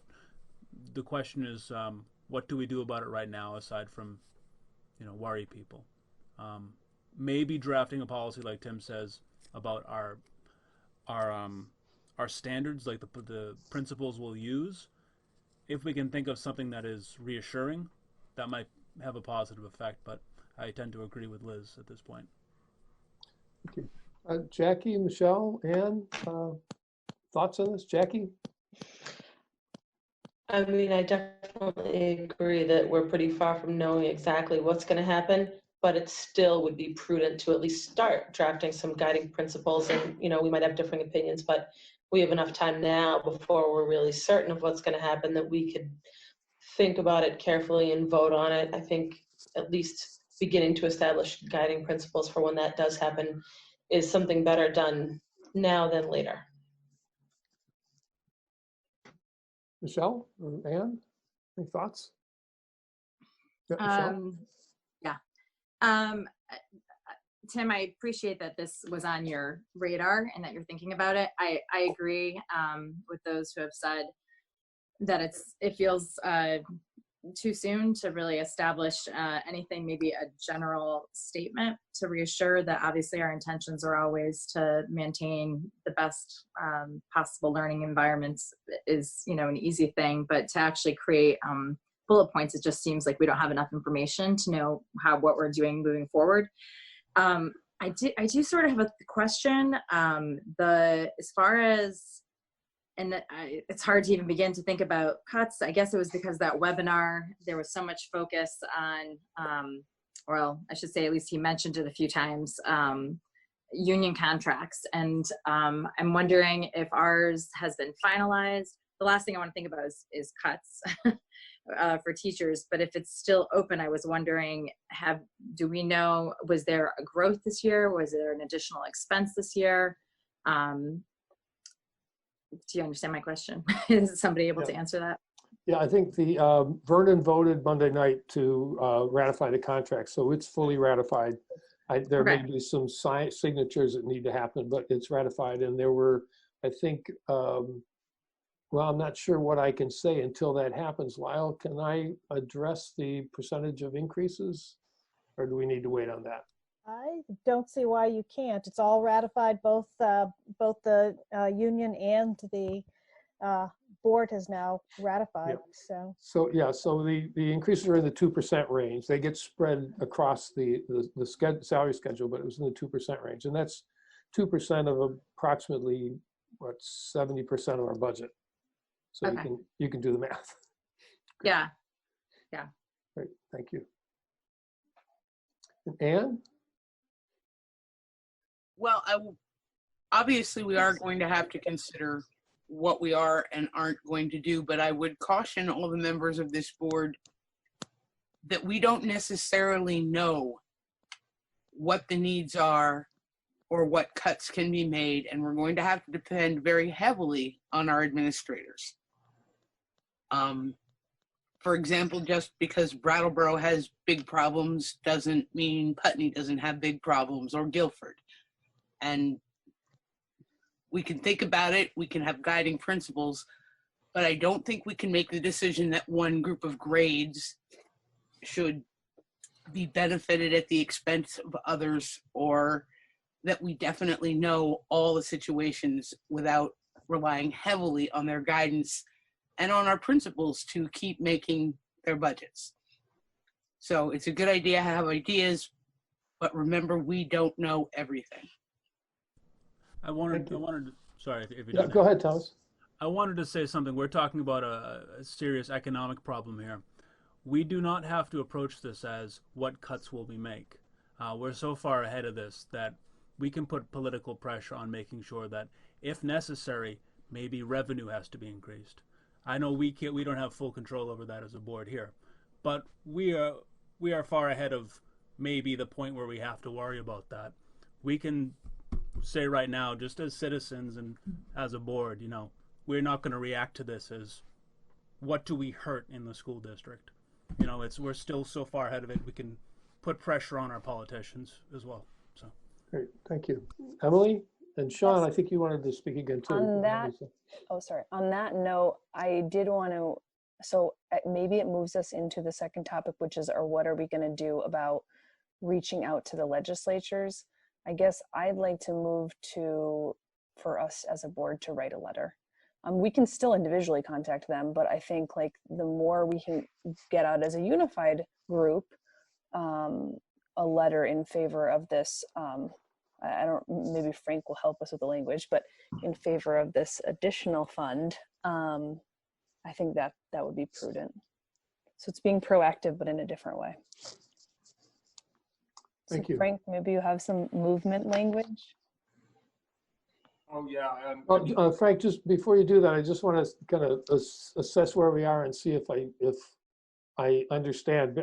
Everybody has had an opportunity to speak, and I thank you. There were really lots of really thoughtful comments. Somebody today asked me what I was thinking, and I wrote, the first thing I said is, well, here's what I'm thinking, or here's my comment, and then I immediately put in parentheses, but I always change it after I hear really good ideas from other people, and I think that the collective wisdom here is pretty sound, and I'm really grateful for the good thinking that's going on. I think we are at the point where we don't want to say or do or restrict or really define anything until we have more evidence or more certainty about what the parameters are, if there are parameters, what they are.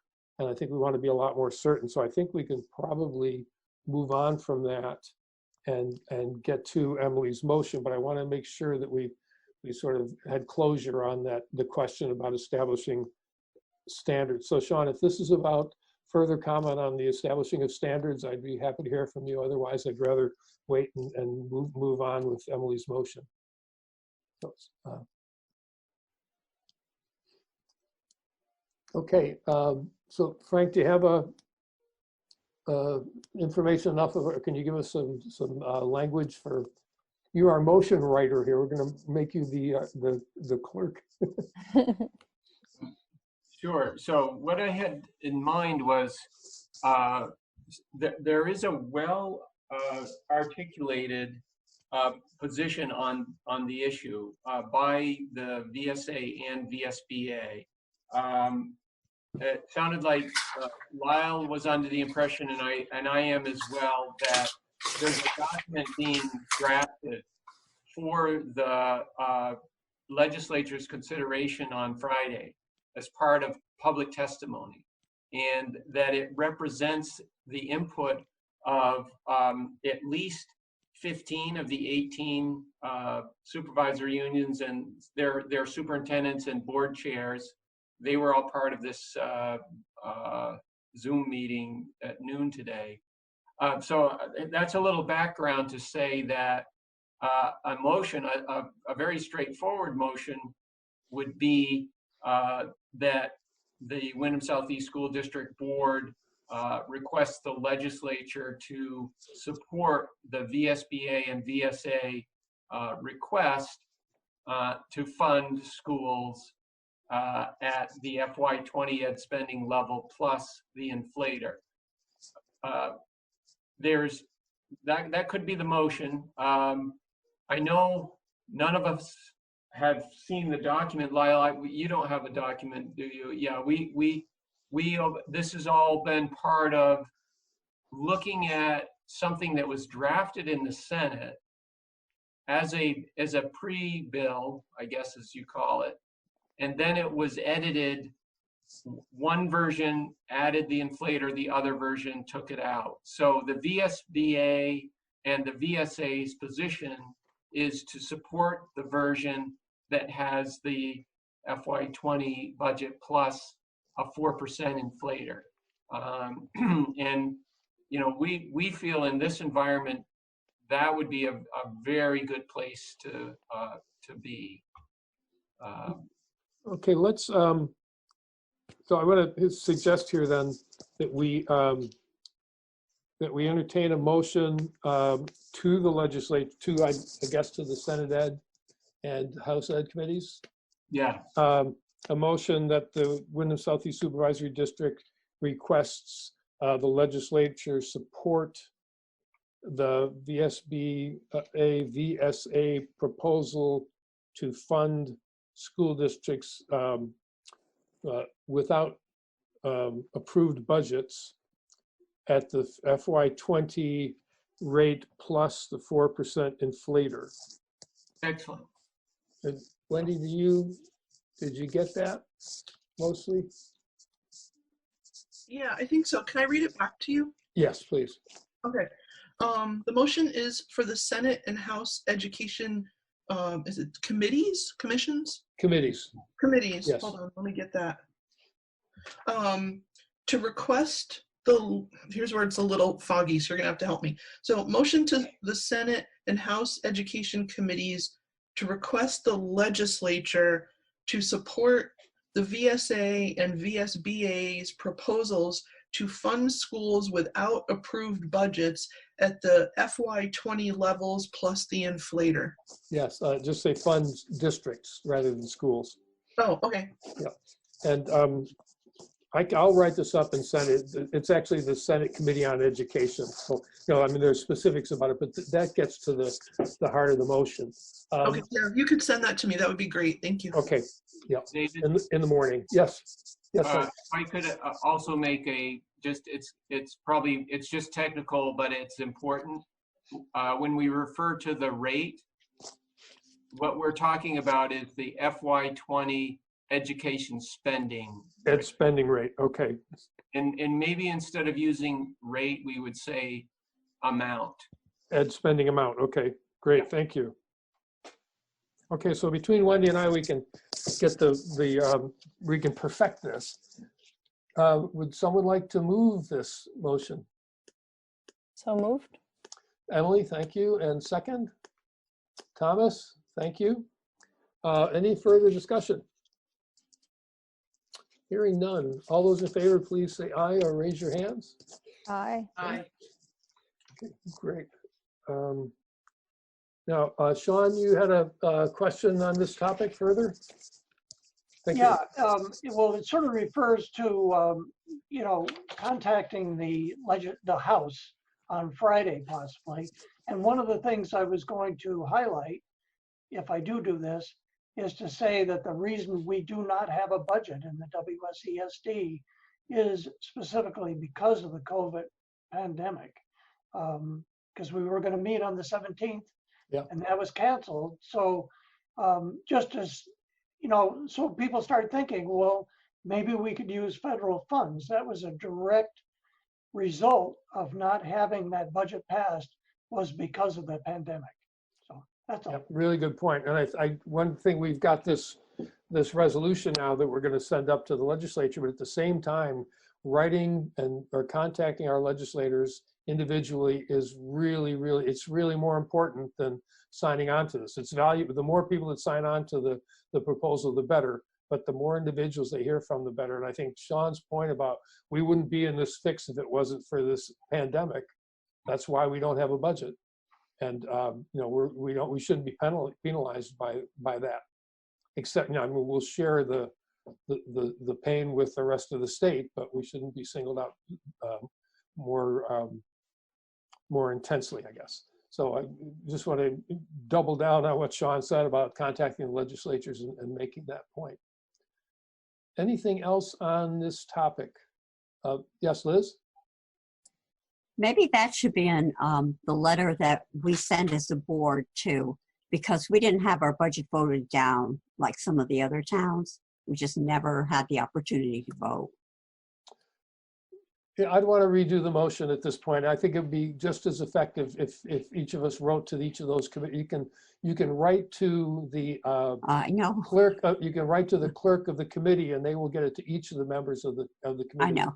As well as our. No, I'm talking to everybody now. Okay. Yeah, as well as our individual legislators. Great, thank you. Anything else? Okay, well, the next topic is committee reports, which will be brief, but we are going to do some committee assignments. Hopefully get people to sign up for committees, and also talk about leadership councils. And so what I'd like to do is, we've been at it for an hour and a half now, is take say a 5-minute break, or make it a 7-minute break, and we'll come back together at 8:35. Is that agreeable? Okay, so we're going to recess for 7 minutes. Everybody get up and walk around.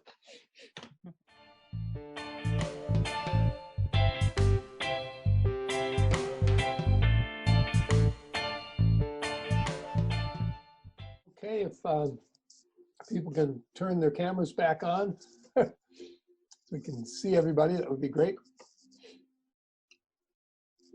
And we'll get started on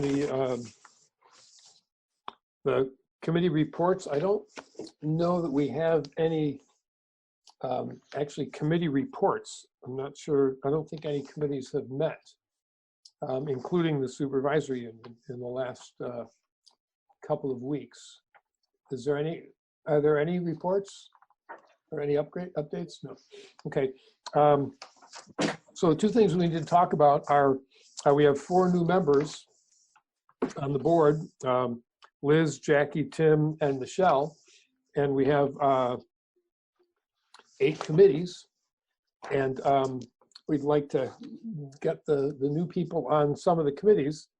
And I've heard from a few of you about some of your preferences, but I'd like to actually hear from you again in terms of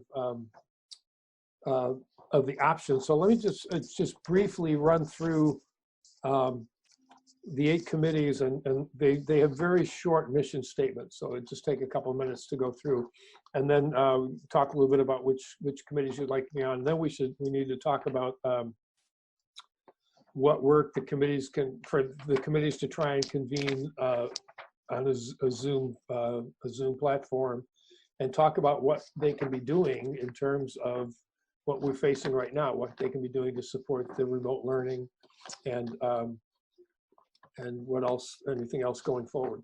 So if that's agreeable, I'll just quickly run down the list of committees and we'll see what we come up with. Can I ask a question, David? Yes. Just before? Yes, go ahead. So is it the case that all committees will have reassignments? Because I can imagine cases where, you know, maybe somebody feels like their skills are better suited. They've been on a certain committee, but another committee popped up and they feel like they maybe will switch. So, or are we just saying all previous board members are on the committees they were already on? I was assuming that people would stay where they are, but that's a really good point because there's no certainty to that. So I would say yes, if for what's it, legacy members, previous members, if you want to change committees, this would be the time to mention that. Although it can also be done, you can do it anytime for that matter. No one's required to be on a committee. So the first is the Personnel Committee, which manages and reviews personnel matters, approves the 1% requests, which when we talk a little bit about the master agreement, we'll talk about what that is, but it's basically 1% of the budget that's available for teachers, administrators, and school board members to use for special projects. The board approves that, and the Personnel Committee, now that we're a single board, a unified board, the Personnel Committee has taken over the responsibility of approving those requests. Participate in supervisory union negotiations and other personal matters as required. Currently, Anne, Sean Murphy, Kelly Young, and Carrie Amadon, representing Vernon, is on that committee. The Policy Amendment Committee, which is in the middle of drafting a couple of pretty important policies. We draft policies and article amendment changes, articles of our founding articles amendments and additions, and recommend and review the establishment of adoption of equitable policies for all WSC/SD schools consistent with education law and educational best practices. So that's the mission. And when we talk about we talked about the first document, the powers of school boards, and the first thing is to establish the policies for the district. That's that work. The very first work on the list is done in the Policy and Amendment Committee. The WSED Finance Committee reviews and recommends warrants, the capital plan, and the annual budget as determined by the full board. And Ann Beekman, Sean Murphy, Emily Murphy-Carr, and Christina Naylor are on that. Sean's the chair. I didn't mention who's on the Policy Amendment Committee. I'm going to go back to that. It's Ann Beekman, Sean Murphy, and myself. Tim Morris and Christina Naylor were on there. So that is a very short-staffed committee at this point. And so I would encourage people who have an interest in a background in developing policy to consider that. It's an important committee. It doesn't have to meet a lot now that we're fairly well established, but there is some important work to do. The Diversity Committee this is not the School Diversity Committee, which is made up primarily of teachers, I think, and some administrators. This is the board's Diversity Committee. And the mission is to foster learning environments in which all members of the school community are safe, feel valued, and are appreciated, as well as promote policies and procedures that value equity and diversity in our schools. That's Ann Beekman, Sean Murphy, Thomas Nolan, and myself. The Programmatic and Performance Equity Committee monitors school equity and performance and works with district staff to develop recommendations to increase equity and improve performance throughout the district. That's Emily Murphy-Carr, myself, and Kelly Young. Tim Morris was on that committee, so we need some more people on that as well. The WSED Communications Council mission is to increase public engagement with the board's work through effective communications.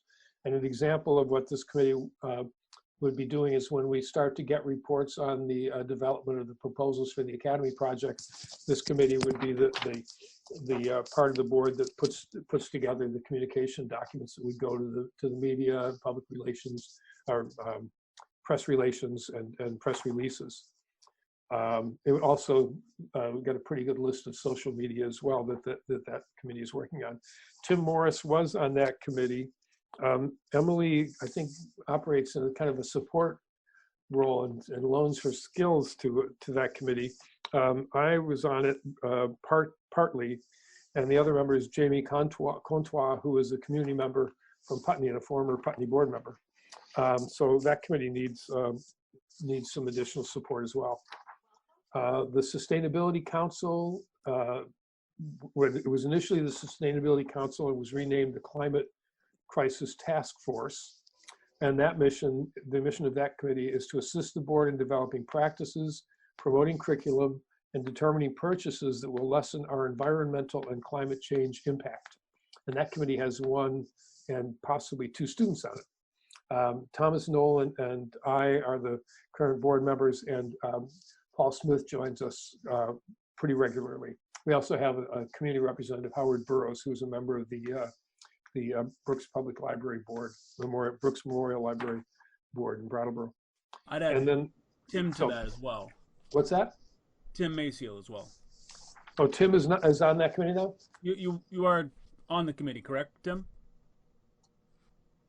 I guess I am. I didn't know it was official. Okay. It is now. I'm sorry. I don't mean to speak for you. I was just trying to clarify. No, go ahead, Thomas. I mean, that may be how we get staff on people on these committees. I'm not going to force them. But that's how hard it is to get on one of these committees. So let me just go down. With the Personnel Committee, we definitely could use at least, well, no, we're actually in pretty good shape there. So I think with the Policy Committee, the Policy Amendment Committee definitely needs 1 or 2 additional members. David? Yes, Tim? Can you explain what the Policy Committee does that the entire board just doesn't do? Yeah, the Policy Committee goes into the real details of developing the policy. We recently found out that we don't have a specific sexual assault policy, and everybody thought, oh my, why don't we? And so the committee looked into it and looked up the statutes, and it turns out that neither does the state. That sexual assault is mixed in with the hazing, harassment, and HHR. HHB and bullying. Yeah, with the bullying statutes. And so the committee decided that they wanted to look at some sample language and put together something explicitly addressing sexual assault. So that's what the board does. We confer with the attorneys, we confer with administration, and then we wind up asking Barb Nowakowski to figure it out for us, and she types it up and it comes out perfectly and everybody approves it. So that's the process. Sean, did you have something to add about the policy committee? I saw you leaning forward there. Oh, no. Oh, okay. David? Yes. Are you looking for volunteers now? Yes. Okay, well, I'd like to be on personnel and policy and oh, you do? Okay. Oh, yeah. No, wait. You want to be on personnel and policy? Yeah, and a few more. Okay. That's easily done. Okay. So other volunteers or people interested in the policy committee? I'll stay, Dave. Oh, thanks, Ann. Great. Well, we'll see how we do with 4, and maybe we'll draft Christina to continue to show up and help us with policies. The Finance Committee, I think, let's see, Christina is gone, so there's no representative from Dummerston. And I think, Emily, you had expressed an interest in not. Do I remember that correctly? No, I'm fine with staying on. Oh, okay, great. Okay, so And for the finance committee, we need at least a representative from Dummerston. So I don't know if Michelle or Thomas want to consider that or already know what would I had work. kind of I mean, unless Michelle really wanted to, that's the one I wanted to join. Yeah. But Oh, great. Unless Michelle wants to, because she gets first crack at it if she wants. You can happy to hand it to you. Okay. My only hesitation to pat my hand up on all the things I'm thinking is I was trying to connect with David before tonight. And I'm just a little bit unclear on time commitments and suddenly having 4 kids at home. I sent you a picture of my Zoom schedule. It's literally like my whole week is lit up. And so I just don't want to take on more than I can actually give just because we're in this weird crisis time. I think like the policy and amendment stuff is really fascinating to me. I have a feeling that would be too much on my plate right now with all my children home and doing this remote learning. So, is it okay if I connect a little bit more with you later, or would you like Absolutely. me to tell you what? No, you don't have to. You don't have to. If wanna you have rush a it. couple of preferences, we should do that. Absolutely. Yeah, we can do that. And you can also connect with the chairs and That's a great get idea. more detail. And the other thing is that there's not going to be a lot of work to be done in the immediate future because it's just not things. I mean, well, there is some things to be done, but the difficulty of meeting in this format and the things you just described are true for all of us. I have one child at home who happens to be a college junior who's actually working on a Spanish essay right now, and so we're all pretty crazy. But so yeah, there's no rush. I won't put it off. I just want to be thoughtful and Yeah, absolutely. Yeah, and the other thing is you can try them out. okay. That's a nice thing to You can do a trial run. Yeah. All right. Great. I'll play with Thank that you. idea. Thank you. David, yes. How's the program equity and performance committee? How well staffed is that? Well, that's a committee that can. It's got Tim Morris was on it, and he's not anymore. And so it's me, Emily, and Kelly. So we could Okay. use, I think. This will replace the Tim with the Tim. Okay, that's great. And David, yes.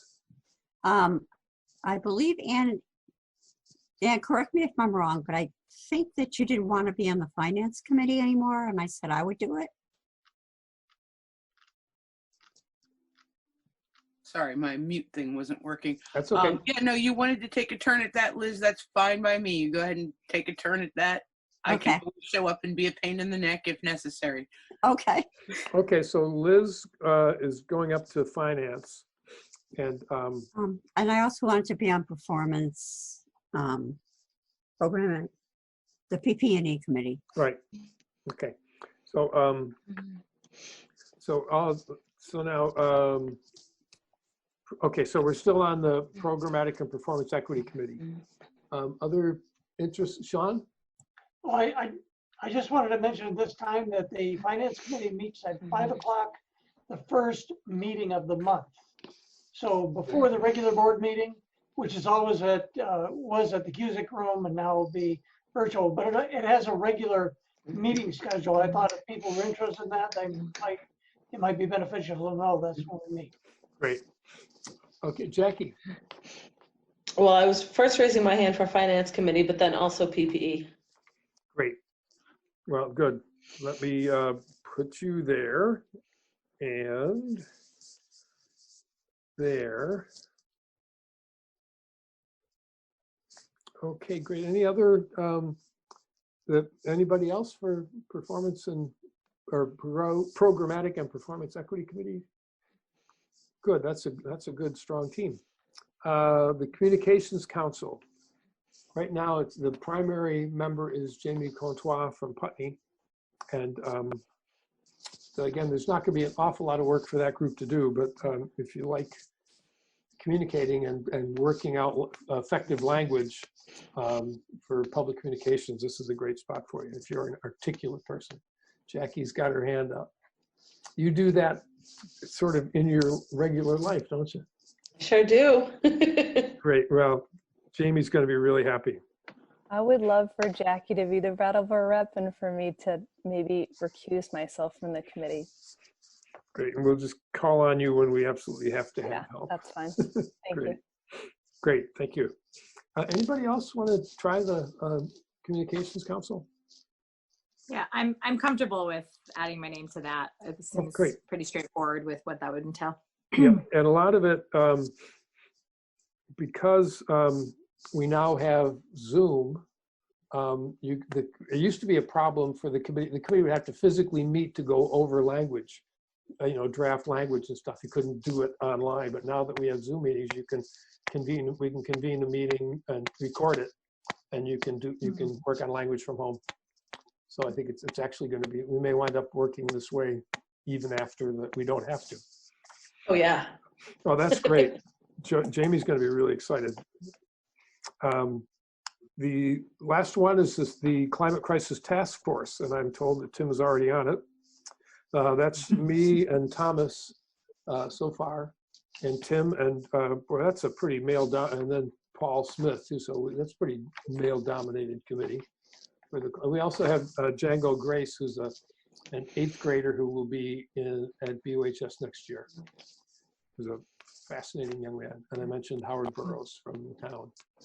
Any other interest in the Climate Crisis Task Force?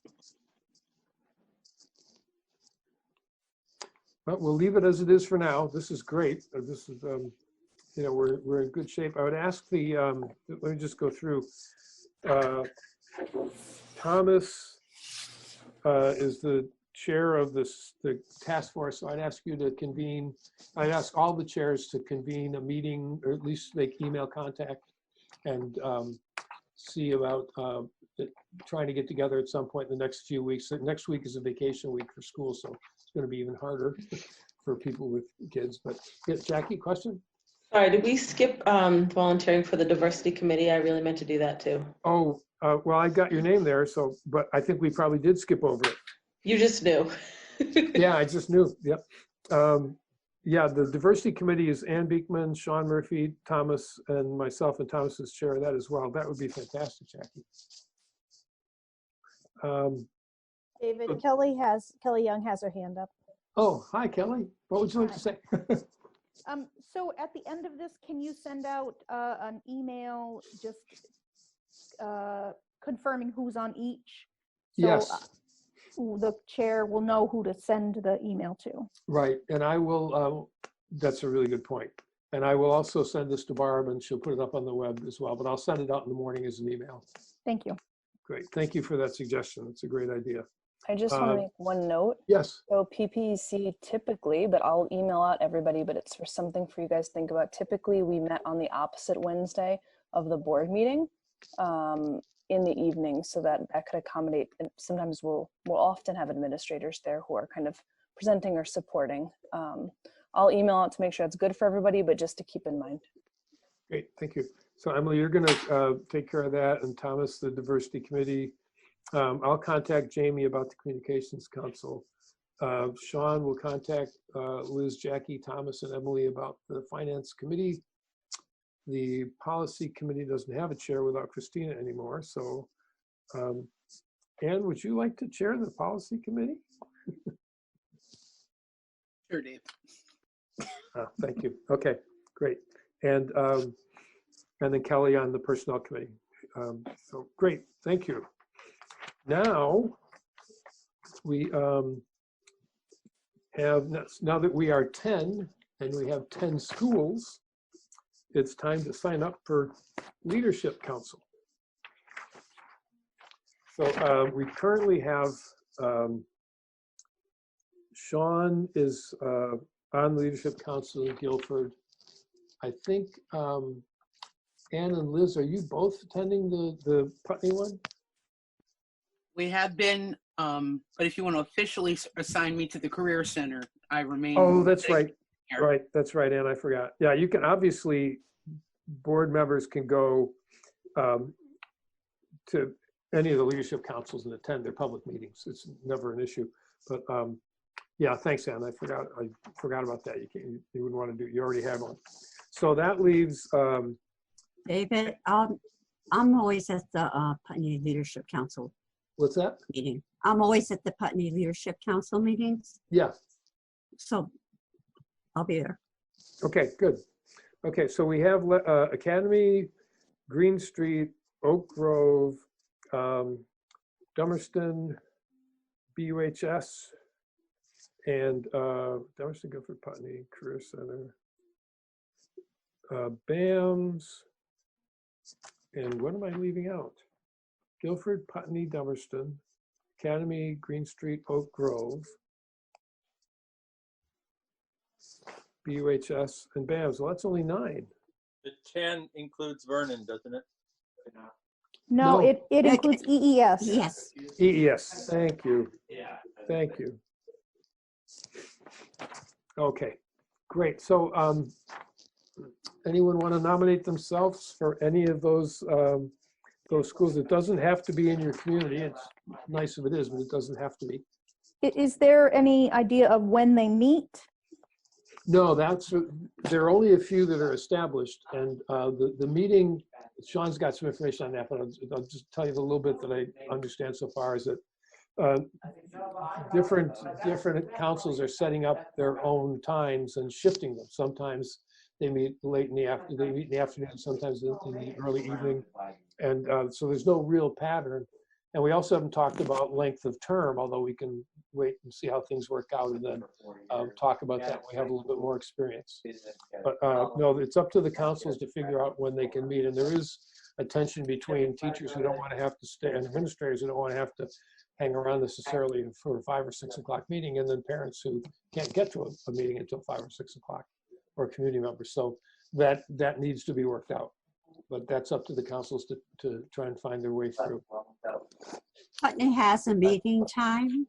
If anybody else wants to come, it's 4:30 the first Thursday of every month. We did a compromise between parents and teachers and administrators. Great, thank you. I'll volunteer. Emily, go ahead. I'll volunteer for Academy. Okay. Thank you. Yeah, I actually looked them up. I'm sorry, so they're either getting some feedback on somebody's mic or somebody's trying to talk and I can't hear what they're saying. It appears to be Kelly. Ah, okay. Thank you. So Green Street. Now Mark's right there, so you better. Okay. Thanks, Jackie. Oh, Jackie has it. Yeah, she grabbed it. You got to be quick, Tim. Okay. What about Oak Grove? That's you. Other Dummerston, BUHS, BAMS, EES? I'll volunteer for BUHS. And that was? Kelly.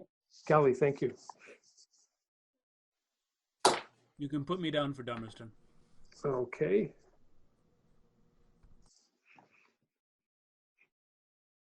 And Michelle, you want to wait? What's left? I was gonna say I would do the high school, but Kelly beat me. Well, the middle school, same location, the Brownwood area middle school. Oh, okay, so that's fine. Great, then I'll take EES. EES provides food. It's a good gig. I know, I was on the policy council for years, twice, 2 different times. David? And Be David, nice to be back. Deb has Yes. her hand up. Deb Who Gass. does? Deb Yes. Gass. Oh, thanks, Deb. Go You're ahead. welcome. So could we align this leadership council representation with our policy council, and so that could be part of our policy council? Yep, absolutely. Excellent. Yeah, Okay.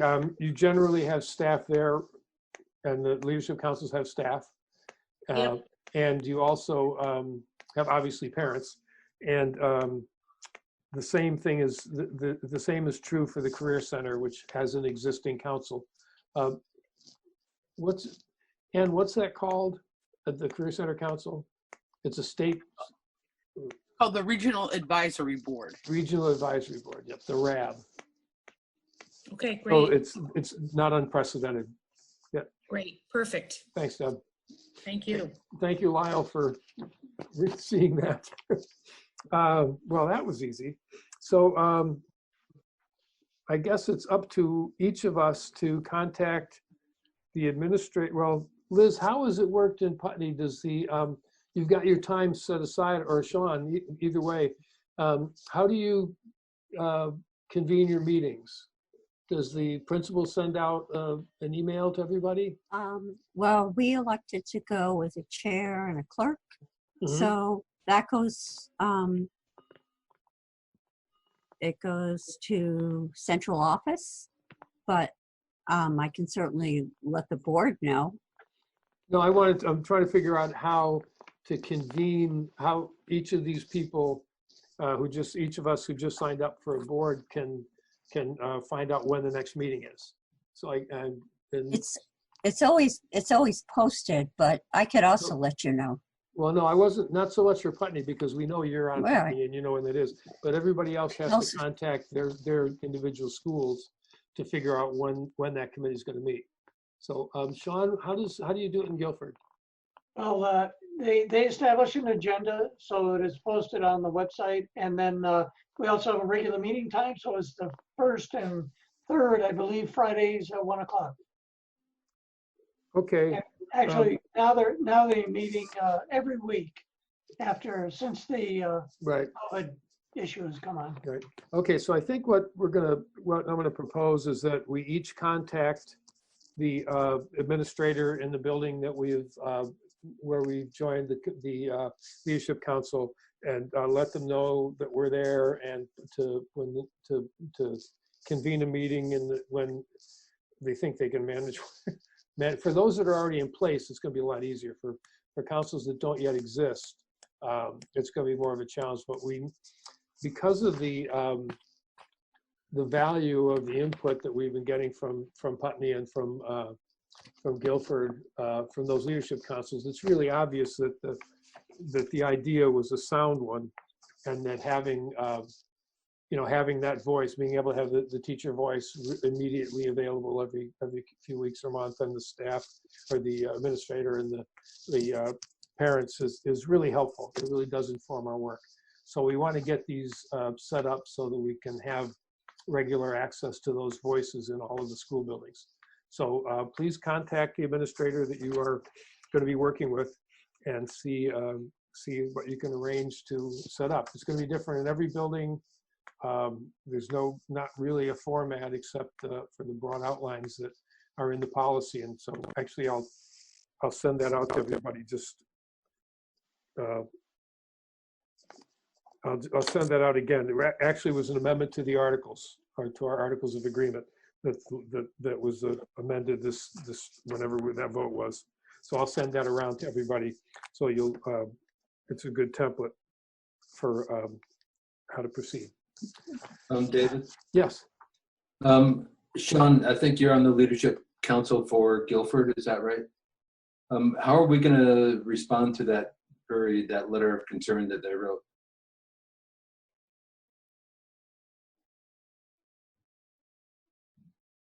Well, I could report back to them at the next meeting. That's usually what I do. They always have a board member report. So they have an administrative report, board member report at every meeting. So I can report back to them at that time. And I also, on David's suggestion, forwarded on the webinar and the other information that we received on the budget, which was our question. Oh, the webinar would be good. Yeah. Yeah, they certainly do deserve a good response.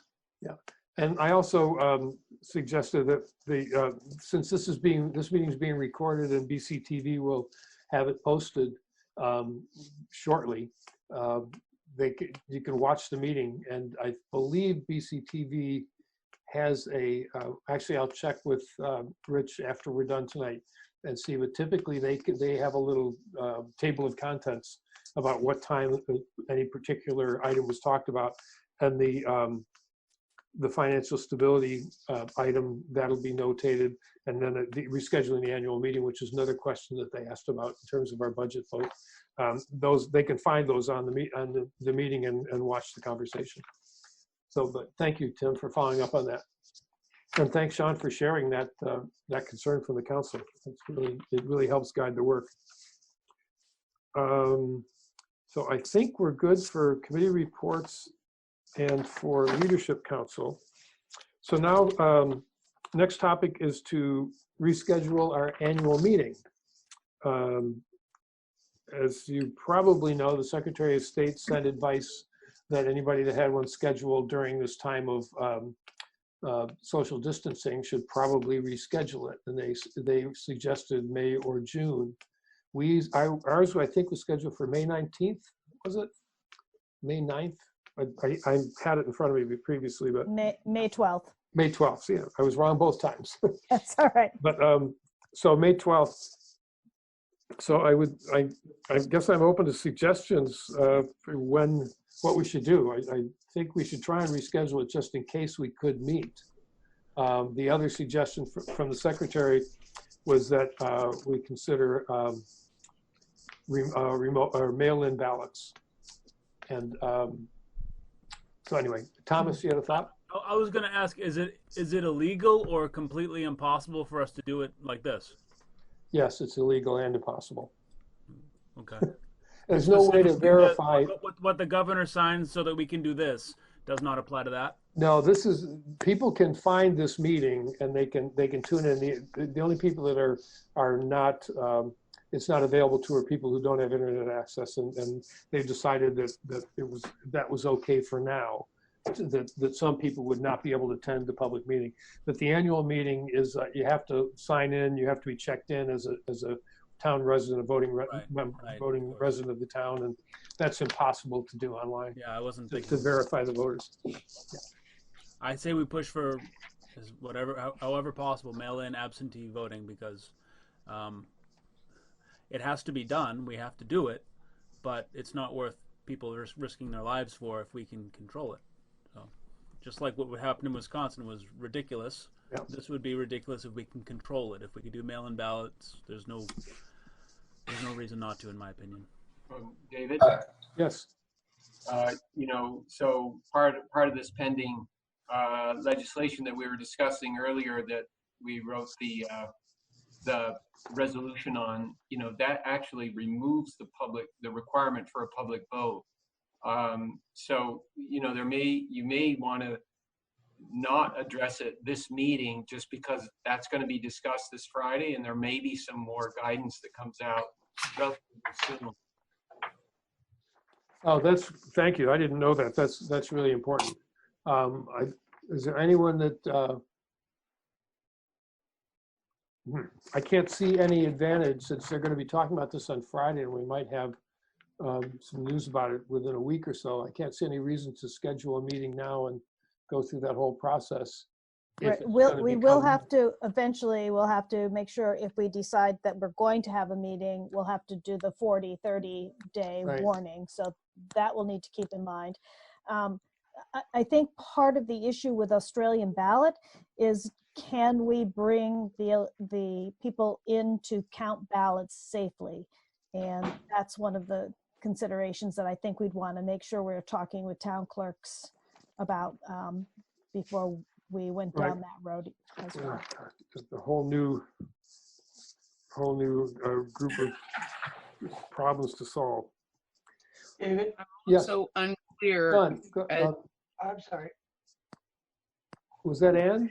Well, it was. We put the floor vote in our articles of agreement, and by law, in order to change the articles of agreement, we have to have a vote on the articles of agreement. And I don't know if the legislation currently being considered would allow for that or not. I can't imagine.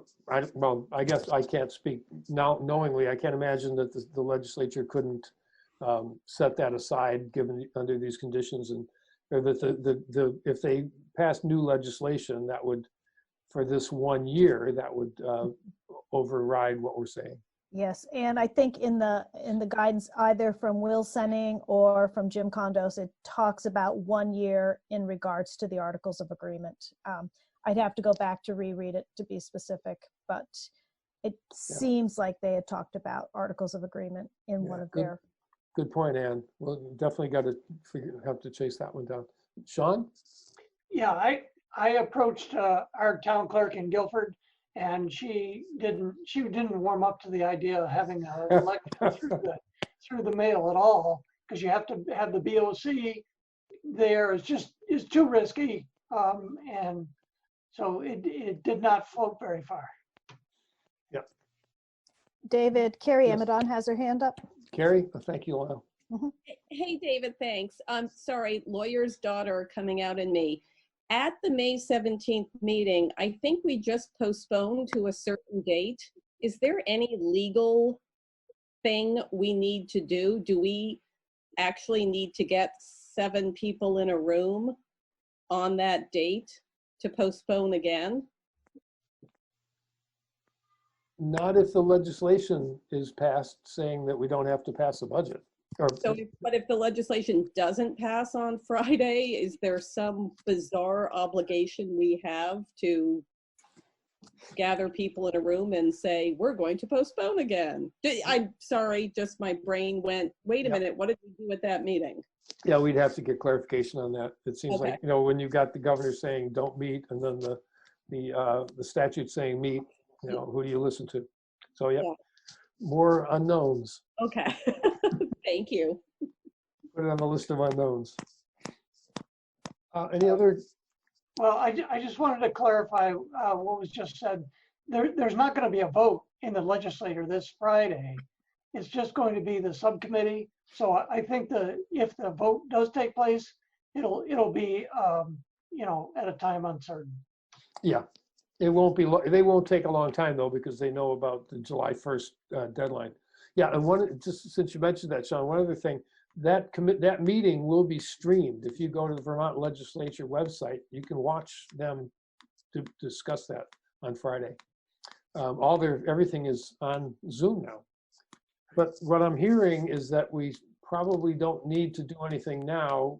The July 1st is the deadline, so if nothing happens, we have to have a warning before 40 days, or probably 45 days before July 1st. So mid-May, we're going to have to finally make a decision. We meet again the first Wednesday in May. So I think it's the 5th or the 6th. So we can, between that, there are 3 weeks between now and then, so we can make a determination based on what happens in that period of time. And if we need to meet more immediately, we can do one of these really quickly and set a new date for the annual meeting. So can we move on from annual meeting? Great. Do we have to approve? Do we have minutes to approve? Oh, the April 1st and April 9th minutes. We don't have any warrants on this warning, Lyle, but we did get a couple of warrants in email. So we need to approve those warrants as well. Generally, we've been doing all of those on the first meeting of the month. Okay, great. So Thank you. I'll get used to that gradually. Yep. Thank you. So we do need a motion to approve the minutes of April 1st and April 9th. So moved. Thank you, Thomas. Second? Second, Ann. Thank you, Ann. All those in favor of approving the minutes, please raise your hand or say aye. Aye. Thank you. Opposed? Okay, we got that out of the way. Do we have any visitors that would like to be recognized? Actually, you'll have to recognize yourself if you want to, or anyone from the public who wants to address something that is not on our agenda. Please unmute and speak so we can hear you. So no recognitions and no public comments. Do we have any communications, Lyle, that need to be David? shared? Yes. Aaron Kachuk has a hand up. Oh, great. Aaron, Deb Gass does too, or is that left over? Yep. Aaron, can you unmute and address us, please? Yes, hi. Hi. I just want to thank you guys all for all your hard work in this crazy, crazy time. It just feels good listening to this meeting and hearing all these thoughtful you're just being so thoughtful with all of this, and I just wanted to thank you. Well, thank you for showing us the way for so many years. 1 year, Dave. Deb, your hand is up, but it's okay. Well, now it's gone. I can do it. Sean, but Frank, I see your hand. Yes, are we in communications? I wanted Yes. to. Yeah, Okay. we're in free Okay. fall. Let's see. We had. I'm not sure how correspondence came to between Mark Espino and Eugene, and then to me. But I just wanted to make sure I squeezed it in a point of information. Apparently we've got some trees that appear to be creating a hazard at the Green Street School playground and the walkway. So we had a consultant forester give us an assessment of that risk and identified some trees. I just wanted you to know that Mark and I will be working with these folks. We'll get some estimates on removing trees on that on the bank. It's just to the west of the building, you know, between the Kroll lot, the Powers House, and the Green Street building. I don't know if you can visualize that. Yep. But I actually just did a quick stroll through there. There's some giant old trees that are just hanging right over the playground, and clearly safety issues. So I wanted you to be aware we'll move ahead with that work, but thought you should know. Great, thank you. Mark? Yeah, and I'll do my best to put together some communication for the neighborhood and then the greater Green Street school community. Whenever you take trees down, it's people aren't happy with you. So part of our plan, we're not happy about taking these trees down, is not only taking them down, but then replanting trees. So that's part of the scope of the project, right. Not just removing, but also replacing. The Wyndham County Natural Resources Conservation District is having their tree sale. The deadline they're very small trees. You might want to get something a little bit bigger, but they have trees that are particularly good for birds and for wildlife. Consideration. Great. Yeah, thanks for that. We have a couple other contacts as well. Yeah, great. Appreciate it. Okay, I think that we are ready for executive session, unless is there anything else I've missed or people want to bring up or need to discuss? Okay, then we have Lyle, we have two executive session topics. There's going to be just one. Just one, okay. Yep. And what is it? It's a report out on a request the board made, previous board, on a union personnel issue. So it's a contract issue, a personnel issue. Okay. So I move that we enter an executive session to discuss a personnel issue where the board has determined that premature general public knowledge would clearly place the school board or people involved at a substantial disadvantage. Invited into the executive session are the superintendent and... That's it. That's it. Great. So we invite the superintendent to join us. Could I have a second, please? Thank you, Thomas. So we enter executive session at 9:20, and I ask everyone else that we will be coming out. If there is any action, it will be recorded by BCTV, and we will communicate it to the clerk, and then adjourn. I'm sorry? I said bye. Bye. Carrie's leaving. Bye, Carrie. And Wendy, I believe I'll after this I'll email you. You know who when we rose from executive session, all that. Okay. Okay, great. Yeah, that's what I was raising my hand about. Just if you needed me to stick around, if you were planning on coming back out of executive session, and I needed to be present for that. No, you don't. Okay, great. Thank you. Good night. Thank you. Good night.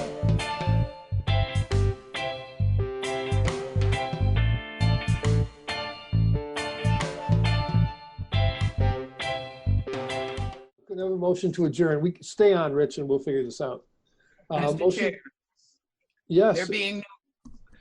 There being no further business before this board, I move that we adjourn. May I have a second, please? Second. Liz? Oh, a lot of seconds to get on to adjourn.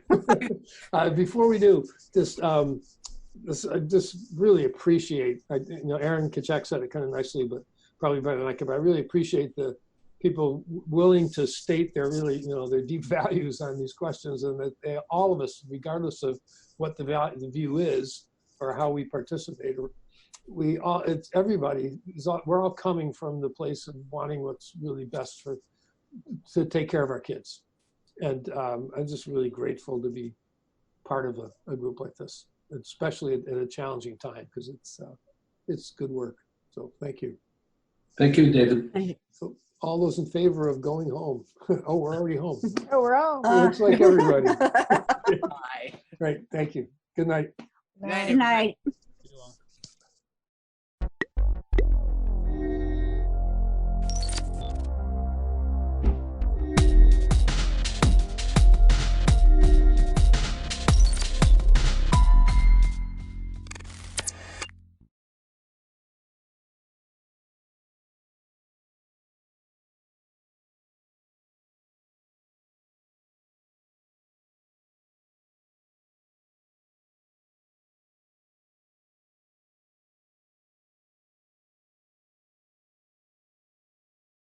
Get on to the next subject, which is the COVID-19 impact on support services for released prisoners or keeping people out of prison as well.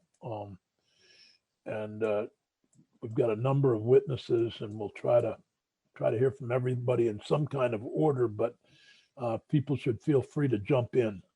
One of the things that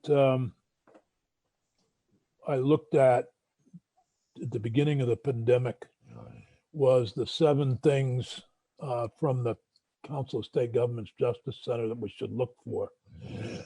And the questions were, are there procedures in place in advance of the release to ensure that the person is free from COVID-19? And does the person have basic supplies like food, hand sanitizer to ensure they remain healthy? Does the person have a safe home to return to or alternative community-based housing? Medical, behavioral health medications and services are available. Have we prepared the person with a technical literacy and equipment to receive and benefit from virtual rather than in-person supports? If the person is being released to parole or the supervision, how are we asking them to interact with the parole officer? If the local economy has collapsed, are we providing the person with access to public benefits to support themselves and their loved ones? We know that, and Dale can probably give us the exact numbers, but I believe we're about 300 down in our incarcerated population. That means tremendous pressure on all of those of you who are community providers, from See All Inc. to Brock to recovery services, diversion services, all the folks that are here.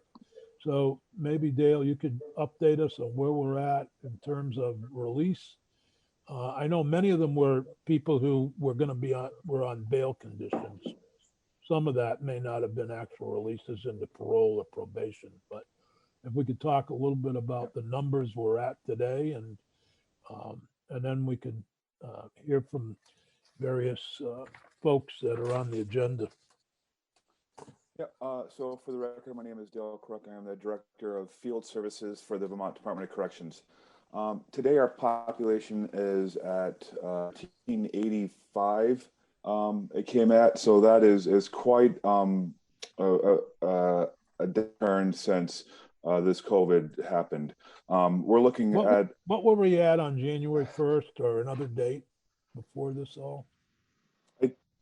I think we're used a number, I don't have exact, but it was 1660 or 1670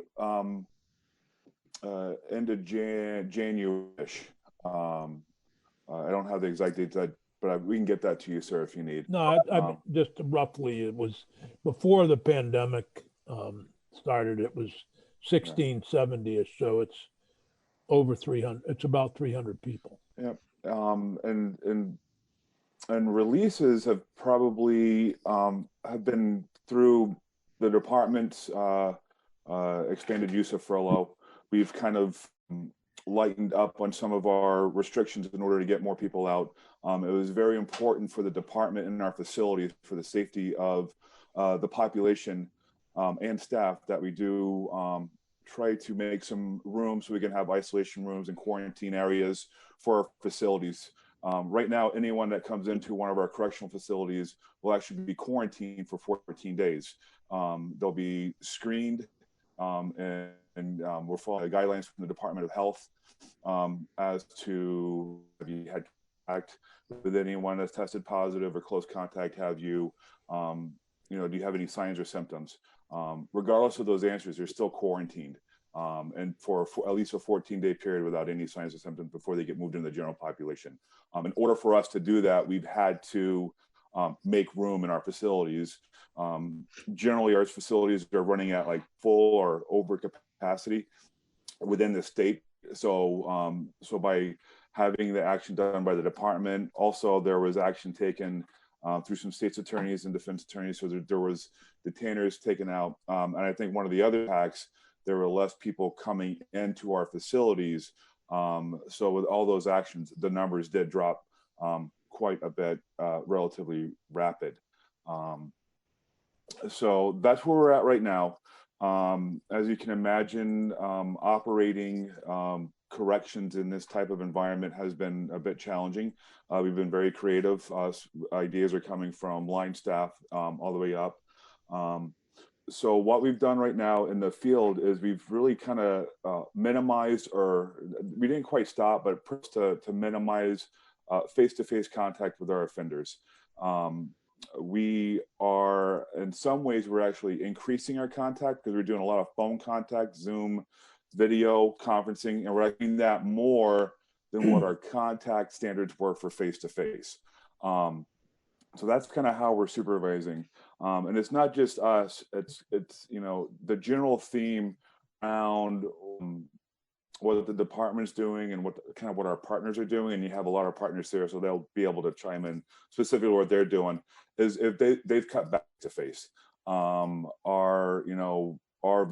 they've closed down what they're doing just because, for example, groups and AA meetings, it's kind of hard to do and maintain social distancing.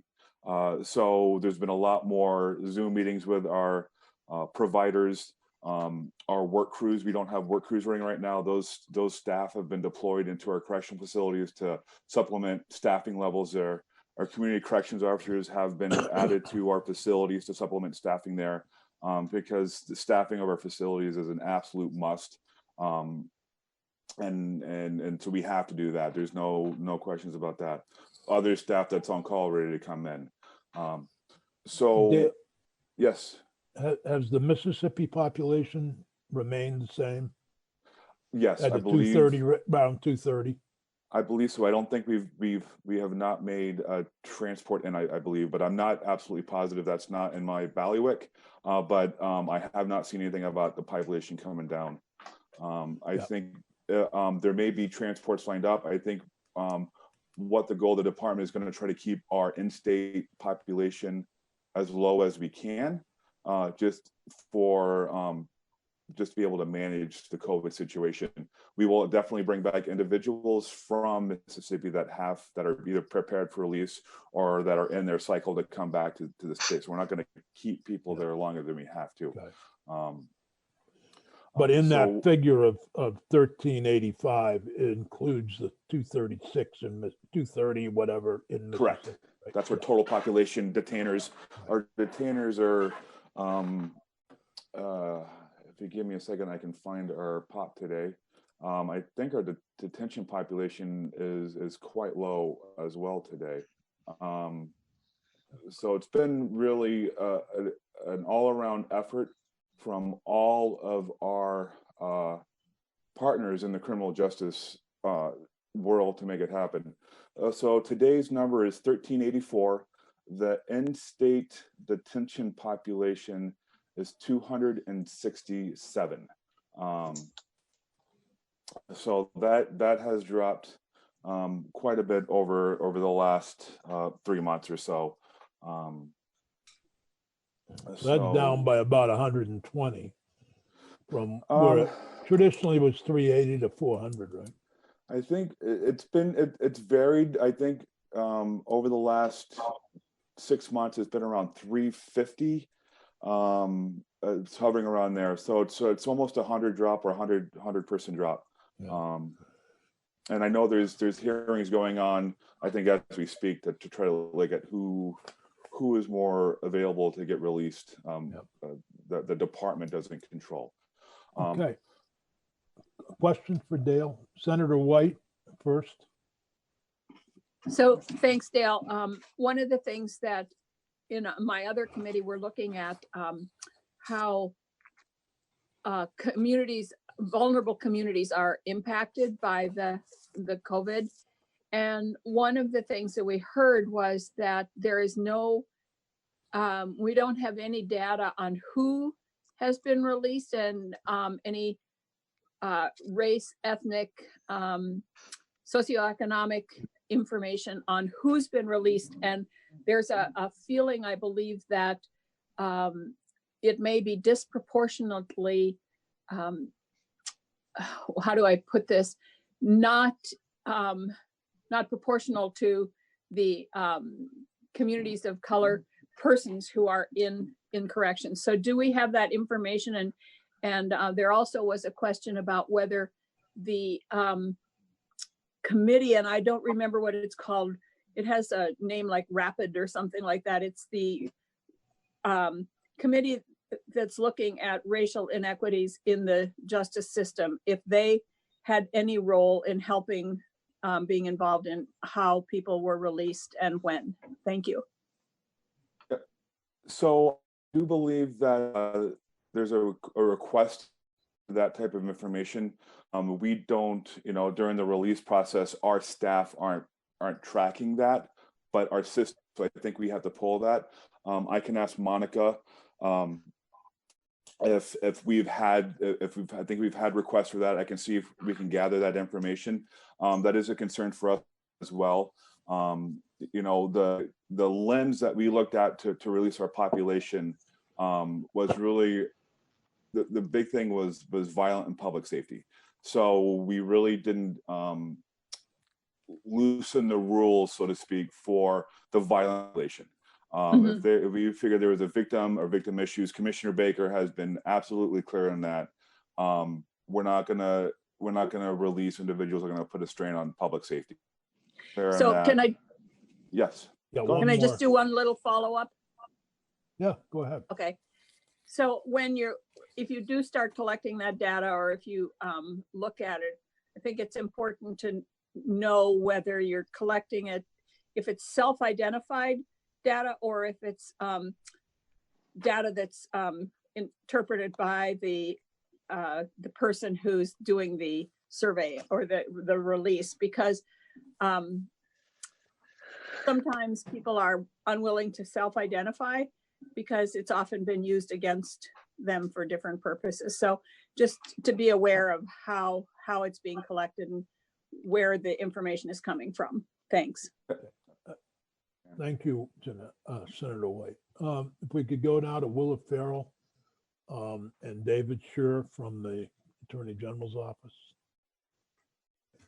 Thoughts about diversion and all the other things that you all do? Thank you. Good morning, Senator Sears and the rest of the committee. Thank you for the opportunity to talk about our work. I can say, as you can imagine, with the courts only doing emergency hearings, that our referrals are down both in diversion and in pretrial services. But staff, as you know, have been carrying really heavy caseloads, so they've been really busy working remotely, as is everybody these days. They've been doing restorative justice panels remotely, and it's really been rewarding how volunteers throughout the state have stepped up to participate in those, and that seems to be going really well. staff are continuing to do a lot of case management. And it's different these days. They're working from home. A lot of the people they're working with are at home. Of course, there are people who are essential workers still with whom they're working. The thing that is most striking around case management right now for staff is that their role is changing a bit. So folks are really helping people navigate. You know, they're helping people file for unemployment insurance. They're helping them find food and other meet their essential needs. They're also doing a fair bit of emotional support and connecting people to family and, you know, resources. Chris Fenno talked about the concern, and you, Senator Sears, about child abuse too. And I'm hearing that staff are seeing how it is sometimes hard to provide those supports when people are in the house and don't have a private place for a conversation. So the work is pretty intense, as you can imagine, across the board. With the decrease in referrals, programs are seeing a significant decline in fee revenue starting in May. And at this point, it's hard to project what that impact will be on the budgets. But as you know, client fee revenue is an important source of revenue for these programs. It's about a quarter. They pay for about a quarter of their expenses using client fee revenue. So we're anticipating that to be a challenge going forward in FY21 as well. Well, as we make recommendations to the Appropriations Committee, feel free to let us know how it's impacting. Okay, thank you very much, Senator Sears. And I can quantify that for you. Yeah. So I think come the summer when the courts reopen, there'll be a surge in cases. People will be back in their offices, very busy. I do want to just note, as you can imagine, what I'm hearing from staff, their biggest concern are people who are drug dependent or alcohol dependent, who are particularly vulnerable. Some folks don't have phones, don't have means of connecting remotely, and staff typically see them when they show up in their office. So that's the big concern that I'm hearing from people really worried about those vulnerable individuals. Well, I'm concerned about how the future will look, particularly those groups that rely on Al-Anon and AA and programs like NA, whatever, and group therapy. How that's going to look. I posted a picture the other day of a Senate Appropriations Committee meeting with the 7 of us, 2 witnesses, a whole group of people all around the committee. You've all been in that committee room. And I'm thinking to myself, how would you do social distancing just to hold a committee meeting? How would you do social distancing just to hold a group? Those are problems that we're going to be confronting as the system starts to come back online. And we're going to need to be prepared for that. And that's part of the use, I think, of the CARES Act. Yeah. But I appreciate David, did you have something to add there? I actually just had one brief point to add. Willow really covered the bulk of it. But this dovetails a little bit with the first conversation the committee had today, and that was with respect to garnishment of state tax collections. Yeah. The judiciary's decision to collect for the first time this year Superior Court debts has led at least one, we've heard of at least one client who had a significant garnishment for old DLS convictions that were, I guess, about 6 years old. And they were expecting a significant tax refund, lost about $1,700, which was a serious blow in this current environment. And so that's not directly related to that federal issue with respect to the federal monies, but it is a sort of state internal issue which caused real hardship for some of our clients, and just wanted to bring that to the committee's attention as well. Anything else, Willa, or any questions for Willa? If I just want to add, just to build off a bit of what you said, Senator Sears, about how will we work going forward. One of the things that has that is different, that is being positive, is the use of virtual platforms with IDRP, formerly known as Project Crash. And so there are individuals who don't have transportation and haven't been able to get to IDRP to complete that requirement in order to then get their driver's license back. That's happening virtually, and we're hoping that changes like that may continue going forward so that there's greater access to IDRP, and also greater access to assessments through telemedicine. These are all important services and requirements of people, and when people don't have transportation, it's that much harder for people to accomplish those goals. So thank you for the time this morning. You're welcome. Thank you. Derek, and I can never pronounce the last name, so I let him do that. Thank you very much, Senator Sears. For the record, I'm Derek Miodovnik, and I'm the Community and Restorative Justice Executive with the Vermont Department of Corrections. And some of the themes that have already been brought up in this conversation, some of the impacts are definitely consistent with the work that flows through our community justice centers and our transitional housing providers. And those are the two major scopes of work that I have the administrative responsibilities for. So I'll take a couple moments to share my perspective in broad strokes about how COVID-19 is impacting the the population under correction supervision who are involved with those services or the organizations that provide them. And I know we're fortunate to have in the testimony today, two of our community partners on the housing side, our partners from CIAL, and on the community justice side, our partners from Bratt. So they can also speak to more anecdotal and geographic specificity. But two themes I think I'd just like to sort of highlight and then take us through how this is playing out. I think the theme of partnership, state and NGO partnership, has been really inspiring and clear and adaptive responses. And I think that that speaks to the resiliency and the strength of the model that DOC has, whereby we have long-standing grants to complement the work that we do with the pieces that really can only be done by partnering with communities. So the community justice centers really become the way that the social contract gets articulated by local community members whose lives are impacted when folks under the care and custody of the Department of Corrections have broken that contract. And they continue to do this work, and they continue to do it through the major service modalities, restorative panels, which you've also heard about from Willa, as well as circles of support and accountability.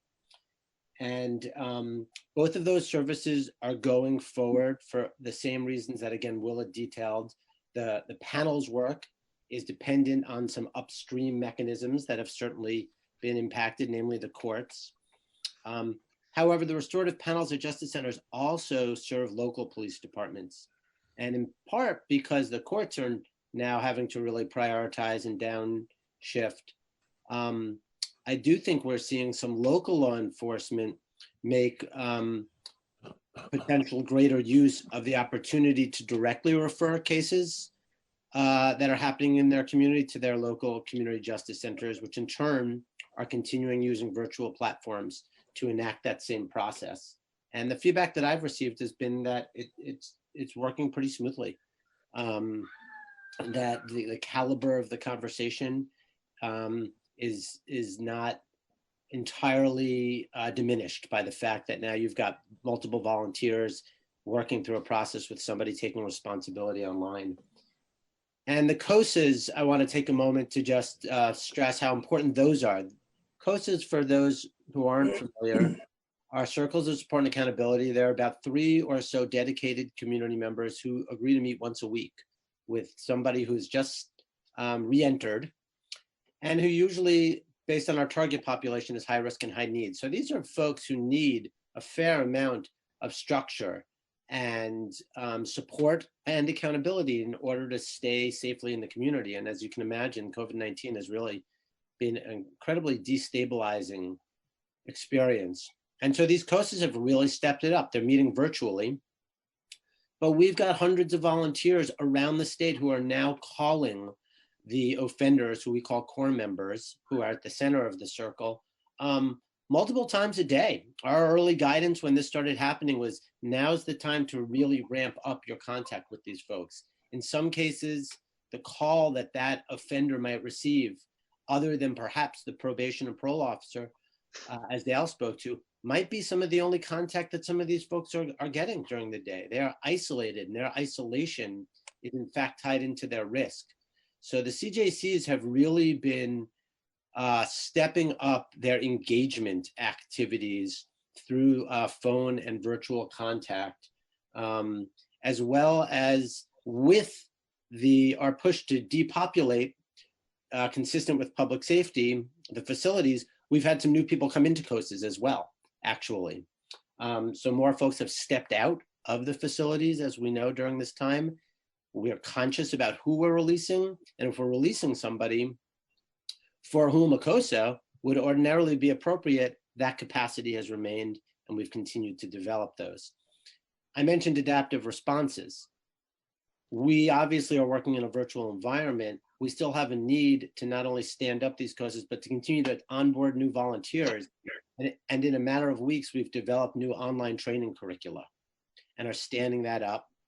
We've formed some ad hoc committees across all the CJCs and my unit staff, and are beginning, as I'm sure is happening across all of state government and partnerships, to move pre-existing physical-based training curricula to an online platform so that we can continue to have the capacity that we rely on volunteers for, and that's been really exciting. In addition to the standard work the CJCs have done, they've just really pitched in their communities, and I've heard multiple anecdotes and examples. Everything from in Burlington, the Community Justice Center is part of CEDO, Community and Economic Development Office. They're heading up a relief effort for COVID recovery and prevention in the city. The CJC is a big part of that. On a statewide level, and I credit Commissioner Schatz for this, I don't believe he's on this meeting. No. DCF was experiencing increasing instability with the population who are getting vouchered to stay in motels in order to avoid homelessness. But these hotels and motels were now experiencing a big uptick in people who are not abiding by hotel and motel rules, and were threatening the very possibility that those businesses were going to be able to continue to honor those vouchers. And some quick conversations happened that have connected the community justice centers with the local hotels and motels all across the state to convene restorative conversations for people who aren't really following the rules and are possibly putting others at jeopardy of no longer having those vouchers. So we're having local motel owners saying, hey, can somebody from the community please explain why no smoking is really important in this hotel? And if you think about, again, my first comment about the social contract and how and when that needs to be articulated and what happens when that starts to break down, I think we're seeing the justice centers sit at that critical intersection in formal and informal ways. Yeah. The question becomes how we contact with people who, you know, do they have phones? Do they have tablets? Or how would I, if I were a released prisoner after a year or two in jail, how would I be in contact with the circle of support, the local justice center, whatever? That's a great question. I mean, much, but not all of our population at this point have their own, devices, smartphones and whatnot.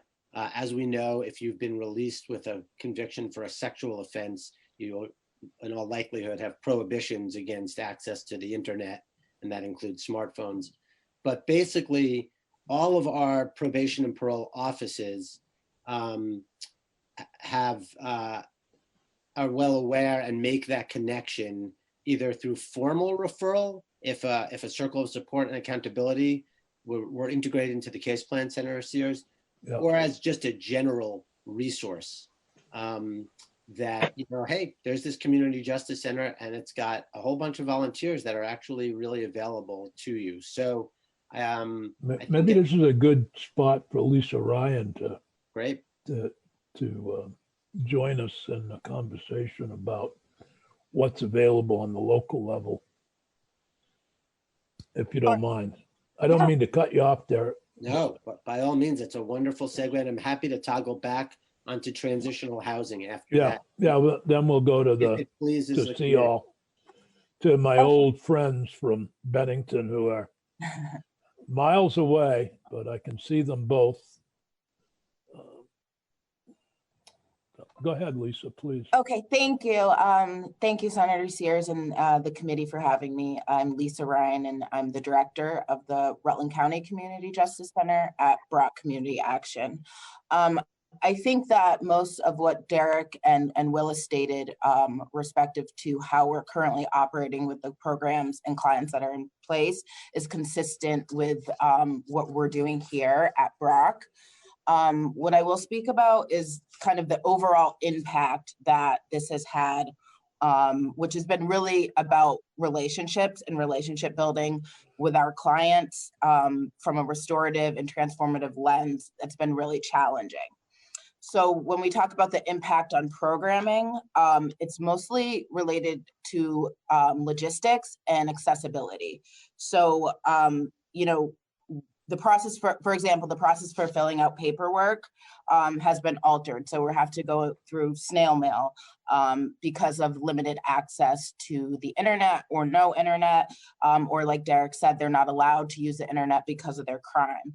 So you can imagine that takes a bit to mail it out, having them fill it out and mail it back to us here at the center. Again, no internet kind of limits the ability to apply for jobs, healthcare, IDs, from a remote standpoint. So that's really imperative to reintegration and formulating some type of stability for our clients.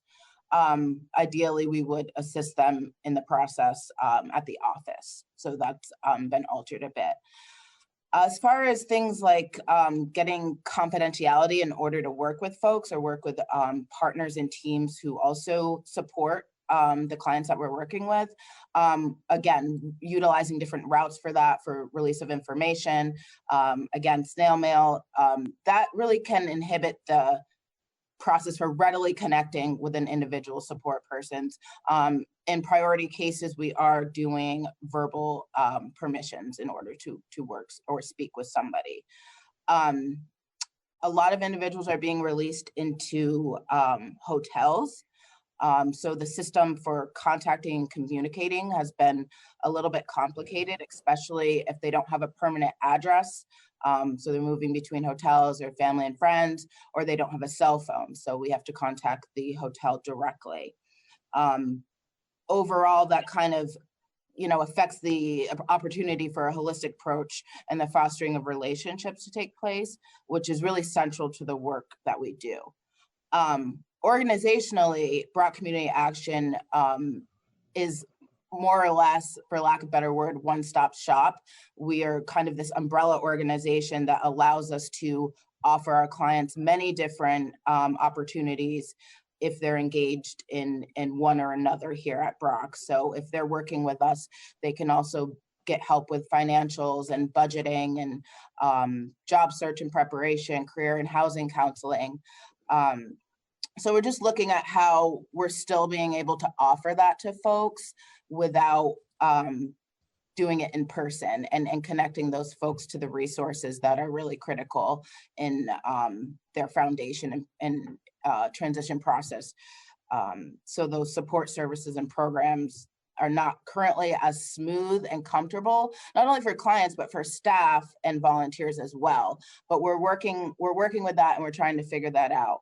I want to speak a moment to the COSA and what Derek said about our circles of support and accountability. So we did get a new referral, and this is kind of an example of how things have changed a little bit. we got a new referral, happens to be a sex offender, 25 years old. So this individual hasn't completed programming that was required for him to really engage in back in the community. So we have concerns about recidivism and relapse in engagement. Again, he's actually in a hotel. He has no job. He has no income, no internet. So my reentry coordinator has been working really hard and trying to get him the information and the packets that he needs on our programming. We're gathering a group of volunteers so that we can do that virtually. But again, you can probably imagine how strange and difficult that would be when none of these volunteers or the client has met this individual. And we're trying to provide some type of stability and interaction to help this individual be successful. I just want to wrap up by just talking about the next step and goals that we have for our Community Justice Center within this agency is to serve the clients as best we can with the resources that we have within and respecting the boundaries that are in place. So that means being really proactive through constant communication with DOC and probation and parole and Derek, and we've done that. We've asked our local Rutland Probation and Parole Office to send us the names of folks who are being released each week so that we can make those connections, knowing that it's not our typical route of communication, but we want to offer these folks what we can. And even though that they might not want to engage in any type of reentry program that's really voluntary, that doesn't mean that they can't access any services that we have here at Bratt Community Action. So we're seeing an uptick, and we have a food shelf, uptick in food, we have fuel assistance, and as well as some funds for helping folks who have lost employment. So we're really trying to work with everyone we can while respecting the boundaries. You know, our ultimate goal is no more victims, keeping the community safe, and having our clients be really successful. Wow. I know that was kind That's of a big goal. a lot, yeah, but it is. It says it all, I guess. yeah. Are there any questions? Well, first of all, thank you so much. I wasn't aware of all that Brock was doing. Yeah. Well, it's the Bennington Rutland Opportunity Council, Yes, but sir. I'm assuming that we don't have the same services in Bennington as you have in Rutland, because our Community Justice Center is separate, at least that. But correct. But you know, that's really helpful, and I really appreciate it. Are there any questions for Lisa? Maybe we could jump down to Bennington, going from Bennington to Rutland to Bennington, I mean.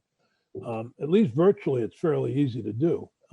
We have John Winchester and Jim Henry with us. John has been with CEOL for as long as I can remember. 1985, Dick. 1985. He was a very young man when he first came to work at 204, and I can remember that clearly, but not the date.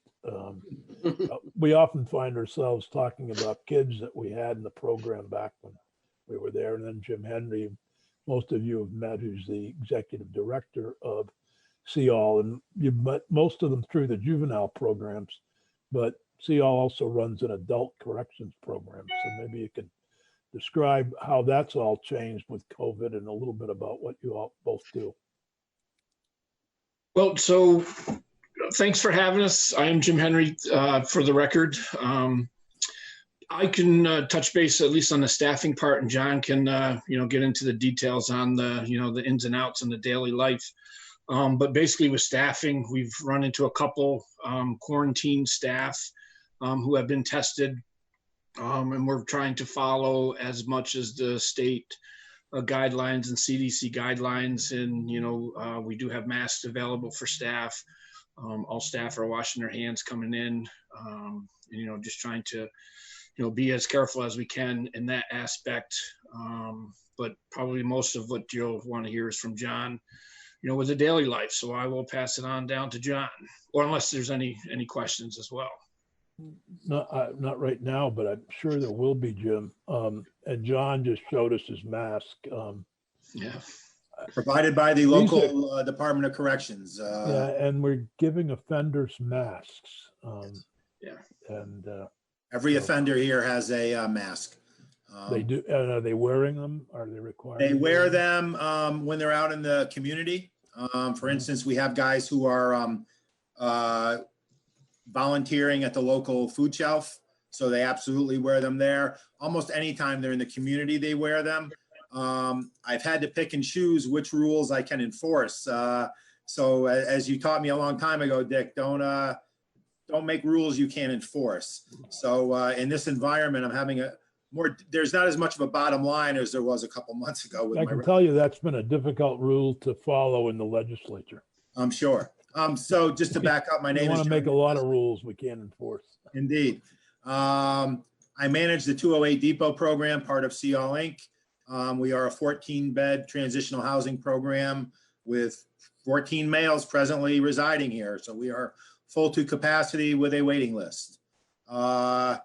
As far as how the guys are doing, there's a running joke amongst them that the rest of the world now sees what it's like to live on furlough, because there are some parallels between what they are required to do on a daily or weekly basis and what some of society is doing. So on one hand, they are well suited coming out of facilities to kind of deal with some of these restrictions, maybe better than some of us.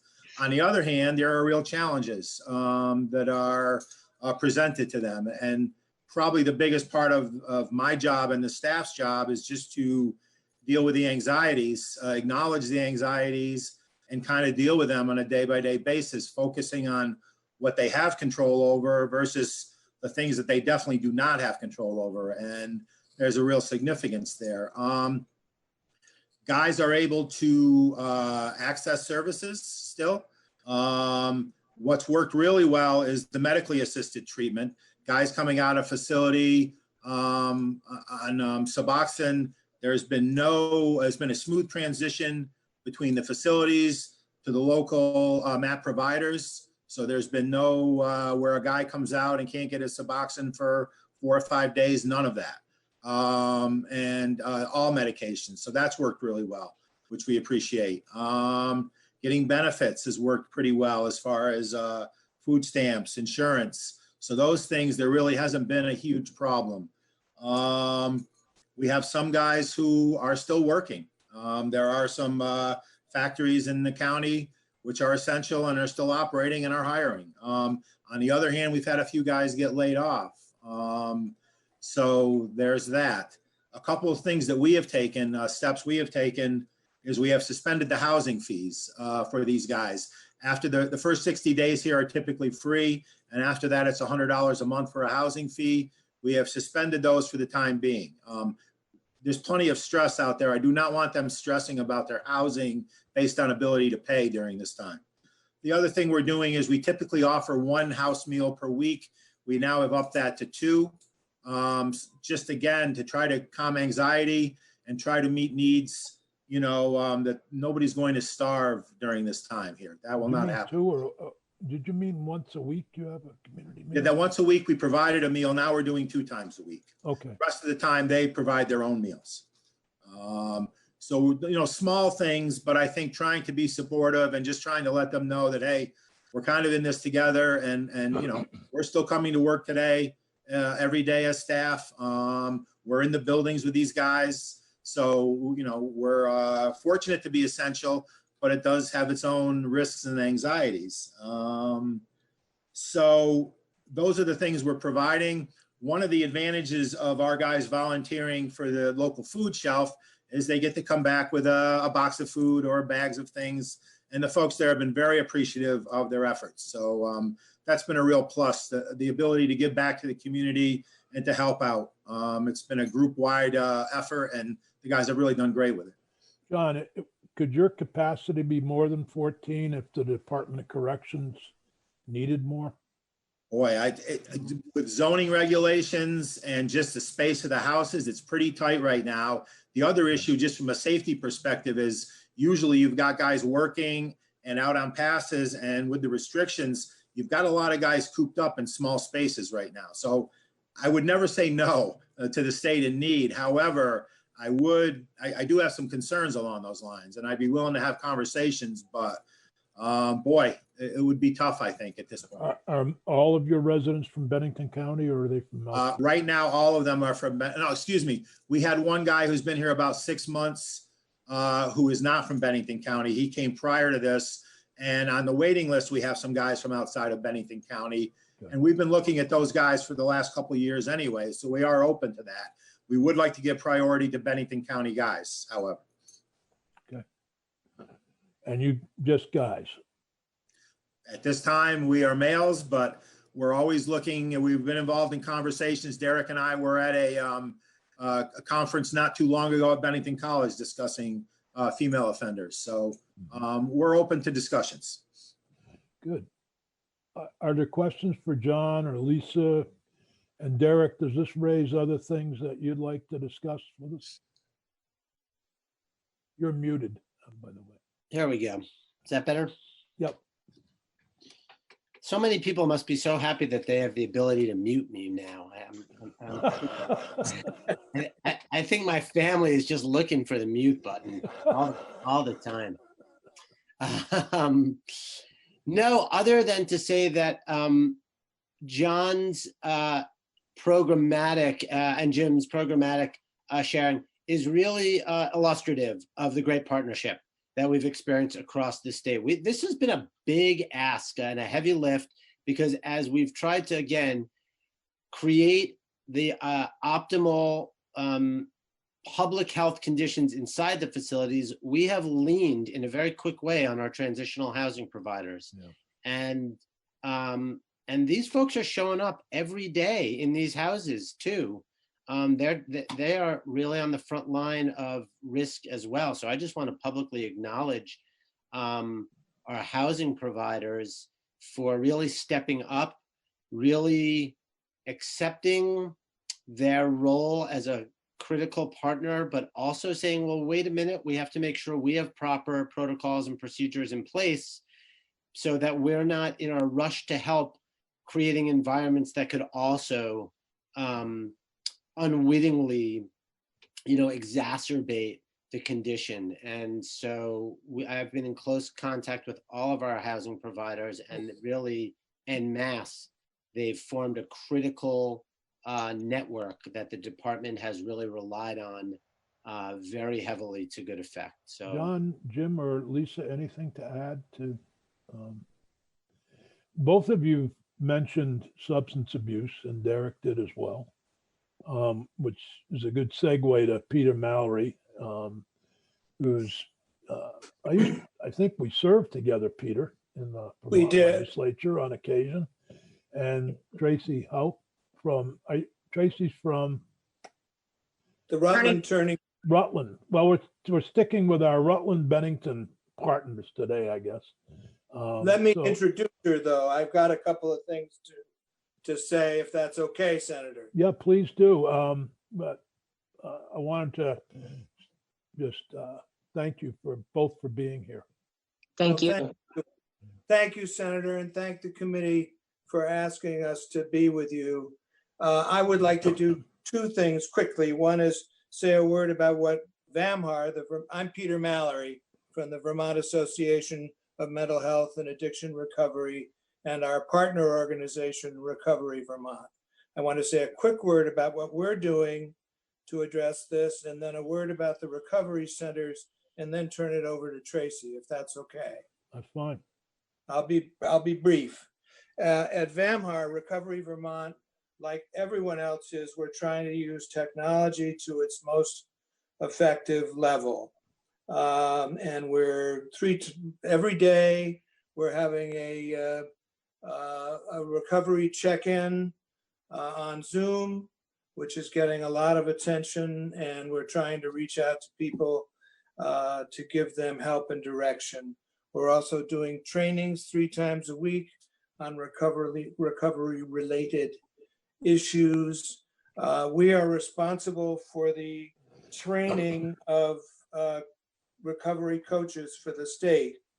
And needless to say, that presents some interesting challenges right now, but we're going to have our first virtual academy the week of May 4th.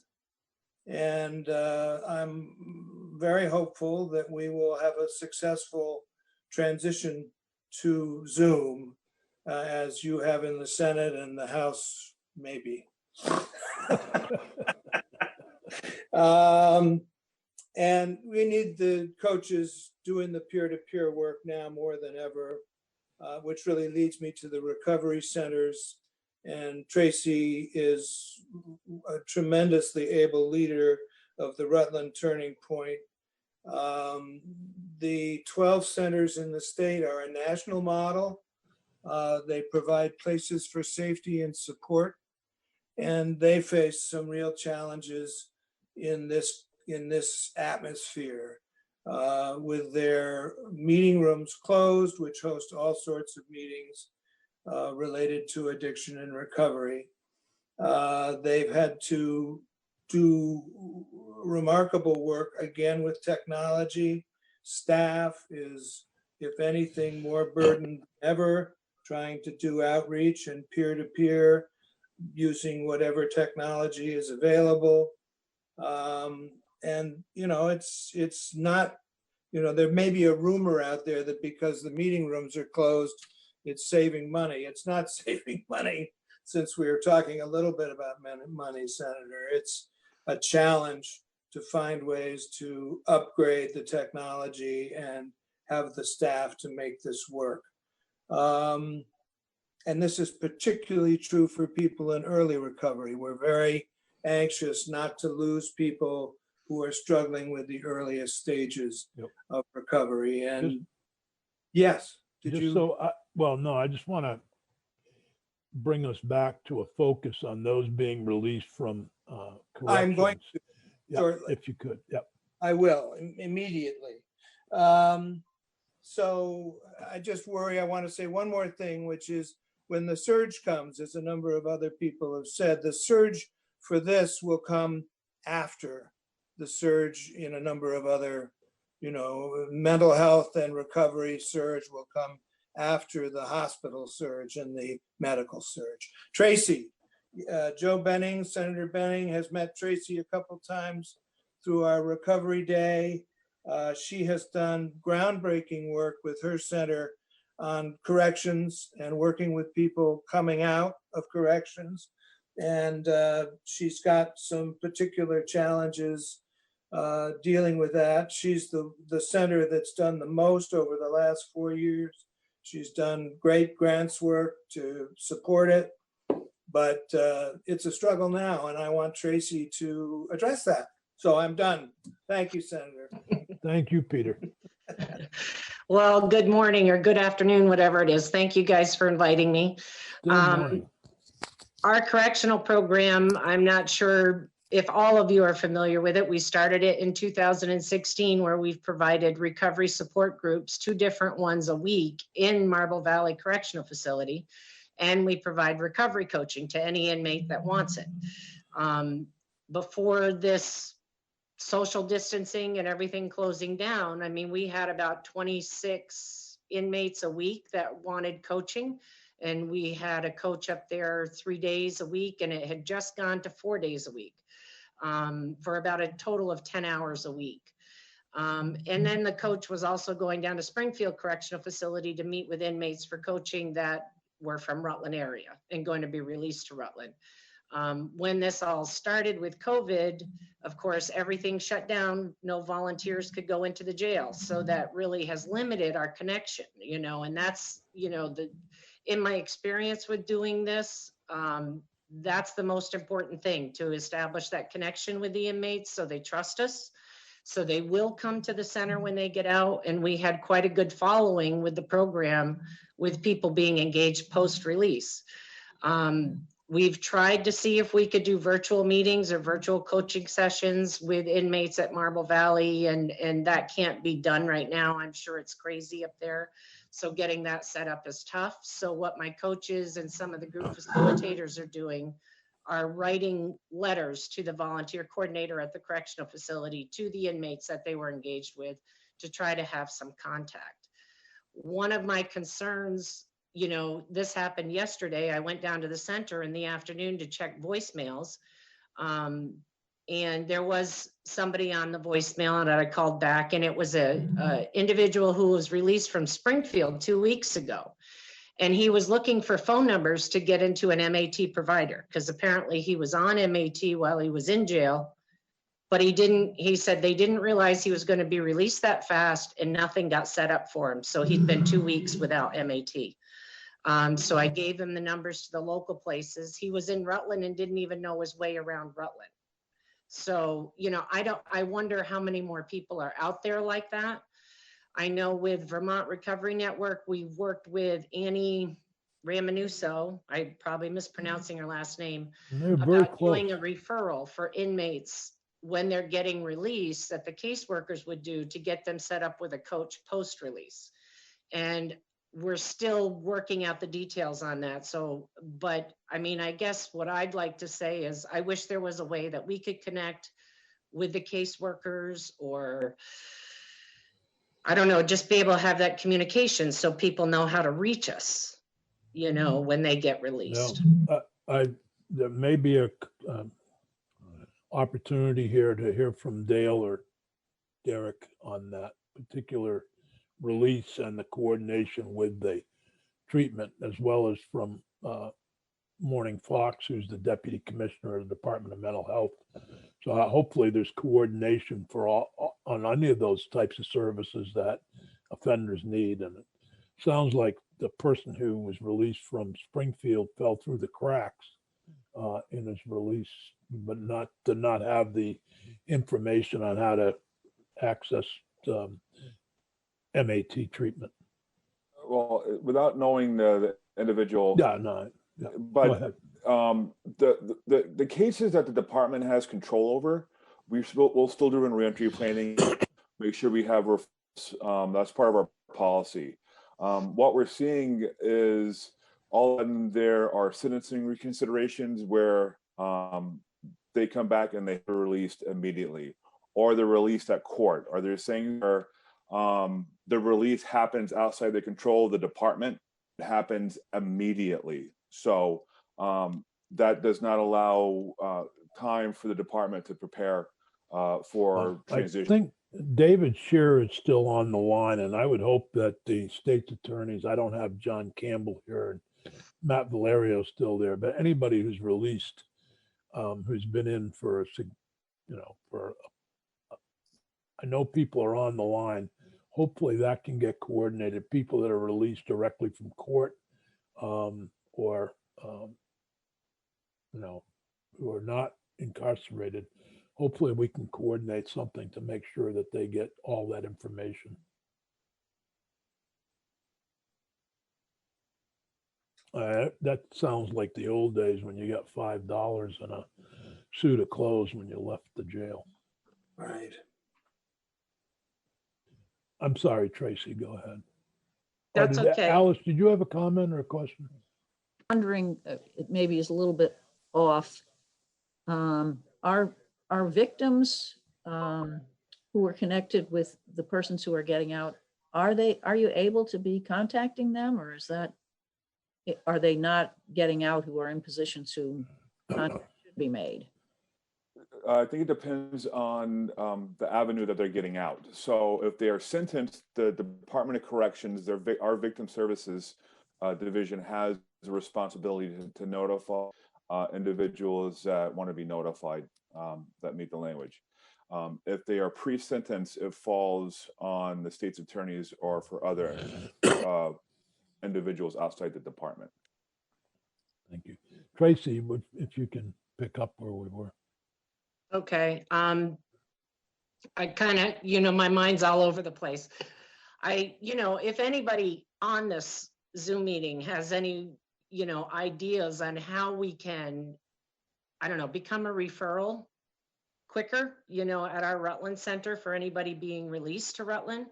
I worry about these individuals. I mean, most of the people that we follow that have been released, we've been able to engage by phone. And cold calls are not always the best. Seeing somebody face to face is best. But, you know, I mean, we had a couple of overdoses here this weekend, and my concern is that the isolation, you know, when somebody gets released, if they don't have a phone, they don't know where to go for resources, they could come to the center. We could help direct them. I think Lisa has a comment if she would like to. Yeah. Hi, Tracy. How are you? Hi, good Lisa.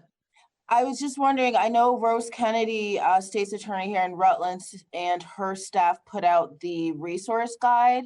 Have you seen that? And if you have, do you know if you're on that? I'm thinking that could be sent out to the facilities and given to folks who are being released out of the facility back to Rutland, because there's a bunch of resources on it for everything. I think Turning Point is on it, but that would maybe allow for a smoother transition and locating the necessary things that folks are needing. I think we are on it. I think that was a while ago that she set that up. Yeah, but she's constantly updating it too. Okay. We I can keep check with interrupting her. you, Tracy. We keep interrupting you, but. That's okay. You know,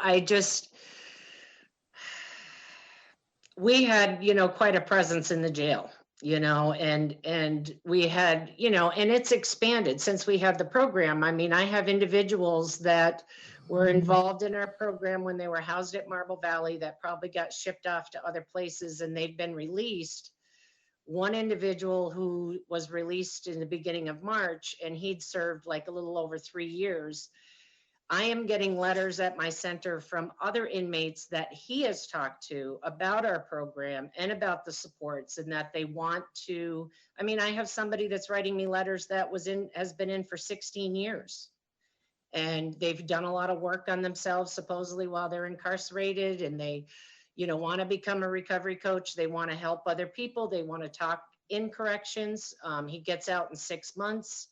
I kind of explained to him the routine on how we, you know, he needs to get a recovery coach first when he gets out to help him with that transition before he can provide that services. But word of mouth through the correctional facility has gotten out there, because I get letters from inmates I've never met that want to be involved in our program.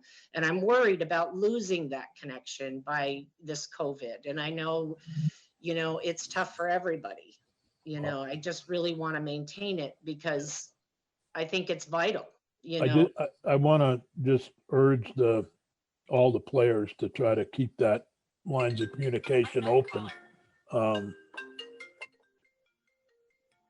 Senator, if I have a. Yeah, please. I'm trying to answer my phone. I just emailed the superintendent, Sue Ransom Kelly, and Rich Eckroat, the district manager, to get in contact with you to see what we can do to brainstorm to make this happen. Awesome. So they so should be much. reaching out to you. Thank you. Thank you, Dale. So half the battle is putting the right people together. Right. And I was about to say before my phone rang that, you know, it'd be helpful. It may be the same process in other parts of the state where people are not getting in touch with the contacts that might be able to provide them with assistance, particularly those being released who have been on bail or other conditions that aren't necessarily released by the department or during sentence reconsideration.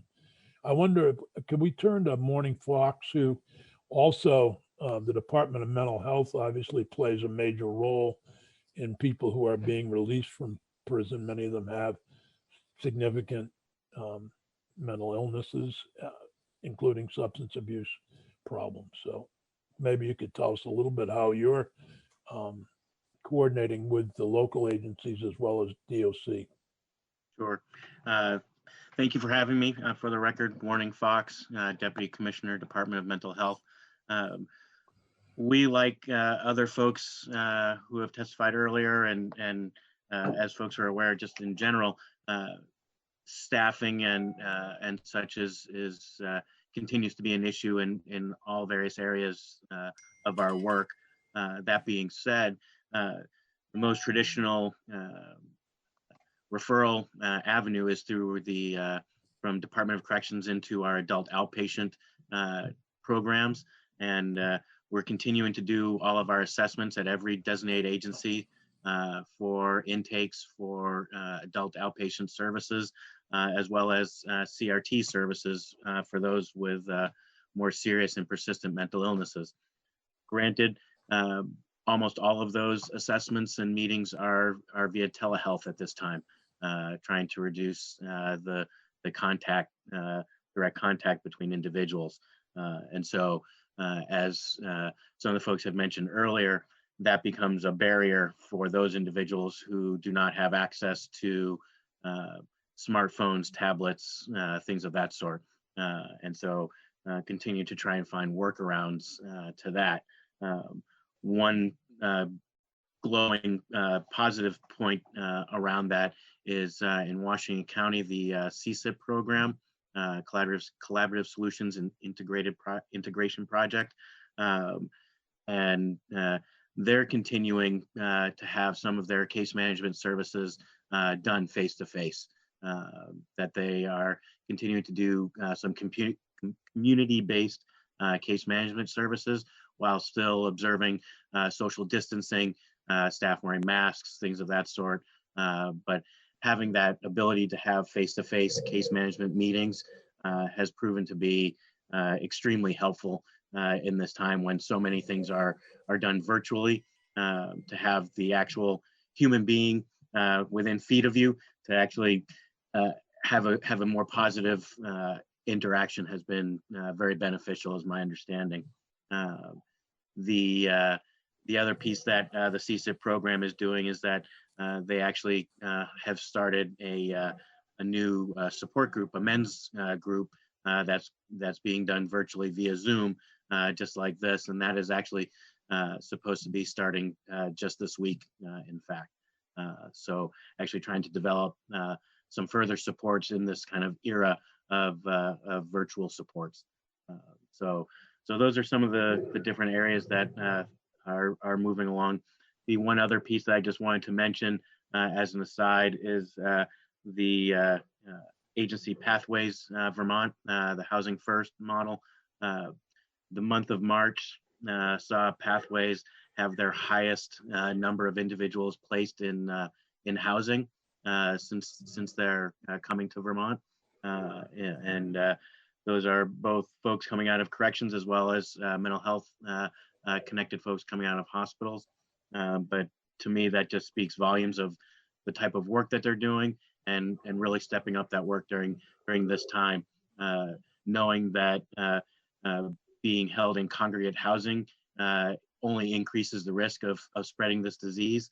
And so the fact that they've been able to really step up that work and get such a significant number of people permanently housed it should be applauded. Thank you, Commissioner Fox. Are there any other questions for the commissioner, deputy commissioner, or any comments from anybody who's still with us on this Zoom meeting? Senator Benning, and I just lost my earplug. So. I just wanted to say hello to Peter and Tracy, and thank you guys for all the work you're doing.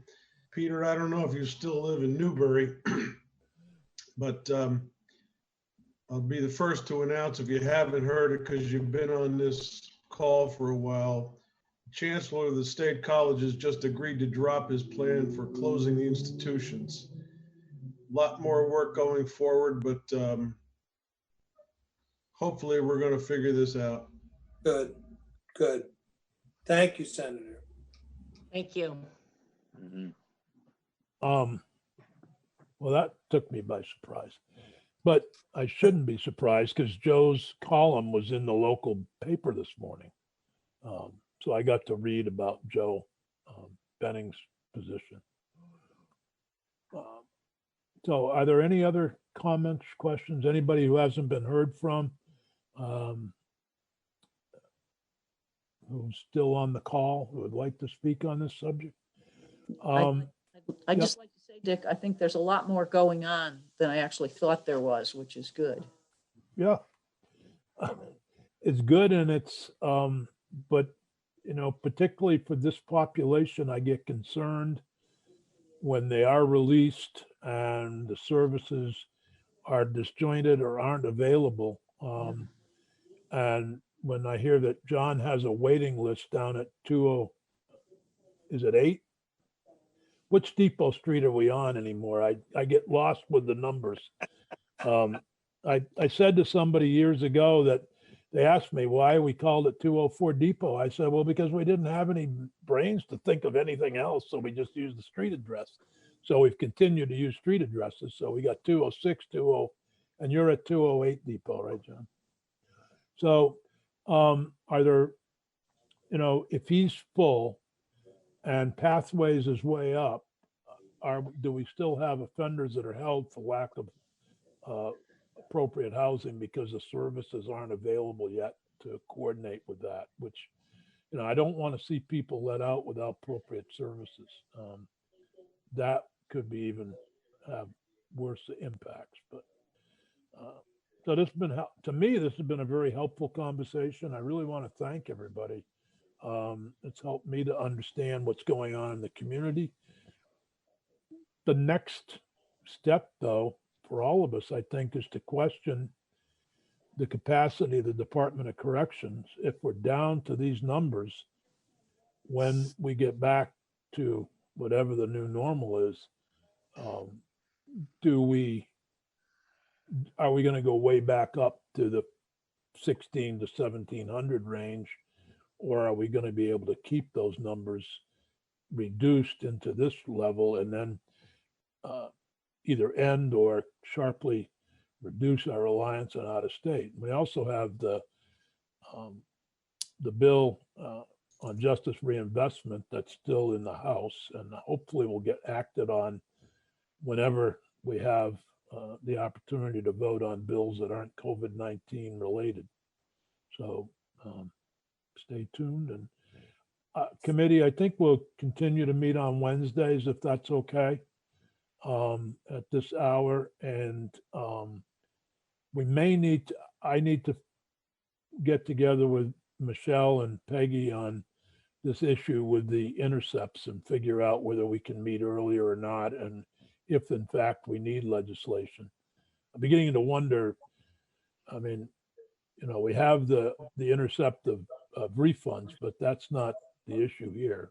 Some people are going to get hurt by those intercepts, but we were looking specifically at the CARES Act funds, either the 1,200 or the 600 weekly. Senator Sears? Yes, Michelle. So I just, while we were working on the other things, I took a little time and I reached out to Office of Child Support and to DOL. So I have a meeting with Cameron Wood at Unemployment later this afternoon, and I'll follow up with him, and I'll speak with Robin about the OCS, how they're handling things. But it does seem as though as part of the stimulus package, those checks were not protected against private debt collectors and banks and things like that. So even though you have, the Attorney General's opinion and guidance about it under state law, however that's working its way, it could be you have an international bank that had that, and there's an account that has a lack of funds in there and bank fees and things like that. And those things may be coming out. And so I think one thing to probably look at next week is maybe how the Attorney General's office might be approaching situations where you have multinational corporations, and how does it affect Vermont law? So maybe we can coordinate with the Attorney General's office for some, if legislation is needed to prevent some of these intercepts. Okay, I'll talk to them. Thanks. Thank you. All right, well, we'll conclude the meeting at this unless there's some comment. Everybody stay safe out there, and thank you all very much. Thank you, Senator. Thank you all very much for your service. Bye now.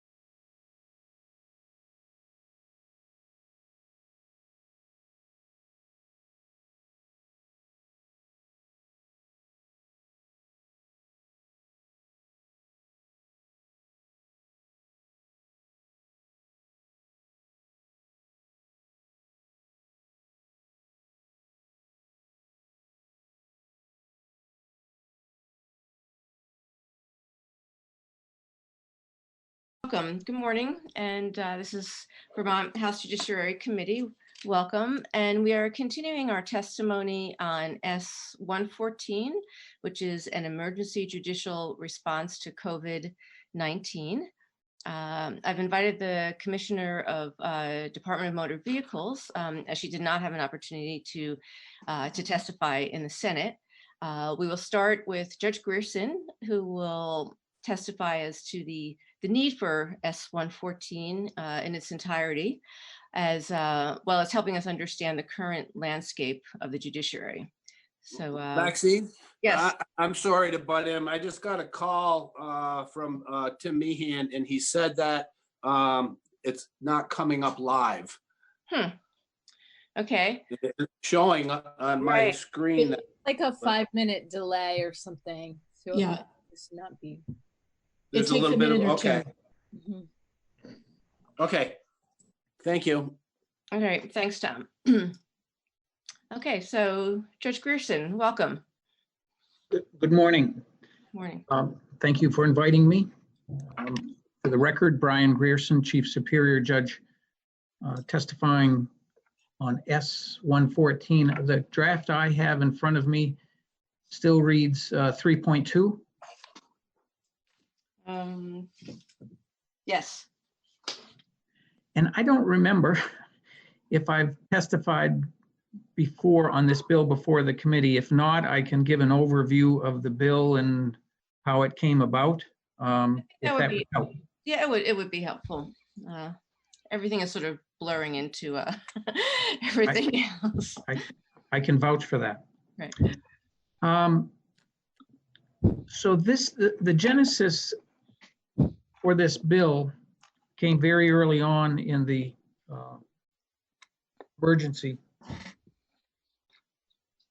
pandemic and emergency. Pat Gable and I were asked to testify before a joint rules committee. This seems like a long time ago, on a Sunday afternoon. It was very early in the process. In anticipation of that meeting, and not really knowing what the committee was looking for at that point, I put together, with Pat's help, a quick summary of what we had been seeing in the courts up to that point and some of the issues that had been brought to our attention as to court operations. And so that memo was presented to joint rules, and not long after that, that memo essentially became the template for what you're now seeing as S-114. There are some changes, some things that were in the original memo that are no longer in this bill.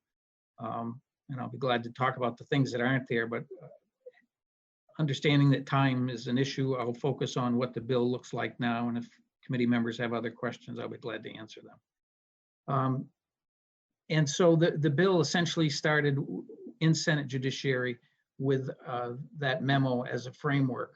I'll begin on page, obviously on page 1, the first section, rent escrow hearings.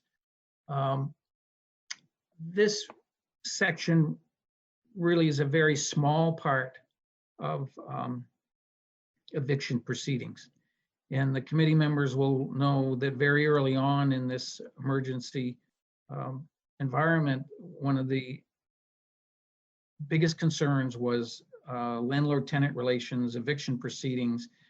And the court at one point was asked, I forgot now who asked, but Supreme Court was asked if they would impose a statewide stay on those proceedings. And the Supreme Court took the position that that was not within their authority, that had to come from legislature or the executive branch. And that has been the case in other states throughout the country.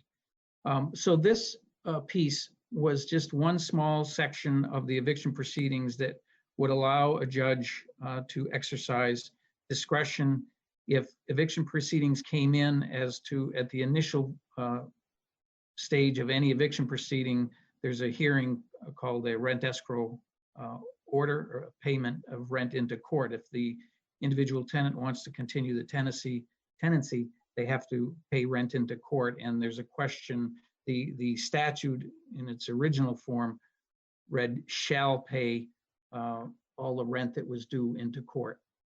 This was a one-word change, changing the word from shall pay into court into may. So it gave the court some discretion early on in those proceedings to determine the amount of rent that would have to be paid into court to maintain the tenancy.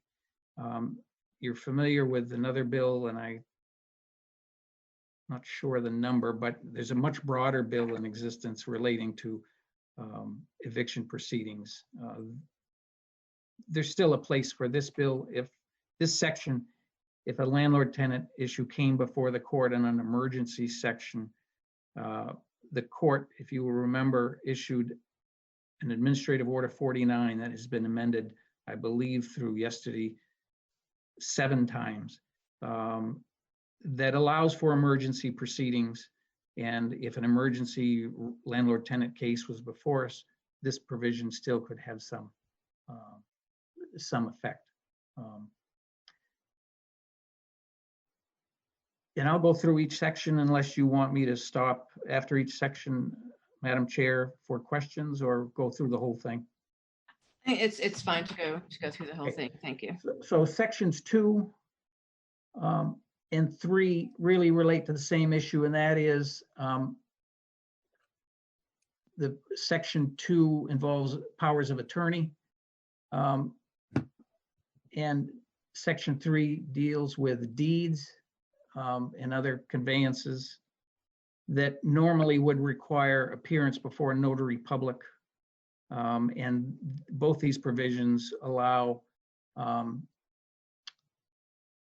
for the execution of those documents other than in the presence of a notary public. The notary public, as I'm sure most of you know, requires an in-person contact. And so the idea was to, consistent with social distancing, to try to eliminate that requirement during the emergency period. Section 4 involves a rule of criminal procedure 43 that presently identifies when a defendant in a criminal proceeding has to be present for the various phases of the criminal prosecution. What this amendment allows is that personal presence can be through video or audio appearances. We have been, since the beginning of this emergency, we now have video capability in all of the correctional facilities throughout the state and most of the major courts in the state. And so folks have been participating in Rule 5 arraignment proceedings via video. There have been some uncontested proceedings conducted through video and audio by agreement of the parties. What this rule does, what this amendment would do, would allow the parties or the defendant, after consulting with counsel, to agree to waive a personal in-person appearance and allow them to proceed via video or audio telephone necessary. This, in my view, is one of the most important pieces of the bill in terms of operations. Section 5 involves a number of different proceedings, but they all stem from the same issue, and that is that there are certain timelines, timeframes involved in different court procedures, different dockets, different divisions. And we have found that we are operating, have been operating, continue to operate, not only with reduced judicial appearance, but substantially reduced staff. This AO 49 that I referred to, the Administrative Order 49, essentially suspended all proceedings except for a number of emergency proceedings that the court said need to continue to take place. And without going through the whole list, it would be arraignment proceedings for certain offenses, certainly bail reviews, hold without bail considerations, emergency hearings on suspension of parent-child contact in either juvenile or domestic proceedings, and a variety of other emergency proceedings. But other than those, the court operations have been suspended, and that order has been extended through the end of May. So we will continue to operate under that order, at least until that time. So that obviously reduced the need for judicial presence in the courthouses, or at least having a judge, every judge there every day. But as I indicated, we have a substantially reduced staff. And that really affects the ability to conduct any of the court hearings. The caveat that we've been operating under is, even when there is an emergency proceeding that needs to take place, we have to make sure that staff is available to conduct that hearing and to assist in that hearing. And for that reason, a lot of the timelines that presently exist in statute, and I can give you a couple of examples.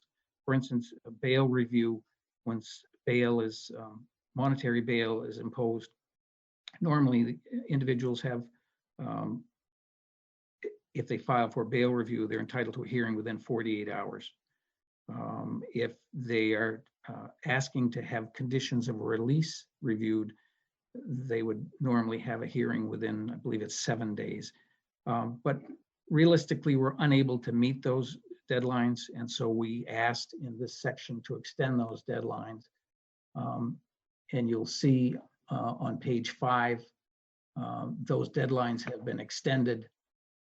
For instance, under line 4, section A, conditions of release, 7554D1 shall be held within 7 days, that's bail. And then section B involves conditions of release. And that has been extended. Those are really for practical considerations that we're just not able to achieve those timelines. There was a provision in there to extend timelines for mental health hearings, but that had been removed from the bill.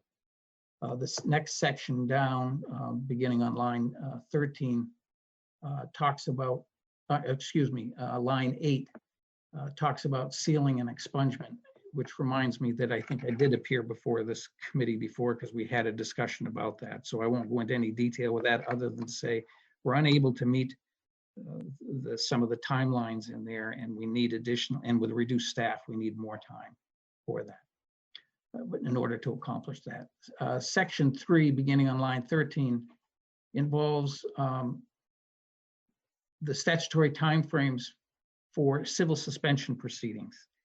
And I need to give you some background on that section that I think will be helpful to the committee in making a decision. When a DWI, DUI charge is filed, there's also a companion civil proceeding, and that's what we're referring to here as civil suspension proceeding. Those hearings are held separate and apart from the criminal proceeding, and they have certain timelines that have to be met. The preliminary hearing must be held within 21 days of the offense or at their first appearance in court, and a final hearing is 42 days from the offense. You're all aware that there are first offense DUIs and then subsequent offenses, second offenses, third and fourth.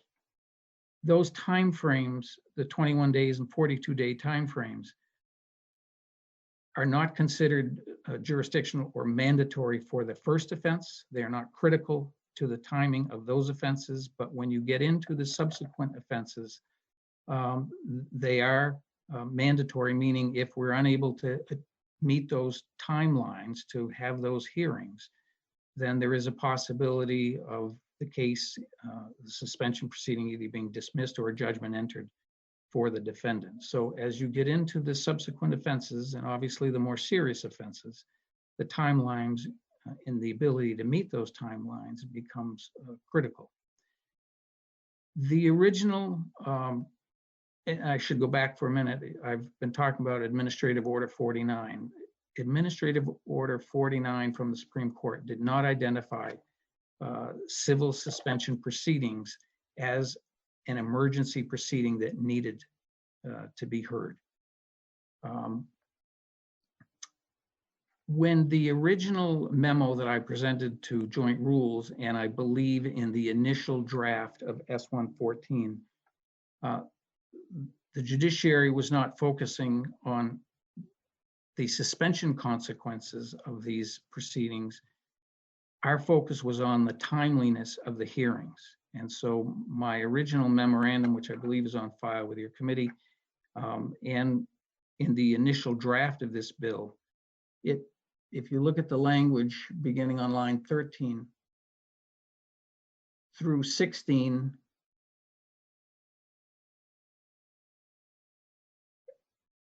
line 16 and where it ends, are in HR suspended, there's a comma there now. That was essentially what the court was asking for in our original memorandum and in the initial draft of this bill. The language that follows, beginning on line 16, which reads, "And the Superior Court shall not suspend or disqualify a person's driver's license," and so forth.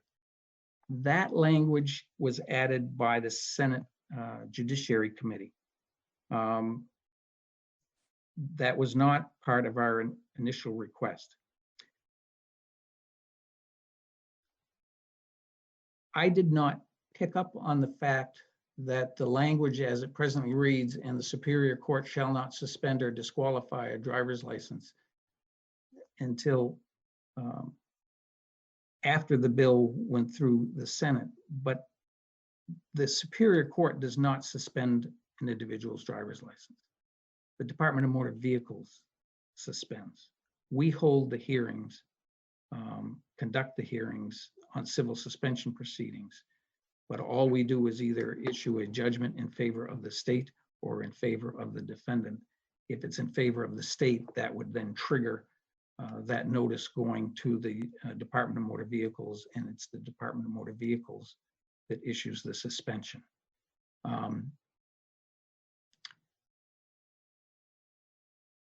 That is the history of how that language appears now in S-114. The issue that came up, of course, is that on these subsequent offenses, it was brought to Senate Judiciary's attention that in those subsequent offenses, the suspensions can be done administratively unless these proceedings, unless there's a hearing held. So in other words, if we suspended the hearings but didn't do anything about the license suspension on some of these subsequent offenses, there would be an administrative suspension by the department.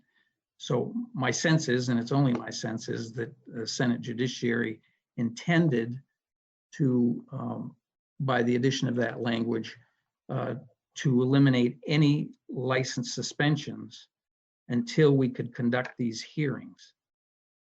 But the reality is the Superior Court, and I think the committee needs to be aware of that as they're looking at this language, the Superior Court does not suspend the licenses themselves. The next section, section 6, suspension of statute of limitations, that involves civil proceedings. Lawsuits have to be brought within a certain time frame. The most common one is the 3 years from the time, for instance, an injury is incurred, and this would allow individuals to have a tolling of the statute, a deferring of the statute of limitations until after the emergency period has passed. The simple explanation is that if an attorney, for instance, is handling a case for a client and is affected by the COVID-19 virus and may not be able to process the paperwork. So there are any number of reasons why there would be a good reason to toll the statute, but that's to give additional time for the filing of claims. The last piece is section 7. And this is, again, I think one of the major pieces of the bill from the judiciary's perspective, because so many of the documents that are processed as part of whether it's criminal proceedings or civil proceedings, family court, require, again, appearances before notary publics. And to remove that need to appear in person before a notary many notaries or individuals who provide notary services are not providing those services. So for a combination of reasons, social distancing and the lack of access to notaries, this would allow a person to make a sworn declaration that the document they're signing is truthful. And that would in effect be a substitute on an emergency basis for a notary, appearance before a notary. All these provisions are intended to be applicable only during the emergency period, although some of them extend beyond that, but their time, these amendments would expire. That's a quick summary, Madam Chair, and I'm glad to answer any questions that the committee members may have on any sections. Great, thank you. Thank you very much. I am looking for hands now. Representative Lalonde, and then Representative Rachelson.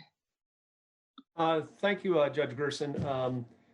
If you could go back to the provision regarding civil suspension, I have a couple questions about that provision in particular. One question is, because of perhaps the confusion of who actually does the suspending, do you think the language still accomplishes that as far as there won't be any suspensions until there is a hearing? Even though it seems a little ambiguous, do you think that the language as it is now accomplishes that intent, which is my understanding that that was what the Senate intended? Well, I think you've hit the you've hit the magic word, the ambiguity. Because the Superior Court is not responsible or authorized to suspend licenses, this could be subject to interpretation that the hearing, clearly the hearings, the civil suspension hearings will be suspended. Since we're not authorized to suspend licenses and don't send out any notice of authorizing, the ambiguity is whether or not the department, in looking at this language, would feel that they can continue to suspend administratively. So the only way I can answer your question is to agree with you that it is ambiguous. And I agree with your conclusion that the intent of the Senate clearly was to stop suspensions. And that's why, as I said, I did not pick up on that until after the fact. Okay. So it is also my understanding, though, that to fix that here would, because of the delays really we have in trying to get these things through with the way we're doing this remotely, that would delay this bill and the other very important provisions as well. And that's something that we want, or certainly that you want to avoid, is what I've heard. I do. But I do. My other question has to do with public safety, and I know we have talked offline about conditions of release in the criminal case that would be related to the civil suspension, the ongoing criminal case. If you could talk a little bit about that, so perhaps will give us a little security as far as the public safety aspects, that it's not like this individual can, without consequences, get back in the vehicle if there's a second or third, second or subsequent DUI. Sure, I can try to focus in on that. Keep in mind that when a stop is made, an arrest is made for DUI, whether it's first, second, third, or fourth, it's ultimately the police in the field that are issuing the citation date or the appearance date. Obviously, if the case is serious enough that it involves a possibility of monetary bail, then the police would still be calling the judges for imposition of bail and conditions of release. And I would expect that in many respects with subsequent offenses, more serious offenses, third and fourth, that the calls are being made to the judges for conditions of release. And to the extent that those contacts are made with the court, either at after hours, or if they are cited into court for an immediate appearance, and by immediate in our current environment, that could be the next day, within 48 hours, or within a week. But once a contact is made with the court, we can impose conditions of release in these cases. And certainly when we're dealing with subsequent offenses, a condition of release that a person not drive is, I want to say it's almost standard in these subsequent offenses. And in some judges, even for first offense, but let's focus in on the more serious offenses, third and fourth offense. This is where the administrative suspensions can come into play. When the courts are called, whether it's a late hours or whether it's an appearance on a citation, the courts routinely, judges routinely impose a condition of no operation. This is a difficult population anytime you're dealing with third and fourth offenses. This is obviously repeat violations. And many of these folks are probably driving with